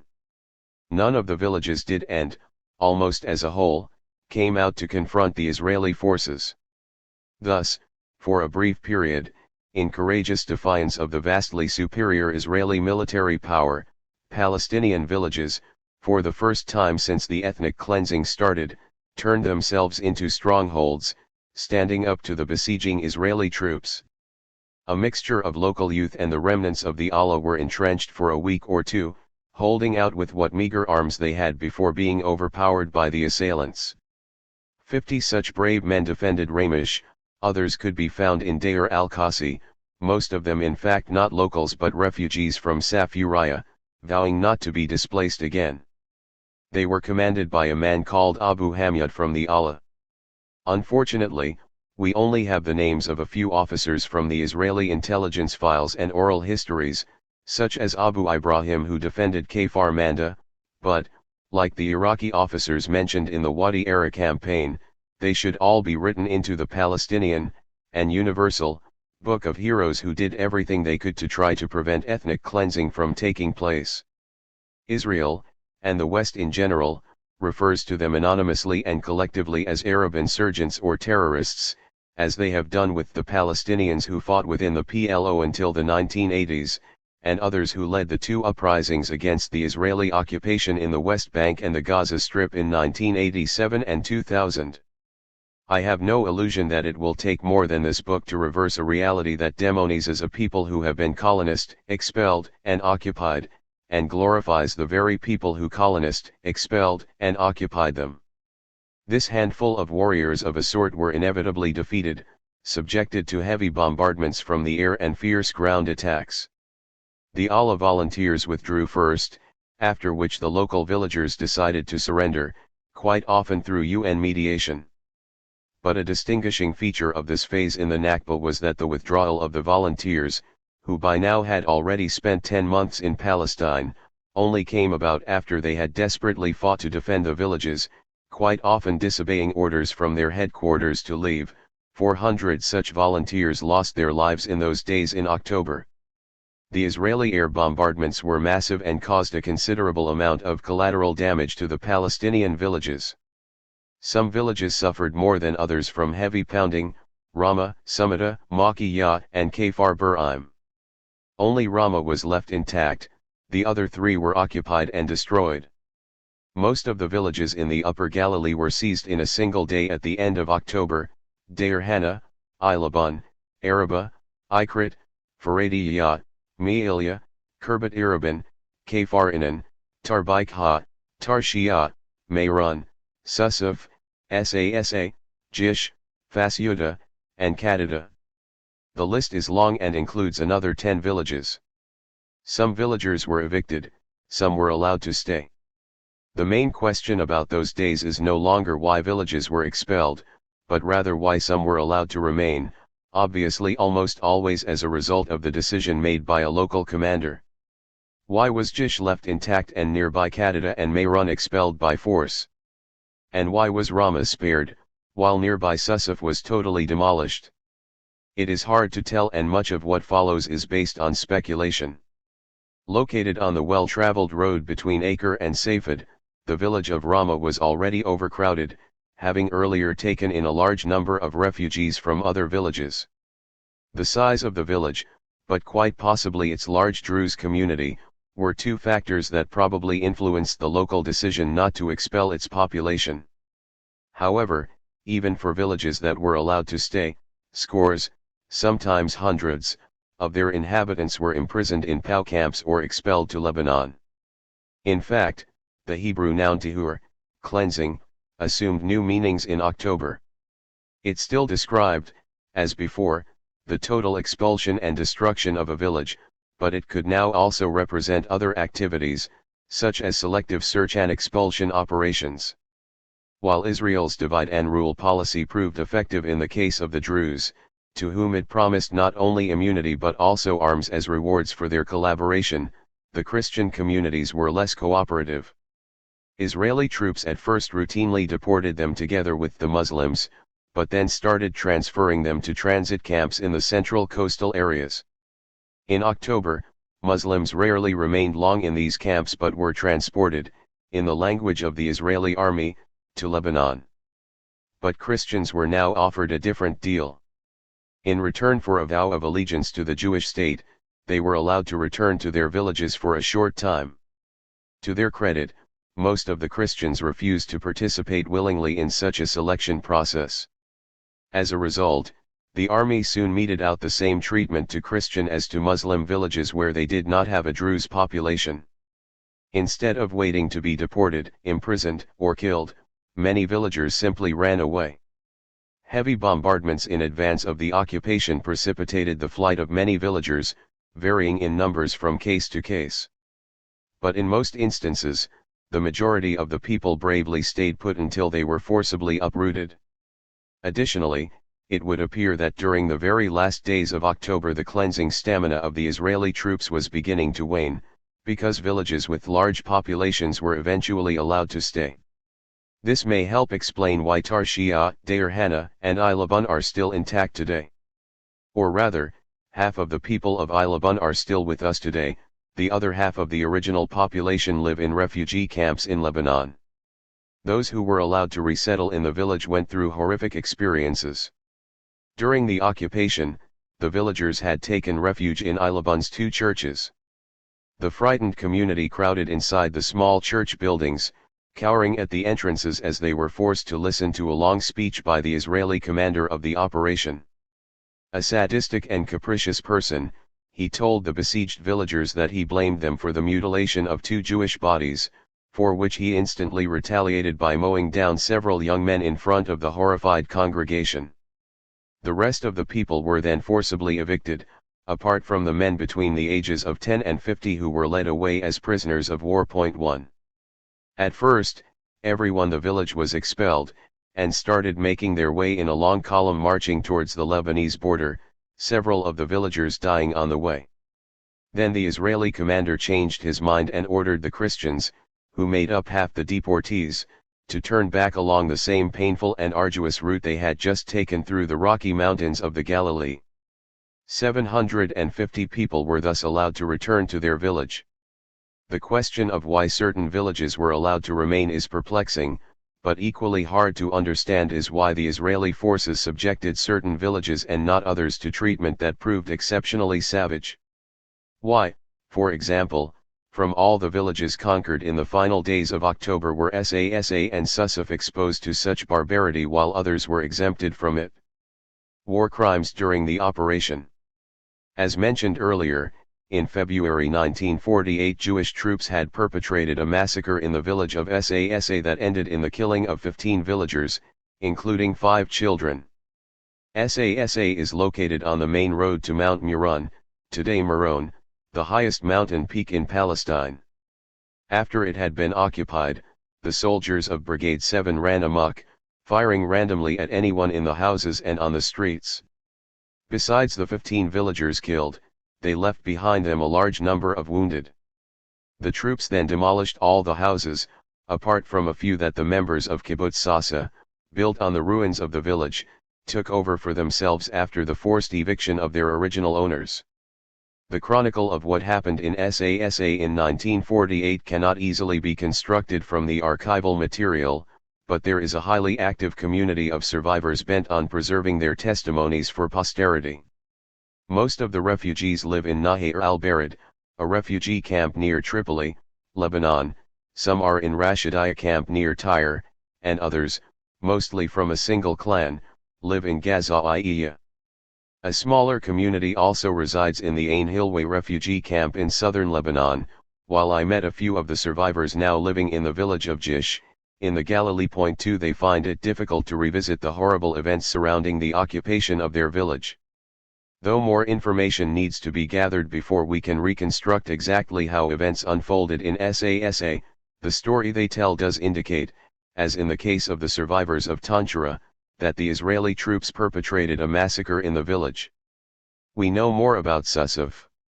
Muhammad Abdullah Ejim was born 15 years before the Nakba.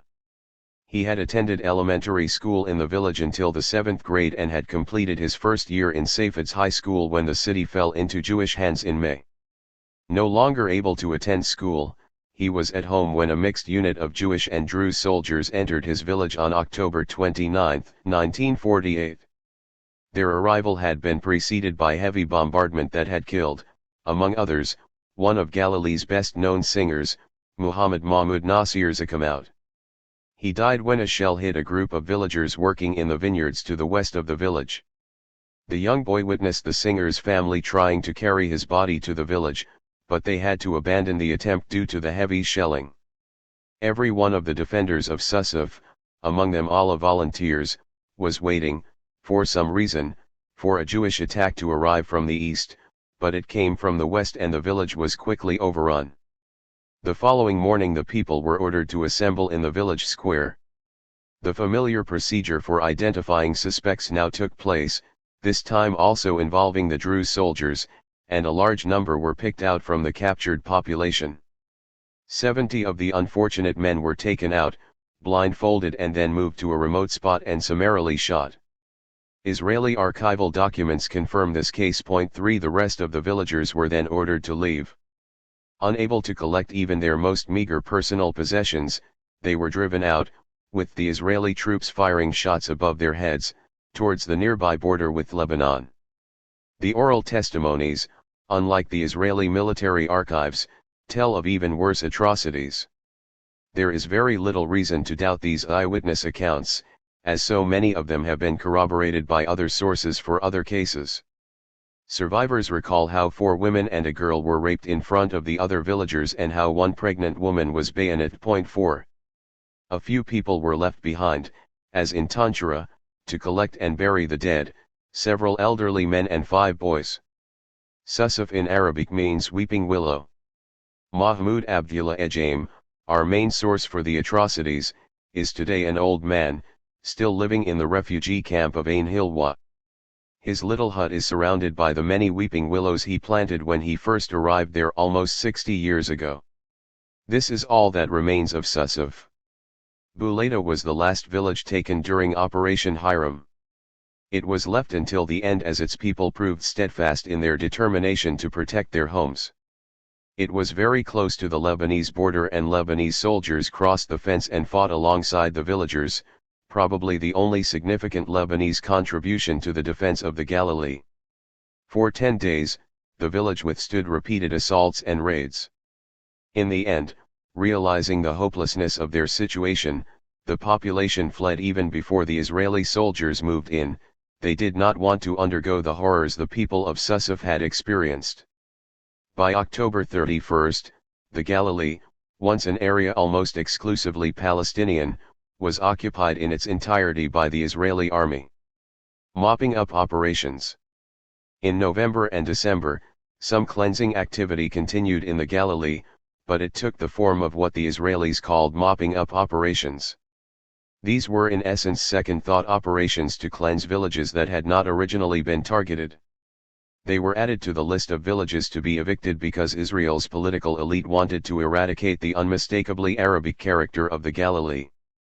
But today, despite all of Israel's efforts to Judaize the Galilee, beginning with direct expulsions in the 1940s, military occupation in the 1960s, massive confiscation of land in the 1970s, and a huge official Judaization settlement effort in the 1980s, it is still the only area in Palestine that has retained its natural beauty, its Middle Eastern flavor and its Palestinian culture. Since half the population is Palestinian, the demographic balance prevents many Israeli Jews from thinking of the region as their own, even at the beginning of the 21st century. Back in the winter of 1948, Israeli attempts to tip this balance in their favor included the expulsion of additional small villages such as Arab al-Samniya near Acre with its 200 inhabitants, and the large village of Deir al-Kasi with a population of 2,500.5. In addition, there is the unique story of the 3 villages of Ikrit, Kafar Buraim, and Gabaiziyah, which began in October 1948 but has still not ended. The tale of Ikrit is fairly representative of what also happened to the other 2 villages.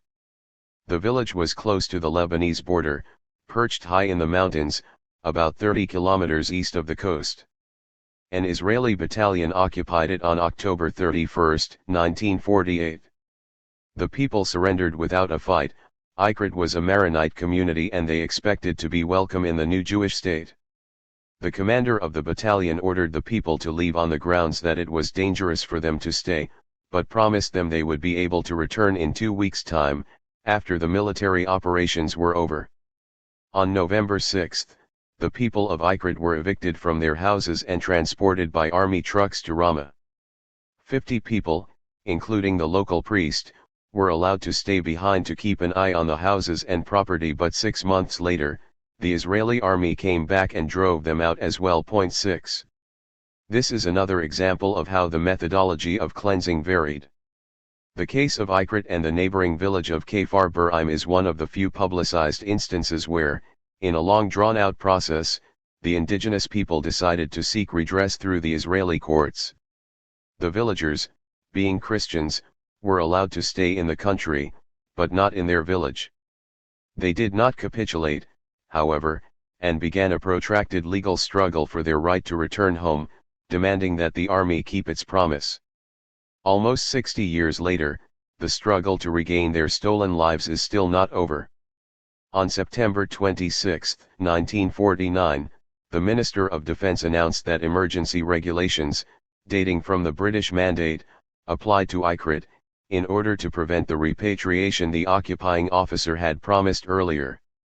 Almost a year and a half later, on May 28, 1951, the people of Ikrit decided to take their case to the Israeli Supreme Court, which on July 31 declared that the eviction was illegal and ordered the army to allow the people of Ikrit to resettle in their original village. To bypass the Supreme Court ruling, the army needed to show that it had issued a formal order of expulsion during the 1948 war, which would have turned Ikrit into just another depopulated village, like the other 530 Palestinian villages whose expulsion the Israeli courts had condoned retrospectively. The IDF subsequently fabricated this formal order without hesitation or scruples. And in September 1951, the former residents of Ikrit, now refugees living in the village of Ramah, were bewildered to receive the official military order for their formal expulsion showing the date of November 6, 1948, but sent almost 3 years later. In order to settle the matter once and for all, on Christmas Eve 1951 the Israeli army completely demolished all the houses in Ikrit, sparing only the church and the cemetery. That same year, similar destruction was carried out on nearby villages, among them Kadida, Deir Hana, Kfar Buraim and Gabiziyah, to prevent repatriation. 7 The people of Kfar Buraim and Gabiziyah had also managed to secure a categorical ruling from the Israeli courts. As with Ikrit, the army had immediately retaliated by destroying their villages, offering the cynical excuse that they had been conducting a military exercise in the area involving an air bombardment, somehow leaving the village in ruins, and uninhabitable. The destruction was part of an ongoing Israeli battle against the Arabization of the Galilee, as Israel sees it. In 1976, the highest official in the Ministry of Interior, Israel Koning, called the Palestinians in the Galilee a cancer in the state's body, and the Israeli Chief of Staff, Raphael Ilan, openly spoke of them as cockroaches. An intensified process of Judaization has so far failed to make the Galilee Jewish, but since so many Israelis today, politicians as well as academics, have come to accept and justify the ethnic cleansing that took place and to recommend it to future policy makers, the danger of additional expulsion still hovers above the Palestinian people in this part of Palestine. The mopping up operations actually continued well into April 1949, and sometimes resulted in further massacres. This happened in the village of Kirbet Wara al-Sada, where the Bedouin tribe al-Mawasi resided. This small village in the eastern Galilee had held out against repeated assaults during Operation Hiram and had then been left alone. After one of the attacks, several of the villagers had severed the heads of the dead Israeli soldiers. After the overall hostilities had finally come to an end, in November 1948, revenge followed. The report of the commanding officer from Battalion 103, which committed the crime, describes it graphically. The men of the village were gathered in one place while the troops set fire to all the houses. 14 people were then executed on the spot, and the rest moved to a prison camp. 8. Israel's anti-repatriation policy. The major activities towards the end of the 1948 ethnic cleansing operation now focused on implementing Israel's anti-repatriation policy on 2 levels. The first level was national, introduced in August 1948 by an Israeli governmental decision to destroy all the evicted villages and transform them into new Jewish settlements or natural forests. The second level was diplomatic, whereby strenuous efforts were made to avert the growing international pressure on Israel to allow the return of the refugees. The two were closely interconnected. The pace of demolition was deliberately accelerated with the specific aim of invalidating any discussion on the subject of refugees returning to their houses, since those houses would no longer be there. The major international endeavor to facilitate the return of the refugees was led by the UN Palestine Conciliation Commission, the PCC. This was a small committee with only 3 members, one each from France, Turkey, and the United States. The PCC called for the unconditional return of the refugees to their homes, which the assassinated UN mediator, Count Folke Bernadotte, had demanded. They turned their position into a UN General Assembly resolution that was overwhelmingly supported by most of the member states and adopted on December 11, 1948. This resolution, UN Resolution 194, gave the refugees the option to decide between unconditional return to their homes and/or accepting compensation. There was a third anti-repatriation effort, and that was to control the demographic distribution of Palestinians both within the villages that had not been cleansed and in the previously mixed towns of Palestine, at that point already totally de-Arabist. For this purpose, the Israeli army established, on January 12, 1949, a new unit, the Minority Unit. It was made up of Druze, Circassians, and Bedouin who were recruited to it for one specific job only, to prevent Palestinian villagers and town dwellers from returning to their original homes. Some of their methods for achieving this objective can be seen in the summary report of Operation No. 10, submitted by the Minority Unit on February 25, 1949. A report on the search and identification of the villages of Araba and Deir Hana. In Deir Hana, shots were fired above the heads of the citizens, Ezrahim, that were gathered for the identification. 80 of them were taken to prison. There were cases of unbecoming behavior of the military police towards the local citizens in this operation. 9. As we shall see, unbecoming behavior usually meant physical and mental harassment of all kinds. In other reports these cases were detailed, yet here we find them obfuscated by vague terminology. Those who were arrested were deported to Lebanon, but if they found refuge in the area Israel continued to occupy until the spring of 1949, they were likely to be expelled again.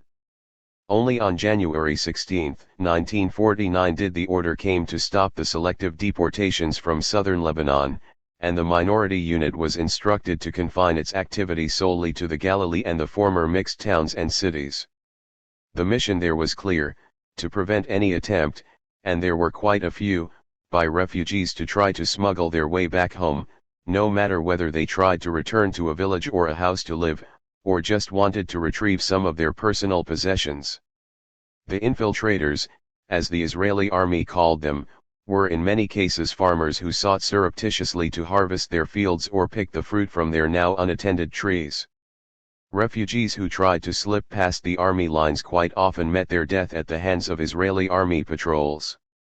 In the language of Israeli intelligence reports, they were successfully shot at. A quote from such a report dated December 4, 1948 records, "Successful shooting at Palestinians trying to return to the village of Blamiyah and who attempted to retrieve their belongings." 10. The main problem, complained one intelligence unit, was that the Syrians are shooting at the refugees from their side, so we are shooting back at them to enable the refugees to cross the river Jordan. 11. Those who tried to cross the river to Jordan were often turned back by the Hashemite kingdom as it began to feel the burden of an ever-growing refugee community on its territory, which had already doubled the size of the Jordanian population. The same report commended the Lebanese for allowing free passage of refugees into their country. But even when they were not subjected to arrest and deport operations or fired at as infiltrators or returnees, those villagers who were allowed to remain, around 50 villages out of 400 within the borders Israel had established for itself, as yet excluding the Wadi era, were still in danger of being forcibly evicted or transferred to other places because of the greed of Jewish farmers, especially kibbutzniks, who coveted their lands or their location. This happened on November 5 to a small village, Dal Hamiyah, near Kibbutz Ashdot Yaakov in the Jordan Valley area, which was evicted so that the kibbutz could expand its arable land. 12 Even worse was the fate of the village of Ram El Zayda, near the city of Hadera. It was moved once in April 1949, closer to the West Bank, and then a second time, when in 1953 a new Jewish settlement made up of the younger generation of older kibbutzim decided to move near the new location of Zayda. Upon arrival, the young kibbutzniks were not content with merely grabbing the land, but demanded the government move the houses of the Palestinian village out of their sight. 13. The crudeness of the kibbutzim's demands was matched by the overall transformation of the language of the expellers. For Operation Hiram, the operative commands read as follows. Prisoners, cars will be ready to transport the refugees, Plidim, to points on the Lebanese and Syrian borders. POW camps will be built in Safed and Haifa, and a transit camp in Acre. All the Muslim inhabitants have to be moved out. 14. Under the watchful eyes of UN observers who were patrolling the skies of the Galilee, the final stage of the ethnic cleansing operation, begun in October 1948, continued until the summer of 1949. Whether from the sky or on the ground, no one could fail to spot the hordes of men, women, and children streaming north every day. Ragged women and children were conspicuously dominant in these human convoys. The young men were gone, executed, arrested, or missing. By this time UN observers from above and Jewish eyewitnesses on the ground must have become desensitized towards the plight of the people passing by in front of them. How else to explain the silent acquiescence in the face of the massive deportation unfolding before their eyes? UN observers did draw some conclusions in October, writing to the Secretary General, who did not publish their report, that Israeli policy was that of uprooting Arabs from their native villages in Palestine by force or threat. 15 Arab member states attempted to bring the report on Palestine to the attention of the Security Council, but to no avail. For almost 30 years the UN uncritically adopted the rhetorical obfuscations of Abba Eban, Israel's ambassador to the UN, who referred to the refugees as constituting a humane problem for which no one could be held accountable or responsible. UN observers were also shocked by the scope of the looting that went on, which by October 1948 had reached every village and town in Palestine. After so overwhelmingly endorsing a partition resolution, almost a year earlier, the UN could have passed another resolution condemning the ethnic cleansing, but it never did. And worse was to come. A mini-empire in the making. So successful was Israel during this final phase that dreams re-emerged of creating a mini-empire. The Israeli forces were once again put on the alert to expand the Jewish state into the West Bank and southern Lebanon. The difference with these orders was that the allusions to the West Bank, called Samaria or the Arab Triangle in those days, were clearer, actually forming the first transparent and official breach of the tacit Israeli, Transjordanian understanding. The order was to try to take the areas around Jenin in the northern part of today's West Bank and, if they were successful, to proceed to Nablus. Although the attack was postponed, in the months to come the military high command remained obsessed with the areas the army had not yet occupied, especially the West Bank. We have the names that were given to the different operations Israel had planned to implement there between December 1948 and March 1949. The best known of which was Operation Snare. When Israel and Jordan finally signed an armistice agreement, they had to be set aside. These last operations were cancelled because of concerns over the military alliance Britain had with Jordan, which at least officially obliged His Majesty's government to resist with force an Israeli invasion into Jordanian territory. What the Israeli ministers did not know was that the British government did not regard the West Bank as falling under the terms of this Anglo-Jordanian treaty. Interestingly, Ben-Gurion reports at one point to his government that he had secured French approval for such an operation, but that he was apprehensive of a possible British retaliation. 16 As we know, these plans were eventually reactivated in June 1967, when the Israeli government exploited Gamal Abdel Nasser's brinkmanship policies to wage an attack on the West Bank as a whole. Ben-Gurion took the discussion of future plans, including the need to occupy southern Lebanon, to a committee of 5, all veterans of the consultancy, whom he invited to the Israeli army's new headquarters, called the Hill. They met several times through October and November, which must have made Ben-Gurion nostalgic about the cabals of earlier days. Ben-Gurion now consulted this five-man body of decision-makers about a future occupation of the West Bank. His comrades brought to the fore another argument against the occupation of the West Bank. In the words of one of the participants, Yitzhak Greenbaum, Israel's Minister of the Interior, it would be impossible to do there what was done in the rest of Palestine, i.e., ethnic cleansing. Greenbaum continued, if we take places such as Nablus, the Jewish world will demand of us to keep it, and hence we would have not only Nablus but also the Nablusians. 17 Only in 1967 did Ben-Gurion recognize the difficulties of reenacting the 1948 mass expulsions in the areas Israel occupied in the June War. Ironically, it may have been he who dissuaded the then Chief of Staff, Yitzhak Rabin, to refrain from such a massive operation, and be content with the deportation of only 200,000 people. Consequently, he recommended withdrawing the Israeli army from the West Bank immediately. Rabin, supported by the rest of the government at that time, insisted instead on annexing the territories to Israel.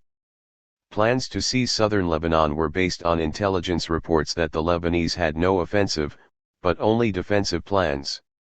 13 villages were captured in southern Lebanon, which left the Israelis with a larger number of what they called prisoners of war, a mixture of villagers and regular soldiers, than they could handle. Consequently, executions took place here as well. On October 31, 1948, the Jewish forces executed more than 80 villagers in the village of Hula alone, while in the village of Saliha Israeli troops butchered more than 100 people. One person, Shmuel Lahis, later to become Director General of the Jewish Agency, was brought before a military court at the time for single-handedly executing 35 people. Dov Yirmiyah, a commander who had himself participated in ethnic cleansing operations between May and July, was one of the few IDF officers who was genuinely appalled when he realized what the operations were leading to. He began protesting vociferously against any atrocities he witnessed or heard about. It was Yirmiyah who brought Lahis to trial. Lahis received a 7-year prison term, but was almost immediately pardoned and exonerated by Israel's president, and subsequently rose to high positions in government. 18.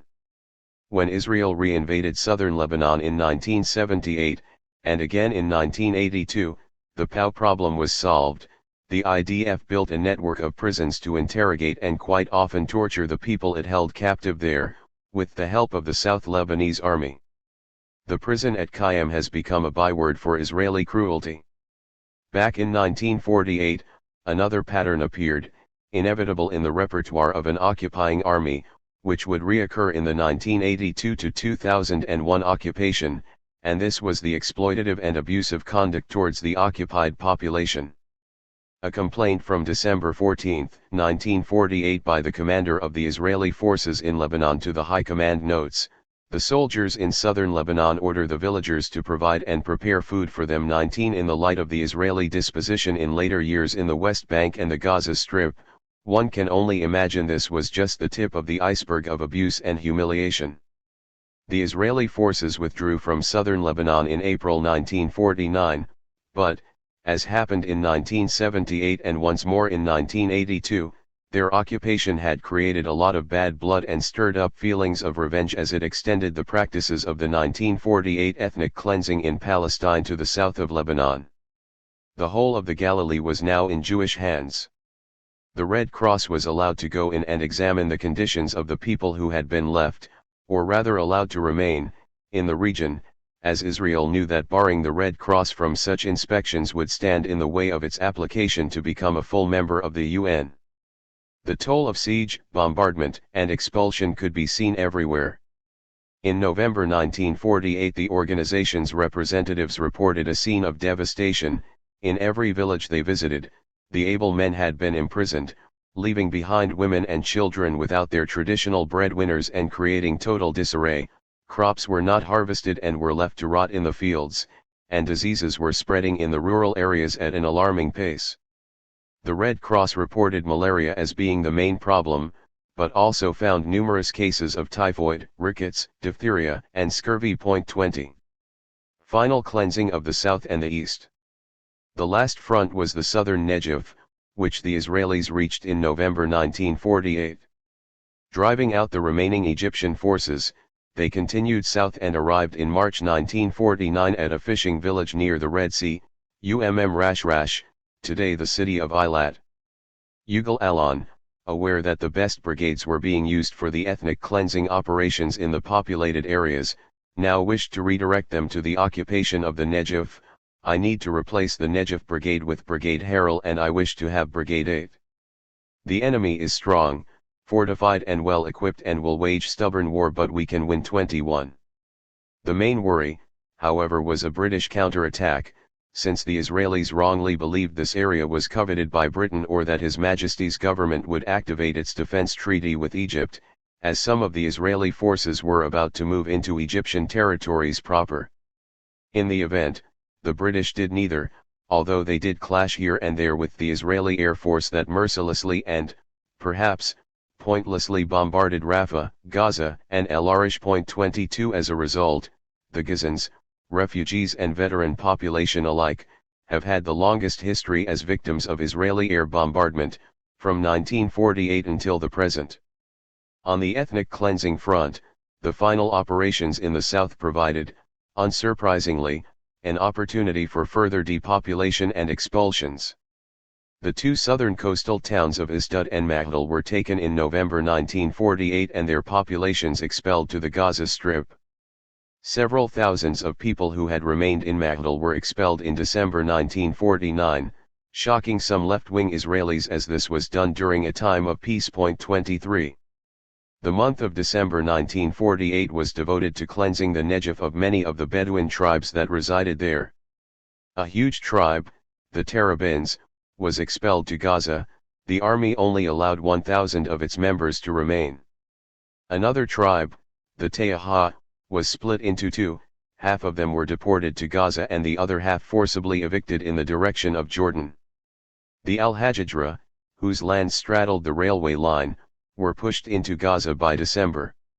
Only the Al-Azazmeh succeeded in returning, but they were driven out again between 1950 and 1954, when they became the favorite target of a special Israeli commando force, Unit 101, led by a young ambitious officer called Ariel Sharon. In December the Israeli units also completed the depopulation of the Beersheba district that they had started in the autumn of 1948. When they had finished, 90% of the people who had lived for centuries in this, the most southern inhabited region of Palestine, were gone. 24. In November and December, Israeli troops attacked Wadi Ara again, but the presence of volunteers, Iraqi units, and local villagers both deterred and in several cases defeated this plan yet again. Villages that are familiar names to Israelis traveling on the busy Route 65 that connects Afula and Hadera succeeded in protecting themselves against a far superior military force, Musharrafah, Musmas, Muawiyah, Arara, Barta'e, Shuwaika and many others. The largest of these villages has grown into the town we know today as Al-Fam. There, with some training from the Iraqi soldiers, the villagers themselves had organized a force that they called the Army of Honor. This fifth Israeli attempt to occupy these villages was called Hidush Yameinu Kadem, that is restoring our glorious past, possibly in the hope that such a charged codename would imbue the attacking forces with particular zeal, but it was destined to fail once again. Another ominous-sounding name was given to the operation in the Beersheba, Hebron area, Python. Apart from the small town of Beersheba, which with its 5,000 inhabitants was occupied on October 21, two large villages, Kubiba and Awema, were taken. Habib Jarada, who today lives in the city of Gaza, remembered the people of Beersheba being driven out at gunpoint to Hebron. His most vivid image is that of the town's mayor beseeching the occupying officer not to deport the people. "We need land, not slaves," was the blunt answer. 25. The town of Beersheba was protected mainly by Egyptian volunteers from the Muslim Brotherhood's movement under the command of a Libyan officer, Ramadan al-Sanusi. When the fighting was over, The captive soldiers and all local people the Israeli troops suspected of holding arms were rounded up and randomly fired at. Jareda remembers to this day many of the names of the people killed, which included his cousin Yusuf Jareda and his grandfather Ali Jareda. Jareda was taken to a prison camp and was released only in the summer of 1949 in a prisoner exchange following Israel's armistice with Jordan. The massacre in Dawaymet. Then there was the village of Dawaymet between Beersheba and Hebron. The events that unfolded in Dawaymet are probably the worst in the annals of Nakba atrocities. The village was occupied by Battalion 89 of Brigade 8. The UN's Palestine Conciliation Commission, mentioned before as replacing Count Bernadotte in the UN mediation efforts, convened a special session to investigate what happened in this village on October 28, 1948, less than 3 miles west of the city of Hebron. The original population was 2,000, but an additional 4,000 refugees had tripled that. The UN report from June 14, 1949, accessible today on the internet by simply searching for the village name, says the following. The reason why so little is known about this massacre, which, in many respects, was more brutal than the Deir Yassin massacre, is because the Arab Legion, the army in control of that area, feared that if the news was allowed to spread, it would have the same effect on the moral of the peasantry that Deir Yassin had, namely to cause another flow of Arab refugees. More likely, the Jordanians feared accusations being rightly leveled against them for their impotence and lack of action. The report to the PCC was based mainly on the Mukhtar's testimony. He was Hassan Mahmoud Idiyab, and much of what he says was corroborated by the reports that lie in the Israeli military archives. A well-known Israeli writer, Amos Kanan, who participated in the massacre, confirmed its existence in an interview he gave in the late 1990s to the Palestinian actor and filmmaker Muhammad Bakri, for Bakri's documentary 1948. Half an hour after the midday prayer on October 28, recalled the Mukhtar, 20 armored cars entered the village from Kubiba while soldiers attacked simultaneously from the opposite flank. The 20 people guarding the village were immediately paralyzed with fear. The soldiers on the armored cars opened fire with automatic weapons and mortars, making their way into the village in a semicircular movement. Following the established routine, they surrounded the village from 3 flanks, leaving open the eastern flank with the aim of driving out 6,000 people in 1 hour. When this failed to happen, the troops jumped out of their vehicles and started shooting at the people indiscriminately, many of whom ran to the mosque to seek shelter or fled to a nearby holy cave, called Iraq al-Zik. Venturing back into the village the next day, the Mukhtar beheld with horror the piles of dead bodies in the mosque, with many more strewn about in the street, men, women, and children, among them his own father. When he went to the cave, he found the entrance blocked by dozens of corpses. The count the Mukhtar carried out told him that 455 people were missing, among them around 170 children and women. The Jewish soldiers who took part in the massacre also reported horrific scenes, babies whose skulls were cracked open, women raped or burned alive in houses, and men stabbed to death. These were not reports delivered years later, but eyewitness accounts sent to the High Command within a few days of the event. 26 The brutality they describe reinforces my faith in the accuracy of the descriptions, mentioned earlier on, of the hideous crimes Israeli soldiers committed in Tanshara, Susaf, and Sasa, all reconstructed mainly with the help of Palestinian testimonies and oral histories. This was the end result of the order that the commander of Battalion 89 of Brigade 8 had received from the Chief of Staff, Yigael Yadin.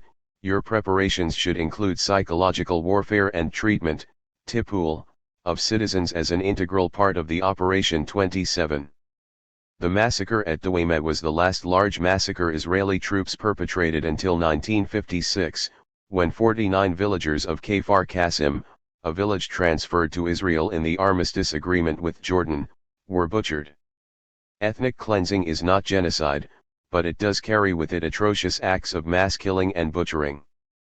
Thousands of Palestinians were killed ruthlessly and savagely by Israeli troops of all backgrounds, ranks, and ages. None of these Israelis was ever tried for war crimes, in spite of the overwhelming evidence. and if, here and there, in 1948, some remorse was to be found, as in a poem by Nathan Alterman, the same Alterman who had in 1945 compared the Palestinians to the Nazis, it was no more than another show of shoot and cry, a typically righteous Israeli way of seeking self-absolution. When he first heard of the brutal slaughtering of innocent civilians in the north in Operation Hiram, Alterman wrote. On a jeep he crossed the street. A young man, prince of beasts. An old couple cowered to the wall. And with his angelic smile he called. The submachine I will try, and he did. Spreading the old man's blood on the lid. Nor did any contrition such as Alterman stop the forces from completing their mission of cleansing Palestine, a job to which they now applied increasing levels of ruthlessness and cruelty. Hence, starting in November 1948 and all the way up to the final agreement with Syria and Lebanon in the summer of 1949, another 87 villages were occupied, 36 of these were emptied by force, while from the rest a selective number of people were deported. As 1950 began, the energy and purposefulness of the expellers finally began to wane, and those Palestinians who were still living in Palestine, by then divided into the State of Israel, a Jordanian West Bank and an Egyptian Gaza Strip, were largely safe from further expulsions. True, they were placed under military rule both in Israel and Egypt, and as such remained vulnerable. But, whatever the hardships they incurred, it was a better fate than they had suffered throughout that year of horrors we now call the Nakba. Chapter 9. Occupation and its ugly face. Refugees have claimed that Serb forces have been systematically separating military-aged ethnic Albanian men, those ranging from as young as age 14 up to 59 years old, from the population as they expel the Kosovar Albanians from their homes. The Serbs use the Ferronickel factory in Glagovac as a detention center for a large number of Kosovar Albanians. State Department Report on Kosovo 1999. The order is to take captive any suspicious Arab of military age, between the ages of 10 and 50. IDF Orders, IDF Archives, 5943/49/114, April 13, 1948. General Orders for how to treat POWs. Since the beginning of the Intifada in September 2000, over 2,500 children have been arrested. Currently there are at least 340 Palestinian children being held in Israeli prisons. The People's Voice, December 15, 2005. Since 1967, Israel has detained 670,000 Palestinians. Official declaration by the Arab League, January 9, 2006. A child, every human being under the age of 18. The Convention on the Rights of the Child. UN rules for the protection of juveniles deprived of their liberty.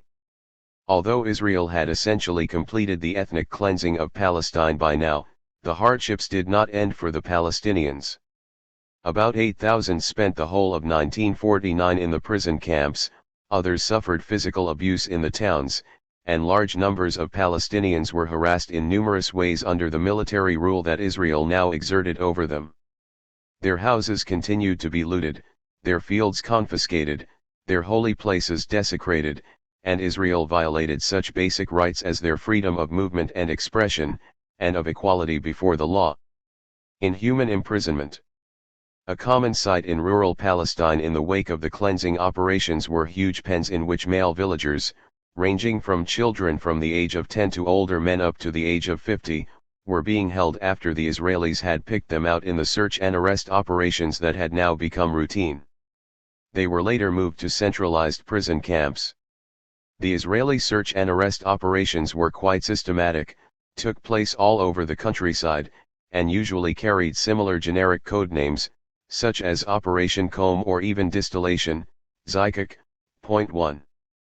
The first of these operations took place in Haifa, a few weeks after the city was occupied. The Israeli intelligence units were after returnees, refugees who, understandably, wanted to come back to their homes after the fighting had subsided and calm and normality seemed to have returned to the cities of Palestine. However, others were also targeted under the category of suspicious Arab. In fact, the order went out to find as many such suspicious Arabs as possible, without actually bothering to define the nature of the suspicion. Point 2. In a procedure familiar to most Palestinians in the West Bank and the Gaza Strip today, Israeli troops would first put a place, a city or a village, under a closure order. Then intelligence units would start searching from house to house, pulling people out whom they suspected of being present illegally in that particular location as well as any other suspicious Arabs. Often these would be people residing in their own homes. All people picked up in these raids were then brought to a special headquarters. In the city of Haifa, this headquarters quickly became the dread of the Palestinians in the city. It was located in the Hadar neighborhood, the quarter above the harbor, higher up the mountainside. The house is still there today at 11 Daniel Street, its gray exterior betraying little of the terrible scenes that took place inside in 1948. All those people picked up and brought in for interrogation in this way were, according to international law, citizens of the State of Israel. The worst offense was not being in possession of one of the newly issued identity cards, which could result in a prison term for as long as a year and a half and immediate transfer to one of the pens to join other unauthorized and suspicious Arabs found in now Jewish-occupied areas. From time to time, even the High Command expressed reservations about the brutality the intelligence people displayed towards the interned Palestinians at the Haifa Interrogation Center 3. The rural areas were subjected to the same treatment. Often the operations reminded the villagers there of the original attack launched against them just a few months or even weeks earlier.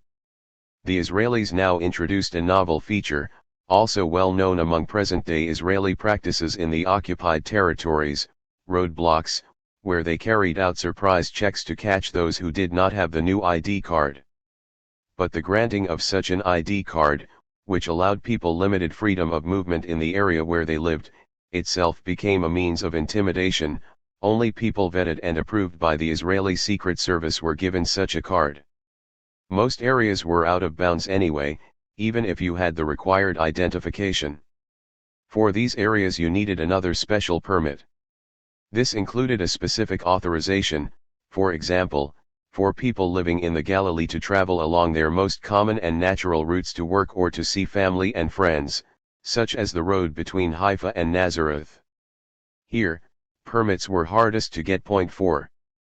Thousands of Palestinians languished throughout 1949 in the prison camps where they had been transferred from the temporary pens. There were 5 such camps, the largest being the one in Jalil, near today's Herzliya, and a second one in Atlat, south of Haifa. According to Ben-Gurion's diary, there were 9,000 prisoners. Point 5. Initially, the jailing system was quite chaotic.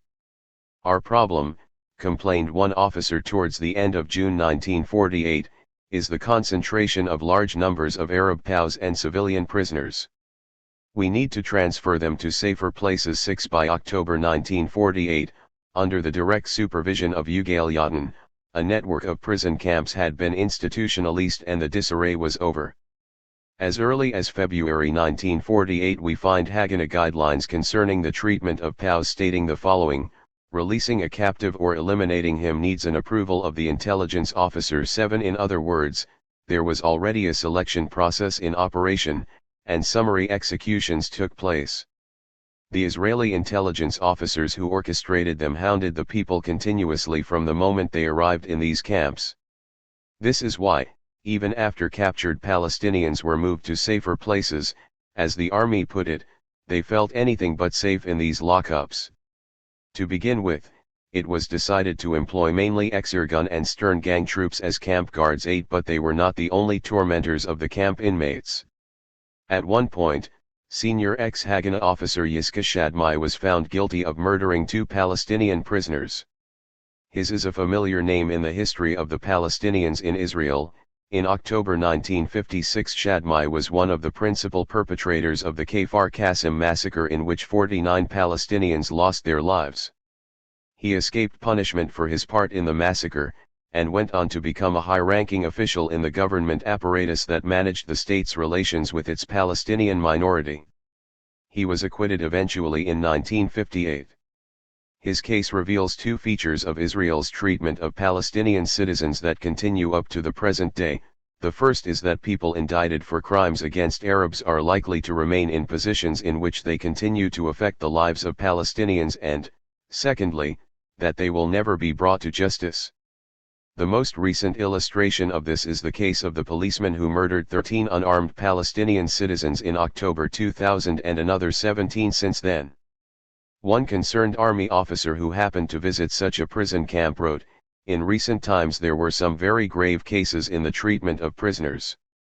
The barbaric and cruel behavior these cases reveal undermines the Army's discipline." 9. The concern voiced here for the Army rather than for the victims will also sound familiar by now in the history of military self-criticism in Israel. Worse still were the labor camps. The idea of using Palestinian prisoners as forced labor came from the Israeli military command and was endorsed by the politicians. 3 special labor camps were built for the purpose, one in Sarafand, another in Tel Litwinsky, today Tel Hashimer Hospital, and a third in Khalid, near Netanya. The authorities used the prisoners in any job that could help strengthen both the Israeli economy and the army's capabilities. 10. One survivor from Tanchura, on his eventual release from such a camp, recalled what he had gone through in an interview with one of Haifa's former notables who, in 1950, published a book on those days. Muhammad Nimr al-Khatib transcribed the following testimony. The survivors of the Tanchura massacre were imprisoned in a nearby pen, for 3 days without food, then pushed into lorries, ordered to sit in impossible space, but threatened with being shot. They did not shoot but clubbed them on the head, and blood gushed everywhere, finally taken to Khalid, Netanya. 11. The witness then describes the routine of forced labor in the camp, working in the quarries and carrying heavy stones, living on 1 potato in the morning and half a dried fish at noon. There was no point in complaining as disobedience was punished with severe beatings. After 15 days, 150 men were moved to a second camp in Jalil, where they were exposed to similar treatment. We had to remove rubble from destroyed Arab houses. But then, one day, an officer with good English told us that from now on we would be treated according to the Geneva Convention. And indeed, conditions improved. 5 months later, al-Khatib's witness told him, he was back at Khalid where he recalled scenes that could have come straight from another place and time. When the guards discovered that 20 people had escaped, we, the people of Tanchura, were put in a cage, oil was poured on our clothes and our blankets were taken away. 12. After one of their early visits, on November 11, 1948, Red Cross officials reported dryly that POWs were exploited in the general local effort to strengthen the Israeli economy. 13. This guarded language was not accidental. Given its deplorable behavior during the Holocaust, when it failed to report on what went on in Nazi concentration camps, on which it was well informed, the Red Cross was careful in its reproach and criticism of the Jewish state. But at least their documents do shed some light on the experiences of the Palestinian inmates, some of whom were kept in these camps until 1955. As previously noted, there was a stark contrast between the Israeli conduct towards Palestinian civilians they had imprisoned and the treatment Israelis received who had been captured by the Arab Legion of Jordan. Ben-Gurion was angry when the Israeli press reported how well Israeli POWs were treated by the Legion. His diary entry for June 18, 1948 reads, "It is true, but it could encourage surrender of isolated spots. Abuses under occupation. In 1948 and 1949 life outside prison or the labor camps was not much easier. Here, too, Red Cross representatives crossing the country sent back disturbing reports to their headquarters in Geneva about life under occupation. These depict a collective abuse of basic rights, which began in April 1948 during the Jewish attacks on the mixed towns, and continued well into 1949, the worst of which seemed to be taking place in Jaffa. 2 months after the Israelis had occupied Jaffa, Red Cross representatives discovered a pile of dead bodies. They asked for an urgent meeting with Jaffa's military governor, who admitted to the Red Cross's Mr. Goey that they had probably been shot by Israeli soldiers for not complying with their orders. A curfew was imposed every night between 5 p.m. and 6 a.m., he explained, and anyone found outside, the orders stated clearly, will be shot. 14. Under the cover of curfews and closures, the Israelis also committed other crimes in Jaffa, which were representative of much that went on elsewhere. The most common crime was looting, of both the systematic official kind and the sporadic private one. The systematic and official kind was ordered by the Israeli government itself and targeted the wholesale stores of sugar, flour, barley, wheat, and rice that the British government kept for the Arab population. The booty taken was sent to Jewish settlements. Such actions had frequently taken place even before May 15, 1948, under the eyes of British soldiers who simply looked away as Jewish troops barged into areas under their legal authority and responsibility.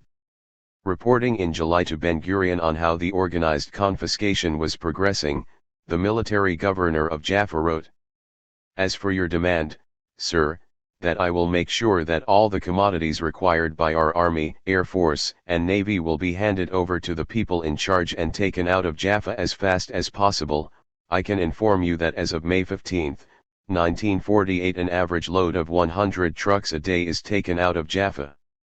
The port is ready for operation. The storehouses were emptied, and the goods were taken out." 15.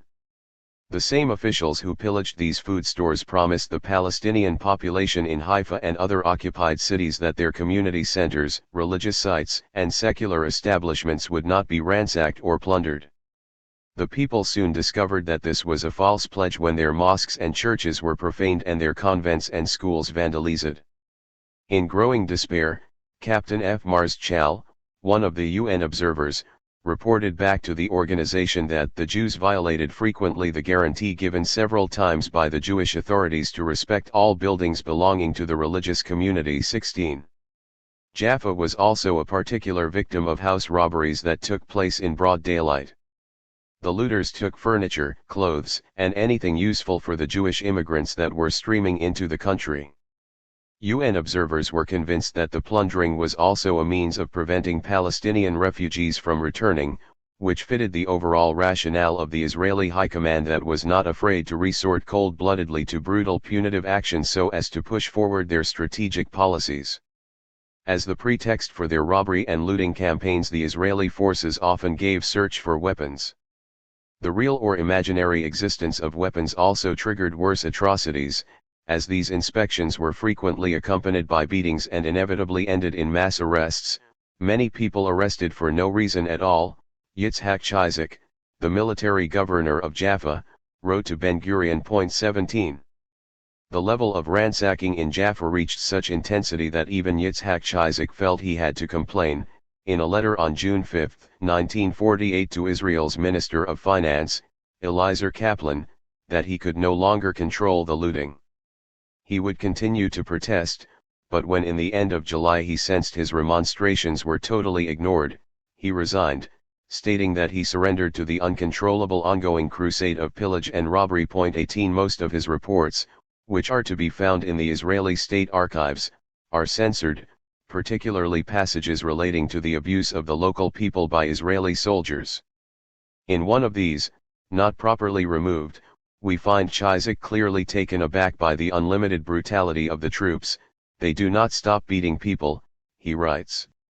Chizek was no angel himself.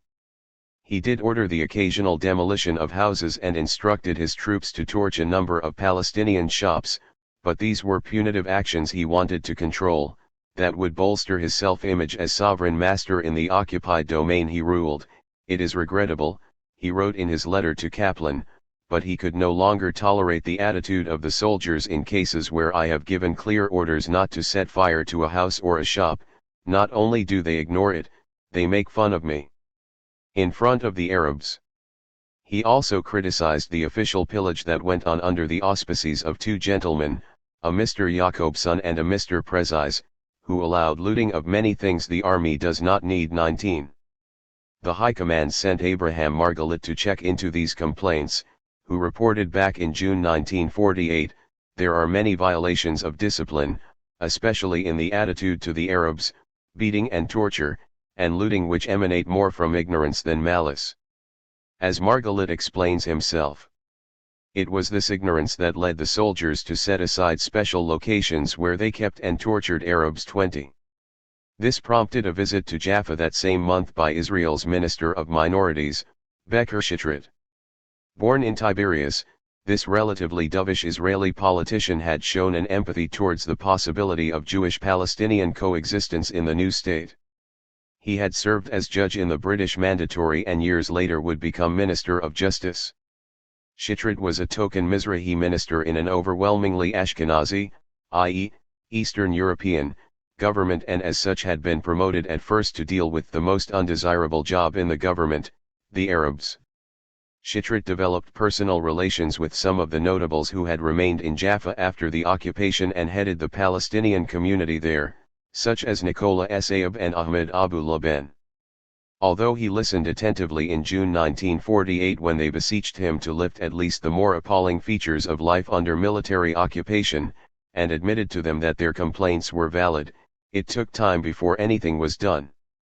The notables told Shitrit that the way Israeli troops broke into individual houses was totally unnecessary as they, as members of the local national committee, had the keys people who had been evacuated had left with them, and they were ready to hand them in to the army, but the soldiers preferred to break in. Little did they know that after Shitrit left, some of the same people were arrested for being in possession of illegal property, the same keys to the empty houses they had mentioned. 21 3 weeks later Ahmed Abu Laban protested to Shitrit that not much had changed since they last met, there is not one house or shop which was not broken into.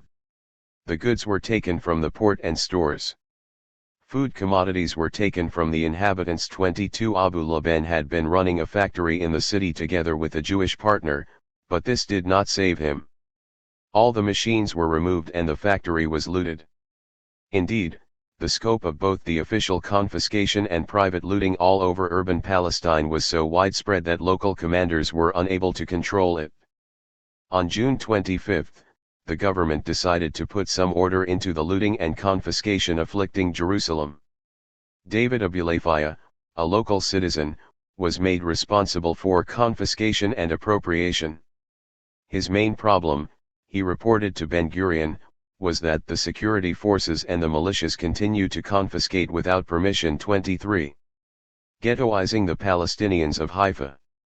That the Israelis had more than one way to imprison people or abuse their most basic rights can be seen from the experiences of the small community of Palestinians left in Haifa after Jewish troops cleansed the city on April 23, 1948. Their story is unique, but only in its details. In general, it exemplifies the trials and tribulations of the Palestinian minority as a whole under occupation. On July 1, 1948, in the evening, the Israeli military commander of the city summoned the leaders of the Palestinian community in Haifa to his headquarters. The purpose of the meeting was to order these notables, who represented the 3,000 to 5,000 Palestinians left behind after the approximately 70,000 of the city's Arab residents had been expelled, to facilitate their transfer from the various parts of the city where they were living into one single neighborhood, the crammed and small quarter of Wadi Nisnaz, one of the city's poorest areas. Some of those ordered to leave their residences on the upper slopes of Mt. Carmel, or even on top of the mountain itself, had been living there for many years among the Jewish newcomers. The military commander now ordered all of them to make sure the move would be completed by July 5, 1948. The shock among the Palestinian leaders and notables was instant and deep. Many of them belonged to the Communist Party that had supported partition and hoped that now the fighting was over, life would return to normal under the auspices of a Jewish state whose creation they had not opposed. 24. I don't understand, is this a military command? Let us look at the conditions of these people. I cannot see any reason, least of all a military one, that justifies such a move, protested Tawfik Tubi, later a member of the Israeli Knesset for the Communist Party. He ended his protestation by saying, "We demand that the people stay in their homes." 25 Another participant, Bulas Farah, shouted, "This is racism," and called the move, appropriately, ghettoizing the Palestinians in Haifa. 26. Even the dry tone of the document cannot hide the dismissive and indifferent reaction of the Israeli military commander. One can almost hear the clipped sound of his voice as he told them.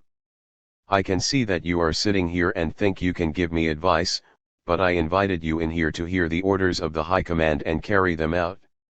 I am not involved in politics and do not deal with it. I am just obeying orders. I am fulfilling orders and I have to make sure that this order is executed by the 5th of July. If you don't do it, I will do it myself. I am a soldier." 27.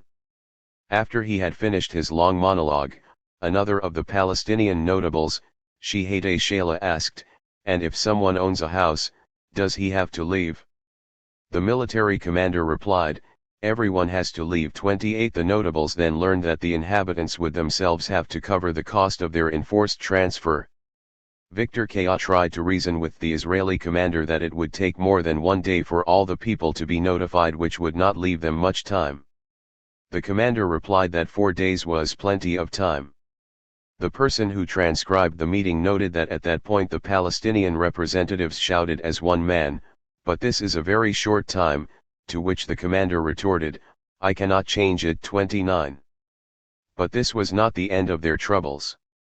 In the area to which they were confined, Wadi Nisnas, where today the municipality of Haifa annually celebrates the convergence of Hanukkah, Christmas, and Eid al-Fitr as the feast of all feasts for peace and coexistence, people continued to be robbed and abused, mostly by Irgun and Stern gang members, but the Haganah also took an active part in the assaults.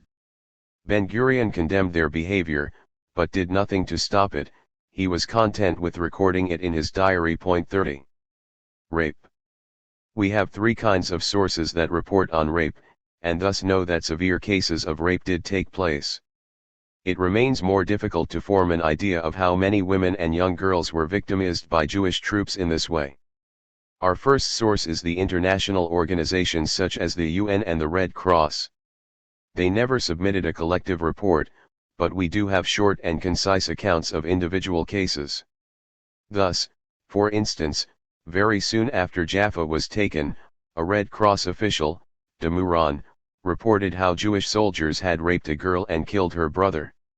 He remarked in general that as Palestinian men were taken away as prisoners, their women were left at the mercy of the Israelis. Yitzhak Chizek wrote to Kaplan in the letter mentioned above, and about the rapes, "Sir, you probably have already heard." In an earlier letter to Ben-Gurion, Chizek reported how a group of soldiers had burst into a house, killed the father, injured the mother and raped the daughter. We know of course more about cases in places where outside observers were present, but this does not mean women were not raped elsewhere. Another Red Cross report tells of a horrific incident that began on December 9, 1948, when 2 Jewish soldiers burst into the house of Al-Hajj Suleiman Dud, who had been expelled with his family to Shakara. The soldiers hid his wife and kidnapped his 18-year-old daughter. 17 days later the father was able to get hold of an Israeli lieutenant, to whom he protested. The rapists appeared to belong to Brigade 7.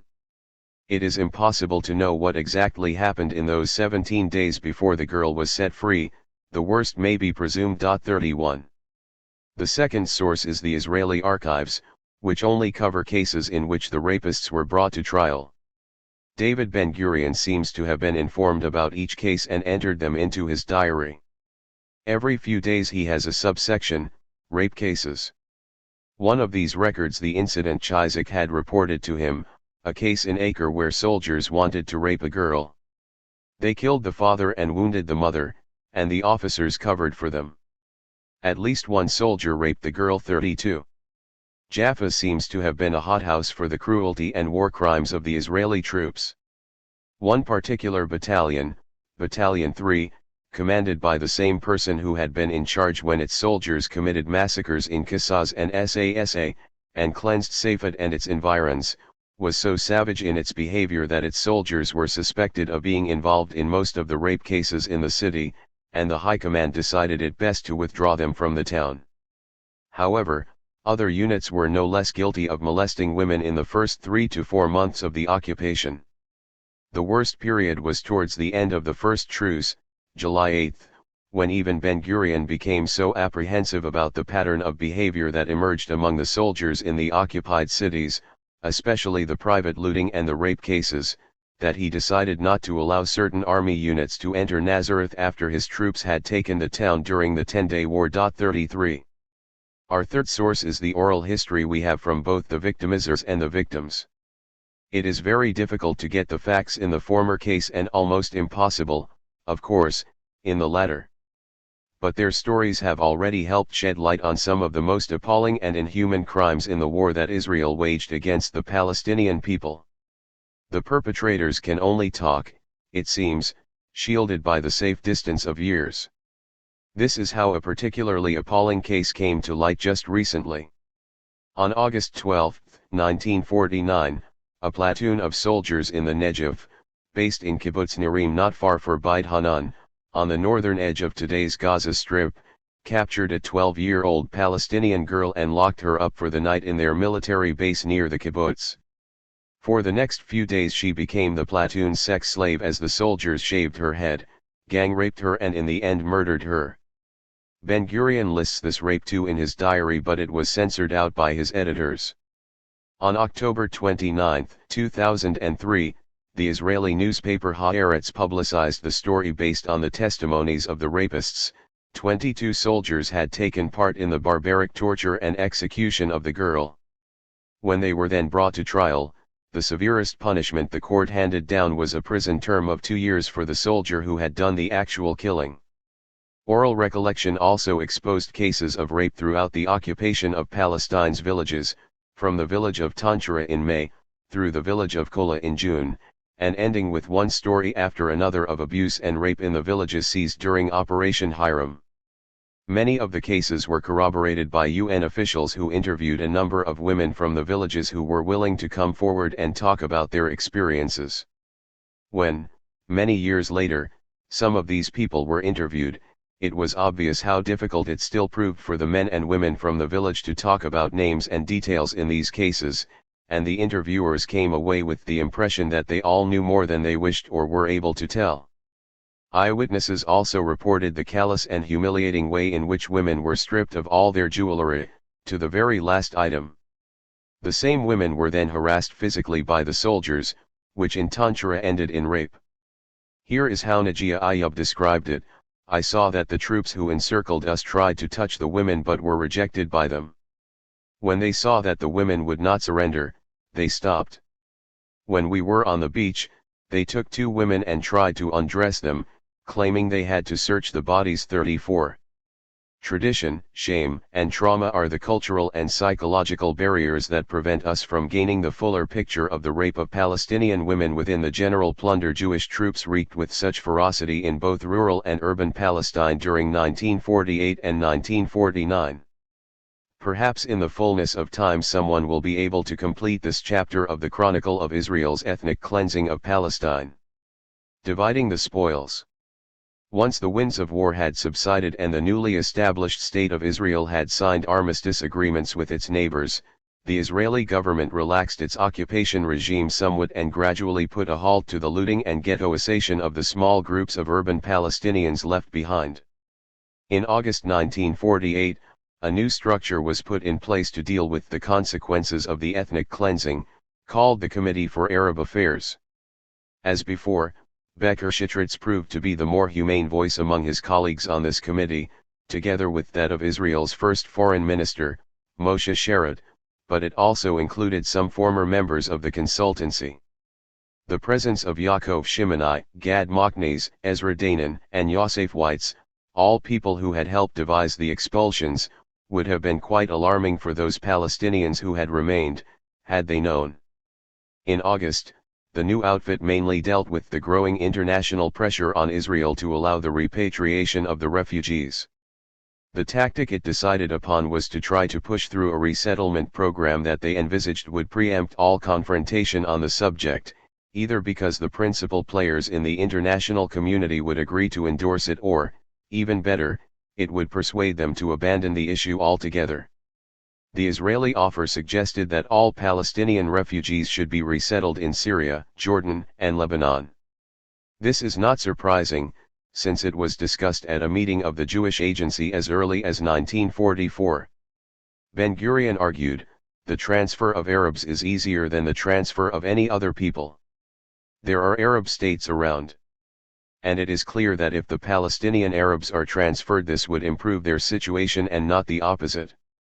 While Moshe Sherrod noted, when the Jewish state is established, it is very possible that the result will be transfer of Arabs. 35. Although the USA and Britain at the time responded favorably to this policy, which has remained the accepted line of argument for all successive Israeli governments, neither they nor the rest of the world seemed interested in investing too much effort in pushing it forward, or in arguing for the implementation of UN Resolution 194, which called for the unconditional repatriation of Palestinian refugees.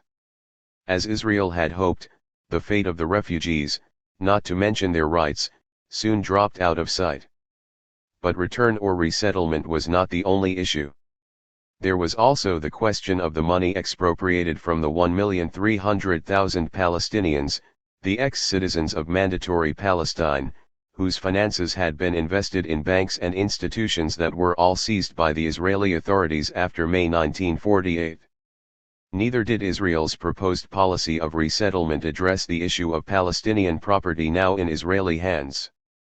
A member of the committee was the first governor of the National Bank, David Horowitz, and he estimated the combined value of property left by the Arabs at £100 million. To avoid becoming embroiled in international investigations and scrutiny, he suggested as a solution, maybe we can sell it to American Jews.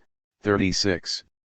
An additional problem was the cultivated land the Palestinians had been forced to abandon, and in the Arab Affairs Committee meeting it was again Becker Shetrit who naively pondered aloud its possible fate. The cultivated land is probably 1 million dunam. According to international law, we cannot sell anything, so maybe we should buy from those Arabs who do not want to come back. Without ceremony, Yosef Weitz cut him short. The fate of the cultivated land will be no different from the overall territory on which the villages existed. The solution, recommended Weitz, had to cover all the territory, all village land, whether cultivated or residential, and the urban areas. 37. Unlike Shetrit, Weitz was in the know. His official position as the head of the JNF Settlement Department and his de facto leadership of the Ad Hoc Transfer Committee fused into one once the ethnic cleansing had started. Weitz closely followed every single takeover within the rural areas, either personally or through loyal officials such as his close aide Yosef Nachmani. While the Jewish troops were responsible for the expulsion of the people and the demolition of their homes, Weitz went to work to make sure the villages passed into JNF custody. This proposal frightened Shetrit even more, as it meant the number of dunam Israel would take possession of, illegally in his mind, was triple the figure of 1 million dunam he had originally thought. Weitz's next suggestion was even more alarming for anyone sensitive to international law or legality. All we need, declared the head of the settlement department of the Jewish National Fund, is 400 tractors. Each tractor can cultivate 3,000 dunam, cultivating not just for the purpose of procuring food but in order to prevent anyone from returning to their lands. Land of lesser quality should be sold to private or public sectors. Shetrit tried one more time. At least, let us say that this confiscation is an exchange for the property the Jews from the Arab world lost when they immigrated to Palestine. Jewish immigration was quite limited at the time, but the concept of exchange would later appeal to the Israeli Foreign Ministry, whose propaganda machine has frequently used it in abortive attempts to silence the debate on the Palestinian refugees' right of return. Shetrit's idea was dropped in August 1948 because it risked implicating Israel in the commission of forced transfer. Yaakov Shimoni warned that such a declaration of mutual expropriation would inevitably direct attention to the expulsions, he termed them transfer, Israel had carried out in Palestine. By now Ben-Gurion had grown impatient. He realized that sensitive subjects such as creating fates accomplis so as to preempt the threat of international sanctions, for instance the destruction of houses so that nobody could force Israel to allow their Palestinian owners to return to them, was no job for such a cumbersome body as the Committee for Arab Affairs. Thus he decided to appoint Danon and Weitz to a committee of two that from then on would take all final decisions on Palestinian property and land, the main features of which were destruction and confiscation. For a short and unique period the American administration showed an interest in the subject. Officials in the State Department, in an atypical move, dominated the policy on the refugee issues, while the White House seemed to stand aloof.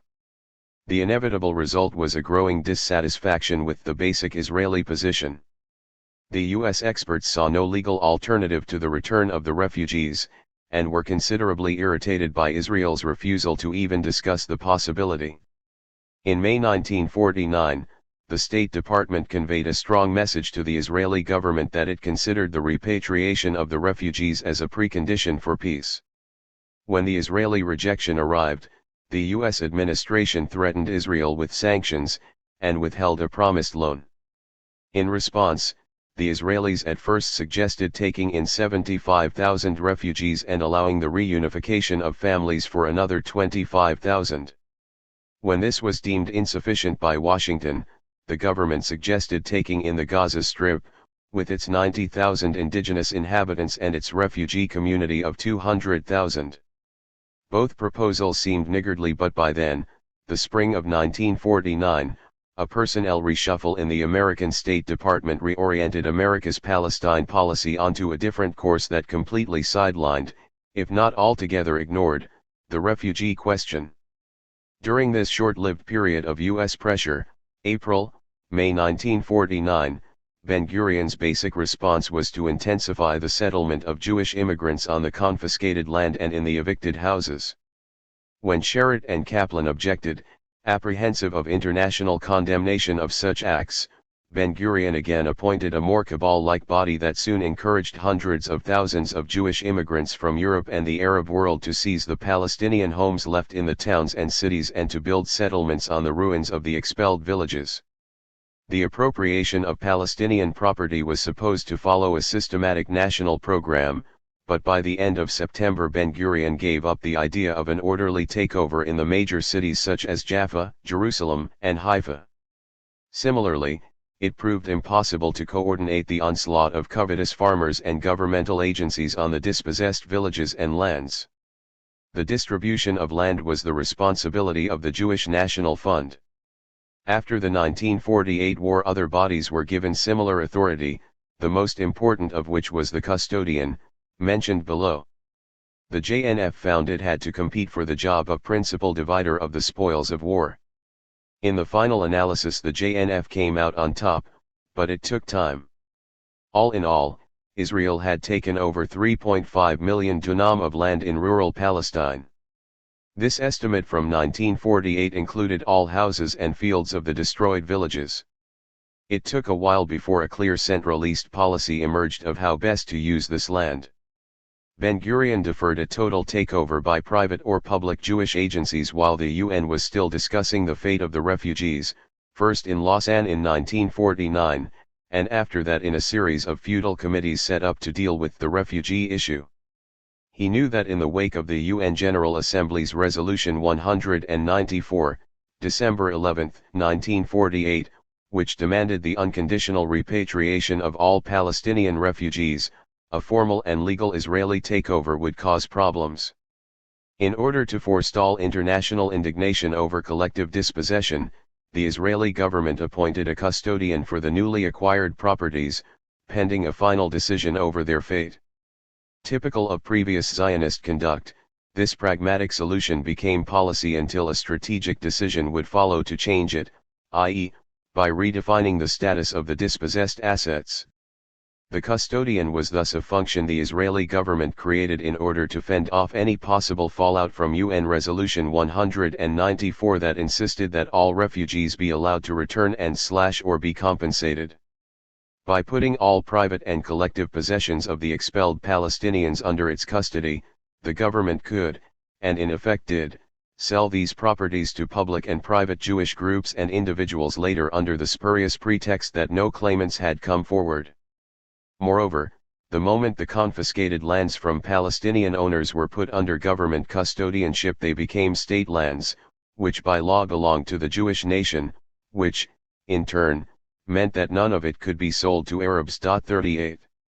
This legal sleight of hand meant that as long as no final strategic decision on how to divide the lands had been made, tactical interim resolutions could be adopted in order to hand over part of the lands to the IDF, for instance, or to new immigrants or, at cheap rates, to the kibbutzim movements. The JNF faced fierce competition from all these clients in the scramble over the spoils. It did well to begin with, and bought up almost every destroyed village together with all its houses and lands. The custodian had sold 1 million dunam out of the total 3.5 million directly to the JNF at a bargain price in December 1948. Another 250,000 was passed on to the JNF in 1949. Then lack of funds put a halt to the JNF's seemingly insatiable greed. And what the JNF failed to purchase, the three kibbutzim movements, the Moshavim movement and private real estate dealers were happy to divide among themselves. The most avaricious of these proved to be the leftist kibbutz movement, Omer Haza-Ir, that belonged to Mapam, the party to the left of Pappe, Israel's ruling party. Omer Haza-Ir members were not content only with lands from which the people had already been expelled, but also wanted the lands whose Palestinian owners had survived the onslaught and who were still clinging onto them. Consequently, they now wanted these people to be driven out too, even though the official ethnic cleansing had come to an end. All these contenders had to make way for the Israeli army's demands to have large tracts of land set aside as training grounds and camps. And yet, by 1950, half of the dispossessed rural lands were still in the hands of the JNF. In the first week of January 1949, Jewish settlers colonized the villages of Kawaikat, Ras al-Nakora, Birvat, Susuf, Sasa and Lajun. On the lands of other villages, such as Malil and Jalama in the north, the IDF built military bases. In many ways, the new settlements did not look much different from the army bases, new fortified bastions where once villagers had led their pastoral and agricultural lives. The human geography of Palestine as a whole was forcibly transformed. The Arab character of the cities was effaced by the destruction of large sections, including the spacious park in Jaffa and community centers in Jerusalem. This transformation was driven by the desire to wipe out one nation's history and culture and replace it with a fabricated version of another, from which all traces of the indigenous population were elided. Haifa was a case in point. As early as May 1, 1948, Haifa having been taken on April 23, Zionist officials had written to David Ben-Gurion that an historical opportunity had fallen into their hands to metamorphose Haifa's Arab character. All that was needed, they explained, was the destruction of 227 houses. 39 Ben-Gurion visited the city to inspect the scene of the intended destruction himself, and also ordered the destruction of the covered marketplace, one of the most beautiful markets of its kind. Similar decisions were taken with regard to Tiberias, where almost 500 houses were demolished, and a similar number in Jaffa and western Jerusalem. 40 Ben-Gurion's sensitivity here vis-a-vis the mosques was unusual, the exception that proved the rule. Israel's official plunder did not spare holy shrines, least of all mosques, that were part of the newly acquired possessions. Desecration of holy sites. 41. Until 1948 all Muslim holy sites in Palestine belonged to the Waqf, the Islamic Endowment Authority recognized by both the Ottoman Empire and the British Mandatory Government. They were supervised by the Supreme Muslim Council, a body of local religious dignitaries, at the head of which stood Al-Hajj Amin al-Husseini. After 1948 Israel confiscated all these endowments, with all the properties incorporated in them, and transferred them first to the custodian, then to the state, and eventually sold them to Jewish public bodies and private citizens. 42. Neither were the Christian churches immune from this land grab.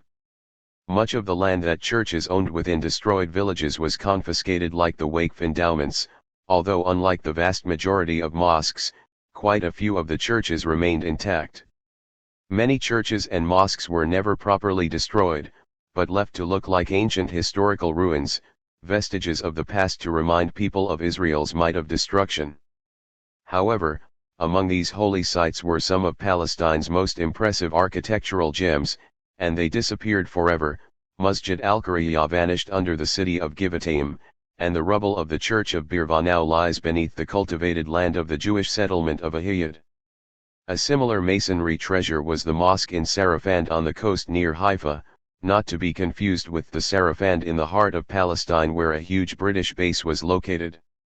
The mosque was 100 years old when the Israeli government gave the go-ahead to have it bulldozed on July 25, 2000, ignoring a petition addressed to the then Prime Minister, Ehud Barak, beseeching him not to authorize this official act of state vandalism.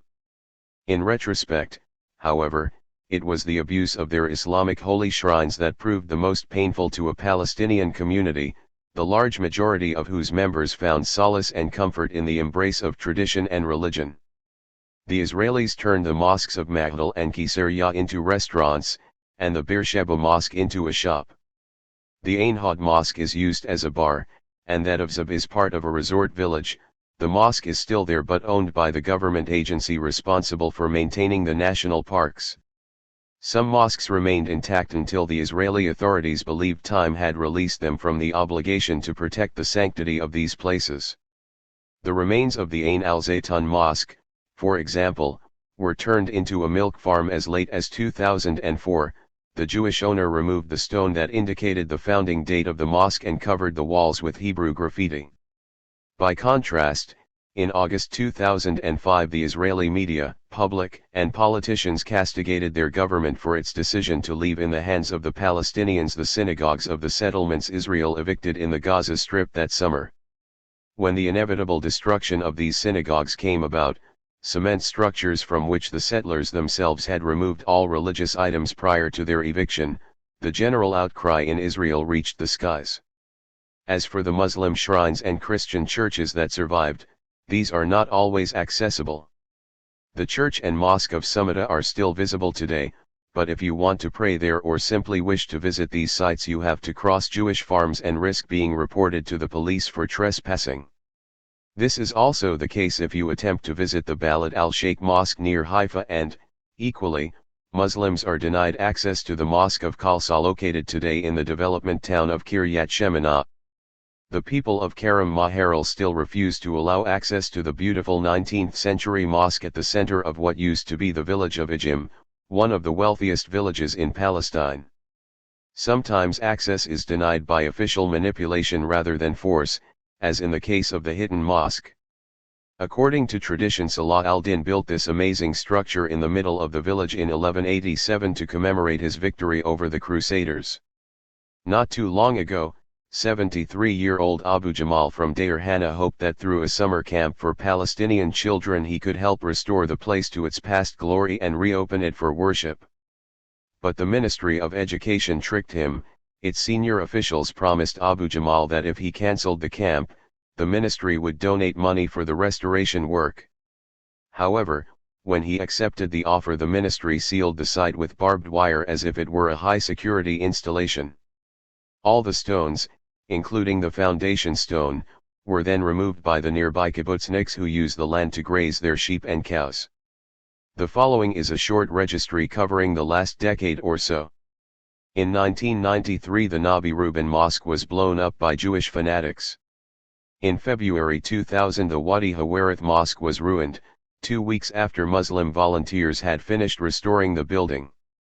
Some restored mosques were the target of sheer vandalism. The Maqam of Sheikh Shihad, in the destroyed village of Ain Ghazal, was burned down in 2002, and the Arabain Mosque of Bisan was ruined by an arson attack in March 2004. The Al-Umarat and Al-Bar mosques in Tiberias escaped 2 similar attacks in June 2004 in which they were badly damaged. The Mosque of Hassan Baik in Jaffa is assaulted regularly by people throwing stones at it, and it was desecrated once when the head of a pig with the name of the Prophet written on it was tossed into its yard. In 2003, bulldozers erased out all traces of the Al-Salam, peace, mosque in Zarugera, half a year after the mosque had been re-erected, while the Maqam of Sheikh Salman near Kfar Saba was demolished by unknown assailants in 2005. Other mosques were turned into Jewish places of worship, as in the iconoclastic days of medieval times. The mosques of Wadi Anain and Yazur are today synagogues, as is the mosque in the Maqam of Samakia in Tiberias and in the two villages of Kafar Inan and Dalia. The mosque of Abbasiyya, near Ben Gurion Airport, was turned into a synagogue, too, but has since been abandoned. It is decorated today with graffiti saying "Kill the Arabs." The Lifta Mosque at the western entrance to Jerusalem has become a mikveh, Jewish ritual bath for women. Recent targets are the mosques of the so-called unrecognized villages in Israel. This is the most recent aspect of the dispossession that first began during the Nakba. Since, according to Israeli law, most of the land in Israel belongs to the Jewish people from which Palestinian citizens are barred, Palestinian farmers are left with very little space to expand or build new villages. In 1965 the government abolished all infrastructure plans for the urban and rural development of the Palestinian areas. As a result, Palestinians, and especially the Bedouin in the south, began to establish illegal villages with, of course, mosques in them. Both houses and mosques in these villages are under constant threat of demolition. The Israeli authorities play a highly cynical game with the residents. They are given the option between their houses or their mosque. In one such village, Husseiniya, named after a 1948 destroyed village, a long battle in court saved the mosque but not the village. In October 2003, the authorities offered to leave 13 houses in Qutaymat standing instead of the mosque, which they demolished, entrenching the occupation. When the international pressure subsided and Israel had put in place clear rules for dividing the spoils, the Committee for Arab Affairs also formalized the official governmental attitude towards the Palestinians left within the territory of the new state, who were now citizens of Israel. Totaling about 150,000, these became the Israeli Arabs, as if it made sense to talk about Syrian Arabs or Iraqi Arabs and not Syrians or Iraqis. They were put under a military regime based on British mandatory emergency regulations which, when they were issued in 1945, none other than Menachem Begin had compared to Germany's 1935 Nuremberg laws. These regulations virtually abolished people's basic rights of expression, movement, organization, and equality before the law. They left them the right to vote for and be elected to the Israeli parliament, but this too came with severe restrictions. This regime officially lasted until 1966, but, for all intents and purposes, the regulations are still in place. The Committee for Arab Affairs continued to meet, and as late as 1956 some of its more prominent members seriously advocated plans for the expulsion of the Arabs from Israel. Massive expulsions continued until 1953. The last village to be depopulated at gunpoint was al-Faraj, near Nahariya. The army went in, drove out all the inhabitants and then destroyed the village. The Bedouin in the Negev were subjected to expulsions up to 1962, when the tribe of al-Hawashli was forced to leave. In the dead of night 750 people were put on trucks and driven away. Their houses were demolished and the 8,000 dunam they owned were confiscated and then given to families who were collaborating with the Israeli authorities. Most of the plans the committee discussed were never implemented for various reasons. They have come to light thanks to the Palestinian historian Nur Masalha. Had it not been for some liberal-minded Israeli politicians who objected to the schemes, and the Palestinian minority's own steadfastness in several cases where such plans to expel them were set in motion, we would long ago have witnessed the ethnic cleansing of the remnant of the Palestinian people now living within the borders of the Jewish state. But if that final danger seemed to have been averted, the price they paid for living in relative physical safety was incalculable, the loss not only of their land, but with it the soul of Palestine's history and future. The appropriation of Palestinian lands by the government continued from the 1950s onwards under the auspices of the JNF. The land robbery, 1950 to 2000. It was the settlement department in the JNF that decided the fate of the destroyed villages once they had been flattened, whether a Jewish settlement or a Zionist forest would take its place. Back in June 1948, the head of the department, Yosef Weitz, had reported to the Israeli government, "We have begun the operation of cleansing, removing the rubble and preparing the villages for cultivation and settlement. Some of these will become parks. As he observed the ongoing destruction, Whites had proudly reported that he remained unmoved by the sight of tractors destroying whole villages. 43 But to the public at large, a very different picture was portrayed. Creating new Jewish settlements was accompanied by such slogans as making the desert bloom, while the JNF's forestation activities were marketed as an ecological mission designed to keep the country green. Forestation was not a first choice. The selection process did not actually rest on any clear strategy but consisted of ad hoc decisions. First there were the abandoned cultivated lands that could immediately be harvested, then there were tracts of fertile land that could potentially yield crops in the near future that went to veteran Jewish settlements or were set aside for the establishment new ones. As we saw, the JNF had a hard time fending off the competition which came from the kibbutzim movements. They would start cultivating the lands of neighboring villages even before they had been given permission to take them over, and then on the basis of the work already carried out would demand ownership. As a rule, the feeling in the government was that land first had to be allotted to existing Jewish settlements, then to the building of new ones, and only in the third place be made available for forestation. In 1950, the Knesset passed the law for absentee property, while the custodian introduced some order into the way it dealt with the booty, but had not yet made the JNF sole owner. On the way to becoming the exclusive proprietor of Israel's new forests, almost all planted over the ruins of Palestinian villages destroyed in the ethnic cleansing of 1948, the JNF defeated the Ministry of Agriculture, which naturally sought control over the forestation issue. The state, however, recognized the advantage of giving the JNF a full mandate not only as Israel's forest keepers but also as the principal custodian of the lands as a whole on behalf of the Jewish people.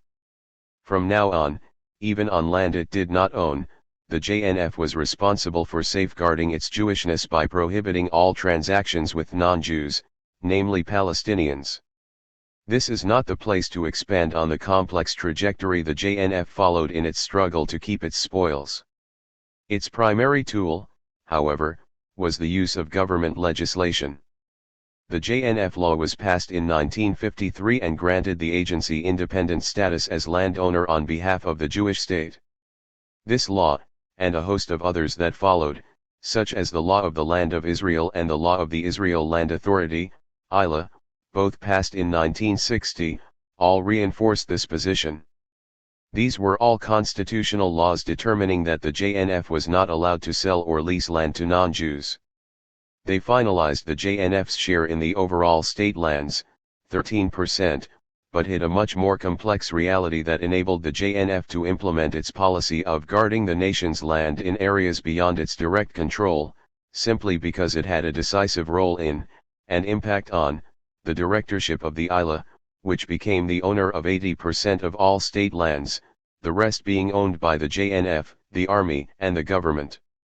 The legislative takeover of the land and the process of turning it into JNF property was completed in 1967 when the Knesset passed a final law, the Law of Agricultural Settlement, that also prohibited the subletting of the Jewish-owned land of the JNF to non-Jews. Until then only sale and direct lease were prohibited. The law furthermore ensured that water quotas set aside for the JNF lands could not be transferred to non-JNF lands. Water is scarce in Israel and hence sufficient quotas are vital for agriculture. The bottom line of this almost two-decade-long bureaucratic process, 1949 to 1967, was that the legislation regarding the JNF, barring the selling, leasing, and subletting of land to non-Jews, was put into effect for most of the state lands, more than 90% of Israel's land, 7% having been declared as private land.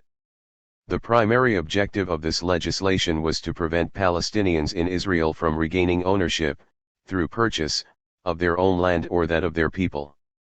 This is why Israel never allowed the Palestinian minority to build even one new rural settlement or village, let alone a new town or city, apart from 3 Bedouin settlements in the early 1960s, which actually represented recognition by the state of the permanent residence sedentary tribes had taken up there. At the same time, Israel's Jewish population, with a much lower natural growth, was able to build on these lands, apart from those destined for forestation, as many settlements, villages, and cities as they wished, and wherever they wanted. The Palestinian minority in Israel, 17% of the total population after ethnic cleansing, has been forced to make do with just 3% of the land. They are allowed to build and live on only 2% of the land. The remaining 1% was defined as agricultural land which cannot be built upon. In other words, today 1.3 million people live on that 2%. Even with the privatization of land that began in the 1990s, the JNF policy remains in place, thus excluding the Palestinians from the benefit that opening up the land market would provide for the public at large, that is, Israel's Jews. However, not only have they been prevented from expanding over the land that was theirs, but also much of the land they owned before the 1948 war was confiscated from them, in the 1970s, for the building of new Jewish settlements in the Galilee, and again, in the early 2000s, for the construction of the segregation wall and a new highway. One study has estimated that 70% of the land belonging to the Palestinians in Israel has been either confiscated or made inaccessible to them. 44. The final dispossession in the Galilee, so far, which parallels the confiscation of land in the West Bank for the twofold purpose of building Jewish settlements and slowly, but surely, driving the Palestinians out of these areas, began after 1967. In the early 1960s, before the final division of land between the Ilan and the JNF, the latter launched Operation Finally, Saf, which sought to further dispossess the Palestinians of land in the Galilee that was still in the villagers' possession. The JNF offered to buy those lands or exchange them with lesser quality land elsewhere. But the villagers refused. Their steadfastness forms one of the truly heroic chapters in the struggle against the Zionist ethnic cleansing operations. The JNF then began erecting special military outposts at the entrances to the stubborn villages in an effort to exert psychological pressure on the inhabitants. Even with such callous means, the JNF only achieved its goal in a few cases. As Arnon Sofer, a professor of geography at Haifa University, who is closely connected with the government, explains. We were murderous, but it was not malice for the sake of malice. We acted out of a sense of being exposed to an existential threat. And there were objective reasons for this feeling. We were convinced that without Jewish territorial continuity, especially along the national water carrier, the aqueduct that runs from the Lake of Galilee to the south of the Kutri, the Arabs would poison the water. 45. That there are no fences or guard posts along the entire route of the aqueduct raises doubts about the sincerity of the concern expressed here.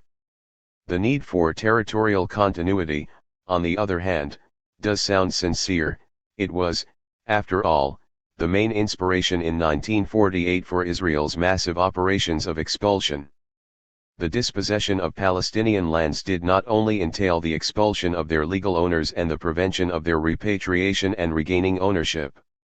It was compounded by the reinvention of Palestinian villages as purely Jewish or ancient Hebrew places. Chapter 10. The memoricide of the Nakba. Nationalist extremists are also trying to wipe out any physical evidence that could remind future generations that people other than Serbs ever lived together in Bosnia.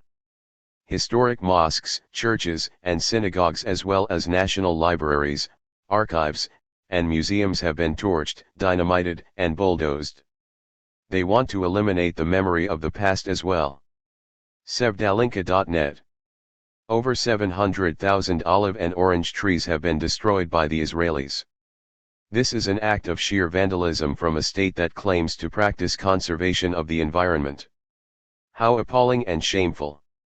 Address by Ronnie Casseroles, Minister of Water Affairs and Forestry, South Africa, London, November 30, 2002. The reinvention of Palestine. As the owner of lands in general, along with other agencies that possess state land in Israel such as the Israeli Land Authority, the Army, and the government, the Jewish National Fund was also involved in establishing new Jewish settlements on the lands of the destroyed Palestinian villages. Here, dispossession was accompanied by the renaming of the places it had seized, destroyed, and now recreated. This mission was accomplished with the help of archaeologists and biblical experts who volunteered to serve on an official naming committee whose job it was to Hebraize Palestine's geography. This naming committee was in fact an old outfit, already put in place in 1920, when it acted as an ad hoc group of scholars that granted Hebrew names to lands and places newly purchased by the Jews, and they continued to do so for lands and places taken by force during the Nakba. It was reconvened by Ben-Gurion in July 1949, who turned it into a subdivision of the JNF. The naming committee was not working in a total vacuum. Some of the Palestinian villages were inevitably built on the ruins of earlier and even ancient civilizations, including the Hebrew one, but this was a limited phenomenon and none of the cases involved was unambiguous. The postulated Hebrew sites date back to such ancient times that there is little chance of establishing their locations properly, but then, of course, the motive for Hebraizing the names of the evicted villages was ideological and not scholarly. The narrative accompanying this expropriation was very simple. Throughout the years of foreign occupation of Eretz Israel, the original Hebrew names were erased or became garbled, and sometimes took on an alien form. The archaeological zeal to reproduce the map of ancient Israel was in essence none other than a systematic, scholarly, political, and military attempt to de-Arabize the terrain, its names and geography, but above all its history. The JNF, as mentioned before, was busy confiscating land in the 1950s and the 1960s, but it did not end there. It also owned land in the Greater Jerusalem area that it had received from the custodian of absentee lands after the 1967 war. In the early 1980s, this land was passed on by the JNF to Ilan, the settlers' NGO that was then and remains today devoted to the Judaization of East Jerusalem. This NGO focused on Silwan and stated openly that it wanted to cleanse that village from its original Palestinian inhabitants. In 2005 it received assistance from the Jerusalem municipality, which ordered the destruction of 36 houses there under the pretext of illegal construction and expansion. In the beginning of the 21st century, the JNF's main challenges were the government policies of privatization of land ownership, accelerated under Benjamin Netanyahu, 1996 to 1999, and Ariel Sharon, 2001 to 2003, 2003 to 2006, which threatened to limit the JNF's control. However, both these right-wing prime ministers were torn between Zionism and capitalism, and time will tell how much land their successors will allow to remain in the JNF's hands in the future. What is not going to change is the stronghold the JNF has over Israel's forests. In these forests Nakba denial is so pervasive, and has been achieved so effectively, that they have become a main arena of struggle for Palestinian refugees wishing to commemorate the villages that lie buried beneath them. They are up against an organization, the JNF, which claims that there is only barren land under the pine and cypress trees it has planted there. Virtual colonialism and the JNF. When it set out to create its national parks on the sites of eradicated Palestinian villages, the decision as to what to plant was totally in the hands of the JNF. Almost from the start the JNF executive opted mainly for conifers instead of the natural flora indigenous to Palestine. In part this was an attempt to make the country look European, although this appears nowhere in any official document as a goal. In addition, however, the choice of planting pine and cypress trees, and this has been overtly stated, was meant to support the country's aspiring wood industry. The three aims of keeping the country Jewish, European-looking, and green quickly fused into one. This is why forests throughout Israel today include only 11% of indigenous species and why a mere 10% of all forests date from before 1948.1 at times. The original flora manages to return in surprising ways. Pine trees were planted not only over bulldozed houses, but also over fields and olive groves.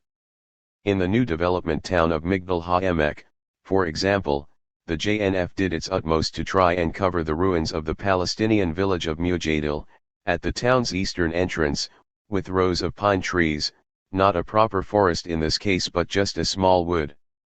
Such green lungs can be found in many of Israel's development towns that cover destroyed Palestinian villages, Tirat HaKarmel over Tirat Haifa, Kiryat Shemona over Khalsa, Ashkelon over Magdal, etc. But this particular species failed to adapt to the local soil and, despite repeated treatment, disease kept afflicting the trees. Later visits by relatives of some of Mujadil's original villagers revealed that some of the pine trees had literally split in two and how, in the middle of their broken trunks, olive trees had popped up in defiance of the alien flora planted over them 56 years ago. Within Israel and throughout the Jewish world, the JNF is seen as a highly responsible ecological agency whose reputation rests on the way it has been assiduously planting trees, reintroducing local flora and landscapes, and paving the way for scores of resort and nature parks, complete with picnic facilities and children's playgrounds. Israelis find their way to these spots by clicking on the different icons on the JNF's detailed website, or taking their cues from the material posted on the various information boards located at the entrances to these parks, and at various stations along the way within the recreational grounds themselves. These texts guide and inform visitors wherever they go, even if all they want to do is enjoy themselves and relax. JNF parks do not only offer parking spaces, picnic areas, playgrounds, and access to nature, but also incorporate visible items that tell a particular history, the ruins of a house, a fortress, orchards, cactuses, sabra, and so on. There are also many fig and almond trees. Most Israelis think these are wild figs or wild almonds, as they see them in full bloom, towards the end of the winter, heralding the beauty of spring. But these fruit trees were planted and nurtured by human hands. Wherever almond and fig trees, olive groves, or clusters of cactuses are found, there once stood a Palestinian village, still blossoming afresh each year. These trees are all that remain. Near the now uncultivated terraces, and under the swings and picnic tables, and the European pine forests, there lie buried the houses and fields of the Palestinians whom Israeli troops expelled in 1948. However, guided only by these JNF signs, visitors will never realize that people used to live there, the Palestinians who now reside as refugees in the occupied territories, as second-rate citizens inside Israel, and as camp dwellers beyond Palestine's border. The true mission of the JNF, in other words, has been to conceal these visible remnants of Palestine not only by the trees it has planted over them, but also by the narratives it has created to deny their existence. Whether on the JNF website or in the parks themselves, the most sophisticated audiovisual equipment displays the official Zionist story, contextualizing any given location within the national meta-narrative of the Jewish people and Eretz Israel. This version continues to spout the familiar myths of the narrative, Palestine as an empty and arid land before the arrival of Zionism, that Zionism employs to supplant all history that contradicts its own invented Jewish past. As Israel's green lungs, these recreational sites do not so much commemorate history as seek to totally erase it. Through the literature the JNF attaches to the items that are still visible from before 1948, a local history is intentionally denied. This is not part of a need to tell a different story in its own right, but is designed to annihilate all memory of the Palestinian villages that these green lungs have replaced. In this way, the information provided at these JNF sites is a preeminent model for the all-pervading mechanism of denial Israelis activate in the realm of representation.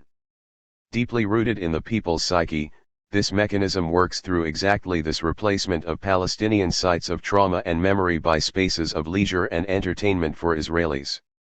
In other words, what the JNF texts represent as an ecological concern is yet one more official Israeli effort to deny the Nakba and conceal the enormity of the Palestinian tragedy. The JNF resort parks in Israel.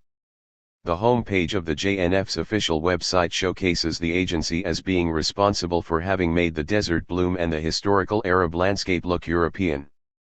It proudly proclaims that these forests and parks were built upon arid and desert-like areas, and that Israel's forests and parks were not always here. The first Jewish settlers in the country, at the end of the 19th century, found a desolate land with not a mite of shade. The JNF is not only the creator of Israel's green lungs, it is also their preserver. The JNF declares that the forests are there to provide recreation for the benefit of all citizens of Israel and to make them ecologically aware. What visitors are not being told is that in addition the JNF is the principal agency whose job it is to prevent all acts of commemoration at these forests, let alone visits of return, by Palestinian refugees whose own houses lie entombed under these trees and playgrounds. 4 of the larger and most popular picnic sites that appear on the JNF website, the Birya Forest, the Ramat Menashe Forest, the Jerusalem Forest, and the Sataf, all epitomize, better than any other space today in Israel, both the Nakba and the denial of the Nakba. The Forest of Birya. Moving from north to south, the Birya Forest is located in the Safed region and covers a total of 20,000 dunam. It is the largest man-made forest in Israel and a very popular site. It conceals the houses and the lands of at least 6 Palestinian villages. Reading through the text on the website and simply highlighting what it includes and excludes, none of the villages of Dishan, Alma, Kadida, Amka, Ain al-Zaytun or Biriyat are ever mentioned. They all disappear behind the descriptions the website gives of the forest's wonderful charms and attractions. No wonder that in such a huge forest one can find a plethora of interesting and intriguing sites, woods, bustans, springs, and an old synagogue, namely a small piece of mosaic that may or may not be an old synagogue, as the area through the ages was frequented by the Orthodox Jews of Safed. In many of the JNF sites, bustans, the fruit gardens Palestinian farmers would plant around their farmhouses, appear as one of the many mysteries the JNF promises the adventurous visitor. These clearly visible remnants of Palestinian villages are referred to as an inherent part of nature and her wonderful secrets. At one of the sites, it actually refers to the terraces you can find almost everywhere there as the proud creation of the JNF.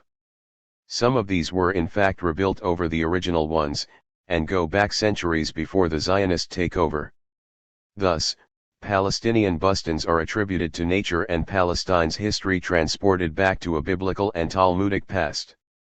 Such is the fate of one of the best-known villages, Ain al-Zaytun, which was emptied in May 1948, during which many of its inhabitants were massacred.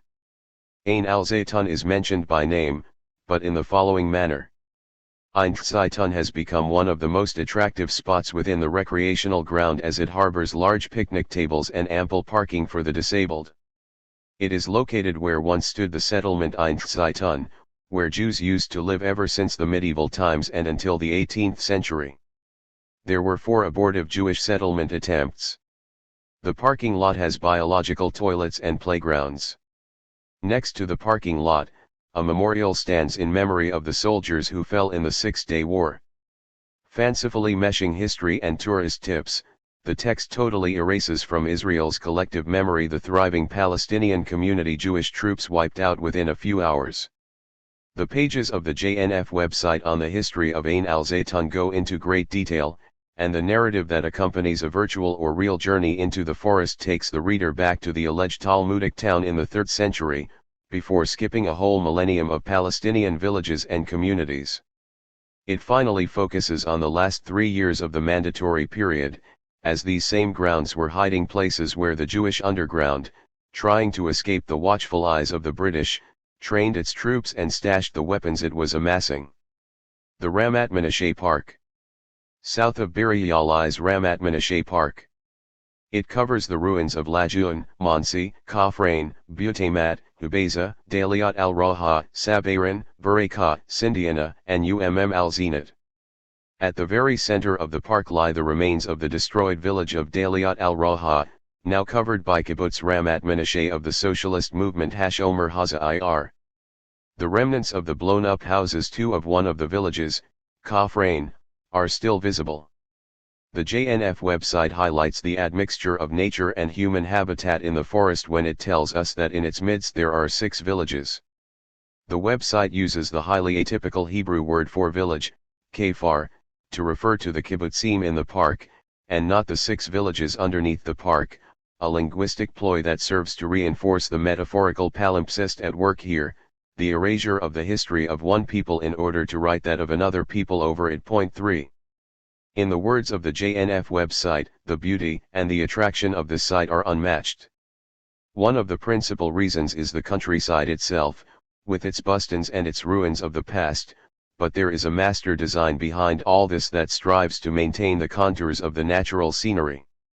Here, too, nature has its particular appeal because of the destroyed Palestinian villages the park covers up.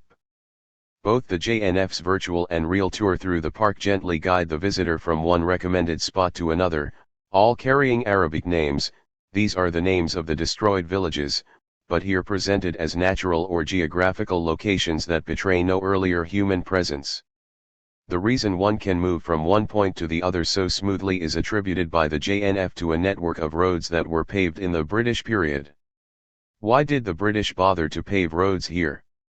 Obviously to better connect, and thus control, existing villages, but this fact can only be extracted from the text with great difficulty, if at all. This system of erasure, however, can never be foolproof. For example, the JNF website tells us something you will not find mentioned on the boards that punctuate the forest paths themselves.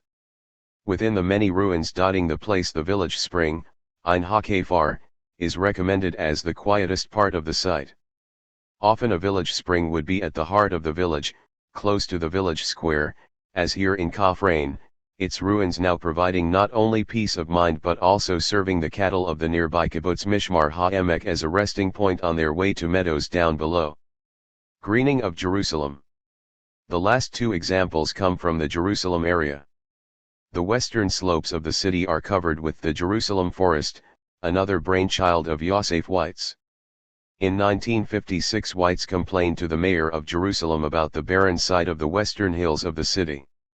8 years earlier, they had of course been covered with the houses and the cultivated lands of Palestinian villages bustling with life. In 1967, Weitz's efforts finally bore fruit.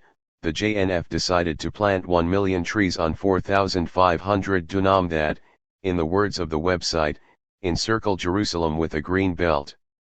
At one of its southern corners, the forest reaches the ruined village of Ein Karim and covers the destroyed village of Beit Majmil. Its most western point stretches over the land and houses of the destroyed village of Beit Horish, whose people were expelled as late as 1949. The forest extends further over Deir Yassin, Zuba, Sataf, Jura and Beit al-Mais. The JNF website here promises its visitors unique sights and special experiences in a forest whose historical remnants testify to intensive agricultural activity. More specifically, it highlights the various terraces one finds carved out along the western slopes. As in all other sites, these terraces are always ancient, even when they were shaped by Palestinian villagers less than 2 or 3 generations ago.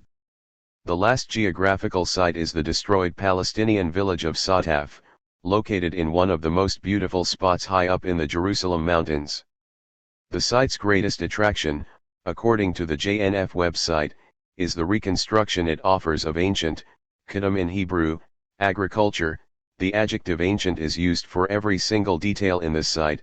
Paths are ancient, steps are ancient, and so on. Sataf, in fact, was a Palestinian village expelled and mostly destroyed in 1948. For the JNF, the remains of the village are one more station visitors encounter on the intriguing walking tours it has set out for them within this ancient site. The mixture here of Palestinian terraces and the remains of 4 or 5 Palestinian buildings almost fully intact inspired the JNF to create a new concept, the Bustanof, Bustan plus Nof, the Hebrew word for panorama, the English equivalent for which would probably be something like Bustanorama or Orchard View. The concept is wholly original to the JNF.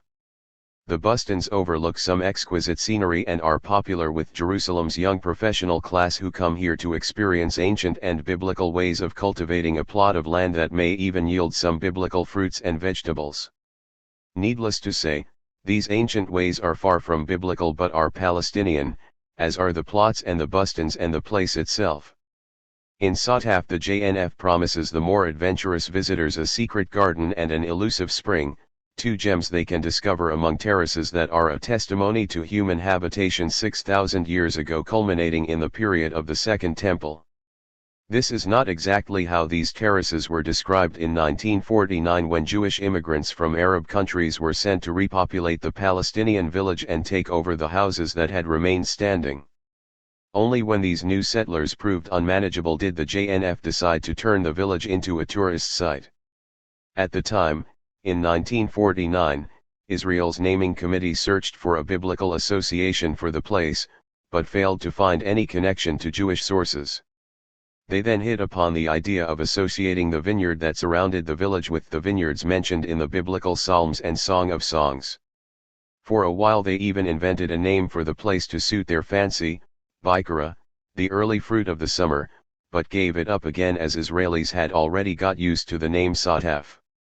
The JNF website narrative and the information offered on the various boards set up at the locations themselves is also widely available elsewhere. There has always been a thriving literature in Israel catering for domestic tourism where ecological awareness, Zionist ideology, and erasure of the past often go hand in hand. The encyclopedias, tourist guides and albums generated for the purpose appear even more popular and are in greater demand today than ever before. In this way, the JNF ecologizes the crimes of 1948 in order for Israel to tell one narrative and erase another. As Walid Khalidi has put in his forceful style, it is a platitude of historiography that the victors in war get away with both the loot and the version of events for. Despite this deliberate airbrushing of history, the fate of the villages that lie buried under the recreational parks in Israel is intimately linked to the future of the Palestinian families who once lived there and who now, almost 60 years later, still reside in refugee camps and faraway diasporic communities. The solution of the Palestinian refugee problem remains the key to any just and lasting settlement of the conflict in Palestine. For close to 60 years now the Palestinians have remained steadfast as a nation in their demand to have their legal rights acknowledged, above all their right of return, originally granted to them by the United Nations in 1948. They continue to confront an official Israeli policy of denial and anti-repatriation that seems only to have hardened over the same period. There are two factors that have so far succeeded in defeating all chances of an equitable solution to the conflict in Palestine to take root: the Zionist ideology of ethnic supremacy and the peace process. From the former stems Israel's continuing denial of the Nakba, in the latter we see the lack of international will to bring justice to the region, two obstacles that perpetuate the refugee problem and stand in the way of a just and comprehensive peace emerging in the land. Chapter 11. Nakba denial and the peace process. The UN General Assembly resolves that the refugees wishing to return to their homes and live at peace with their neighbors should be permitted to do so at the earliest practicable date, and that compensation should be paid for the property of those choosing not to return and for the loss of or damage to property which, under the principles of international law and in equity, should be made good by the governments or authorities responsible. UNGA Resolution 194, 3, December 11, 1948. The U.S. government supports the return of refugees, democratization, and protection of human rights throughout the country. Bureau of Democracy, Human Rights, and Labor, U.S. State Department, 2003. While the Palestinians Israel had failed to expel from the country were subjected to the military regime Israel put in place in October 1948, and those in the West Bank and the Gaza Strip were now under foreign Arab occupation, the rest of the Palestinian people were scattered throughout the neighboring Arab states where they had found shelter in makeshift tent camps provided by international aid organizations. In mid-1949, the United Nations stepped in to try to deal with the bitter fruits of its 1947 peace plan. One of the UN's first misguided decisions was not to involve the International Refugee Organization, IRO, but to create a special agency for the Palestinian refugees. It was Israel and the Zionist Jewish organizations abroad that were behind the decision to keep the IRO out of the picture. The IRO was the very same body that was assisting the Jewish refugees in Europe following the Second World War, and the Zionist organizations were keen to prevent anyone from making any possible association or even comparison between the two cases. Moreover, the IRO always recommended repatriation as the first option to which refugees were entitled. This is how the United Nations Relief and Work Agency, UNRWA, came into being in 1950. UNRWA was not committed to the return of the refugees as UN General Assembly Resolution 194, from December 11, 1948, had stipulated, but was set up simply to provide employment and subsidies to the approximately 1 million Palestinian refugees who had ended up in the camps. It was also entrusted with building more permanent camps for them, constructing schools and opening medical centers. In other words, UNRWA was intended, in general, to look after the refugees' daily concerns. It did not take long under these circumstances for Palestinian nationalism to re-emerge. It was centered on the right of return, but also aimed at replacing UNRWA as an educating agency and even as the provider of social and medical services. Inspired by the drive to try to take their fate into their own hands, this nascent nationalism equipped the people with a new sense of direction and identity, following the exile and destruction they had experienced in 1948. These national emotions were to find their embodiment in 1968 in the PLO, whose leadership was refugee-based and whose ideology was grounded in the demand for the moral and factual redress of the evils Israel had inflicted upon the Palestinian people in 1948.1. The PLO, or any other group taking up the Palestinian cause, had to confront two manifestations of denial. The first was the denial exercised by the international peace brokers as they consistently sidelined, if not altogether eliminated, the Palestinian cause and concerns from any future peace arrangement. The second was the categorical refusal of the Israelis to acknowledge the Nakba and their absolute unwillingness to be held accountable, legally and morally, for the ethnic cleansing they committed in 1948. The Nakba and the refugee issues have been consistently excluded from the peace agenda, and to understand this we must assess how deep the level of denial of the crimes committed in 1948 remains today in Israel and associated with the existence of a genuinely felt fear on the one hand, and a deeply rooted form of anti-Arab racism on the other, both heavily manipulated. First, attempts at peace. Despite the 1948 fiasco, the United Nations still seemed to have some energy left in the first 2 years after the Nakba to try to come to grips with the question of Palestine. We find the UN initiating a series of diplomatic efforts through which it hoped to bring peace to the country, culminating in a peace conference in Lausanne, Switzerland in the spring of 1949. The Lausanne Conference was based on UN Resolution 194 and centered around the call for the refugees' right of return. For the UN mediation body, the Palestine Conciliation Commission, PCC, unconditional return of the Palestinian refugees was the basis for peace, together with a two-state solution dividing the country equally between the two sides, and the internationalization of Jerusalem. Everyone involved accepted this comprehensive approach: the US, the UN, the Arab world, the Palestinians, and Israel's foreign minister, Moshe Sharad. But the endeavor was deliberately torpedoed by Israel's Prime Minister, David Ben-Gurion, and King Abdullah of Jordan, who had set their minds on partitioning what was left of Palestine between them. An election year in America and the onset of the Cold War in Europe allowed these two to carry the day and make sure the chances for peace were swiftly buried again. They thereby foiled the only attempt we find in the history of the conflict at a comprehensive approach to creating genuine peace in Palestine/Israel. Towards Pax Americana. After the failure of Lausanne, peace efforts quickly subsided. For nearly 2 decades, between 1948 and 1967, there was an obvious lull. Only after the war in June 1967 did the world wake up to the plight of the region once again. Or so it seemed. The June war ended with total Israeli control over all of ex-mandatory Palestine. Peace endeavors started immediately after Israel's blitzkrieg had run its swift but devastating course, and proved at first more overt and intensive than the ones at Lausanne. Early initiatives came from the British, French, and Russian delegations at the UN, but soon the reins were handed over to the Americans as part of a successful attempt by the US to exclude the Russians from all Middle Eastern agendas. The American effort totally relied on the prevailing balance of power as the main avenue through which to explore possible solutions. Within this balance of power, Israel's superiority after 1948 and even more so after the June War was unquestionable, and thus whatever the Israelis put forward in the form of peace proposals invariably served as the basis for the Pax Americana that now descended on the Middle East. This meant that it was given to the Israeli peace camp to produce the common wisdom on which to base the next stages and provide the guidelines for a settlement. All future peace proposals thus catered to this camp, ostensibly the more moderate face of Israel's position towards peace in Palestine.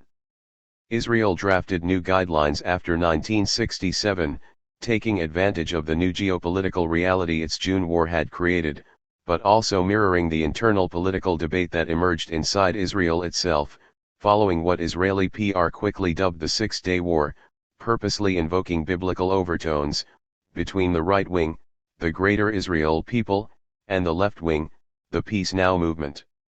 The former were the so-called Redeemers, people for whom the Palestinian areas Israel had occupied in 1967 were the regained heartland of the Jewish state.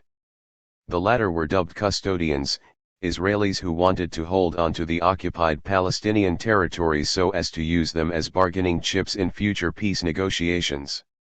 When the Greater Israel camp began establishing Jewish settlements in the occupied territories, the custodian peace camp appeared to have no problem with the building of settlements in particular areas that immediately became non-negotiable for peace, the Greater Jerusalem area and certain settlement blocks near the 1967 border.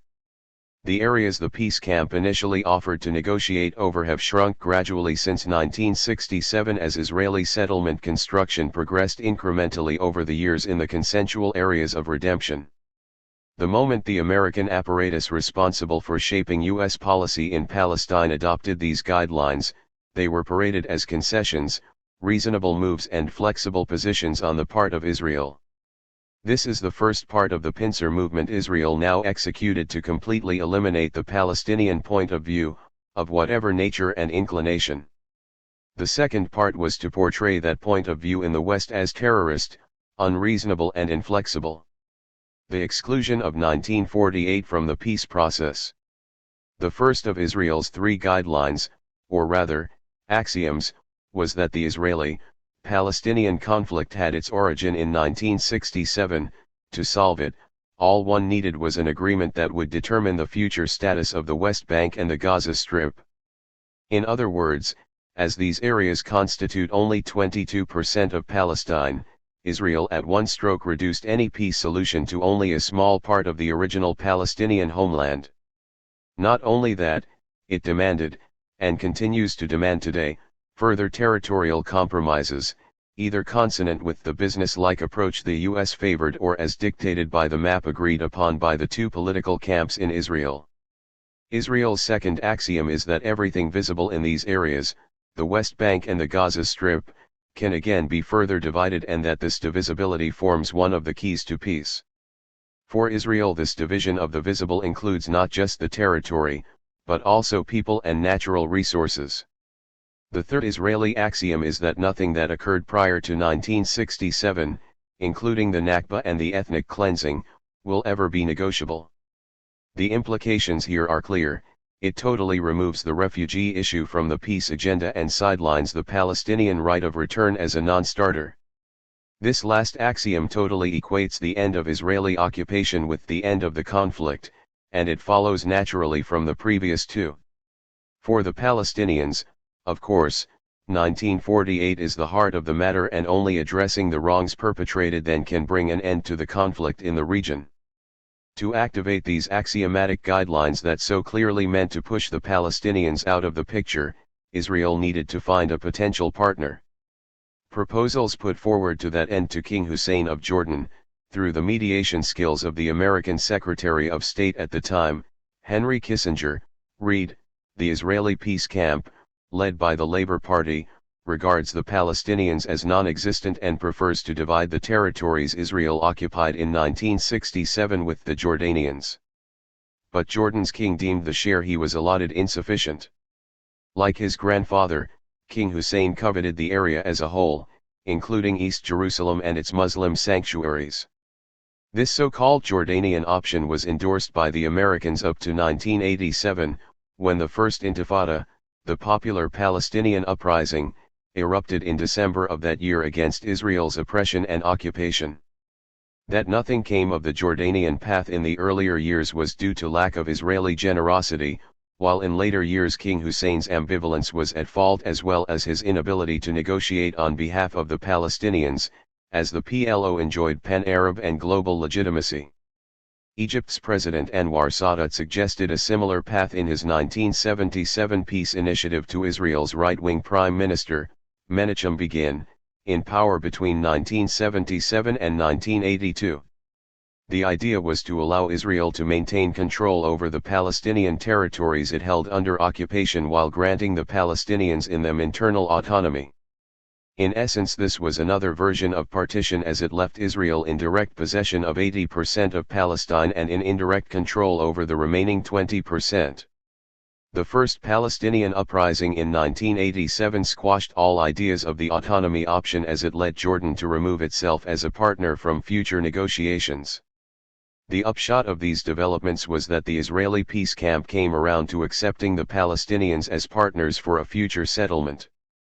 At first Israel tried, always with the help of the Americans, to negotiate peace with the Palestinian leadership in the occupied territories, which was allowed to take part, as an official peace delegation, in the 1991 Madrid Peace Conference. This conference was the award the American administration had decided to hand out to the Arab states for backing Washington's military invasion of Iraq in the First Gulf War. Openly stalled by Israel, Madrid led nowhere. Israel's peace axioms were re-articulated during the days of Yitzhak Rabin, the same Yitzhak Rabin who, as a young officer, had taken an active part in the 1948 cleansing but who had now been elected as prime minister on a platform that promised the resumption of the peace effort.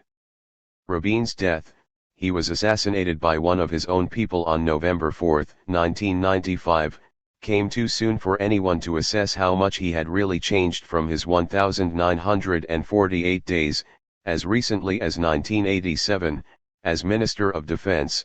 He had ordered his troops to break the bones of Palestinians who confronted his tanks with stones in the First Intifada. He had deported hundreds of Palestinians as prime minister prior to the Oslo Agreement, and he had pushed for the 1994 Oslo B agreement that effectively caged the Palestinians in the West Bank into several Bantustans. At the center of Rabin's peace efforts stood the Oslo Accords that began rolling in September 1993. Again, the concept behind this process was a Zionist one. The Nakba was totally absent. The architects of the Oslo formula were Israeli intellectuals who, of course, belonged to Israel's peace camp and who ever since 1967 had played an important role in the Israeli public scene. Institutionalized in an ex-parliamentary movement called Peace Now, they had several political parties on their side. But Peace Now has always evaded the 1948 issue and sidelined the refugee question. When they did the same in 1993, they seemed to have found a Palestinian partner in Yasser Arafat for a peace that buried 1948 and its victims. The false hopes Israel raised with Oslo were to have dire consequences for the Palestinian people, all the more as Arafat fell into the trap Oslo set for him. The result was a vicious circle of violence. Desperate Palestinian reactions to Israeli oppression in the form of suicide bomb attackers against both the Israeli army and civilians led to an even harsher Israeli retaliation policy that in turn prompted more young Palestinians, many coming from 1948 refugee families, to join the guerrilla groups advocating suicide attacks as the only means left to them of liberating the occupied territories. An easily intimidated Israeli electorate brought a right-wing government back into power, whose policy differed little, at the end of the day, from the previous Oslo government. Netanyahu, 1996 to 1999, failed in every aspect of governance, and Labour was back in power in 1999 and, with it, the peace camp, this time led by Ehud Barak. When within a year Barak was facing electoral defeat for having been over-ambitious in almost every field of governmental policy, a peace with the Palestinians seemed the only way of safeguarding his political future. The right of return. What for Barak was no more than a tactical move to save his skin, the Palestinians, erroneously, envisaged as the climax of the Oslo negotiations. And when US President Clinton invited Prime Minister Barak and President Arafat to a summit meeting in Camp David in the summer of 2000, the Palestinians went there in the expectation of genuine negotiations over the conflict's end. Such a promise was indeed embedded in the Oslo Rationale. The original document of September 1993 promises the Palestinian leadership that if they were willing to agree to a waiting period of between 5 to 10 years, during which Israel would partially withdraw from the occupied territories, the essentials of the conflict as they saw them would be on the table in the final phase of the new peace negotiations. This final phase, they thought, had now come, and with it the time to discuss the three essentials of the conflict: the right of return, Jerusalem, and the future of the Israeli settlements. A fragmented PLO, the organization had lost all those who had seen through Oslo, including the more radical Islamic movements that began emerging in the late 1980s, had to come up with a counter-peace plan. Tragically, it felt unable to do the job itself and sought advice in such unlikely places as the Adam Smith Institute in London.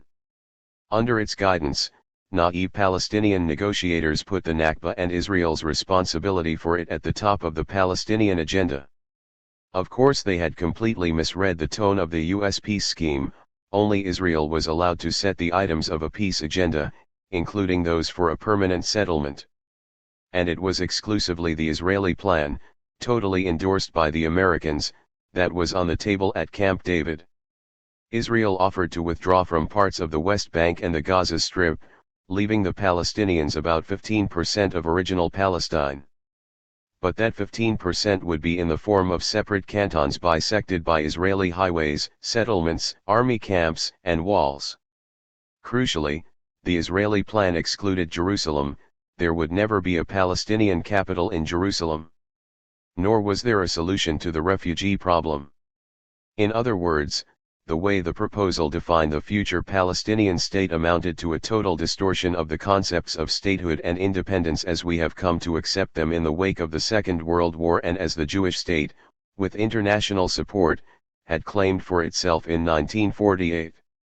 Even the now frail Arafat, who until then had seemed happy with the Salata, perks of power, that had come his way at the expense of the Sulta, actual power, he never had, realized that the Israeli diktat emptied all Palestinian demands of content, and refused to sign. For nearly 4 decades Arafat had embodied a national movement whose main aim was to seek legal and moral recognition of the ethnic cleansing Israel had perpetrated in 1948.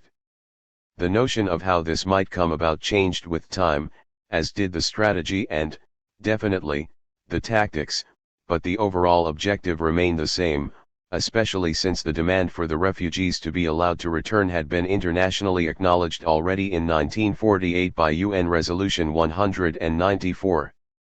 Signing the 2000 Camp David proposals would have amounted to a betrayal of the achievements, however few, the Palestinians had won for themselves.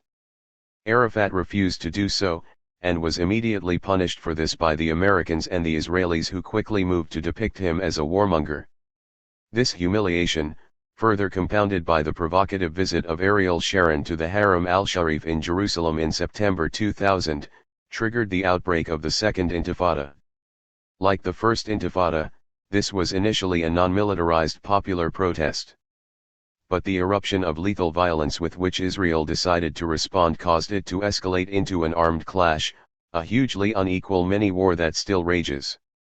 The world looks on as the strongest military power in the region, with its Apache helicopters, tanks, and bulldozers, attacks an unarmed and defenseless population of civilians and impoverished refugees, among whom small groups of poorly equipped militias try to make a brave but ineffective stand. Beirut's searching Jenin contains eyewitness accounts of the Israeli invasion of the Jenin refugee camp between 3 and April 15, 2002, and the massacre Israeli troops committed there, searing testimony of the cowardice of the international community, the callousness of Israel and the courage of the Palestinian refugees. 2 Rafidiyah al-Jamal is a 35-year-old mother of 5, her sister Fadwe was 27 when she was killed. When the army first entered, they took over the rooftops of high buildings and positioned themselves on the top of mosques. My sister is a nurse. She was assigned to work in one of the field hospitals that were set up in every area being invaded. Around 4 in the morning, we heard the explosion of a shell. My sister was supposed to go to the hospital right away to help care for the wounded. This is why she left the house, especially after we heard people screaming for help. My sister was wearing her white uniform and I was still in my nightgown. I put a scarf on my head and went to escort her as she crossed the street. Before we left, I asked her to wash for prayer. She had so much faith, especially in times like these. When the shell fell, we did not feel any fear, we just knew that some people were in need of rescue. When we went outside, some neighbors were also out. We asked them who was wounded. As we were talking with them, Israeli bullets began to fall on us like rain. I was wounded in my left shoulder.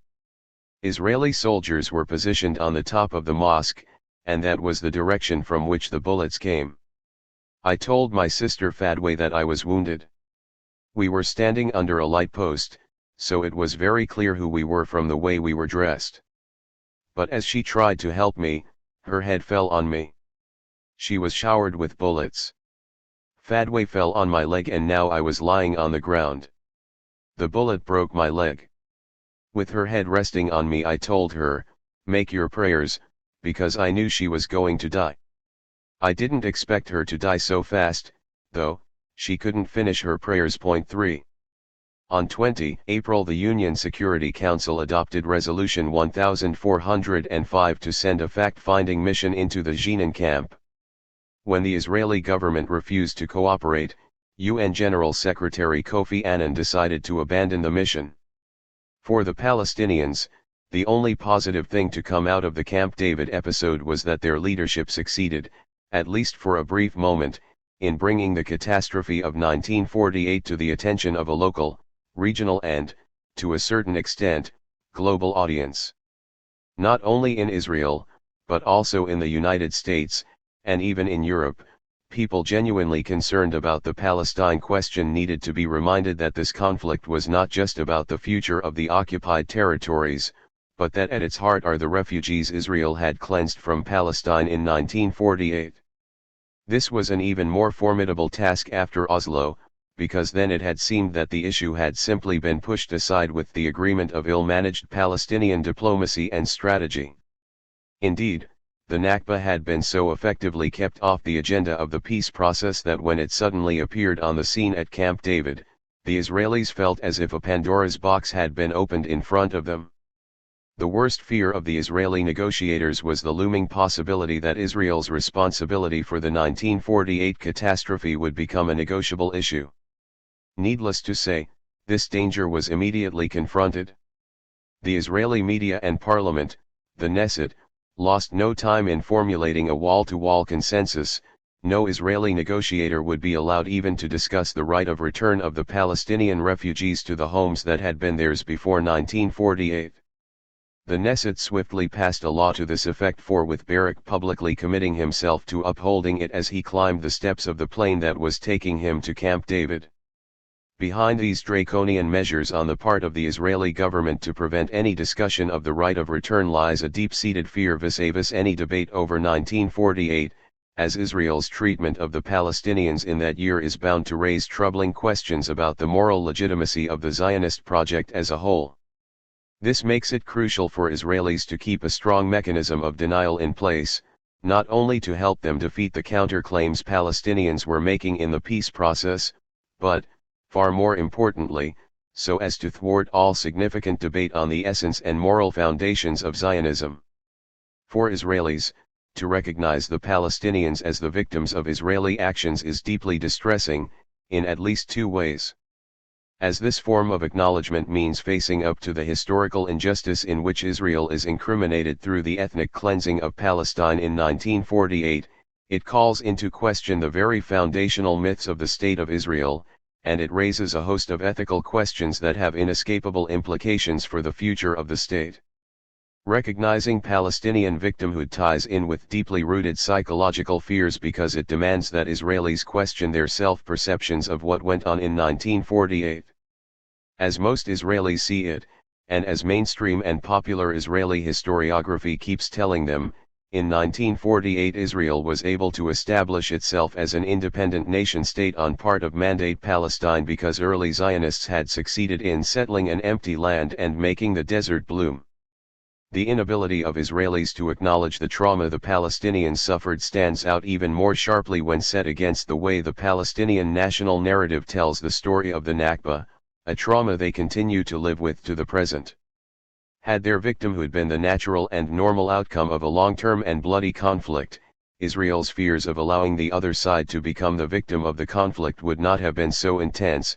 Both sides would have been victims of the circumstances, and here one may substitute any other amorphous, non-committal concept that serves human beings, particularly politicians but also historians, to absolve themselves from the moral responsibility they otherwise would carry.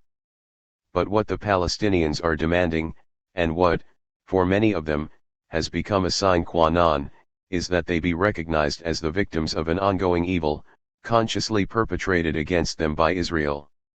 For Israeli Jews to accept this would naturally mean undermining their own status of victimhood. This would have political implications on an international scale, but also, perhaps far more critically, would trigger moral and existential repercussions for the Israeli Jewish psyche. Israeli Jews would have to recognize that they have become the mirror image of their own worst nightmare. At Camp David, Israel need not have feared. After the attacks on September 11, 2001 in the United States and, the year before, the outbreak of the Second Intifada in Palestine and the suicide bombings that Israel's horrific repression helped provoke, any courageous attempt to open the discussion evaporated almost without a trace, and the past practices of denial re-emerged with a vengeance. Ostensibly, the peace process was revived in 2003 with the introduction of the road map, and even a somewhat bolder initiative, that of the Geneva Accord. The road map was the political product of the Quartet, the self-appointed body of mediators comprising the US, the UN, Britain and Russia. It offered a blueprint for peace that happily adopted the consensual Israeli position as embodied in the policies of Ariel Sharon, Prime Minister in 2001 and again from 2003 until his illness and departure from political life in 2006. By turning the Israeli withdrawal from Gaza in August 2005 into a media bonanza, Sharon succeeded in fooling the West that he was a man of good intentions. But the army still controls Gaza from the outside even today, including from the air, as it continues its targeted assassinations, Israel's way of applying death squads, and will probably remain in full control of the West Bank even when some Israeli settlers and soldiers in the future are removed from certain areas there. Symptomatic, too, is that the refugees of 1948 are not even mentioned in the Quartet's peace agenda. The Geneva Accord is more or less the best offer the Israeli Jewish peace camp proved able to come up with in the beginning of the 21st century. This is a proposal concocted by people who were no longer in power on either side by the time they presented their program. It is, therefore, difficult to know how valid it would be as a policy, even though they launched their initiative with a PR fanfare. The Geneva document recognizes the right of return of the Palestinians provided their return is confined to the West Bank and the Gaza Strip. It does not acknowledge the ethnic cleansing itself, but suggests compensation as an option. However, since the territories the document has set aside for a Palestinian state contain one of the most densely populated areas in the world, the Gaza Strip, it immediately undercuts its own claim of offering a practical recipe for Palestinian return. As strange as it may sound, from its partner Palestinians the Geneva document secured recognition of Israel as a Jewish state, in other words, an endorsement of all the policies Israel has pursued in the past for maintaining a Jewish majority at all cost, even ethnic cleansing. The good people of the Geneva Accord are thus also endorsing Fortress Israel, the most significant obstacle on the road to peace in the land of Palestine. Chapter 12. Fortress Israel. The significance of the disengagement plan from Gaza is the freezing of the peace process. And when you freeze that process, you prevent the establishment of a Palestinian state, and you prevent a discussion on the refugees, the borders, and Jerusalem. Effectively, This whole package called the Palestinian state, with all that it entails, has been removed indefinitely from our agenda. All with U.S. presidential blessings and the ratification of both houses of Congress. Dov Weissglass, spokesperson for Ariel Sharon, Haaretz, October 6, 2004. So, if we want to remain alive, we have to kill and kill and kill. All day, every day. If we don't kill, we will cease to exist. Unilateral separation doesn't guarantee peace, it guarantees a Zionist Jewish state with an overwhelming majority of Jews. Arnon Sofer, professor of geography at Haifa University, Israel, The Jerusalem Post, May 10, 2004. In the dead of night on January 24, 2006, an elite unit of Israel's border police seized the Israeli-Palestinian village of Jaljalia. The troops burst into houses, dragging out 36 women and eventually deporting 8 of them. The 8 women were ordered to go back to their old homes in the West Bank. Some of them had been married for years to Palestinian men from Jaljalia, some were pregnant, many had children. They were abruptly cut off from their husbands and children. One Palestinian member of the Knesset protested, but the action was backed by the government, the courts and the media. The soldiers were demonstrating to the Israeli public that when the presence of the Palestinian minority population threatens to change from a demographic problem to a demographic danger, the Jewish state will act swiftly and without mercy. The police raid on Jaljalia was entirely legal. On July 31, 2003, the Knesset passed a law prohibiting Palestinians from obtaining citizenship, permanent residency, or even temporary residency when they marry Israeli citizens. In Hebrew, Palestinians always means Palestinians living in the West Bank, the Gaza Strip and in the diaspora, so as to distinguish them from Israeli Arabs, as though they are not all part of the same Palestinian nation. The initiator of the legislation was a liberal Zionist, Avraham Peraz, of the centrist party Shinui, who described the bill as a defense measure. Only 25 of the 120 members of the Knesset opposed it, and Peraz at the time explained that those Palestinians already married to Israeli citizens and with families will have to go back to the West Bank, regardless of how long they had been living in Israel. The Arab members of the Knesset were among a group of Israelis who appealed to the Israeli Supreme Court against this latest racist law. When the Supreme Court turned the appeal down, their energy petered out. 1 The Supreme Court ruling made clear how irrelevant they were in the eyes of both Israel's parliamentary and judicial systems. It also revealed once again how it prefers to uphold Zionism rather than justice. Israelis enjoy telling Palestinians they should be happy they live in the only democracy in the region where they have the right to vote, but no one is under any illusion that voting comes with any actual political power or influence. The demographic problem. The raid on Jaljalia and the law behind it help explain why Israel's Palestinian minority were at the heart of the recent Israeli elections. From left to right, the platforms of all the Zionist parties during the 2006 election campaign highlighted policies that they claimed would effectively counter the demographic problem the Palestinian presence in Israel poses for the state.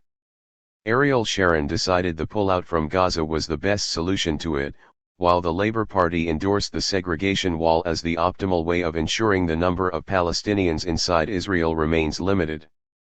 Extra-parliamentary groups, too, among them the Geneva Accord Movement, Peace Now, the Council for Peace and Security, Ami Ayalon Census Group and the Mizrahi Democratic Rainbow, all had their own favorite recipes for how to tackle the demographic problem. Apart from the 10 members of the Palestinian parties and 2 eccentric Ashkenazi ultra-Orthodox Jews, all members of Israel's new parliament were sent to the Knesset on the strength of the promise that their magic formulae would solve the demographic problem once and for all. Strategies varied, from reducing Israeli occupation and control over the occupied territories. For most of them Israeli withdrawal would never be from more than 50% of these territories, to more drastic and far-reaching action.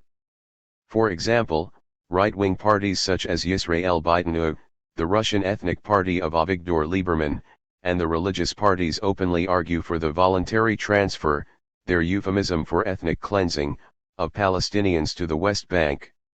In other words, the Zionist response seeks to solve the problem of the demographic balance either by giving up territory that Israel holds illegally under international law, or by shrinking the problematic population group. None of this is new.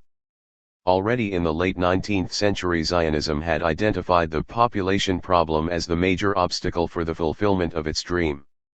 It had also identified the solution: we shall endeavor to expel the poor population across the border unnoticed, procuring employment for it in the transit countries, but denying it any employment in our own country.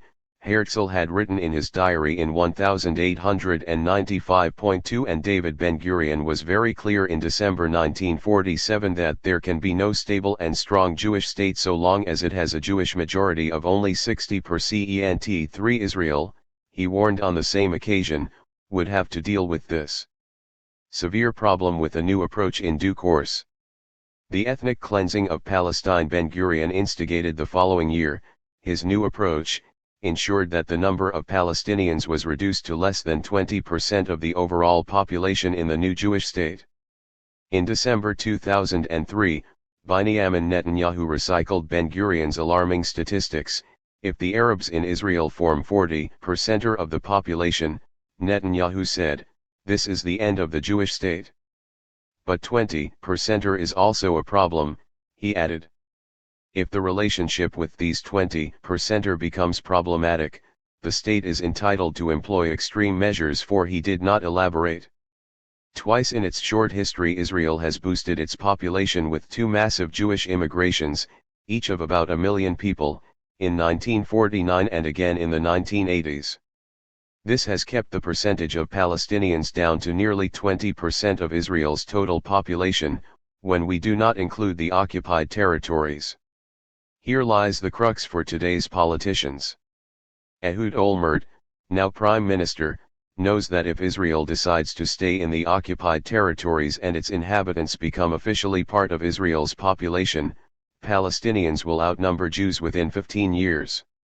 Thus he has opted for what he calls Hitkonsut, Hebrew for convergence, or, better, ingathering, a policy that aims at annexing large parts of the West Bank but at the same time leaves several populous Palestinian areas outside direct Israeli control. In other words, Hitkonsut is the core of Zionism in a slightly different garb: to take over as much of Palestine as possible with as few Palestinians as possible. This explains the 670 kilometers long serpentine route of the 8 high concrete slabs, barbed wire, and manned watchtowers that make up the wall, and why it runs more than twice the length of the 315 kilometers long Green Line, the June 1967 border. But even if Olmert's government should succeed and this consolidation goes ahead, there will still be a large population of Palestinians inside the 88% of Palestine where Olmert envisages he will build his future, stable Jewish state. How many Palestinian citizens exactly we don't know. Israeli demographers belonging to the center or the left provide a low estimate, which makes disengagement seem a reasonable solution, 5, while those on the right tend to exaggerate the figure. But they all seem to agree that the demographic balance will not stay the same, given the higher birth rate of Palestinians compared with Jews. Thus, at some point soon, Olmert may well come to the conclusion in the end that pullouts are not the solution. By now most mainstream journalists, academics, and politicians in Israel have liberated themselves from their earlier inhibitions when it comes to talking about the demographic problem. On the domestic scene, no one feels the need anymore to explain what is at the heart of it and who it affects. And abroad, once Israel succeeded, after September 11, in making the West think of the Arabs in Israel and the Palestinians in the occupied territories as Muslims, it found it easy to elicit support for its demographic policies there too, certainly where it counted most, on Capitol Hill. On February 2, 2003, the popular daily Ma'ariv carried the following headline: typical of the new mood, a quarter of the children in Israel are Muslims. The piece went on to describe this fact as Israel's next ticking bomb.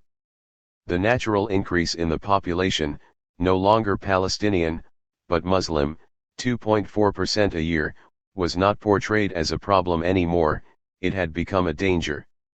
In the run-up to the 2006 Knesset election, pundits discussed the question of the demographic balance using language akin to that employed by majority populations in Europe and the United States in debates over immigration and how to absorb or deter immigrants. In Palestine, however, it is the immigrant community that decides the future of the indigenous people, not the other way round. As we already saw, on February 7, 1948, after driving to Jerusalem from Tel Aviv and seeing how Jewish troops had already emptied the first Palestinian villages on the western outskirts of Jerusalem of their inhabitants, a jubilant Ben-Gurion reported to a gathering of Zionist leaders how Hebrew Jerusalem had become. But despite Zionist perseverance, a sizable community of Palestinians survived the ethnic cleansing. Today, their children are students at university where they follow courses by professors of political science or geography who lecture on how severe the problem of demographic balance has become for Israel. Palestinian law students, the lucky ones who constitute an informal quota, at the Hebrew University of Jerusalem may well come across Professor Ruth Gabeison, a former head of the Association for Civil Rights and a candidate for the Supreme Court, who has come out recently with strong views on the subject, views that she may well think reflect a broad consensus. Israel has the right to control Palestinian natural growth, she has declared. 6. Away from university campuses, Palestinians can't escape realizing that they are viewed as a problem. From the Zionist left to the extreme right, it is broadcast to them daily that Israel's Jewish society longs to get rid of them. And they worry, and rightly so, each time they hear that they and their families have become a danger, because while still only a problem, they may feel protected by the pretense Israel keeps up to the outside world of being a liberal democracy. Once the state officially declares they constitute a danger, however, they know they will be the subject of emergency policies Israel has been happy to keep handy from the time of the British Mandate. Houses could be demolished, newspapers shut down and people expelled under such a regime. The right of the Palestinian refugees whom Israel expelled in 1948 to return home was acknowledged by the UN General Assembly in December 1948. That right is anchored in international law and is consonant with all notions of universal justice. More surprisingly perhaps, it also makes sense in terms of realpolitik, as shown in Chapter 11, unless Israel acknowledges the cardinal role it has played, and continues to play, in the dispossession of the Palestinian nation, and accepts the consequences this recognition of the ethnic cleansing implies, all attempts to solve the Israel-Palestine conflict are bound to fail, as became clear in 2000 when the Oslo Initiative broke down over the Palestinians' right of return. But then, the aim of the Zionist project has always been to construct and then defend a white, Western, fortress in a black, Arab, world. At the heart of the refusal to allow Palestinians the right to return is the fear of Jewish Israelis that they will eventually be outnumbered by Arabs. The prospect this calls up, that their fortress may be under threat, arouses such strong feelings that Israelis no longer seem to care that their actions might be condemned by the whole world. The principle of maintaining an overwhelming Jewish majority at all costs supersedes all other political and even civil concerns, and the Jewish religious propensity to seek atonement has been replaced by the arrogant disregard for world public opinion and the self-righteousness with which Israel routinely fends off criticism. This position is not unlike that of the medieval Crusaders whose Latin kingdom of Jerusalem remained for nearly a century a fortified isolated island as they shielded themselves behind the thick walls of their impenetrable castles against integration with their Muslim surroundings, prisoners of their own warped reality. A more recent example of this same kind of siege mentality we find in the white settlers in South Africa during the heyday of apartheid rule. The aspiration of the Boers to maintain a racially pure, white enclave, like that of the Crusaders in Palestine, held out only for a brief historical moment before it, too, collapsed. The Zionist enclave in Palestine, as we saw in the opening pages of this book, was constructed around 1922 by a group of Jewish colonialists from Eastern Europe with considerable help and assistance from the British Empire.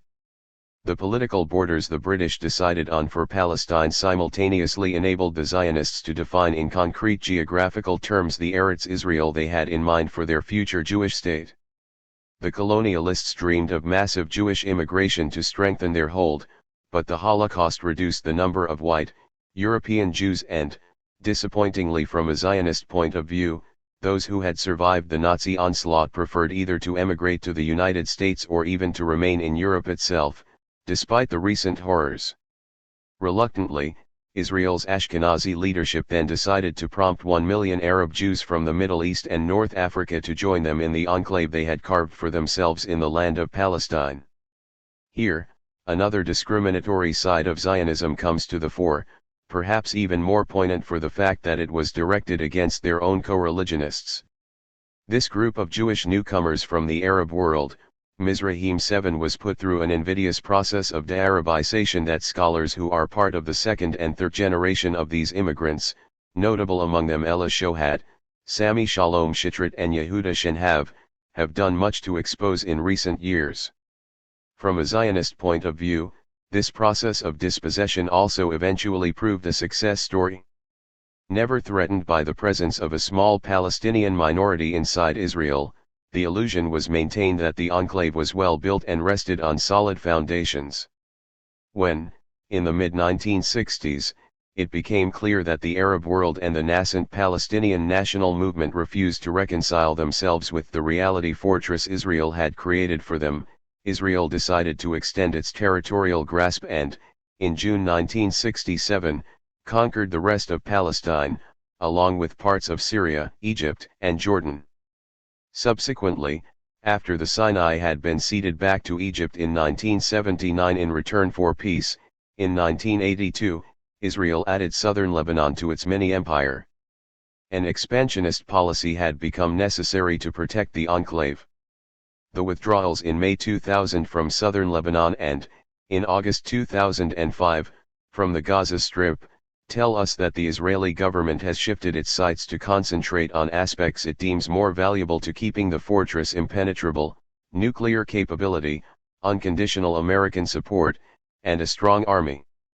Zionist pragmatism has re-emerged in a policy that will finally define where the enclave's borders will run. According to international law, no state can set its own borders unilaterally, but this is not a notion likely to penetrate the thick walls of the fortress. The consensus in contemporary Israel is for a state whose borders include about 90% of Palestine, provided that territory will be surrounded by electric fences and visible as well as invisible walls. As in 1948, when Ben-Gurion led the consultancy to reconcile themselves with a future state over 78% of Palestine, the problem is no longer how much land to grab, but rather what the future of the indigenous Palestinians who live there will be. In 2006, in the 90% Israel covets, there are about 2.5 million Palestinians sharing the state with 6 million Jews. There are also another 2.5 million Palestinians in the Gaza Strip and in the areas Israel does not want in the West Bank. For most mainstream Israeli politicians and the Jewish public, this demographic balance is already a nightmare. However, Israel's adamant refusal even to contemplate the possibility of negotiating the right of the Palestinians to come back to their homes, for the sake of maintaining a predominantly Jewish majority, even if this would bring about an end to the conflict, rests on very shaky ground. For almost 2 decades, the State of Israel has been unable to claim an overwhelming Jewish majority, thanks to the influx in the 1980s of Christians from former Soviet Union countries, the increasing number of foreign guest workers, and the fact that secular Jews find it more and more difficult to define what their Jewishness amounts to in the Jewish state. These realities are known to the captains of the ship of state, and yet none of this alarms them. Their primary goal is to keep the population of the state white, that is, non-Arab. 8. Israeli governments have failed in their attempts both to encourage further Jewish immigration and to increase Jewish birth rates within the state. And they have not found a solution to the conflict in Palestine that would entail a reduction in the number of Arabs in Israel. On the contrary, all the solutions Israel contemplates lead to an increase in the Arab population, since they include the Greater Jerusalem area, the Golan Heights, and the large settlement blocks in the West Bank. And while Israeli proposals after 1993 for ending the conflict may have met with the approval of some Arab regimes in the region, such as those of Egypt and Jordan, both securely located in the U.S. sphere of influence, they never convinced the civil societies in those countries. Neither does the way the Americans go about democratizing the Middle East, as currently pursued by U.S. troops in Iraq, make life inside the White Fortress any less anxious, as the invasion of Iraq is so closely identified with Israel by the Muslim world. Levels of social violence inside the fortress are high, and the standard of living of the majority is constantly dropping. None of these concerns is dealt with. They are almost as low on the national agenda as the environment and women's rights.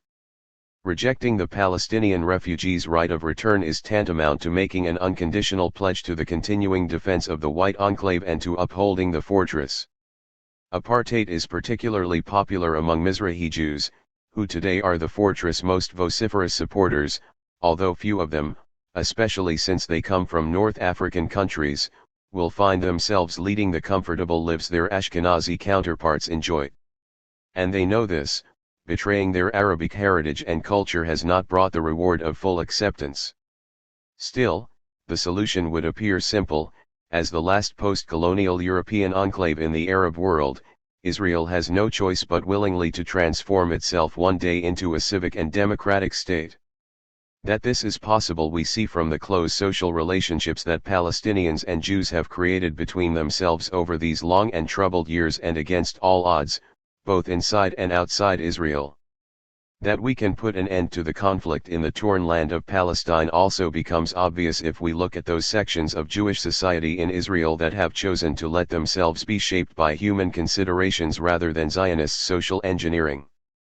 That peace is within reach we know, above all, from the majority of the Palestinians who have refused to let themselves be dehumanized by decades of brutal Israeli occupation and who, despite years of expulsion and oppression, still hope for reconciliation. But the window of opportunity will not stay open forever. Israel may still be doomed to remain a country full of anger, its actions and behavior dictated by racism and religious fanaticism, the features of its people permanently distorted by the quest for retribution. How long can we go on asking, let alone expecting, our Palestinian brothers and sisters to keep the faith with us, and not to succumb totally to the despair and sorrow into which their lives were transformed the year Israel erected its fortress over their destroyed villages and towns? Epilogue. The Green House. Tel Aviv University, as are all Israel's universities, is dedicated to upholding the freedom of academic research. The faculty club of Tel Aviv University is called the Green House. Originally this was the house of the Mukhtar of the village of Sheikh Muwanis, but you would never be able to tell that if you were ever invited there to have dinner, or to take part in a workshop on the history of the country or even on the city of Tel Aviv itself. The menu card of the faculty club's restaurant mentions that the place was built in the 19th century and used to belong to a rich man called Sheikh Munis, a fictitious and faceless person imagined in a fictitious, placeless location, as are all the other faceless people who once lived in the destroyed village of Sheikh Muwanis, on whose ruins Tel Aviv University built its campus. In other words, the Green House is the epitome of the denial of the Zionists' master plan for the ethnic cleansing of Palestine that was finalized not far away along the beach, in Yarkon Street, on the third floor of the Red House. Had the campus of Tel Aviv University been dedicated to proper academic research, you would have thought that its economists, for example, would have assessed by now the extent of the Palestinian properties lost in the 1948 destruction, providing an inventory that could enable future negotiators to start working towards peace and reconciliation. The private businesses, banks, pharmacies, hotels, and bus companies Palestinians owned, the coffee houses, restaurants, and workshops they ran, and the official positions in government, health, and education they held, all confiscated, vanished into thin air, destroyed or transferred to Jewish ownership when the Zionists took over Palestine. The tenured geographers walking around Tel Aviv's campus might have given us an objective chart of the amount of refugee land Israel confiscated, millions of dunams of cultivated land and almost another 10 million of the territory international law and UN resolutions had set aside for a Palestinian state. And to this they would have added the additional 4 million dunam the State of Israel has expropriated over the years from its Palestinian citizens. Campus philosophy professors would by now have contemplated the moral implications of the massacres Jewish troops perpetrated during the Nakba. Palestinian sources, combining Israeli military archives with oral histories, list 31 confirmed massacres, beginning with the massacre in Tyrat Haifa on December 11, 1947 and ending with Kirbut Ilan in the Hebron area on January 19, 1949, and there may have been at least another 6. We still do not have a systematic Nakba memorial archive that would allow one to trace the names of all those who died in the massacres, an act of painful commemoration that is gradually getting underway as this book goes to press. 15 minutes by car from Tel Aviv University lies the village of Kfar Qasim where, on October 29, 1956, Israeli troops massacred 49 villagers returning from their fields. Then there was Kibbutz in the 1950s, Samoa in the 1960s, the villages of the Galilee in 1976, Sabra and Shatila in 1982, Kfar Kana in 1999, Wadi Era in 2000 and the Jenin refugee camp in 2002. And in addition there are the numerous killings B'Tselem, Israel's leading human rights organization, keeps track of. There has never been an end to Israel's killing of Palestinians. Historians working at Tel Aviv University might have supplied us with the fullest picture of the war and the ethnic cleansing. They have privileged access to all the official military and governmental documentation and archival material required. Most of them, however, are more comfortable serving as the mouthpiece for the hegemonic ideology instead. Their works describe 1948 as a war of independence, glorify the Jewish soldiers and officers who took part in it, conceal their crimes and vilify the victims. Not all the Jews in Israel are blind to the scenes of carnage that their army left behind in 1948, nor are they deaf to the cries of the expelled, the wounded, the tortured, and the raped as they keep reaching us through those who survived, and through their children and grandchildren. In fact, growing numbers of Israelis are aware of the truth of what happened in 1948, and fully comprehend the moral implications of the ethnic cleansing that raged in the country. They also recognize the risk of Israel reactivating the cleansing program in a desperate attempt to maintain its absolute Jewish majority. It is among these people that we find the political wisdom that all past and present peace brokers of the conflict appear to lack so totally. They are fully aware that the refugee problem stands at the heart of the conflict and that the fate of the refugees is pivotal for any solution to have a chance of succeeding. True, these Israeli Jews who go against the grain are few and far between, but they are there, and given the overall desire of the Palestinians to seek restitution and not demand retribution, together they hold the key to reconciliation and peace in the torn land of Palestine.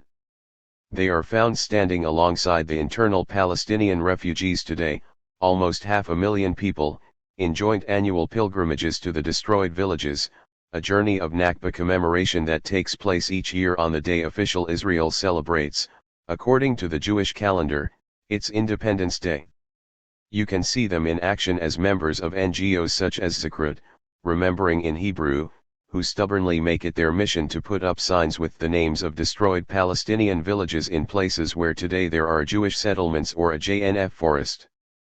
You can hear them speak at the conferences for the right of return and just peace that began in 2004, where together with their Palestinian friends, from within and outside the country, they reaffirm their commitment to the refugees' right of return, and where they, like this writer, vow to continue the struggle to protect the memory of the Nakba against all attempts to dwarf the horror of its crimes or deny they ever happened, for the sake of a lasting and comprehensive peace to emerge one day in the land of Palestine. But before these committed few will make a difference, the land of Palestine and its people, Jews and Arabs, will have to face the consequences of the 1948 ethnic cleansing. We end this book as we began, with the bewilderment that this crime was so utterly forgotten and erased from our minds and memories. But we now know the price. The ideology that enabled the depopulation of half of Palestine's native people in 1948 is still alive and continues to drive the inexorable, sometimes indiscernible, cleansing of those Palestinians who live there today. It has remained a powerful ideology today, not only because the previous stages in Palestine's ethnic cleansing went unnoticed, but mainly because, with time, the Zionist whitewash of words proved so successful in inventing a new language to camouflage the devastating impact of its practices. It begins with obvious euphemisms such as pullouts and redeployment to mask the massive dislocations of Palestinians from the Gaza Strip and the West Bank that have been going on since 2000. It continues with less obvious misnomers such as occupation to describe the direct Israeli military rule on areas within historical Palestine, more or less 15% of it today, while presenting the rest of the land as liberated, free or independent. True, most of Palestine is not under military occupation, some of it is under much worse conditions. Consider the Gaza Strip after the pullout, where even human rights lawyers cannot protect its inhabitants because they are not guarded by the international conventions that relate to military occupation. Many of its people enjoy ostensibly superior conditions within the State of Israel, much better if they are Jewish citizens, somewhat better if they are Palestinian citizens of Israel. So much better for the latter if they do not reside in the Greater Jerusalem area, where the Israeli policy has been, for the last 6 years, aimed at transferring them to the occupied part or to the lawless and authority-less areas in the Gaza Strip and the West Bank created by the disastrous Oslo Accord in the 1990s. So there are many Palestinians who are not under occupation, but none of them, and this includes those in the refugee camps, are free from the potential danger of future ethnic cleansing. It seems more a matter of Israeli priority rather than a hierarchy of fortunate and less fortunate Palestinians. Those today in the Greater Jerusalem area are undergoing ethnic cleansing as this book goes to print. Those who live in the vicinity of the apartheid wall Israel is constructing, half completed as this book is written, are likely to be next. Those who live under the greatest illusion of safety, the Palestinians of Israel, may also be targeted in the future. 68% of the Israeli Jews expressed their wish, in a recent poll, to see them transferred. 1.